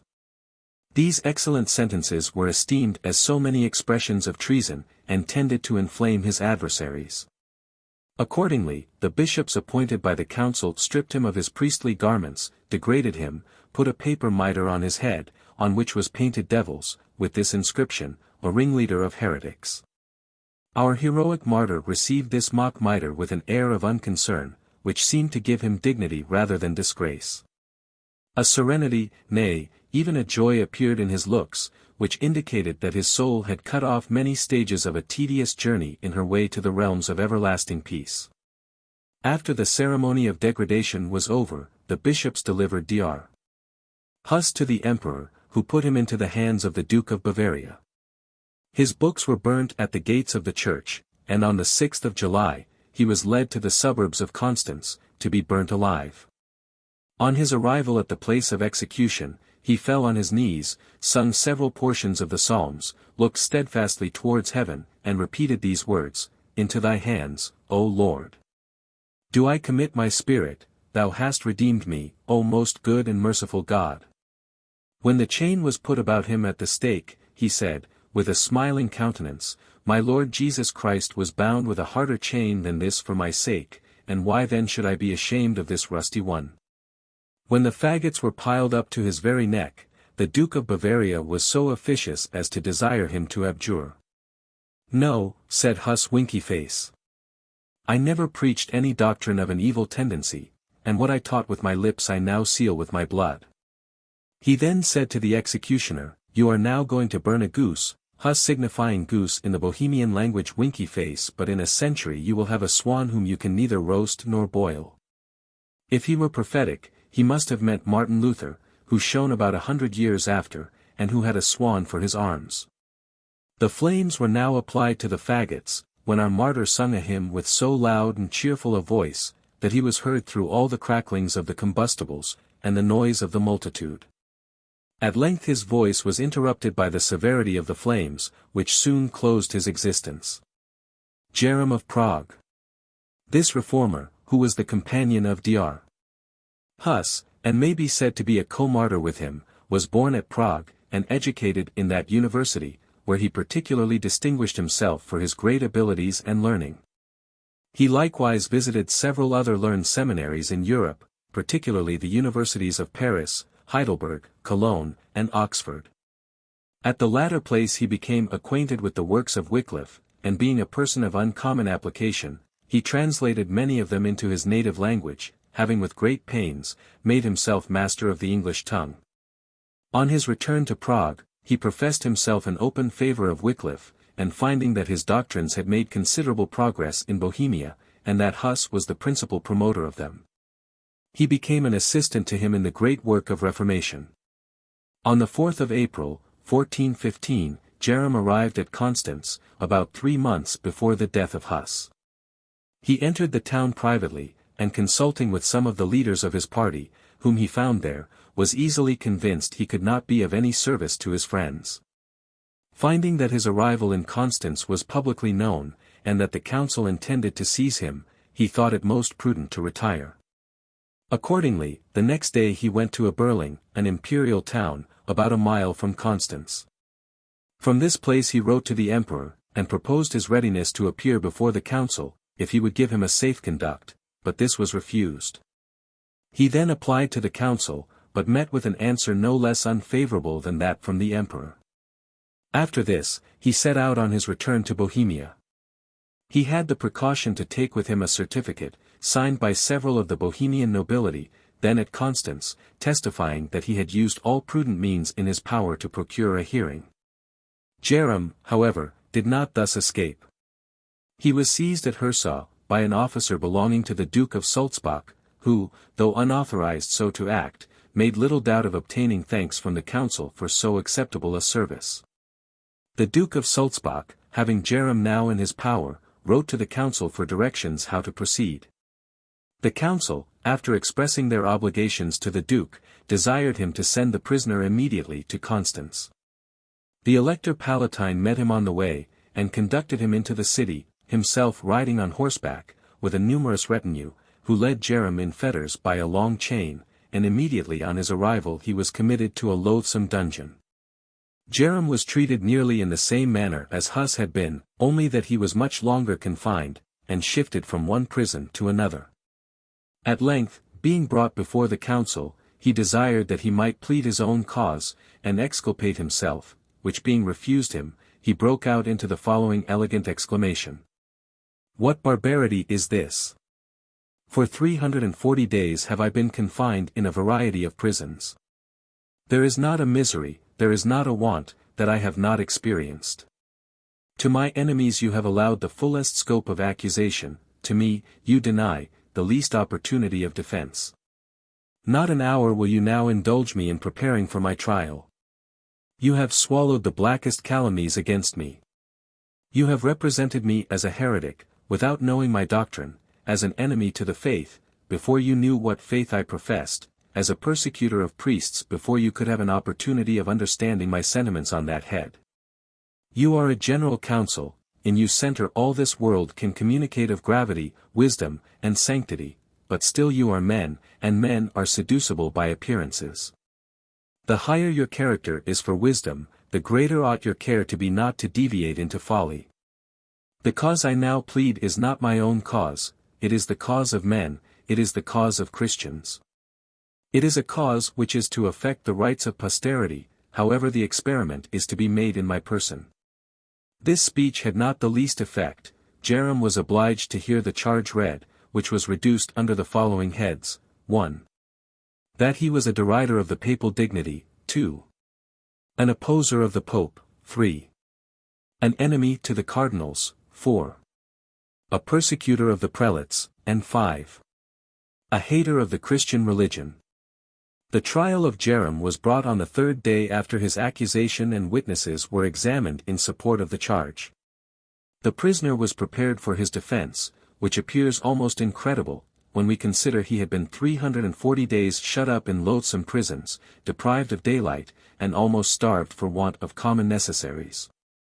But his spirit soared above these disadvantages, under which a man less animated would have sunk, nor was he more at a loss for quotations from the fathers and ancient authors than if he had been furnished with the finest library. The most bigoted of the assembly were unwilling he should be heard, knowing what effect eloquence is apt to have on the minds of the most prejudiced. At length, however, it was carried by the majority, that he should have liberty to proceed in his defense, which he began to such an exalted strain of moving elocution, that the heart of obdurate zeal was seen to melt. And the mind of superstition seemed to admit a ray of conviction. He made an admirable distinction between evidence as resting upon facts, and as supported by malice and calumny. He laid before the assembly the whole tenor of his life and conduct.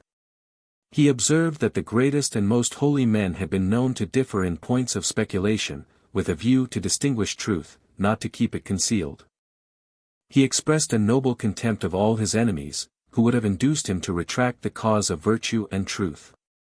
He entered upon a high encomium of Huss, and declared he was ready to follow him in the glorious track of martyrdom. He then touched upon the most defensible doctrines of Wycliffe, and concluded with observing that it was far from his intention to advance anything against the state of the Church of God. That it was only against the abuse of the clergy he complained.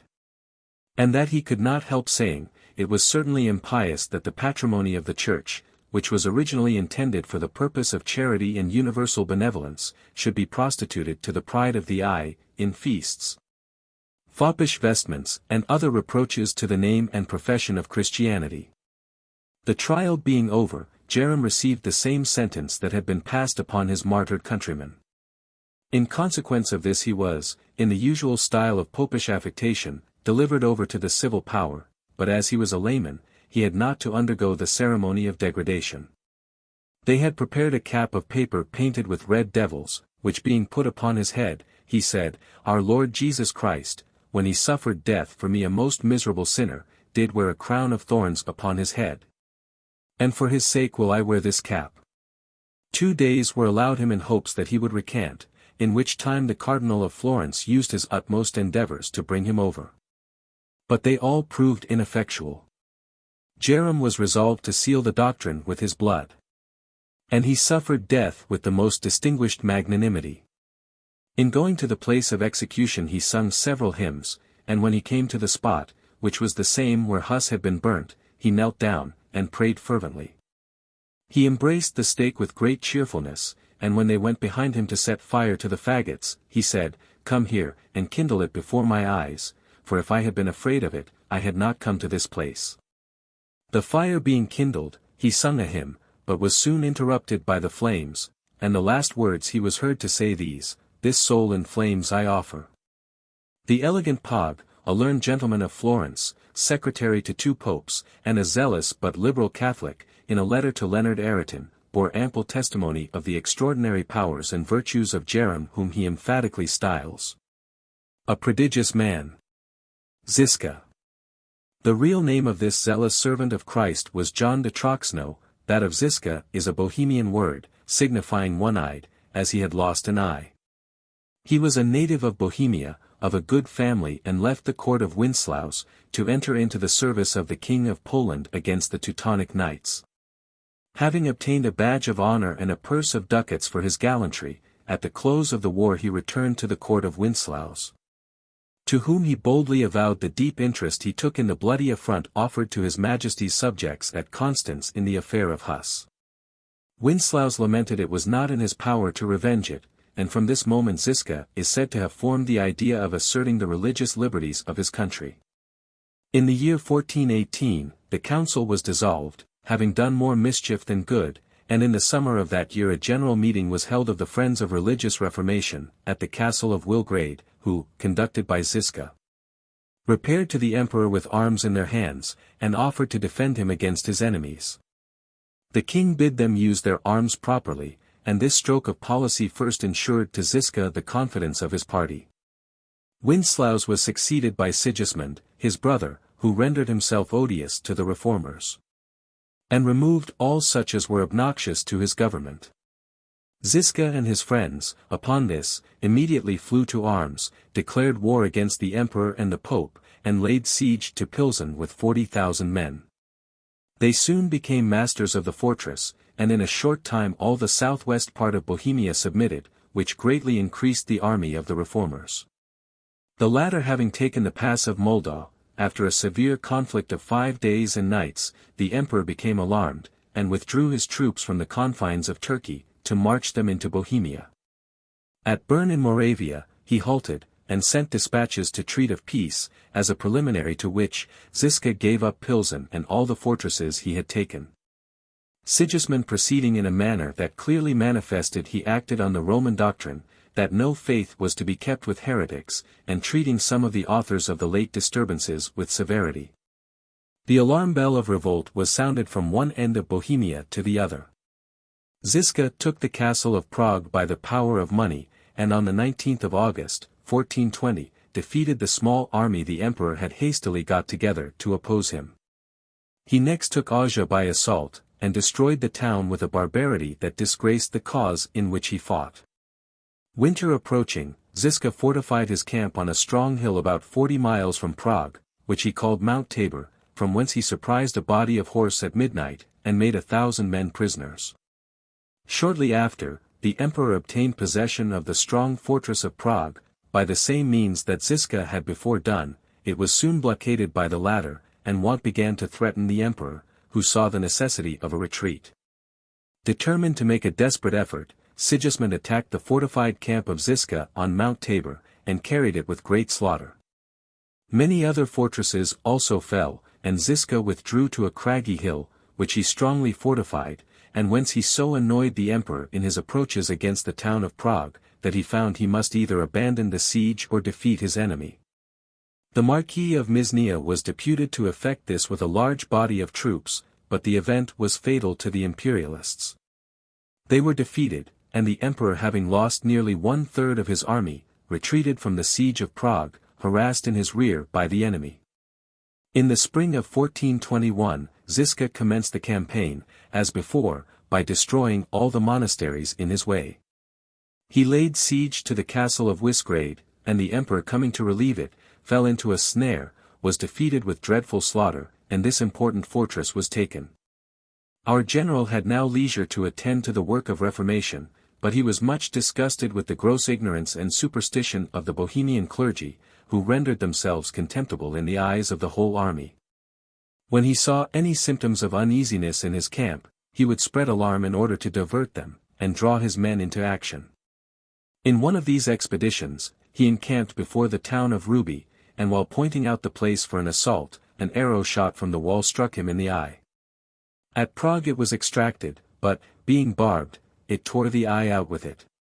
A fever succeeded, and his life was with difficulty preserved. He was now totally blind, but still desirous of attending the army. The emperor having summoned the states of the empire to assist him, it was resolved, with their assistance, to attack Ziska in the winter, when many of his troops departed till the return of spring. The Confederate princes undertook the siege of Soissons, but at the approach merely of the Bohemian general, they retreated. Sigismund nevertheless advanced with his formidable army, consisting of 15,000 Hungarian horse and 25,000 infantry, well equipped for a winter campaign. This army spread terror through all the east of Bohemia. Wherever Sigismund marched, the magistrates laid their keys at his feet, and were treated with severity or favor, according to their merits in his cause. Ziska, however, with speedy marches, approached, and the emperor resolved to try his fortune once more with that invincible chief. On the 13th of January, 1422, the two armies met on a spacious plain near Kamnitz. Ziska appeared in the center of his front line, guarded, or rather conducted, by a horseman on each side, armed with a poleaxe. His troops, having sung a hymn with a determined coolness, drew their swords, and waited for a signal. When his officers had informed him that the ranks were all well closed, he waved his saber round his head, which was the sign of battle. This battle is described as a most awful sight. The extent of the plain was one continued scene of disorder. The imperial army fled towards the confines of Moravia, the Taborites, without intermission, galling their rear. The river Igla, then frozen, opposed their flight. The enemy pressing furiously, many of the infantry, and in a manner the whole body of the cavalry attempted the river. The ice gave way and not fewer than 2,000 were swallowed up in the water. Ziska now returned to Tabor, laden with all the spoils and trophies which the most complete victory could give. Ziska now began again to pay attention to the Reformation. He forbid all the prayers for the dead, images, sacerdotal vestments, fasts, and festivals. Priests were to be preferred according to their merits, and no one to be persecuted for religious opinions. In everything Ziska consulted the liberal-minded, and did nothing without general concurrence.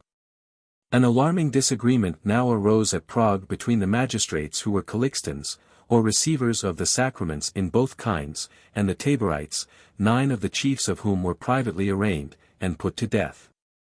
The populace, enraged, sacrificed the magistrates, and the affair terminated without any particular consequence. The Calixtans having sunk into contempt, Ziska was solicited to assume the crown of Bohemia. But this he nobly refused, and prepared for the next campaign, in which Sigismund resolved to make his last effort. While the Marquis of Misnia penetrated into Upper Saxony, the emperor proposed to enter Moravia, on the side of Hungary.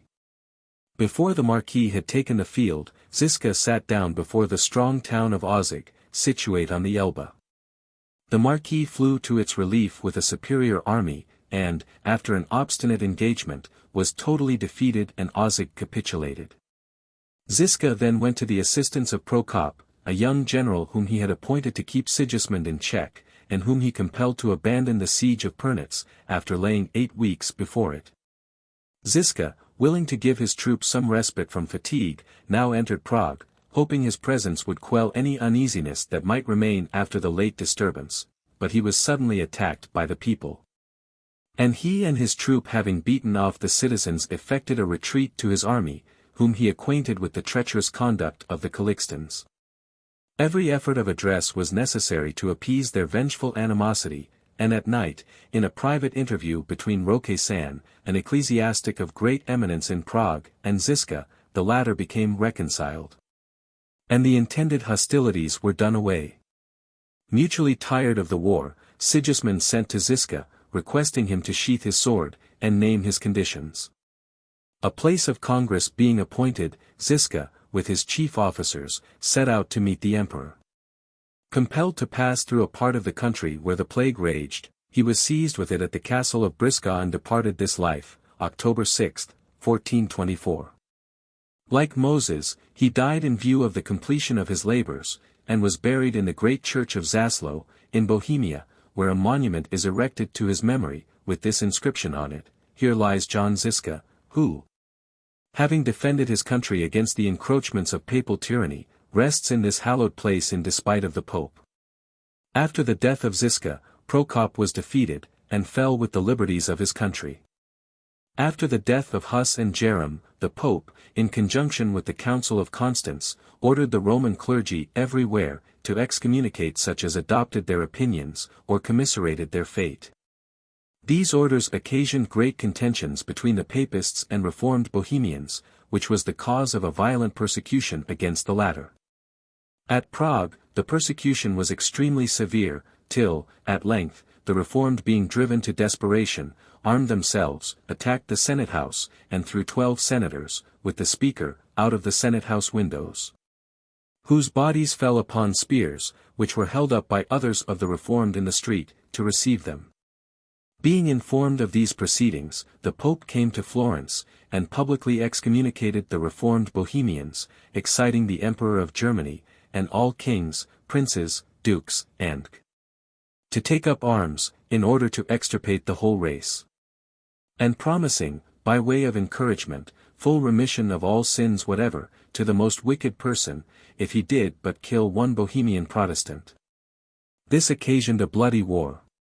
For several popish princes undertook the extirpation, or at least expulsion, of the proscribed people, and the Bohemians, arming themselves, prepared to repel force by force, in the most vigorous and effectual manner.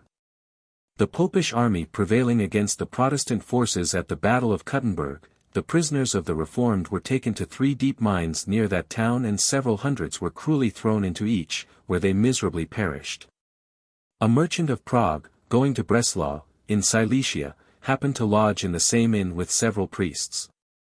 Entering into conversation upon the subject of religious controversy, he passed many encomiums upon the martyr John Huss, and his doctrines. The priests taking umbrage at this, laid an information against him the next morning, and he was committed to prison as a heretic.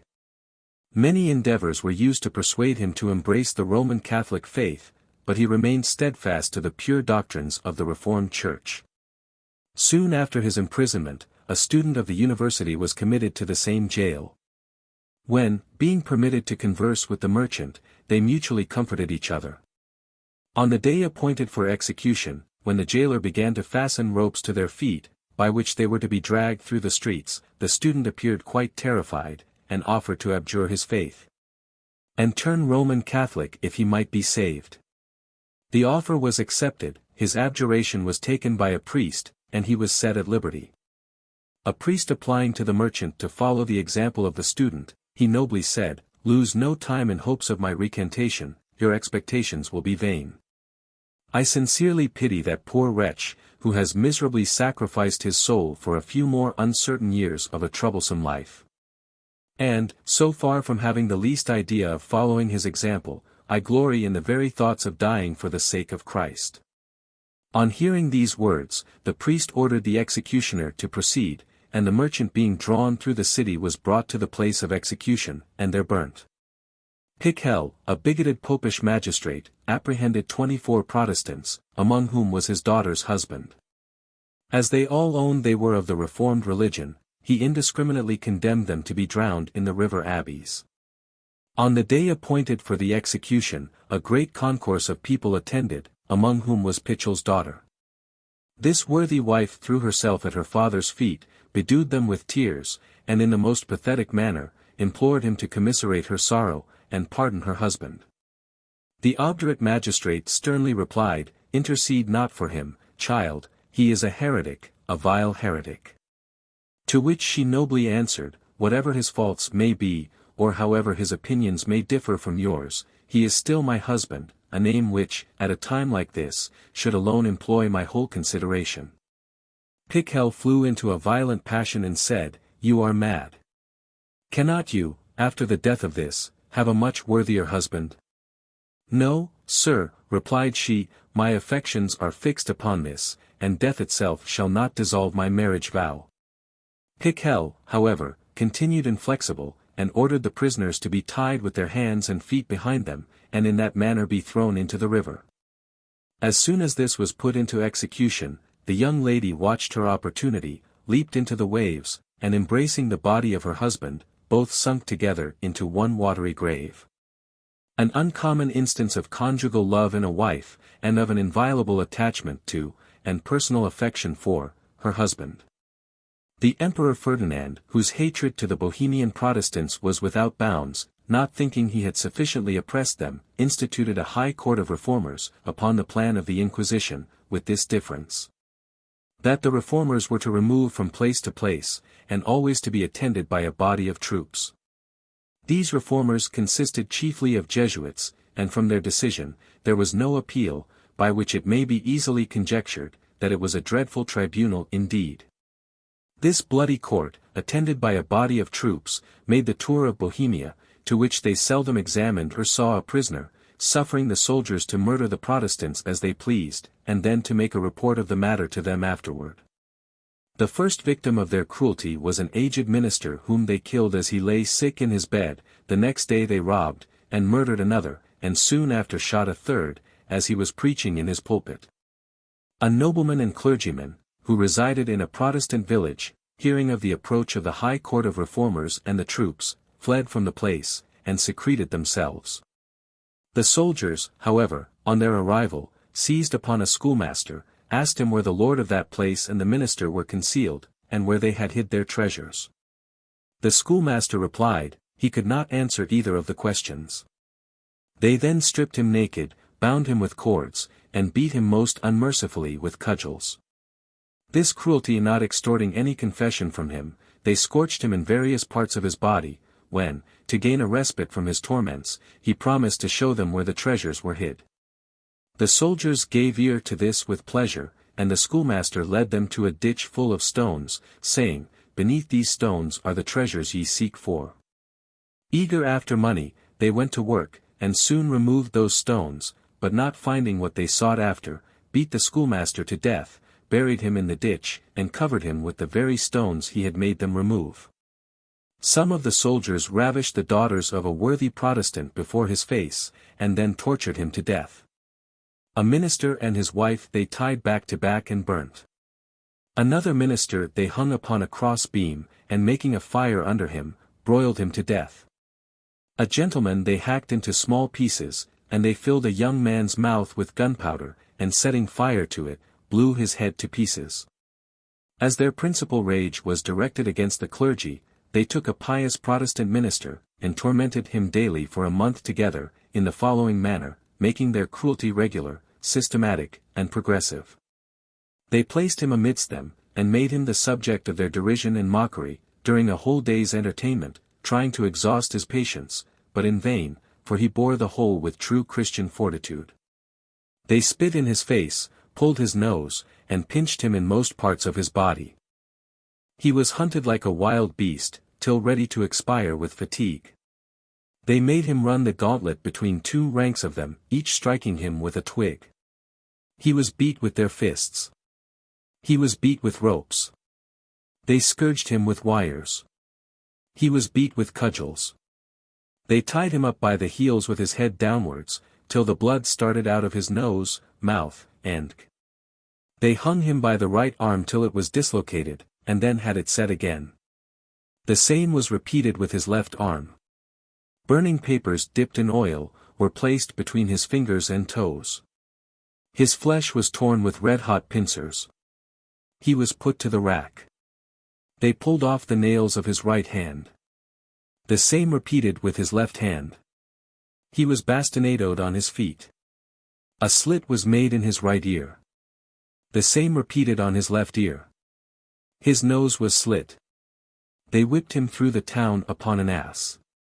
They made several incisions in his flesh. They pulled off the toe nails of his right foot.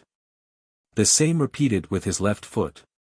He was tied up by the loins, and suspended for a considerable time. The teeth of his upper jaw were pulled out.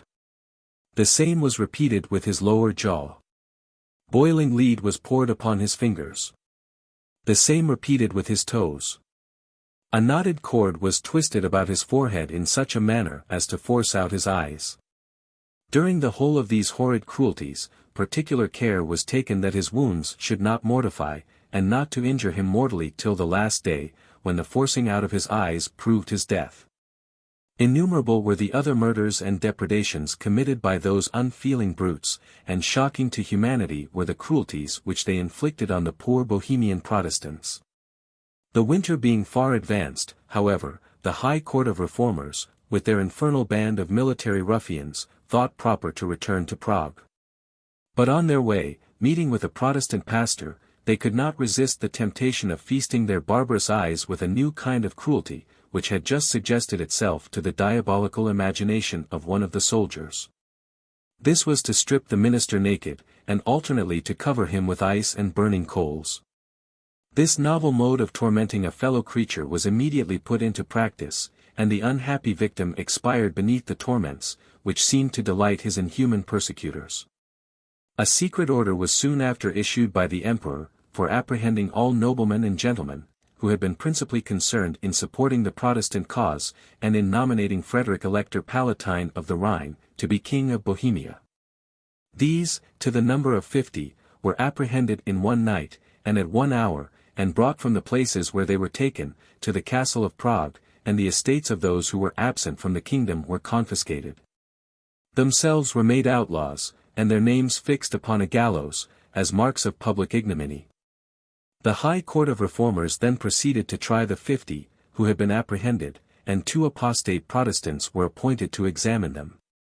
These examinants asked a great number of unnecessary and impertinent questions, which so exasperated one of the noblemen, who was naturally of a warm temper, that he exclaimed, opening his breast at the same time, "Cut here, search my heart. You shall find nothing but the love of religion and liberty. Those were the motives for which I drew my sword, and for those I am willing to suffer death." As none of the prisoners would change their religion, or acknowledge they had been in error, they were all pronounced guilty. But the sentence was referred to the emperor. When that monarch had read their names, and an account of the respective accusations against them, he passed judgment on all, but in a different manner, as his sentences were of 4 kinds, viz. death, banishment, imprisonment for life, and imprisonment during pleasure. 20 being ordered for execution, were informed they might send for Jesuits, monks, or friars, to prepare for the awful change they were to undergo. But that no Protestants should be permitted to come near them. This proposal they rejected, and strove all they could to comfort and cheer each other upon the solemn occasion. On the morning of the day appointed for the execution, a cannon was fired as a signal to bring the prisoners from the castle to the principal marketplace, in which scaffolds were erected. And a body of troops were drawn up to attend the tragic scene.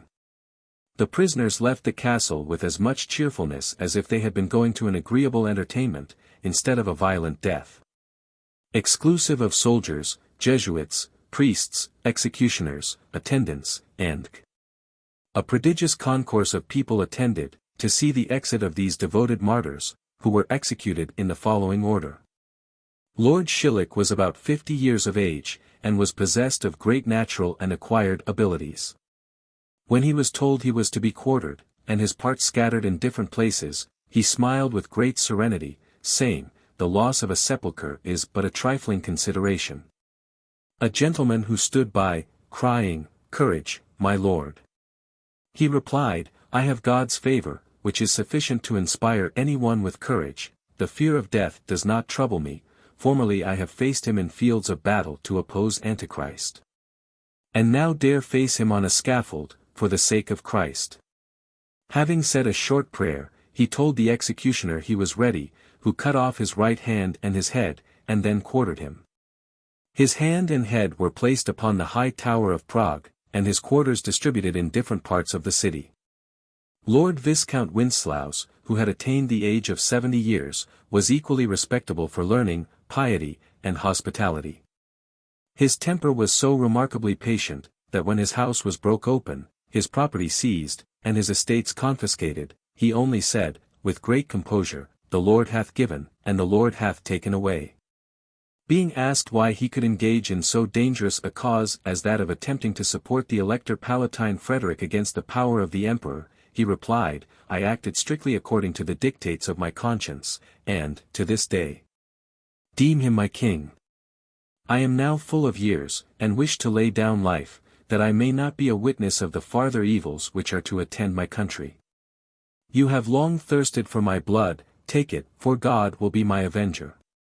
Then approaching the block, he stroked his long grey beard, and said, "Venerable hairs, the greater honor now attends ye, a crown of martyrdom is your portion."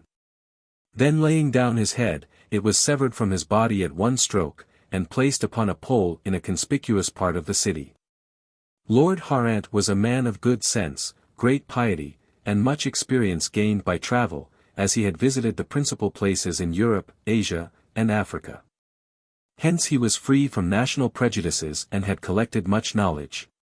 The accusations against this nobleman were, his being a Protestant and having taken an oath of allegiance to Frederick, Elector Palatine of the Rhine, as King of Bohemia. When he came upon the scaffold he said, "I have travelled through many countries, and traversed various barbarous nations, yet never found so much cruelty as at home. I have escaped innumerable perils both by sea and land, and surmounted inconceivable difficulties, to suffer innocently in my native place. My blood is likewise sought by those for whom I, and my forefathers, have hazarded our estates. But, Almighty God, forgive them, for they know not what they do." He then went to the block, kneeled down, and exclaimed with great energy, "Into thy hands, O Lord, I commend my spirit, in thee have I always trusted. Receive me, therefore, my blessed Redeemer." The fatal stroke was then given, and a period put to the temporary pains of this life. Lord Frederick de Bille suffered as a Protestant, and a promoter of the late war. He met his fate with serenity, and only said, he wished well to the friends whom he left behind, forgave the enemies who caused his death, denied the authority of the Emperor in that country, acknowledged Frederick to be the only true King of Bohemia, and hoped for salvation in the merits of his blessed Redeemer. Lord Henry Otto, when he first came upon the scaffold, seemed greatly confounded, and said, with some asperity, as if addressing himself to the Emperor, "Thou tyrant Ferdinand, your throne is established in blood. But if you kill my body, and disperse my members, they shall still rise up in judgment against you." He then was silent, and having walked about for some time, seemed to recover his fortitude, and growing calm, said to a gentleman who stood near, "I was, a few minutes since, greatly discomposed, but now I feel my spirits revive. God be praised for affording me such comfort, death no longer appears as the king of terrors, but seems to invite me to participate of some unknown joys. Kneeling before the block, he said, Almighty God, to thee I commend my soul, receive it for the sake of Christ, and admit it to the glory of thy presence. The executioner put this nobleman to considerable pain, by making several strokes before he severed the head from the body. The Earl of Regina was distinguished for his superior abilities, and unaffected piety. On the scaffold he said, We who drew our swords, fought only to preserve the liberties of the people, and to keep our consciences sacred. As we were overcome, I am better pleased at the sentence of death, than if the emperor had given me life. For I find that it pleases God to have his truth defended, not by our swords, but by our blood. He then went boldly to the block, saying, I shall now be speedily with Christ, and received the crown of martyrdom with great courage. Sir Gaspar Caplitz was 86 years of age. When he came to the place of execution, he addressed the principal officer thus, Behold a miserable ancient man, who hath often entreated God to take him out of this wicked world, but could not until now obtain his desire. For God reserved me till these years to be a spectacle to the world and a sacrifice to himself. Therefore God's will be done. One of the officers told him, in consideration of his great age, that if he would only ask pardon, he would immediately receive it. Ask pardon, exclaimed he, I will ask pardon of God, whom I have frequently offended. But not of the emperor, to whom I never gave any offense should I sue for pardon. It might be justly suspected I had committed some crime for which I deserved this condemnation. No, no, as I die innocent, and with a clear conscience, I would not be separated from this noble company of martyrs. So saying, he cheerfully resigned his neck to the block. Procopius Dorzecki on the scaffold said, We are now under the emperor's judgment, but in time he shall be judged, and we shall appear as witnesses against him.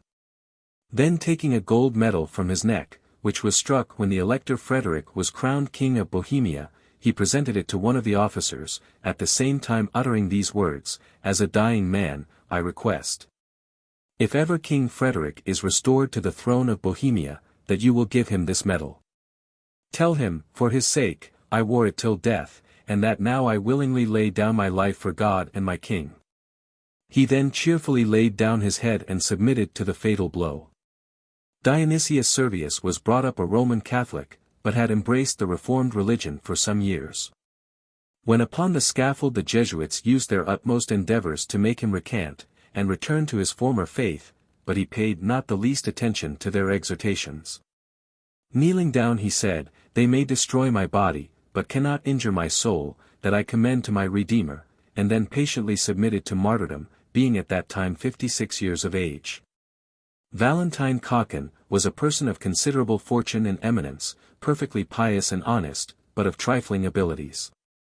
Yet his imagination seemed to grow bright, and his faculties to improve on death's approach, as if the impending danger refined the understanding.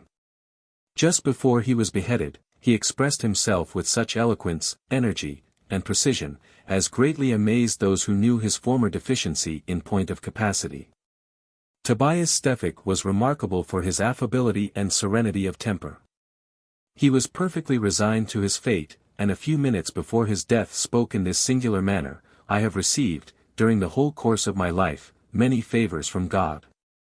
Ought I not therefore cheerfully to take one bitter cup, when he thinks proper to present it? Or rather, ought I not to rejoice, that it is his will I should give up a corrupted life for that of immortality? Dar. Gesenius, an able student of physic, was accused of having spoken disrespectful words of the emperor, of treason in swearing allegiance to the Elector Frederick, and of heresy in being a Protestant. For the first accusation he had his tongue cut out.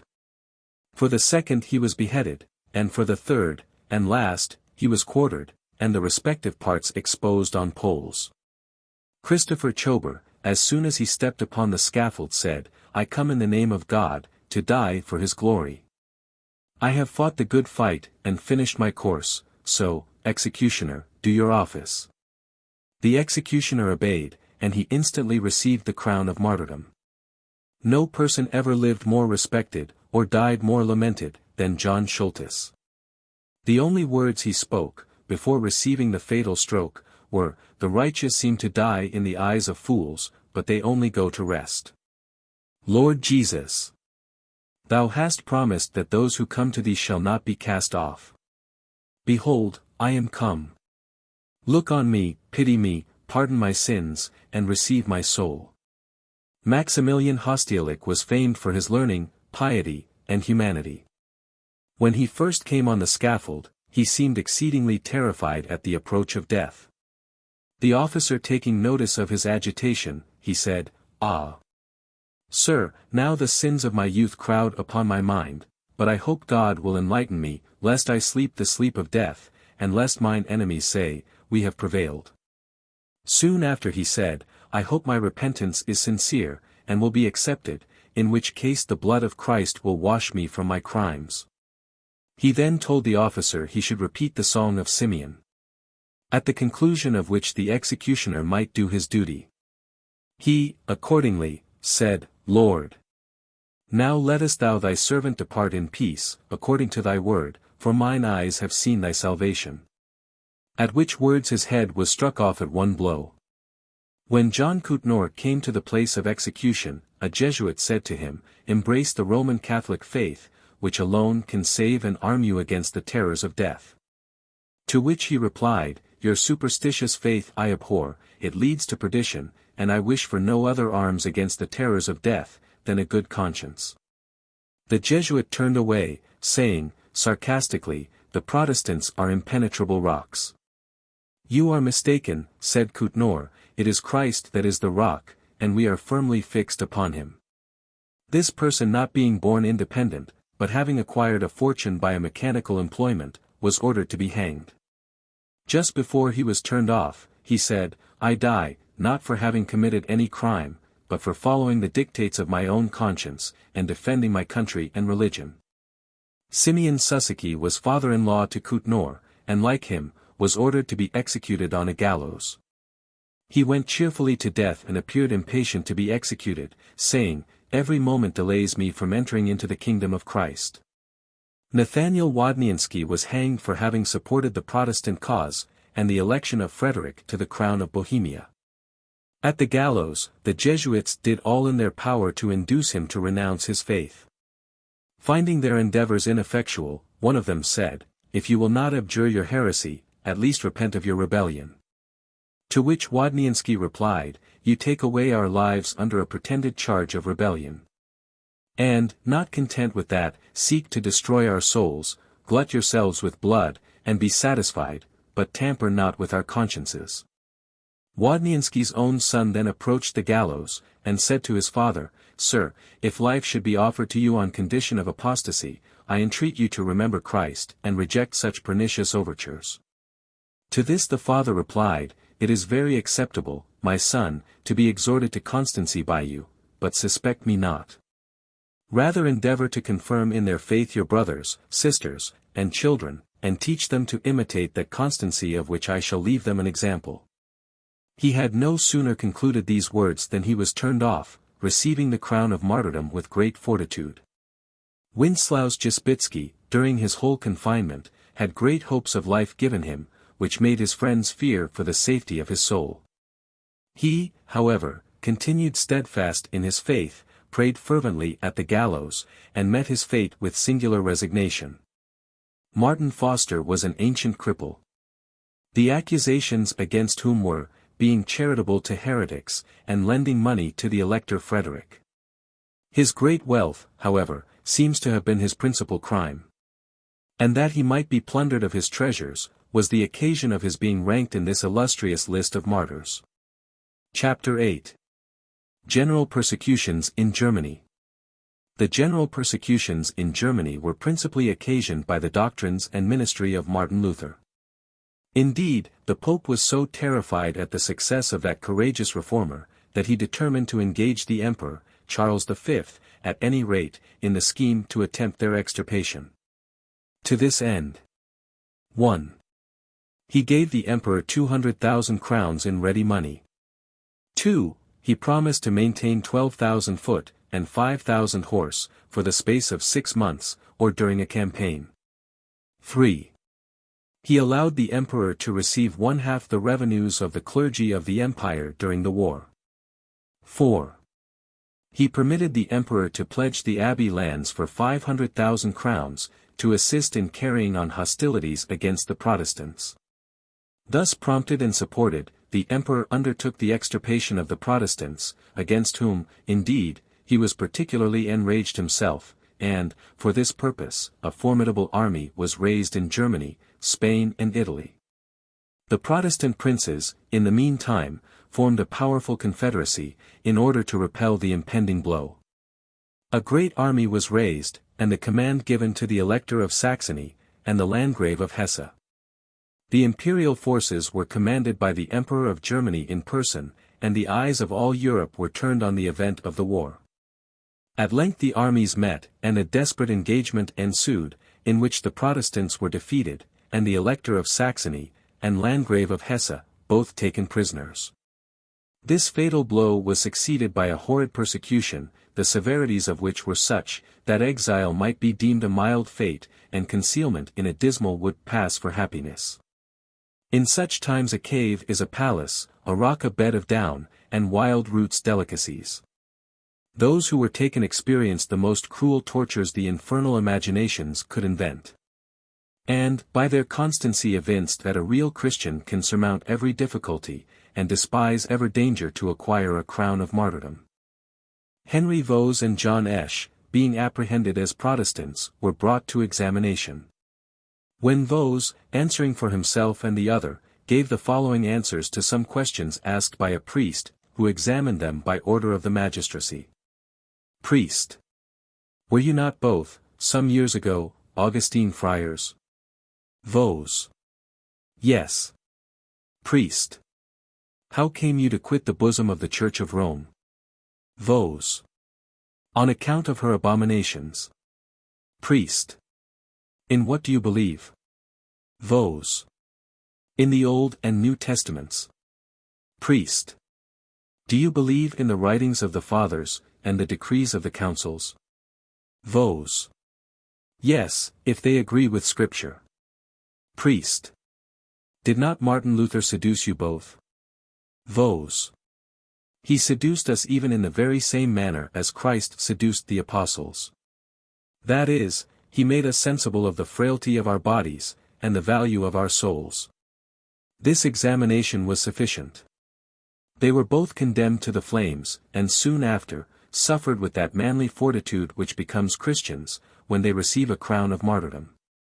Henry Sutphen, an eloquent and pious preacher, was taken out of his bed in the middle of the night, and compelled to walk barefoot a considerable way, so that his feet were terribly cut.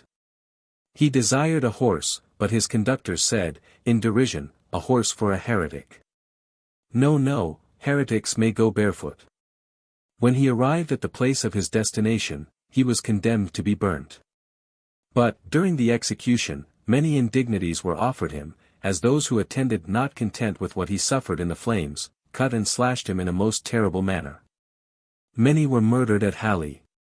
Middelburg being taken by storm, all the Protestants were put to the sword, and great numbers were burned at Vienna.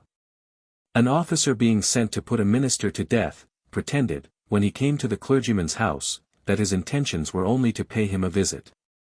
The minister, not suspecting the intended cruelty, entertained his supposed guest in a very cordial manner. As soon as dinner was over, the officer said to some of his attendants, "Take this clergyman, and hang him." The attendants themselves were so shocked, after the civility they had seen, that they hesitated to perform the commands of their master. And the minister said, "Think what a sting will remain on your conscience, for thus violating the laws of hospitality." The officer, however, insisted upon being obeyed, and the attendants, with reluctance, performed the execrable office of executioners. Peter Spengler, a pious divine, of the town of Calais, was thrown into the river, and drowned. Before he was taken to the banks of the stream which was to become his grave, they led him to the marketplace, that his crimes might be proclaimed, which were, not going to Mass, not making confession, and not believing in transubstantiation. After this ceremony was over, he made a most excellent discourse to the people, and concluded with a kind of hymn, of a very edifying nature.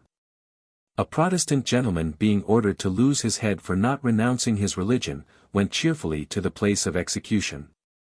A friar came to him, and said these words in a low tone of voice: "As you have a great reluctance publicly to abjure your faith, whisper your confession in my ear, and I will absolve your sins." To this the gentleman loudly replied, "Trouble me not, friar, I have confessed my sins to God, and obtained absolution through the merits of Jesus Christ." Then turning to the executioner, he said, "Let me not be pestered with these men, but perform your duty." On which his head was struck off at a single blow. Wolfgang Scutch, and John Huglin, two worthy ministers, were burned, as was Leonard Kaiser, a student of the University of Württemberg, and George Carpenter, a Bavarian, was hanged for refusing to recant Protestantism. The persecutions in Germany having subsided many years, again broke out in 1630, on account of the war between the Emperor and the King of Sweden, for the latter was a Protestant prince. And consequently the Protestants of Germany espoused his cause, which greatly exasperated the Emperor against them.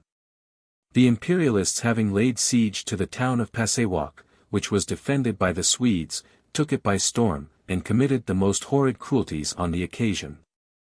They pulled down the churches, burnt the houses, pillaged the properties, massacred the ministers, put the garrison to the sword, hanged the townsmen, ravished the women, smothered the children, and a most bloody tragedy was transacted at Magdeburg, in the year 1631. The generals Tilly and Pappenheim, having taken that Protestant city by storm, upwards of 20,000 persons, without distinction of rank, sex, or age, were slain during the carnage, and 6,000 were drowned in attempting to escape over the river Elbe. After this fury had subsided, the remaining inhabitants were stripped naked, severely scourged, had their ears cropped, and being yoked together like oxen were turned adrift. The town of Hoxter was taken by the Popish army, and all the inhabitants as well as the garrison, were put to the sword. When the houses being set on fire, the bodies were consumed in the flames. At Griffenburg, when the imperial forces prevailed, they shut up the senators in the Senate chamber, and surrounding it by lighted straw suffocated them. Frenhendel surrendered upon articles of capitulation, yet the inhabitants were as cruelly used as at other places, and at Heidelberg, many were shut up in prison and starved. The cruelties used by the imperial troops, under Count Tilly in Saxony, are thus enumerated. Half strangling, and recovering the persons again repeatedly. Rolling sharp wheels over the fingers and toes. Pinching the thumbs in a vice. Forcing the most filthy things down the throat, by which many were choked. Tying cords round the head so tight that the blood gushed out of the eyes, nose, ears, and mouth. Fastening burning matches to the fingers, toes, ears, arms, legs, and even tongue. Putting powder in the mouth and setting fire to it, by which the head was shattered to pieces. Tying bags of powder to all parts of the body, by which the person was blown up. Drawing cords backwards and forwards through the fleshy parts. Making incisions with bodkins and knives in the skin. Running wires through the nose, ears, lips, and hanging Protestants up by the legs, with their heads over a fire, by which they were smoke-dried. Hanging up by one arm till it was dislocated. Hanging upon hooks by the ribs. Forcing people to drink till they burst. Baking many in hot ovens. Fixing weights to the feet, and drawing up several with pulleys. Hanging, stifling, roasting, stabbing, frying, racking, ravishing, ripping open, breaking the bones, rasping off the flesh, tearing with wild horses, drowning, strangling, burning, broiling, crucifying, immuring, poisoning, cutting off tongues, nose, ears, and sawing off the limbs, hacking to pieces, and drawing by the heels through the streets. The enormous cruelties will be a perpetual stain on the memory of Count Tilly, who not only permitted, but even commanded the troops to put them in practice. Wherever he came, the most horrid barbarities, and cruel depredations ensued. Famine and conflagration marked his progress, for he destroyed all the provisions he could not take with him, and burnt all the towns before he left them. So that the full result of his conquests were murder, poverty, and desolation. An aged and pious divine they stripped naked, tied him on his back upon a table, and fastened a large fierce cat upon his belly. They then pricked and tormented the cat in such a manner, that the creature with rage tore his belly open, and gnawed his bowels. Another minister, and his family, were seized by these inhuman monsters. When they ravished his wife and daughter before his face, stuck his infant son upon the point of a lance, and then surrounding him with his whole library of books, they set fire to them, and he was consumed in the midst of the flames. In Hesse Castle some of the troops entered an hospital, in which were principally mad women. When stripping all the poor wretches naked, they made them run about the streets for their diversion, and then put them all to death. In Pomerania, some of the imperial troops entering a small town, seized upon all the young women, and girls of upwards of 10 years, and then placing their parents in a circle, they ordered them to sing psalms, while they ravished their children. Or else they swore they would cut them to pieces afterward. They then took all the married women who had young children, and threatened, if they did not consent to the gratification of their lusts, to burn their children before their faces in a large fire, which they had kindled for that purpose. A band of Count Tilly's soldiers meeting a company of merchants belonging to Basel, who were returning from the great market of Strasbourg, they attempted to surround them. All escaped, however, but 10, leaving their properties behind. The 10 who were taken begged hard for their lives, but the soldiers murdered them, saying, "You must die because you are heretics, and have got no money." The same soldiers met with 2 countesses, who, together with some young ladies, the daughters of one of them, were taking an airing in a landau. The soldiers spared their lives, but treated them with the greatest indecency, and having stripped them all stark naked, bade the coachman drive on. By means and mediation of Great Britain, peace was at length restored to Germany, and the Protestants remained unmolested for several years, till some new disturbances broke out in the Palatinate which were thus occasioned. The great Church of the Holy Ghost, at Heidelberg, had, for many years, been shared equally by the Protestants and Roman Catholics. In this manner, the Protestants performed divine service in the nave or body of the church, and the Roman Catholics celebrated Mass in the choir. Though this had been the custom time immemorial, the Elector Palatinate, at length, took it into his head not to suffer it any longer, declaring, that as Heidelberg was the place of his residence, and the Church of the Holy Ghost the cathedral of his principal city, divine service ought to be performed only according to the rites of the church of which he was a member. He then forbade the Protestants to enter the church, and put the Papists in possession of the whole. The aggrieved people applied to the Protestant powers for redress, which so much exasperated the Elector, that he suppressed the Heidelberg Catechism. The Protestant powers, however, unanimously agreed to demand satisfaction, as the Elector, by this conduct, had broken an article of the Treaty of Westphalia, and the courts of Great Britain, Prussia, Holland, and sent deputies to the Elector, to represent the injustice of his proceedings, and to threaten, unless he changed his behavior to the Protestants in the Palatinate, that they would treat their Roman Catholic subjects with the greatest severity. Many violent disputes took place between the Protestant powers and those of the Elector, and these were greatly augmented by the following incident. The coach of the Dutch minister standing before the door of the residence sent by the Prince of Hesse, the host was by chance carrying to a sick person. The coachman took not the least notice, which those who attended the host observing, pulled him from his box, and compelled him to kneel. This violence to the domestic of a public minister, was highly resented by all the Protestant deputies. And still more to heighten these differences, the Protestants presented to the deputies 3 additional articles of complaint. 1. That military executions were ordered against all Protestant shoemakers who should refuse to contribute to the masses of St. Crispin. 2.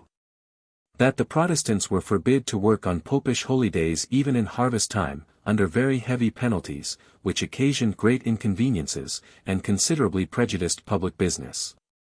3. That several Protestant ministers had been dispossessed of their churches, under pretense of their having been originally founded and built by Roman Catholics. The Protestant deputies, at length became so serious, as to intimate to the Elector, that force of arms should compel him to do the justice he denied to their representations. This menace brought him to reason, as he well knew the impossibility of carrying on a war against the powerful states who threatened him. He, therefore, agreed, that the body of the Church of the Holy Ghost should be restored to the Protestants. He restored the Heidelberg Catechism, put the Protestant ministers again in possession of the churches of which they had been dispossessed, allowed the Protestants to work on popish holydays, and ordered that no person should be molested for not kneeling when the host passed by. These things he did through fear. But to show his resentment to his Protestant subjects, in other circumstances where Protestant states had no right to interfere, he totally abandoned Heidelberg, removing all the courts of justice to Mannheim, which was entirely inhabited by Roman Catholics. He likewise built a new palace there, making it his place of residence, and, being followed by the Roman Catholics of Heidelberg, Mannheim became a flourishing place. In the meantime the Protestants of Heidelberg sunk into poverty, and many of them became so distressed, as to quit their native country, and seek an asylum in Protestant states. A great number of these coming into England, in the time of Queen Anne, were cordially received there, and met with a most humane assistance, both by public and private donations. In 1732, above 30,000 Protestants were, contrary to the Treaty of Westphalia, driven from the Archbishopric of Salzburg. They went away to the depth of winter, with scarce clothes to cover them, and without provisions, not having permission to take anything with them. The cause of these poor people not being publicly espoused by such states as could obtain them redress, they emigrated to various Protestant countries, and settled in places where they could enjoy the free exercise of their religion, without hurting their consciences, and live free from the trammels of popish superstition, and the chains of papal tyranny. An account of the persecutions in the Netherlands. The light of the gospel having successfully spread over the Netherlands, the Pope instigated the Emperor to commence a persecution against the Protestants. When many thousand fell martyrs to superstitious malice and barbarous bigotry, among whom the most remarkable were the following. Wendelinjeda, a pious Protestant widow, was apprehended on account of her religion, when several monks, unsuccessfully, endeavored to persuade her to recant. As they could not prevail, a Roman Catholic lady of her acquaintance desired to be admitted to the dungeon in which she was confined, and promised to exert herself strenuously towards inducing the prisoner to abjure the Reformed religion. When she was admitted to the dungeon, she did her utmost to perform the task she had undertaken. But finding her endeavors ineffectual, she said, "Dear Wendelinjeda, if you will not embrace our faith, at least keep the things which you profess secret within your own bosom, and strive to prolong your life." To which the widow replied, "Madam, you know not what you say, for with the heart we believe to righteousness, but with the tongue confession is made unto salvation." As she positively refused to recant, her goods were confiscated, and she was condemned to be burnt. At the place of execution a monk held a cross to her, and bade her kiss and worship God. To which she answered, "I worship no wooden god, but the eternal God who is in heaven."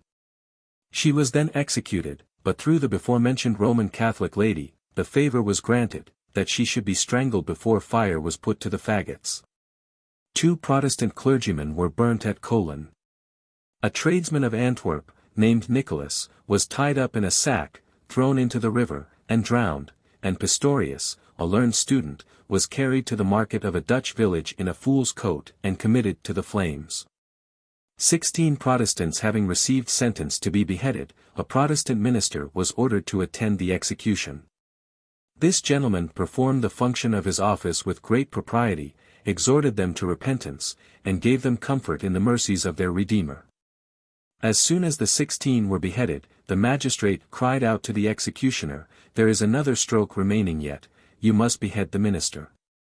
He can never die at a better time than with such excellent precepts in his mouth, and such laudable examples before him." He was accordingly beheaded, though even many of the Roman Catholics themselves reprobated this piece of treacherous and unnecessary cruelty. George Scherster, a minister of Salzburg, was apprehended and committed to prison for instructing his flock in the knowledge of the gospel. While he was in confinement he wrote a confession of his faith. Soon after which he was condemned, first to be beheaded, and afterward to be burnt to ashes. In his way to the place of execution he said to the spectators, "That you may know I die a true Christian, I will give you a sign." This was indeed verified in a most singular manner. For after his head was cut off, the body lying a short space of time with the belly to the ground, it suddenly turned upon the back, when the right foot crossed over the left. As did also the right arm over the left, and in this manner it remained till it was committed to the flames. In Ljubljana, a learned man, named Personal, was murdered in prison, and Justus in Sparg was beheaded, for having Luther's sermons in his possession. Giles Tillman, a cutler of Brussels, was a man of great humanity and piety. Among others he was apprehended as a Protestant, and many endeavors were made by the monks to persuade him to recant. He had once, by accident, a fair opportunity of escaping from prison, and being asked why he did not avail himself of it, he replied, "I would not do the keepers so much injury, as they must have answered for my absence, had I gone away." When he was sentenced to be burnt, he fervently thanked God for granting him an opportunity, by martyrdom, to glorify his name. Perceiving, at the place of execution, a great quantity of faggots, he desired the principal part of them might be given to the poor, saying, "A small quantity will suffice to consume me." The executioner offered to strangle him before the fire was lighted, but he would not consent, telling him that he defied the flames, and, indeed, he gave up the ghost with such composure amidst them that he hardly seemed sensible of their effects. In the year 1543 and 1544, the persecution was carried on throughout all Flanders, in a most violent and cruel manner. Some were condemned to perpetual imprisonment, others to perpetual banishment, but most were put to death either by hanging, drowning, immuring, burning, the rack, or burying alive. John de Boscaen, a zealous Protestant, was apprehended on account of his faith, in the city of Antwerp. On his trial, he steadfastly professed himself to be of the Reformed religion, which occasioned his immediate condemnation. The magistrate, however, was afraid to put him to death publicly, as he was popular through his great generosity, and almost universally beloved for his inoffensive life, and exemplary piety. A private execution being determined on, an order was given to drown him in prison. The executioner, accordingly, put him in a large tub. But Boscaen struggling, and getting his head above the water, the executioner stabbed him with a dagger in several places, till he expired. John de Buissons, another Protestant, was, about the same time, secretly apprehended, and privately executed at Antwerp. The number of Protestants being great in that city, and the prisoner much respected, the magistrates feared an insurrection, and for that reason ordered him to be beheaded in prison. A.D. 1568, 3 persons were apprehended in Antwerp, named Scoblant, Hughes, and Koemans. During their confinement they behaved with great fortitude and cheerfulness, confessing that the hand of God appeared in what had befallen them, and bowing down before the throne of his providence. In an epistle to some worthy Protestants, they expressed themselves in the following words: "Since it is the will of the Almighty that we should suffer for his name, and be persecuted for the sake of his gospel, we patiently submit, and are joyful upon the occasion. Though the flesh may rebel against the spirit, and hearken to the counsel of the old serpent, yet the truths of the gospel shall prevent such advice from being taken, and Christ shall bruise the serpent's head. We are not comfortless to confinement, for we have faith, we fear not affliction, for we have hope, and we forgive our enemies, for we have charity. Be not under apprehensions for us, we are happy in confinement through the promises of God, glory in our bonds, and exult in being thought worthy to suffer for the sake of Christ. We desire not to be released, but to be blessed with fortitude, we ask not liberty, but the power of perseverance, and wish for no change in our condition, but that which places a crown of martyrdom upon our heads." Scoblant was first brought to his trial, when, persisting in the profession of his faith, he received sentence of death.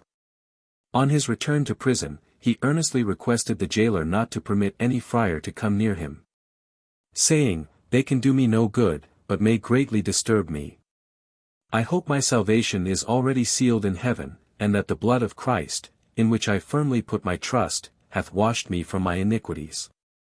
I am now going to throw off this mantle of clay, to be clad in robes of eternal glory, by whose celestial brightness I shall be freed from all errors. I hope I may be the last martyr to papal tyranny, and the blood already spilt found sufficient to quench the thirst of popish cruelty, that the Church of Christ may have rest here, as his servants will hereafter. On the day of execution, he took a pathetic leave of his fellow prisoners. At the stake he fervently said the Lord's Prayer, and sung the 40th Psalm, then commending his soul to God, he was burnt alive. Hughes, soon after, died in prison. Upon which occasion Cumans wrote thus to his friends, I am now deprived of my friends and companions, Scotland is martyred, and Hughes dead, by the visitation of the Lord. Yet I am not alone, I have with me the God of Abraham, of Isaac, and of Jacob, he is my comfort, and shall be my reward. Pray unto God to strengthen me to the end, as I expect every hour to be freed from this tenement of clay. On his trial he freely confessed himself of the Reformed religion, answered with a manly fortitude to every charge against him, and proved the scriptural part of his answers from the gospel. The judge told him the only alternatives were, recantation or death, and concluded by saying, Will you die for the faith you profess? To which Cumans replied, I am not only willing to die, but to suffer the most excruciating torments for it. After which my soul shall receive its confirmation from God himself, in the midst of eternal glory. Being condemned, he went cheerfully to the place of execution, and died with the most manly fortitude, and Christian resignation. William Nassau fell a sacrifice to treachery, being assassinated in the 51st year of his age, by Balthazar Gerard, a native of Franche-Comté, in the province of Burgundy. This murderer, in hopes of a reward here and hereafter, for killing an enemy to the King of Spain and an enemy to the Catholic religion, undertook to destroy the Prince of Orange. Having procured firearms, he watched him as he passed through the great hall of his palace to dinner, and demanded a passport. The Princess of Orange, observing that the assassin spoke with a hollow and confused voice, asked who he was, saying, she did not like his countenance. The prince answered, it was one that demanded a passport, which he should presently have. Nothing farther passed before dinner, but on the return of the prince and princess through the same hall, after dinner was over, the assassin, standing concealed as much as possible by one of the pillars, fired at the prince. The balls entering at the left side, and passing through the right, wounding in their passage the stomach and vital parts. On receiving the wounds, the prince only said, Lord, have mercy upon my soul, and upon these poor people, and then expired immediately. The lamentations throughout the United Provinces were general, on account of the death of the Prince of Orange. And the assassin who was immediately taken, received sentence to be put to death in the most exemplary manner, yet such was his enthusiasm, or folly that when his flesh was torn by red-hot pincers, he coolly said, if I was at liberty, I would commit such an action over again. The Prince of Orange's funeral was the grandest ever seen in the Low Countries, and perhaps the sorrow for his death the most sincere, as he left behind him the character he honestly deserved, viz.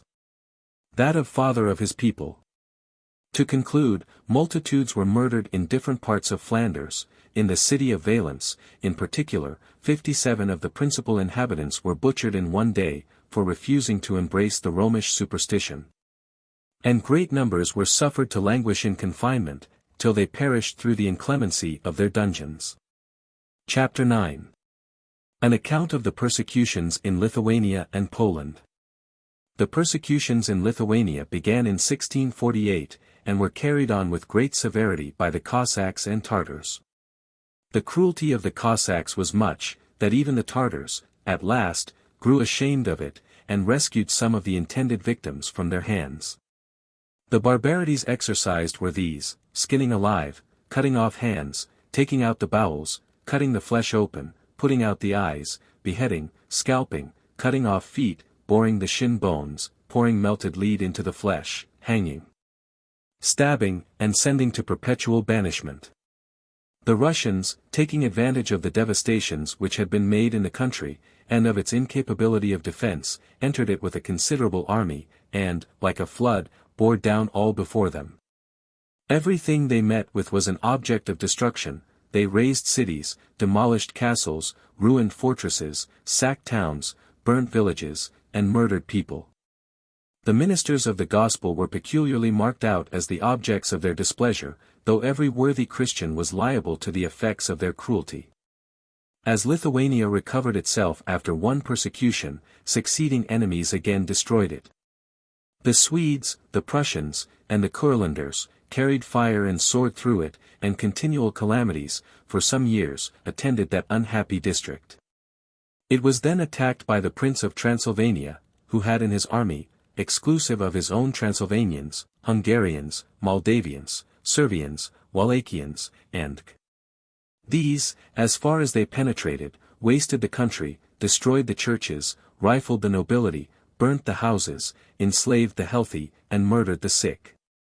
A clergyman, who wrote an account of the misfortunes of Lithuania, in the 17th century, says, in consideration of these extremities, we cannot but adore the judgment of God poured upon us for our sins, and deplore our sad condition. Let us hope for a deliverance from his mercy, and wish for restitution in his benevolence. Though we are brought low, though we are wasted, troubled, and terrified, yet his compassion is greater than our calamities, and his goodness superior to our afflictions. Our neighbors hate us at present, as much as our more distant enemies did before. They persecute the remnant of us still remaining, deprive us of our few churches left, banish our preachers, abuse our schoolmasters, treat us with contempt, and oppress us in the most opprobrious manner. In all our afflictions the truth of the gospel shone among us, and gave us comfort, and we only wished for the grace of Jesus Christ, not only to ourselves, but to soften the hearts of our enemies, and the sympathy of our fellow Christians. The Protestants of Poland were persecuted in a dreadful manner. The ministers in particular were treated with the most unexampled barbarity, some having their tongues cut out, because they had preached the gospel truths. Others being deprived of their sight on account of their having read the Bible, and great numbers were cut to pieces for not recanting. Private persons were put to death by various methods, the most cruel being usually preferred. Women were murdered without the least regard to their sex, and the persecutors even went so far as to cut off the heads of sucking babes, and fasten them to the breasts of the mothers. Even the solemnity of the grave did not exempt the bodies of Protestants from the malice of persecutors. For they sacrilegiously dug up the bodies of many eminent persons, and either cut them to pieces, and exposed them to be devoured by birds and beasts, or hung them up in conspicuous or public places. The city of Lesna particularly suffered in this persecution, for being besieged and taken, the inhabitants were all put to the sword. Chapter 10. An account of the persecutions in China and several other countries. Christianity was first established in China by 3 Italian missionaries, called Roger the Neapolitan, Pazis of Bologna, and Matthew Ricci of Macerata, in the Marquisate of Ancona. These entered China about the beginning of the 16th century, being well circumstanced to perform their important commission with success, as they had previously studied the Chinese language. These 3 missionaries were very assiduous to the discharge of their duty, but Roger and Pazis returning to Europe in a few years, the whole labor fell upon Ricci, who aimed to establish Christianity with a degree of zeal that was indefatigable. Ricci, though much disposed to indulge his converts as far as possible, made great hesitation at their ceremonies, which seemed to amount to idolatry. At length, after 18 years' consideration, he began to soften his opinion, and tolerated all the parts of those customs which were ordered by the laws of the empire, but strictly enjoined his Chinese Christians to omit the rest. This was the condition of Christianity in China, when the Christian Church established there was governed only by Ricci, who, by his moderation, made innumerable converts. In 1630, however, his tranquility was disturbed by the arrival of some new missionaries, these being unacquainted with the Chinese customs, manners, and language, and with the arguments on which Ricci's toleration was founded. Were astonished when they saw Christian converts prostrate before Confucius and the tables of their ancestors, and condemned the custom accordingly. A warm controversy now ensued between Ricci, seconded by his converts, and the new missionaries, and the latter wrote an account of the whole affair to the Pope, and the Society for the Propagation of the Christian Faith. The Society soon pronounced that the ceremonies were idolatrous and intolerable, and the Pope confirmed the sentence. In this both the Society and the Pope were excusable, as the matter had been misrepresented to them. For the enemies of Ricci had affirmed the halls, in which the ceremonies were performed, to be temples, and the ceremonies themselves idolatrous sacrifices. The sentence above mentioned was sent over to China, but treated with contempt, and matters remained as they were for some time. At length, a true representation of the matter was sent over, setting forth, that the Chinese customs and ceremonies alluded to were entirely free from idolatry, being merely political, and tending only to the peace and welfare of the empire. The Pope, finding that he had made himself ridiculous, by confirming an absurd sentence upon a false report, wanted to get rid of the affair, and therefore referred the representation to the Inquisition, which reversed the sentence immediately. At the private desire of the Pope, as may be naturally supposed. The Christian Church, for all these divisions, flourished in China till the death of the first Tartar emperor, whose successor was a minor. During this minority of the young Emperor Shanghai, the regents and nobles conspired to extirpate the Christian religion. The execution of this design was begun with expedition, and carried on with severity, so that every Christian teacher in China, as well as those who professed the faith, were struck with amazement. John Adam Schall, a German ecclesiastic, and one of the principals of the mission, was thrown into a dungeon in the year 1664, being then in the 74th year of his age, and narrowly escaped with his life. The ensuing year, viz. 1665, the ministers of state publicly and unanimously resolved, and made a decree specifying, viz. 1. That the Christian doctrines were false. 2. That they were dangerous to the interest of the empire. 3. That they should not be practiced under pain of death. The publication of this decree occasioned a furious general persecution, in which some were put to death, many were ruined, and all were, in some manner, oppressed. This decree was general, and the persecution universal accordingly throughout the empire, for, previous to this, the Christians had been partially persecuted at different times, and in different provinces. For years after, viz. 1669, the young emperor was declared of age, and took the reins of government upon himself, when the persecution immediately ceased by his order. An account of the persecutions in Japan. Christianity was first introduced into the idolatrous empire of Japan by some Portuguese missionaries in the year of our Lord 1552. And their endeavors in making converts to the light of the gospel met with a degree of success equal to their most sanguine wishes. This continued till the year 1616, when the missionaries, being accused of having concerned themselves in politics, and formed a plan to subvert the government, and dethrone the emperor, great jealousies subsisted till 1622. When the court ordered a dreadful persecution to commence against both foreign and native Christians. Such was the rage of this persecution, that, during the first 4 years, no less than 20,570 Christians were massacred. The public profession of Christianity was prohibited under pain of death, and the churches were shut up by an express edict. Many who were informed against, as privately professing Christianity, suffered martyrdom with great heroism. The persecution continued many years, when the remnant of the innumerable Christians, with which Japan abounded, to the number of 37,000 souls, retired to the town and castle of Siniabara, in the island of Zinio, where they determined to make a stand, to continue in their faith, and to defend themselves to the very last extremity. The Japanese army pursued the Christians, and laid siege to the place. The Christians defended themselves with great bravery, and held out against the besiegers for the space of 3 months, but were at length compelled to surrender, when men, women and children, were indiscriminately murdered. And Christianity, in their martyrdoms, entirely extirpated from Japan.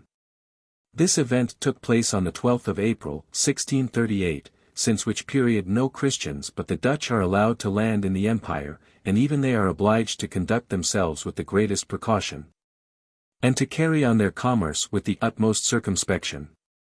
An account of the persecutions against the Christians in Abyssinia, or Ethiopia. Towards the conclusion of the 15th century, and soon after the discovery of the Cape of Good Hope, some Portuguese missionaries made a voyage to Abyssinia, and were indefatigable in propagating the Roman Catholic doctrine among the Abyssinians, who professed Christianity before the arrival of the missionaries. The priests, employed in this mission, gained such an influence at court, that the emperor consented to abolish the established rights of the Ethiopian Church, and to admit those of Rome. He soon after consented to receive a patriarch from Rome, and to acknowledge the Pope's supremacy. Many of the most powerful lords, and a majority of the people who professed the primitive Christianity, as first established in Abyssinia, opposed these innovations, and took up arms against the emperor. Thus, by the artifices of the court of Rome, and its emissaries, a most furious civil war was begun, and the whole empire thrown into commotion. This war was carried on through several reigns, its continuance being above 100 years, and the court constantly siding with the Roman Catholics. The primitive Christians of Abyssinia were severely persecuted, and multitudes perished by the most inhuman means. An account of the persecutions against the Christians in Turkey. Muhammad, the impostor, in the infancy of his new religion, tolerated Christianity through a political motive, as he was sensible that even in those early times it had several powerful espousers among the princes, who were his contemporaries. As a proof that this was his sole view, as soon as he found his doctrine was established on a more permanent situation, he altered his forbearance to a system of the most rigid and barbarous persecution. Which diabolical plan he has particularly recommended to his misguided followers, in that part of his Al-Quran, entitled the Chapter of the Sword. And as proofs of the blind zeal his followers have adopted from his infernal tenets, the many bloody battles of the Turks with the whole of the professors of Christ's gospel, and their cruel massacres of them at various periods, sufficiently evince. Constantine was, in the year 1453, besieged in Constantinople, by Muhammad II, with an army of 300,000 men, when, after a bloody siege of about 6 weeks, on the 29th of May, 1453, it fell into the hands of the infidels. After being an imperial Christian city for some centuries. And the Turks have, to this day, retained possession of it, as well as of the adjoining suburb of Pera. On entering Constantinople, the Turks exercised on the wretched Christians the most unremitting barbarity, destroying them by every method the most hellish cruelty could invent, or the most unfeeling heart could practice. Some they roasted alive on spits, others they flayed alive, and in that horrid manner left to expire with hunger. Many were sawed asunder, and others torn to pieces by horses. For full 3 days and nights the Turks were striving to exceed each other in the exercise of their shocking carnage and savage barbarity. Murdering, without distinction of age or sex, all they met, and brutishly violating the chastity of women, of every distinction in age. During the year 1529, Solomon I retook Buddha from the Christians, and showed the most horrible persecution of the inhabitants. Some had their eyes torn out, others their hands, ears, and noses cut off, and the children their privities. The virgins were deflowered, the matrons had their breasts cut off, and such as were pregnant had their wombs ripped open, and their unborn babes thrown into the flames. Not content with this, he repeated these horrid examples all the way on his march to Vienna, which he ineffectually besieged, during which, this diabolical barbarian, having made a body of Christians prisoners, he sent 3 of them into the city to relate the great strength of his army, and the rest he ordered to be torn limb from limb by wild horses in sight of their Christian brethren, who could only lament by their cries and tears their dreadful fate. In many places the tender children were in sight of their wretched parents torn to pieces by beasts, others dragged at horses' heels, some famished with hunger, and others buried up to their necks in earth, and in that manner left to perish. In short, were we to relate the innumerable massacres and deplorable tragedies acted by the infidels, the particulars would at least make a volume of themselves, and from their horrid similarity be not only shocking, but disgusting to the reader. Persecutions and oppressions in Georgia and Mingrelia. The Georgians are Christians, and being very handsome people, the Turks and Persians persecute them by the most cruel mode of taxation ever invented, namely, in lieu of money. They compel them to deliver up their children for the following purposes. The females to increase the number of concubines in their seraglios, to serve as maids of honor to sultanas, the ladies of bashaws, and to be sold to merchants of different nations, by whom the price is proportioned to the beauty of the purchased fair one. The males are used as mutes and eunuchs in the seraglio, as clerks in the offices of state, and as soldiers in the army. To the west of Georgia is Mingrelia, a country likewise inhabited by Christians, who are persecuted and oppressed in the same manner as the Georgians by the Turks and Persians, their children being extorted from them, or they murdered for refusing to consent to the sale. An account of the persecutions in the states of Barbary. In Algiers the Christians are treated with particular severity, as the Algerines are some of the most perfidious, as well as the most cruel of all the inhabitants of Barbary. By paying a most exorbitant fine, some Christians are allowed the title of free Christians, and these are permitted to dress in the fashion of their respective countries. But the Christian slaves are obliged to wear a coarse grey suit and a seaman's cap. The punishments among the Algerines are various, viz. 1. If they join any of the natives in open rebellion, they are strangled with a bowstring, or hanged on an iron hook. 2. If they speak against Mahomet, they must either turn Mahometan, or be impaled alive. 3. If they turn Christians again, after having changed to the Mahometan persuasion, they are roasted alive, or thrown from the city walls, and caught upon large sharp hooks, where they hang in a miserable manner several days, and expire in the most exquisite tortures. 4. If they kill a Turk, they are burnt. 5. Those Christians who attempt to escape from slavery, and are retaken, suffer death in the following manner, which is equally singular and brutal: the criminal is hung naked on a high gallows, by 2 hooks. The one fastened quite through the palm of one hand, and the other through the sole of the opposite foot, where he is left till death relieves him from his cruel sufferings. Other punishments, for trifling crimes committed by the Christians, are left to the discretion of the respective judges, who being usually of malicious and vindictive dispositions, decree them in the most inhuman manner. In Tunis, if a Christian slave is caught in attempting to escape, his limbs are all broken, and if he murders his master, he is fastened to the tail of a horse, and dragged about the streets till he expires. Morocco and Fez conjointly form an empire, and are together the most considerable of the Barbary states. In this empire Christian slaves are treated with the greatest cruelty, the rich have exorbitant ransoms fixed upon them. The poor are hard-worked, and half-starved, sometimes murdered by the emperor, or their masters, for mere amusement. An account of the persecutions in Spanish America. The bloody tenets of the Roman Catholic persuasion, and the cruel disposition of the votaries of that church, cannot be more amply displayed or truly depicted than by giving an authentic and simple narrative of the horrid barbarities exercised by the Spaniards on the innocent and unoffending natives of America. Indeed, the barbarities were such, that they would scarce seem credible from their enormity, and the victims so many, that they would startle belief by their numbers, if the facts were not indisputably ascertained. And the circumstances admitted by their own writers, some of whom have even gloried in their inhumanity, and, as Roman Catholics, deemed these atrocious actions meritorious, which would make a Protestant shudder to relate. The West Indies, and the vast continent of America, were discovered by that celebrated navigator, Christopher Columbus, in 1492.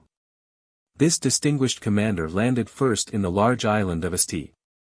Domingo, or Hispaniola, which was at that time exceedingly populous, but this population was of very little consequence, the inoffensive inhabitants being murdered by multitudes, as soon as the Spaniards gained a permanent footing on the island.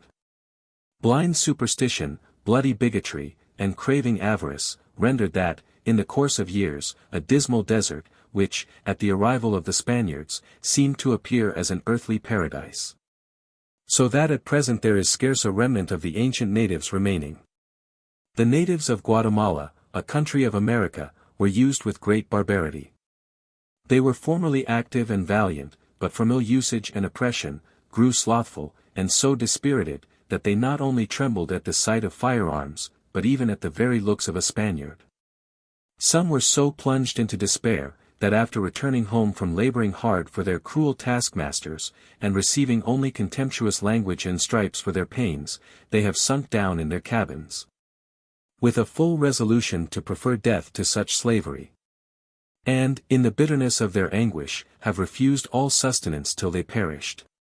By repeated barbarities, and the most execrable cruelties, the vindictive and merciless Spaniards not only depopulated Hispaniola, Puerto Rico, Cuba, Jamaica, and the Bahama Islands, but destroyed above 12,000 of souls upon the continent of America, in the space of 40 years.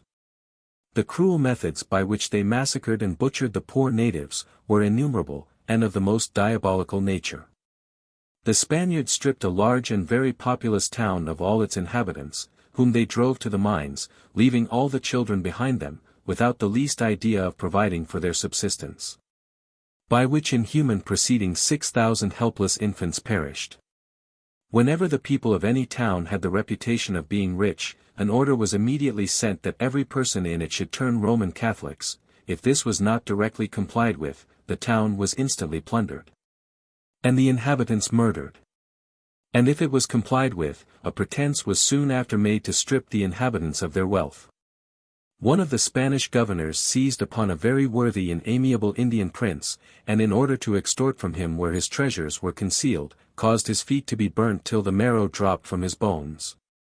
And he expired through the extremity of the torments he underwent. In the interval, between the years 1514 and 1522, the governor of Terra Firma put to death, and destroyed, 800,000 of the inhabitants of that country. Between the years 1523 and 1533, 500,000 natives of Nicaragua were transported to Peru, where they all perished by incessant labor in the mines. In the space of 12 years, from the first landing of Cortés on the continent of America, to the entire reduction of the populous empire of Mexico, the amazing number of 4 million of Mexicans perished. Through the unparalleled barbarity of the Spaniards. To come to particulars, the city of Cholula consisted of 30,000 houses, by which its great population may be imagined. The Spaniards seized on all the inhabitants, who refusing to turn Roman Catholics, as they did not know the meaning of the religion they were ordered to embrace, the Spaniards put them all to death, cutting to pieces the lower sort of people, and burning those of distinction. Chapter 11. An account of the persecutions in Great Britain and Ireland. Prior to the reign of Queen Mary I. Gildas, the most ancient British writer extant, who lived about the time that the Saxons left the island of Great Britain, has drawn a most shocking instance of the barbarity of those people. The Saxons, on their arrival, being heathens like the Scots and Picts, destroyed the churches and murdered the clergy wherever they came, but they could not destroy Christianity, for those who would not submit to the Saxon yoke went and resided beyond the Severn. Neither have we the names of those Christian sufferers transmitted to us, especially those of the clergy. The most dreadful instance of barbarity under the Saxon government, was the massacre of the monks of Bangor, d. 586. These monks were in all respects different from those men who bear the same name at present. In the 8th century, the Danes, a roving crew of barbarians, landed in different parts of Britain, both in England and Scotland. At first they were repulsed, but in A.D. 857, a party of them landed somewhere near Southampton, and not only robbed the people, but burnt down the churches, and murdered the clergy.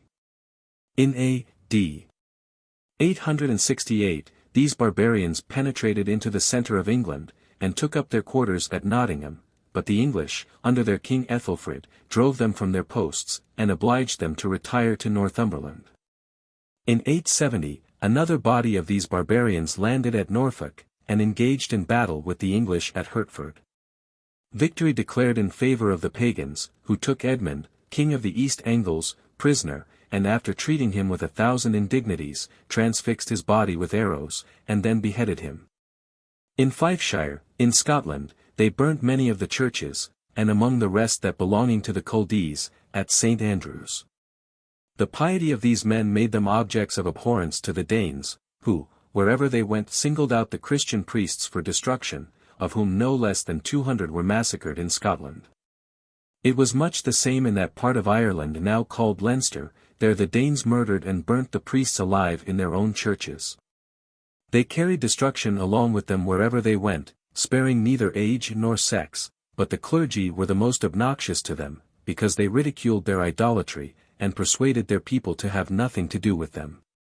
In the reign of Edward III, the Church of England was extremely corrupted with errors and superstition, and the light of the gospel of Christ was greatly eclipsed and darkened with human inventions, burthensome ceremonies, and gross idolatry.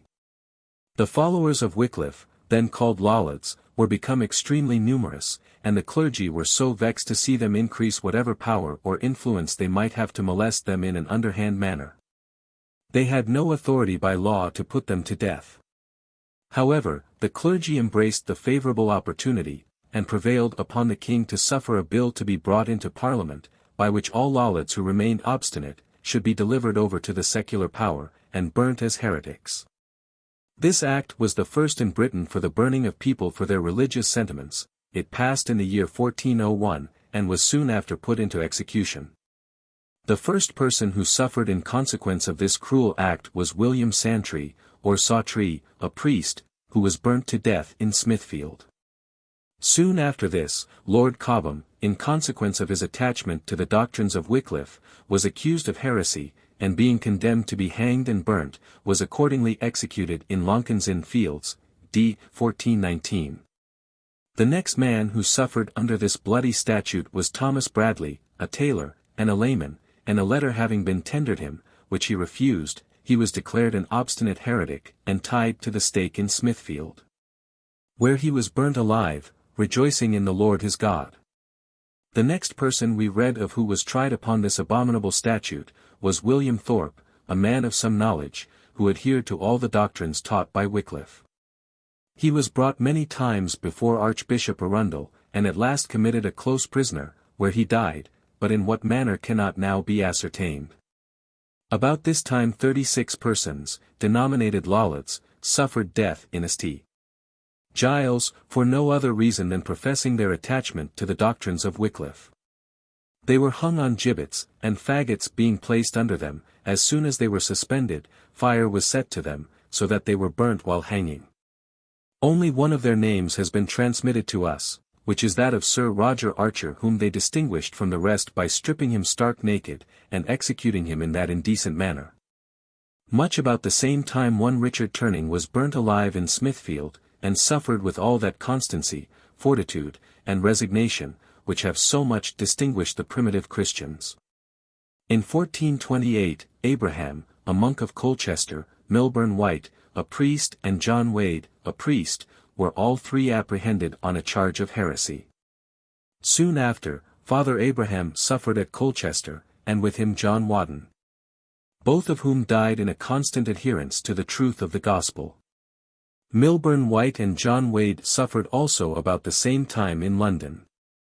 In the year 1431, Richard Ilvaden, Woolcomber, and a citizen of London, was brought before the Archbishop, and being declared an obstinate heretic, was burnt alive on Tower Hill, for no other reason than that he embraced and professed the doctrines of Wycliffe.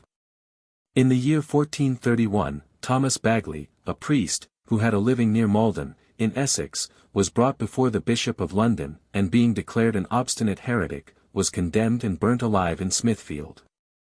In the year 1430, Richard Wick, a priest, was burnt alive on Tower Hill, for preaching the doctrines of Wycliffe. In 1440, some of the greatest persons in the kingdom were condemned to perpetual imprisonment for heresy, as being Lollards, among whom was the Duchess of Gloucester, who had long been a follower of Wycliffe. It was otherwise, however, with Roger Only, a priest, who being condemned as an obstinate heretic, was burnt alive in Smithfield. In August, 1473, one Thomas Grantaire was apprehended to London. He was accused of professing the doctrines of Wycliffe, for which he was condemned as an obstinate heretic. This pious man being brought to the sheriff's house, on the morning of the day appointed for his execution, desired a little refreshment, and having ate some, he said to the people present, I eat now a very good meal, for I have a strange conflict to engage with before I go to supper. And having eaten, he returned thanks to God for the bounties of his all-gracious providence, requesting that he might be instantly led to the place of execution, to bear testimony to the truth of those principles which he had professed. Accordingly he was chained to a stake on Tower Hill, where he was burnt alive, professing the truth with his last breath. April 28, 1494, Joan Bowden, a lady of considerable rank, was burnt in Smithfield for professing the doctrines of Wycliffe. This lady was a widow, and no less than 80 years of age. In 1498, the king being then at Canterbury, a priest was brought before him, accused of heresy, who was immediately ordered to be burnt alive. In the year 1499, one Badram, a pious man, was brought before the Bishop of Norwich, having been accused by some of the priests, with holding the doctrines of Wycliffe. He confessed he did believe everything that was objected against him. For this, he was condemned as an obstinate heretic, and a warrant was granted for his execution. Accordingly he was brought to the stake at Norwich, where he suffered with great constancy. In 1506, one William Tilfry, a pious man, was burnt alive at Amersham, in a close called Stonyprat, and at the same time, his daughter, Joan Clark, a married woman, was obliged to light the faggots that were to burn her father. This year also one Father Roberts, a priest, was convicted of being a lollard before the Bishop of Lincoln, and burnt alive at Buckingham. In 1507, one Thomas Norris was burnt alive for the testimony of the truth of the gospel, at Norwich. This man was a poor, inoffensive, harmless person, but his parish priest conversing with him one day conjectured he was a lollard. In consequence of this supposition he gave information to the bishop, and Norris was apprehended. In 1508, one Lawrence Gwale, who had been kept in prison 2 years, was burnt alive at Salisbury, for denying the real presence in the sacrament. It appeared, that this man kept a shop in Salisbury and entertained some lollards in his house. For which he was informed against to the bishop, but he abode by his first testimony, and was condemned to suffer as a heretic. A pious woman was burnt at Chippen Sudburn, by order of the Chancellor, Dr. Whittenham. After she had been consumed in the flames, and the people were returning home, a bull broke loose from a butcher and singling out the Chancellor from all the rest of the company, he gored him through the body, and on his horns carried his entrails. This was seen by all the people, and it is remarkable, that the animal did not meddle with any other person whatever. October 18, 1511, William Suckling and John Bannister, who had formerly recanted, returned again to the profession of the faith, and were burnt alive in Smithfield. In the year 1517, one John Brown, who had recanted before in the reign of Henry VII, and borne a faggot round St. Paul's, was condemned by Dr. Wanneman, Archbishop of Canterbury, and burnt alive at Ashford. Before he was chained to the stake, the Archbishop Wanneman, and Yester, Bishop of Rochester, caused his feet to be burnt in a fire till all the flesh came off, even to the bones. This was done in order to make him again recant, but he persisted in his attachment to the truth to the last. Much about this time one Richard Hunn, a merchant tailor of the city of London, was apprehended, having refused to pay the priest his fees for the funeral of a child. And being conveyed to the Lollards' Tower, in the palace of Lambeth, was there privately murdered by some of the servants of the Archbishop. September 24, 1518, John Stylinson, who had before recanted, was apprehended, brought before Richard Fitzjames, Bishop of London, and on the 25th of October was condemned as a heretic. He was chained to the stake in Smithfield amidst a vast crowd of spectators, and sealed his testimony to the truth with his blood. He declared that he was a lollard, and that he had always believed the opinions of Wycliffe. And although he had been weak enough to recant his opinions, yet he was now willing to convince the world that he was ready to die for the truth. In the year 1519, Thomas Mann was burnt in London, as was one Robert Seelan, a plain honest man, for speaking against image worship and pilgrimages. Much about this time, was executed in Smithfield, in London, James Brewster, a native of Colchester. His sentiments were the same as the rest of the Lollards, or those who followed the doctrines of Wycliffe, but notwithstanding the innocence of his life, and the regularity of his manners, he was obliged to submit to papal revenge. During this year, one Christopher, a shoemaker, was burnt alive at Newbury, in Berkshire, for denying those popish articles which we have already mentioned. This man had got some books in English, which were sufficient to render him obnoxious to the Romish clergy. In 1521, Thomas Bernard was burnt alive at Norwich, for denying the real presence. About the beginning of the year 1522, Mr. Rigsham, a glover, Mr. Langdale, a hosier, Thomas Bond, Robert Harchitz, and William Archer, shoemaker, with Mrs. Smith, a widow, were apprehended on Ash Wednesday and committed to prison. After examination, the Bishop of Lichfield declared them to be heretics, and they were all condemned and burnt alive at Coventry. Robert Silks, who had been condemned in the bishop's court as a heretic, made his escape out of prison, but was taken 2 years afterward, and brought back to Coventry, where he was burnt alive. The sheriffs always seized the goods of the martyrs for their own use, so that their wives and children were left to starve. In 1532, Thomas Harding, who with his wife, had been accused of heresy, was brought before the Bishop of Lincoln, and condemned for denying the real presence in the sacrament. He was then chained to a stake, erected for the purpose, at Chesham in the Pell, near Botley, and when they had set fire to the faggots, one of the spectators dashed out his brains with a billet. The priests told the people, that whoever brought faggots to burn heretics would have an indulgence to commit sins for 40 days. During the latter end of this year, Warham, Archbishop of Canterbury, apprehended one Hit 10, a priest at Maidstone. And after he had been long tortured in prison, and several times examined by the Archbishop, and Fisher, Bishop of Rochester, he was condemned as a heretic, and burnt alive before the door of his own parish church. Thomas Bilney, Professor of Civil Law at Cambridge, was brought before the Bishop of London, and several other bishops, in the Chapter House, Westminster, and being several times threatened with the stake and flames, he was weak enough to recant. But he repented severely afterward. For this he was brought before the bishop a second time, and condemned to death. Before he went to the stake he confessed his adherence to those opinions which Luther held. And, when at it, he smiled, and said, "I have had many storms in this world, but now my vessel will soon be on shore in heaven." He stood unmoved in the flames, crying out, "Jesus, I believe," and these were the last words he was heard to utter. A few weeks after Bilney had suffered, Richard Byfield was cast into prison, and endured some whipping, for his adherence to the doctrines of Luther. This Mr. Byfield had been some time a monk, at Barnes, in Surrey, but was converted by reading Tyndale's version of the New Testament. The sufferings this man underwent for the truth were so great, that it would require a volume to contain them. Sometimes he was shut up in a dungeon, where he was almost suffocated, by the offensive and horrid smell of filth and stagnated water.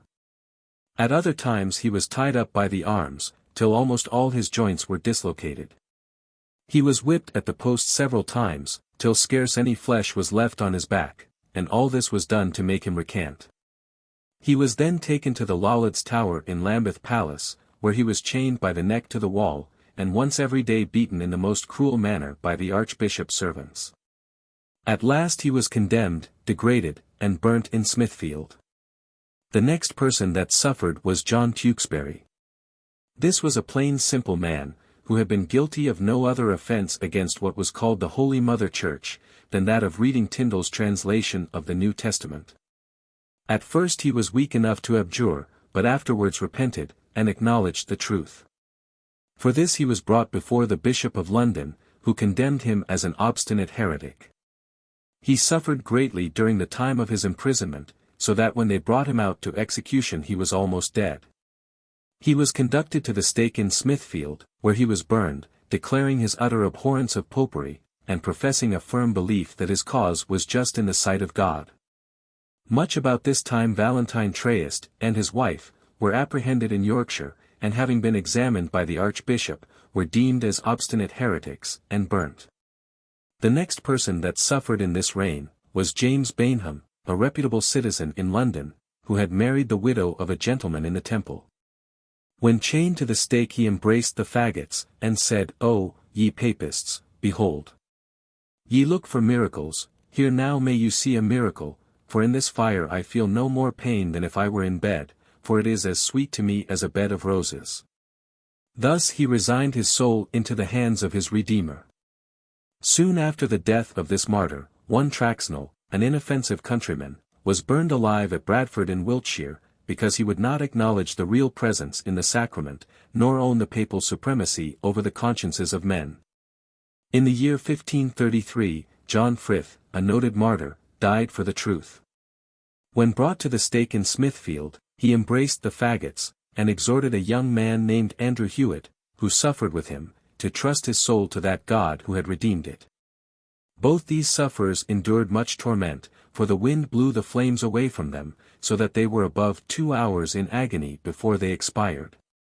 At the latter end of this year, Mr. Thomas Bennet, a schoolmaster, was apprehended at Exeter, and being brought before the bishop, refused to recant his opinions, for which he was delivered over to the secular power, and burned alive near that city. In the year 1538, one Collins, a madman, suffered death with his dog in Smithfield. The circumstances were as follow: Collins happened to be in church when the priest elevated the host. And Collins, in derision of the sacrifice of the Mass, lifted up his dog above his head. For this crime Collins, who ought to have been sent to a madhouse, or whipped at the cart's tail, was brought before the Bishop of London. And although he was really mad, yet such was the force of popish power, such the corruption in church and state, that the poor madman, and his dog, were both carried to the stake in Smithfield, where they were burned to ashes, amidst a vast crowd of spectators. There were some other persons who suffered the same year, of whom we shall take notice in the order they lie before us. One Cowbridge suffered at Oxford. And although he was reputed to be a madman, yet he showed great signs of piety when he was fastened to the stake, and after the flames were kindled around him. About the same time one Perturve was put to death, for saying privately to a priest, after he had drunk the wine, he blessed the hungry people with the empty chalice. At the same time was condemned William Letton, a monk of great age, in the county of Suffolk, who was burned at Norwich for speaking against an idol that was carried in procession, and for asserting, that the sacrament should be administered in both kinds. Some time before the burning of these men, Nicholas Peake was executed at Norwich, and when the fire was lighted, he was so scorched that he was as black as pitch. Dr. Reading standing before him, with Dr. Hearn and Dr. Spragwell, having a long white wand in his hand, struck him upon the right shoulder, and said, "Peake, recant, and believe in the sacrament." To this he answered, "I despise thee and it also." And with great violence he spit blood, occasioned by the anguish of his sufferings. Dr. Reading granted 40 days' indulgence for the sufferer, in order that he might recant his opinions. But he persisted in his adherence to the truth, without paying any regard to the malice of his enemies, and he was burned alive, rejoicing that Christ had counted him worthy to suffer for his name's sake. On July 28, 1540, or 1541, for the chronology differs, Thomas Cromwell, Earl of Essex, was brought to a scaffold on Tower Hill, where he was executed with some striking instances of cruelty. He made a short speech to the people, and then meekly resigned himself to the axe. It is, we think, with great propriety, that this nobleman is ranked among the martyrs. For although the accusations preferred against him did not relate to anything in religion, yet had it not been for his zeal to demolish popery, he might have to the last retained the king's favour. To this may be added, that the papists plotted his destruction, for he did more towards promoting the Reformation, than any man in that age, except the good Dr. Cranmer. Soon after the execution of Cromwell, Dr. Cuthbert Barnes, Thomas Garnet, and William Jerome, were brought before the ecclesiastical court of the Bishop of London, and accused of heresy. Being before the Bishop of London, Dr. Barnes was asked whether the saints prayed for us. To this he answered, that he would leave that to God, but, said he, I will pray for you. On the 13th of July, 1541, these men were brought from the Tower to Smithfield, where they were all chained to one stake. And there suffered death with a constancy that nothing less than a firm faith in Jesus Christ could inspire. One Thomas Summers, an honest merchant, with 3 others, was thrown into prison, for reading some of Luther's books. And they were condemned to carry those books to a fire in Cheapside, there they were to throw them in the flames, but Summers threw his over, for which he was sent back to the Tower, where he was stoned to death. Dreadful persecutions were at this time carried on at Lincoln, under Dr. Longland, the bishop of that diocese. At Buckingham, Thomas Baynard, and James Moreton, the one for reading the Lord's Prayer in English, and the other for reading St. James' epistles in English, were both condemned and burnt alive. Anthony Parsons, a priest, together with 2 others, were sent to Windsor, to be examined concerning heresy. And several articles were tendered to them to subscribe, which they refused. This was carried on by the Bishop of Salisbury, who was the most violent persecutor of any in that age, except Bonner. When they were brought to the stake, Parsons asked for some drink, which being brought him, he drank to his fellow sufferers, saying, Be merry, my brethren, and lift up your hearts to God. For after this sharp breakfast I trust we shall have a good dinner in the kingdom of Christ, our Lord and Redeemer. At these words Eastwood, one of the sufferers, lifted up his eyes and hands to heaven, desiring the Lord above to receive his spirit. Parsons pulled the straw near to him, and then said to the spectators, This is God's armor, and now I am a Christian soldier prepared for battle, I look for no mercy but through the merits of Christ. He is my only Saviour, in him do I trust for salvation, and soon after the fires were lighted, which burned their bodies, but could not hurt their precious and immortal souls. Their constancy triumphed over cruelty, and their sufferings will be held in everlasting remembrance. In 1546, one Cites, a priest, was, by order of Bishop Gardiner, hanged in Southwark, without a council process. And all that was alleged against him was, that of reading Tyndale's New Testament. This year one Kirby was burned in Ipswich, for the testimony of the truth, for denying the real presence in the sacrament. When this martyr was brought to the stake, he said to one Mr. Wingfield, who attended him, Ah! Mr. Wingfield, be at my death, and you shall say, There standeth a Christian sufferer in the fire. Chapter 12. An account of the persecution in Scotland during the reign of King Henry VIII. The first person we meet with who suffered in Scotland on the score of religion, was one Patrick Hamilton, a gentleman of an independent fortune, and descended from a very ancient and honourable family. Having acquired a liberal education, and being desirous of farther improving himself in useful knowledge, he left Scotland, and went to the University of Württemberg, in Germany, in order to finish his studies. During his residence here, he became intimately acquainted with those eminent lights of the gospel, Martin Luther and Philip Melanchthon, from whose writings and doctrines he strongly attached himself to the Protestant religion. The Archbishop of St. Andrews, who was a rigid papist, hearing of Mr. Hamilton's proceedings, caused him to be seized, and being brought before him, after a short examination relative to his religious principles, he committed him a prisoner to the castle, at the same time ordering him to be confined in the most loathsome part of the prison. The next morning Mr. Hamilton was brought before the bishop, and several others, for examination, when the principal articles exhibited against him were, his publicly disapproving of pilgrimages, purgatory, prayers to saints, for the dead, and these articles Mr. Hamilton acknowledged to be true, in consequence of which he was immediately condemned to be burnt. And that his condemnation might have the greater authority, they caused it to be subscribed by all those of any note who were present, and to make the number as considerable as possible. Even admitted the subscription of boys who were sons of the nobility. So anxious was this bigoted and persecuting prelate for the destruction of Mr. Hamilton, that he ordered his sentence to be put in execution on the afternoon of the very day it was pronounced. He was accordingly led to the place appointed for the horrid tragedy, and was attended by a prodigious number of spectators.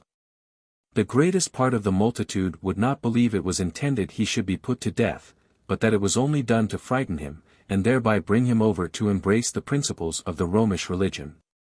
But they soon found themselves mistaken. When he arrived at the stake, he kneeled down, and, for some time, prayed with great fervency. After this he was fastened to the stake, and the faggots placed round him. A quantity of gunpowder having been placed under his arms was first set on fire, which scorched his left hand and one side of his face, but did no material injury, neither did it communicate with the faggots. In consequence of this, more powder and combustible matter were brought, which being set on fire took effect, and the faggots being kindled, he called out, with an audible voice, Lord Jesus, receive my spirit. How long shall darkness overwhelm this realm? And how long wilt thou suffer the tyranny of these men? The fire burning slow put him to great torment, but he bore it with Christian magnanimity. What gave him the greatest pain was, the clamour of some wicked men set on by the friars, who frequently cried, "Turn, thou heretic, call upon Our Lady, say, Salve Regina," and to whom he replied, "Depart from me, and trouble me not, ye messengers of Satan." One Campbell, a friar, who was the ringleader, still continuing to interrupt him by opprobrious language, he said to him, "Wicked man, God forgive thee." After which, being prevented from farther speech by the violence of the smoke, and the rapidity of the flames, he resigned up his soul into the hands of him who gave it. This steadfast believer in Christ suffered martyrdom in the year 1527.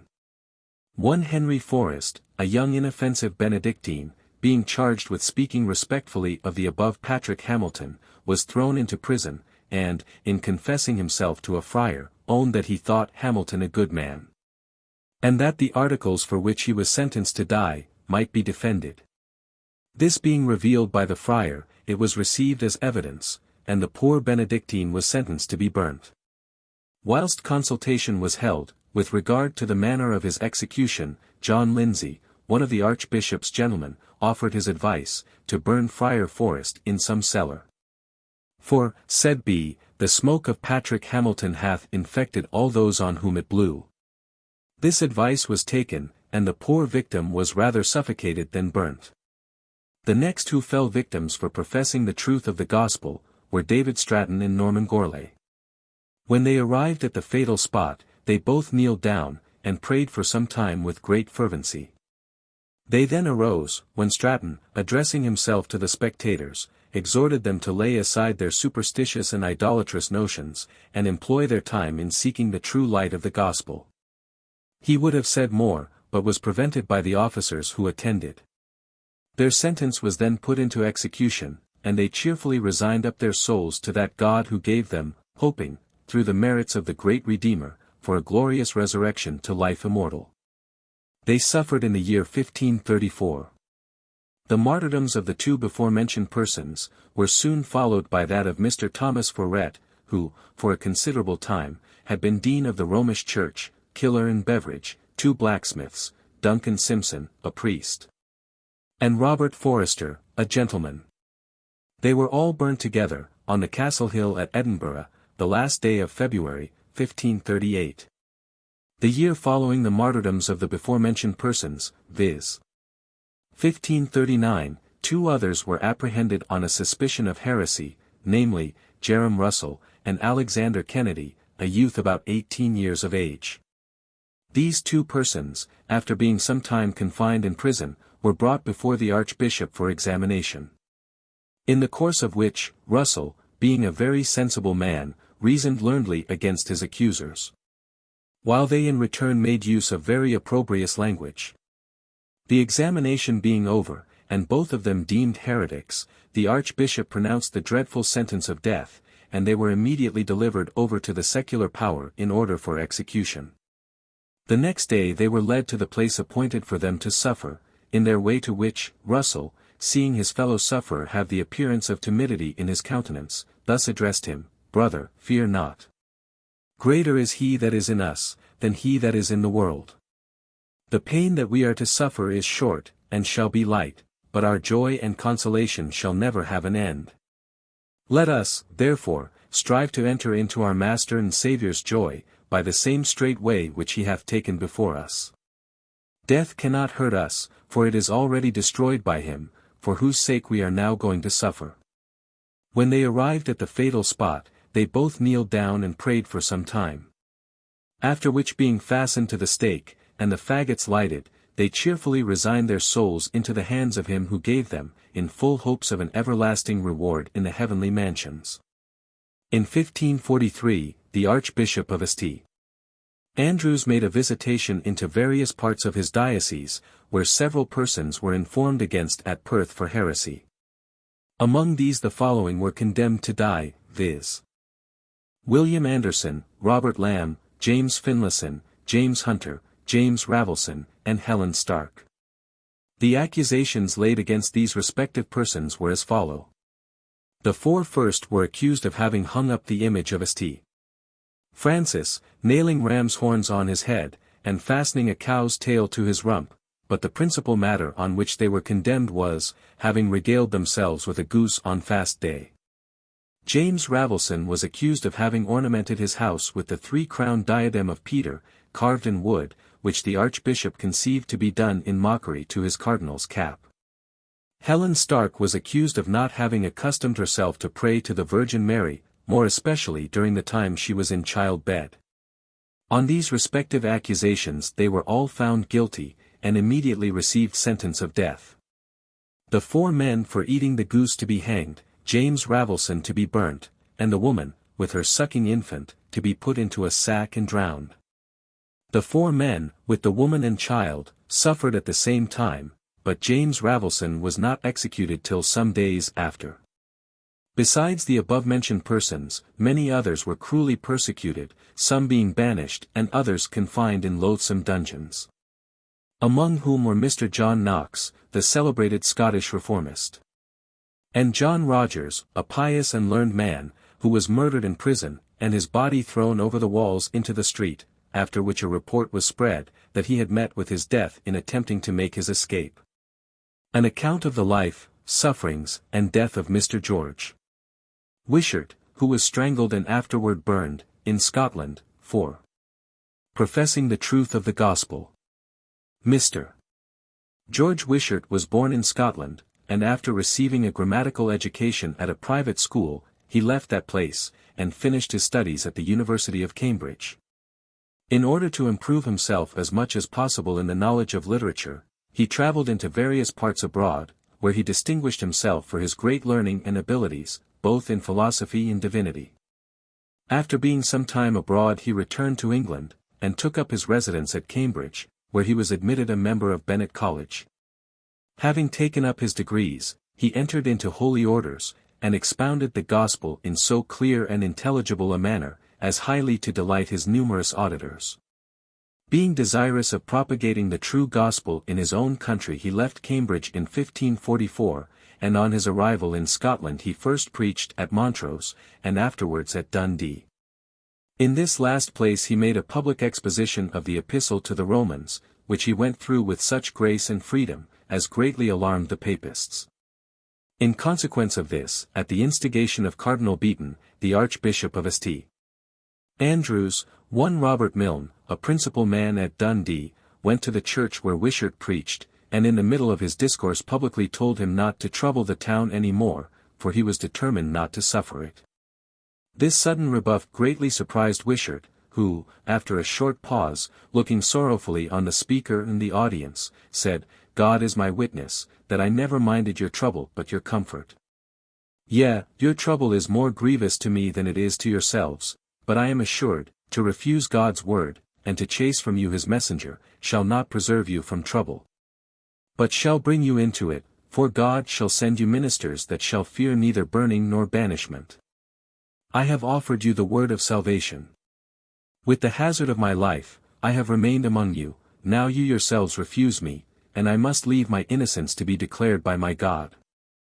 If it be long prosperous with you, I am not led by the Spirit of truth, but if unlooked for trouble come upon you, acknowledge the cause and turn to God, who is gracious and merciful. But if you turn not at the first warning, he will visit you with fire and sword." At the close of this speech he left the pulpit, and retired. After this he went into the west of Scotland, where he preached God's word, which was gladly received by many. A short time after this, Mr. Wishart received intelligence, that the plague was broke out in Dundee.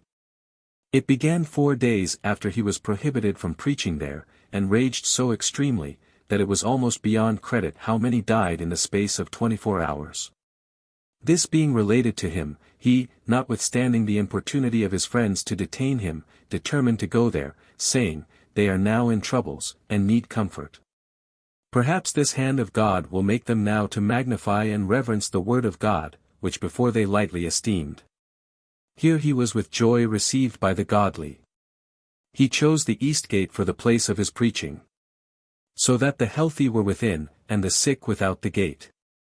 He took his text from these words, "He sent his word and healed them," and In this sermon he chiefly dwelt upon the advantage and comfort of God's word, the judgments that ensue upon the contempt or rejection of it, the freedom of God's grace to all his people, and the happiness of those of his elect, whom he takes to himself out of this miserable world. The hearts of his hearers were so raised by the divine force of this discourse, as not to regard death, but to judge them the more happy who should then be called, not knowing whether he should have such comfort again with them. After this the plague abated, though, in the midst of it, Wishart constantly visited those that lay in the greatest extremity, and comforted them by his exhortations. When he took his leave of the people of Dundee, he said, that God had almost put an end to that plague, and that he was now called to another place.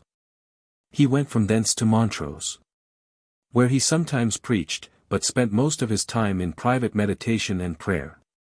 It is said, that before he left Dundee, and while he was engaged in the labors of love to the bodies, as well as to the souls, of those poor afflicted people, Cardinal Beaton engaged a desperate popish priest, called John Wayton, to kill him.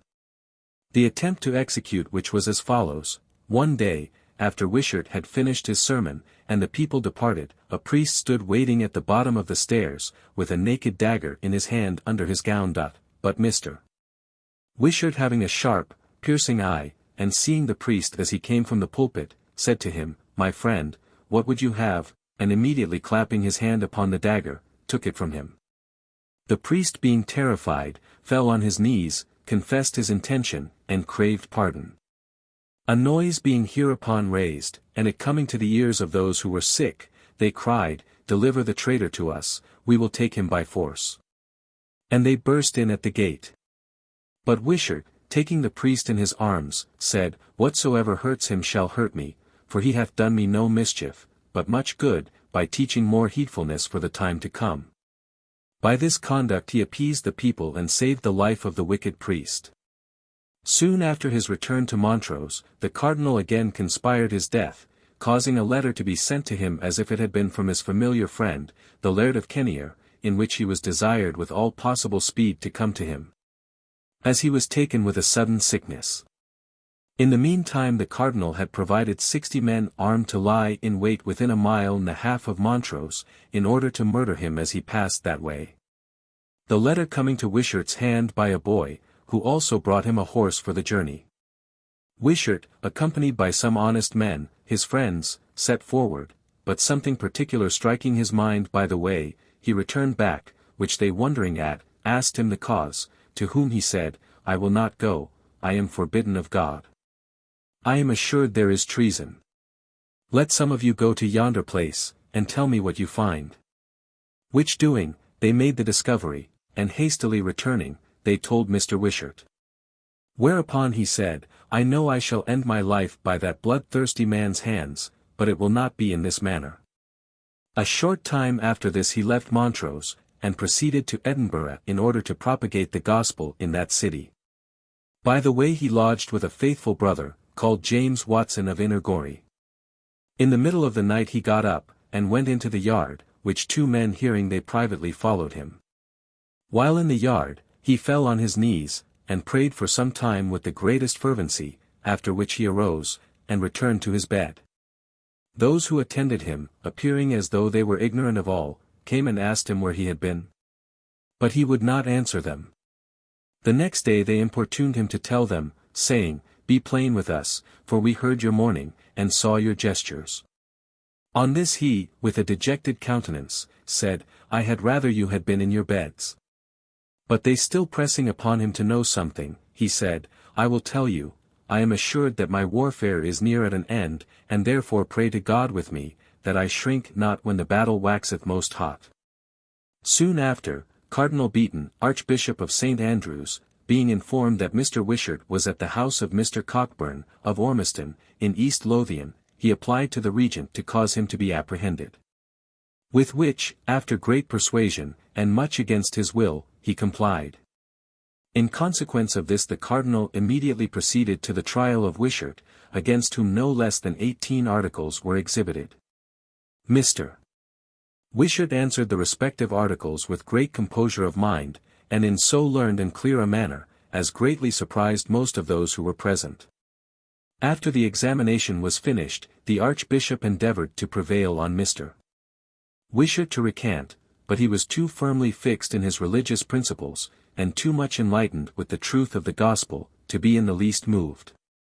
On the morning of his execution there came to him 2 friars from the cardinal, one of whom put on him a black linen coat, and the other brought several bags of gunpowder, which they tied about different parts of his body.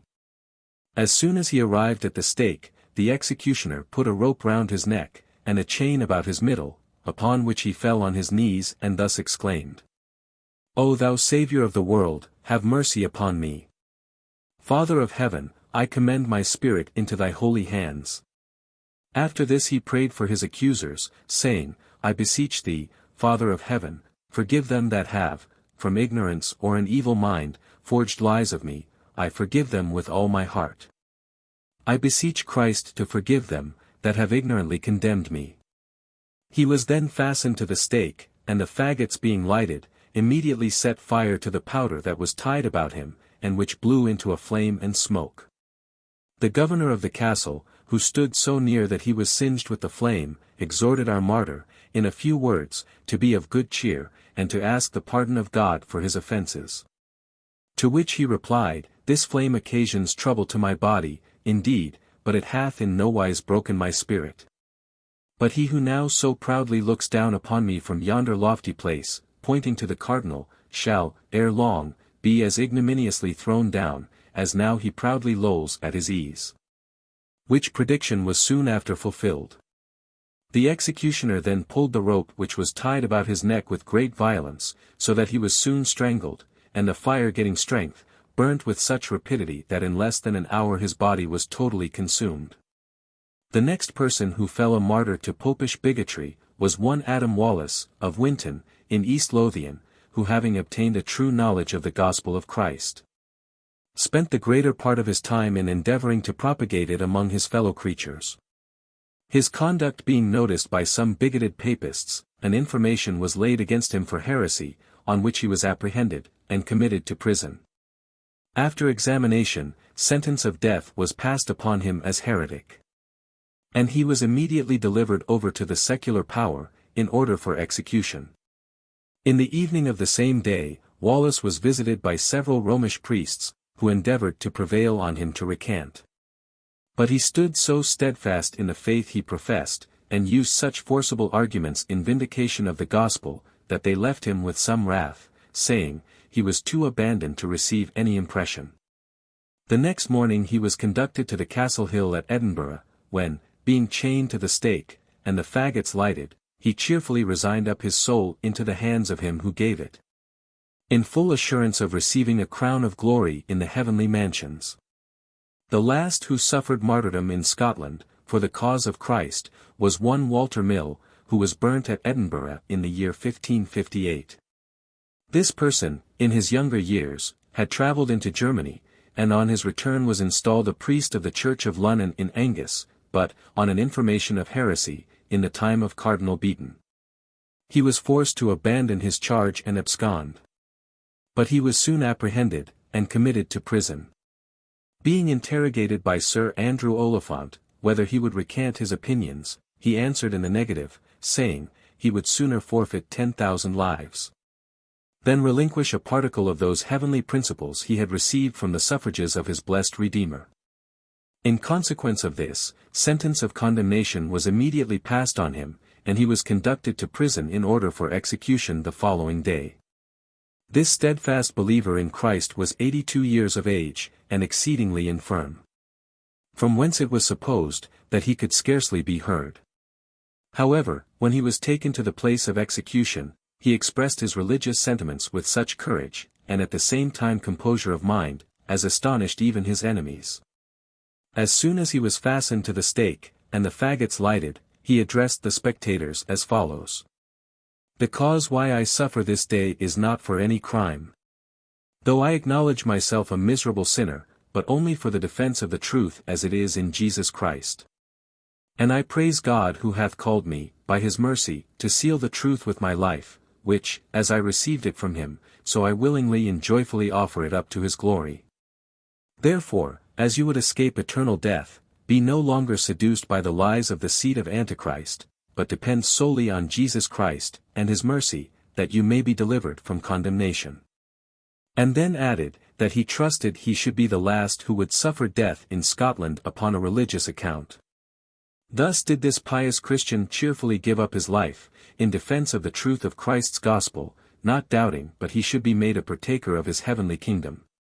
Chapter 12. Persecutions in England during the reign of Queen Mary.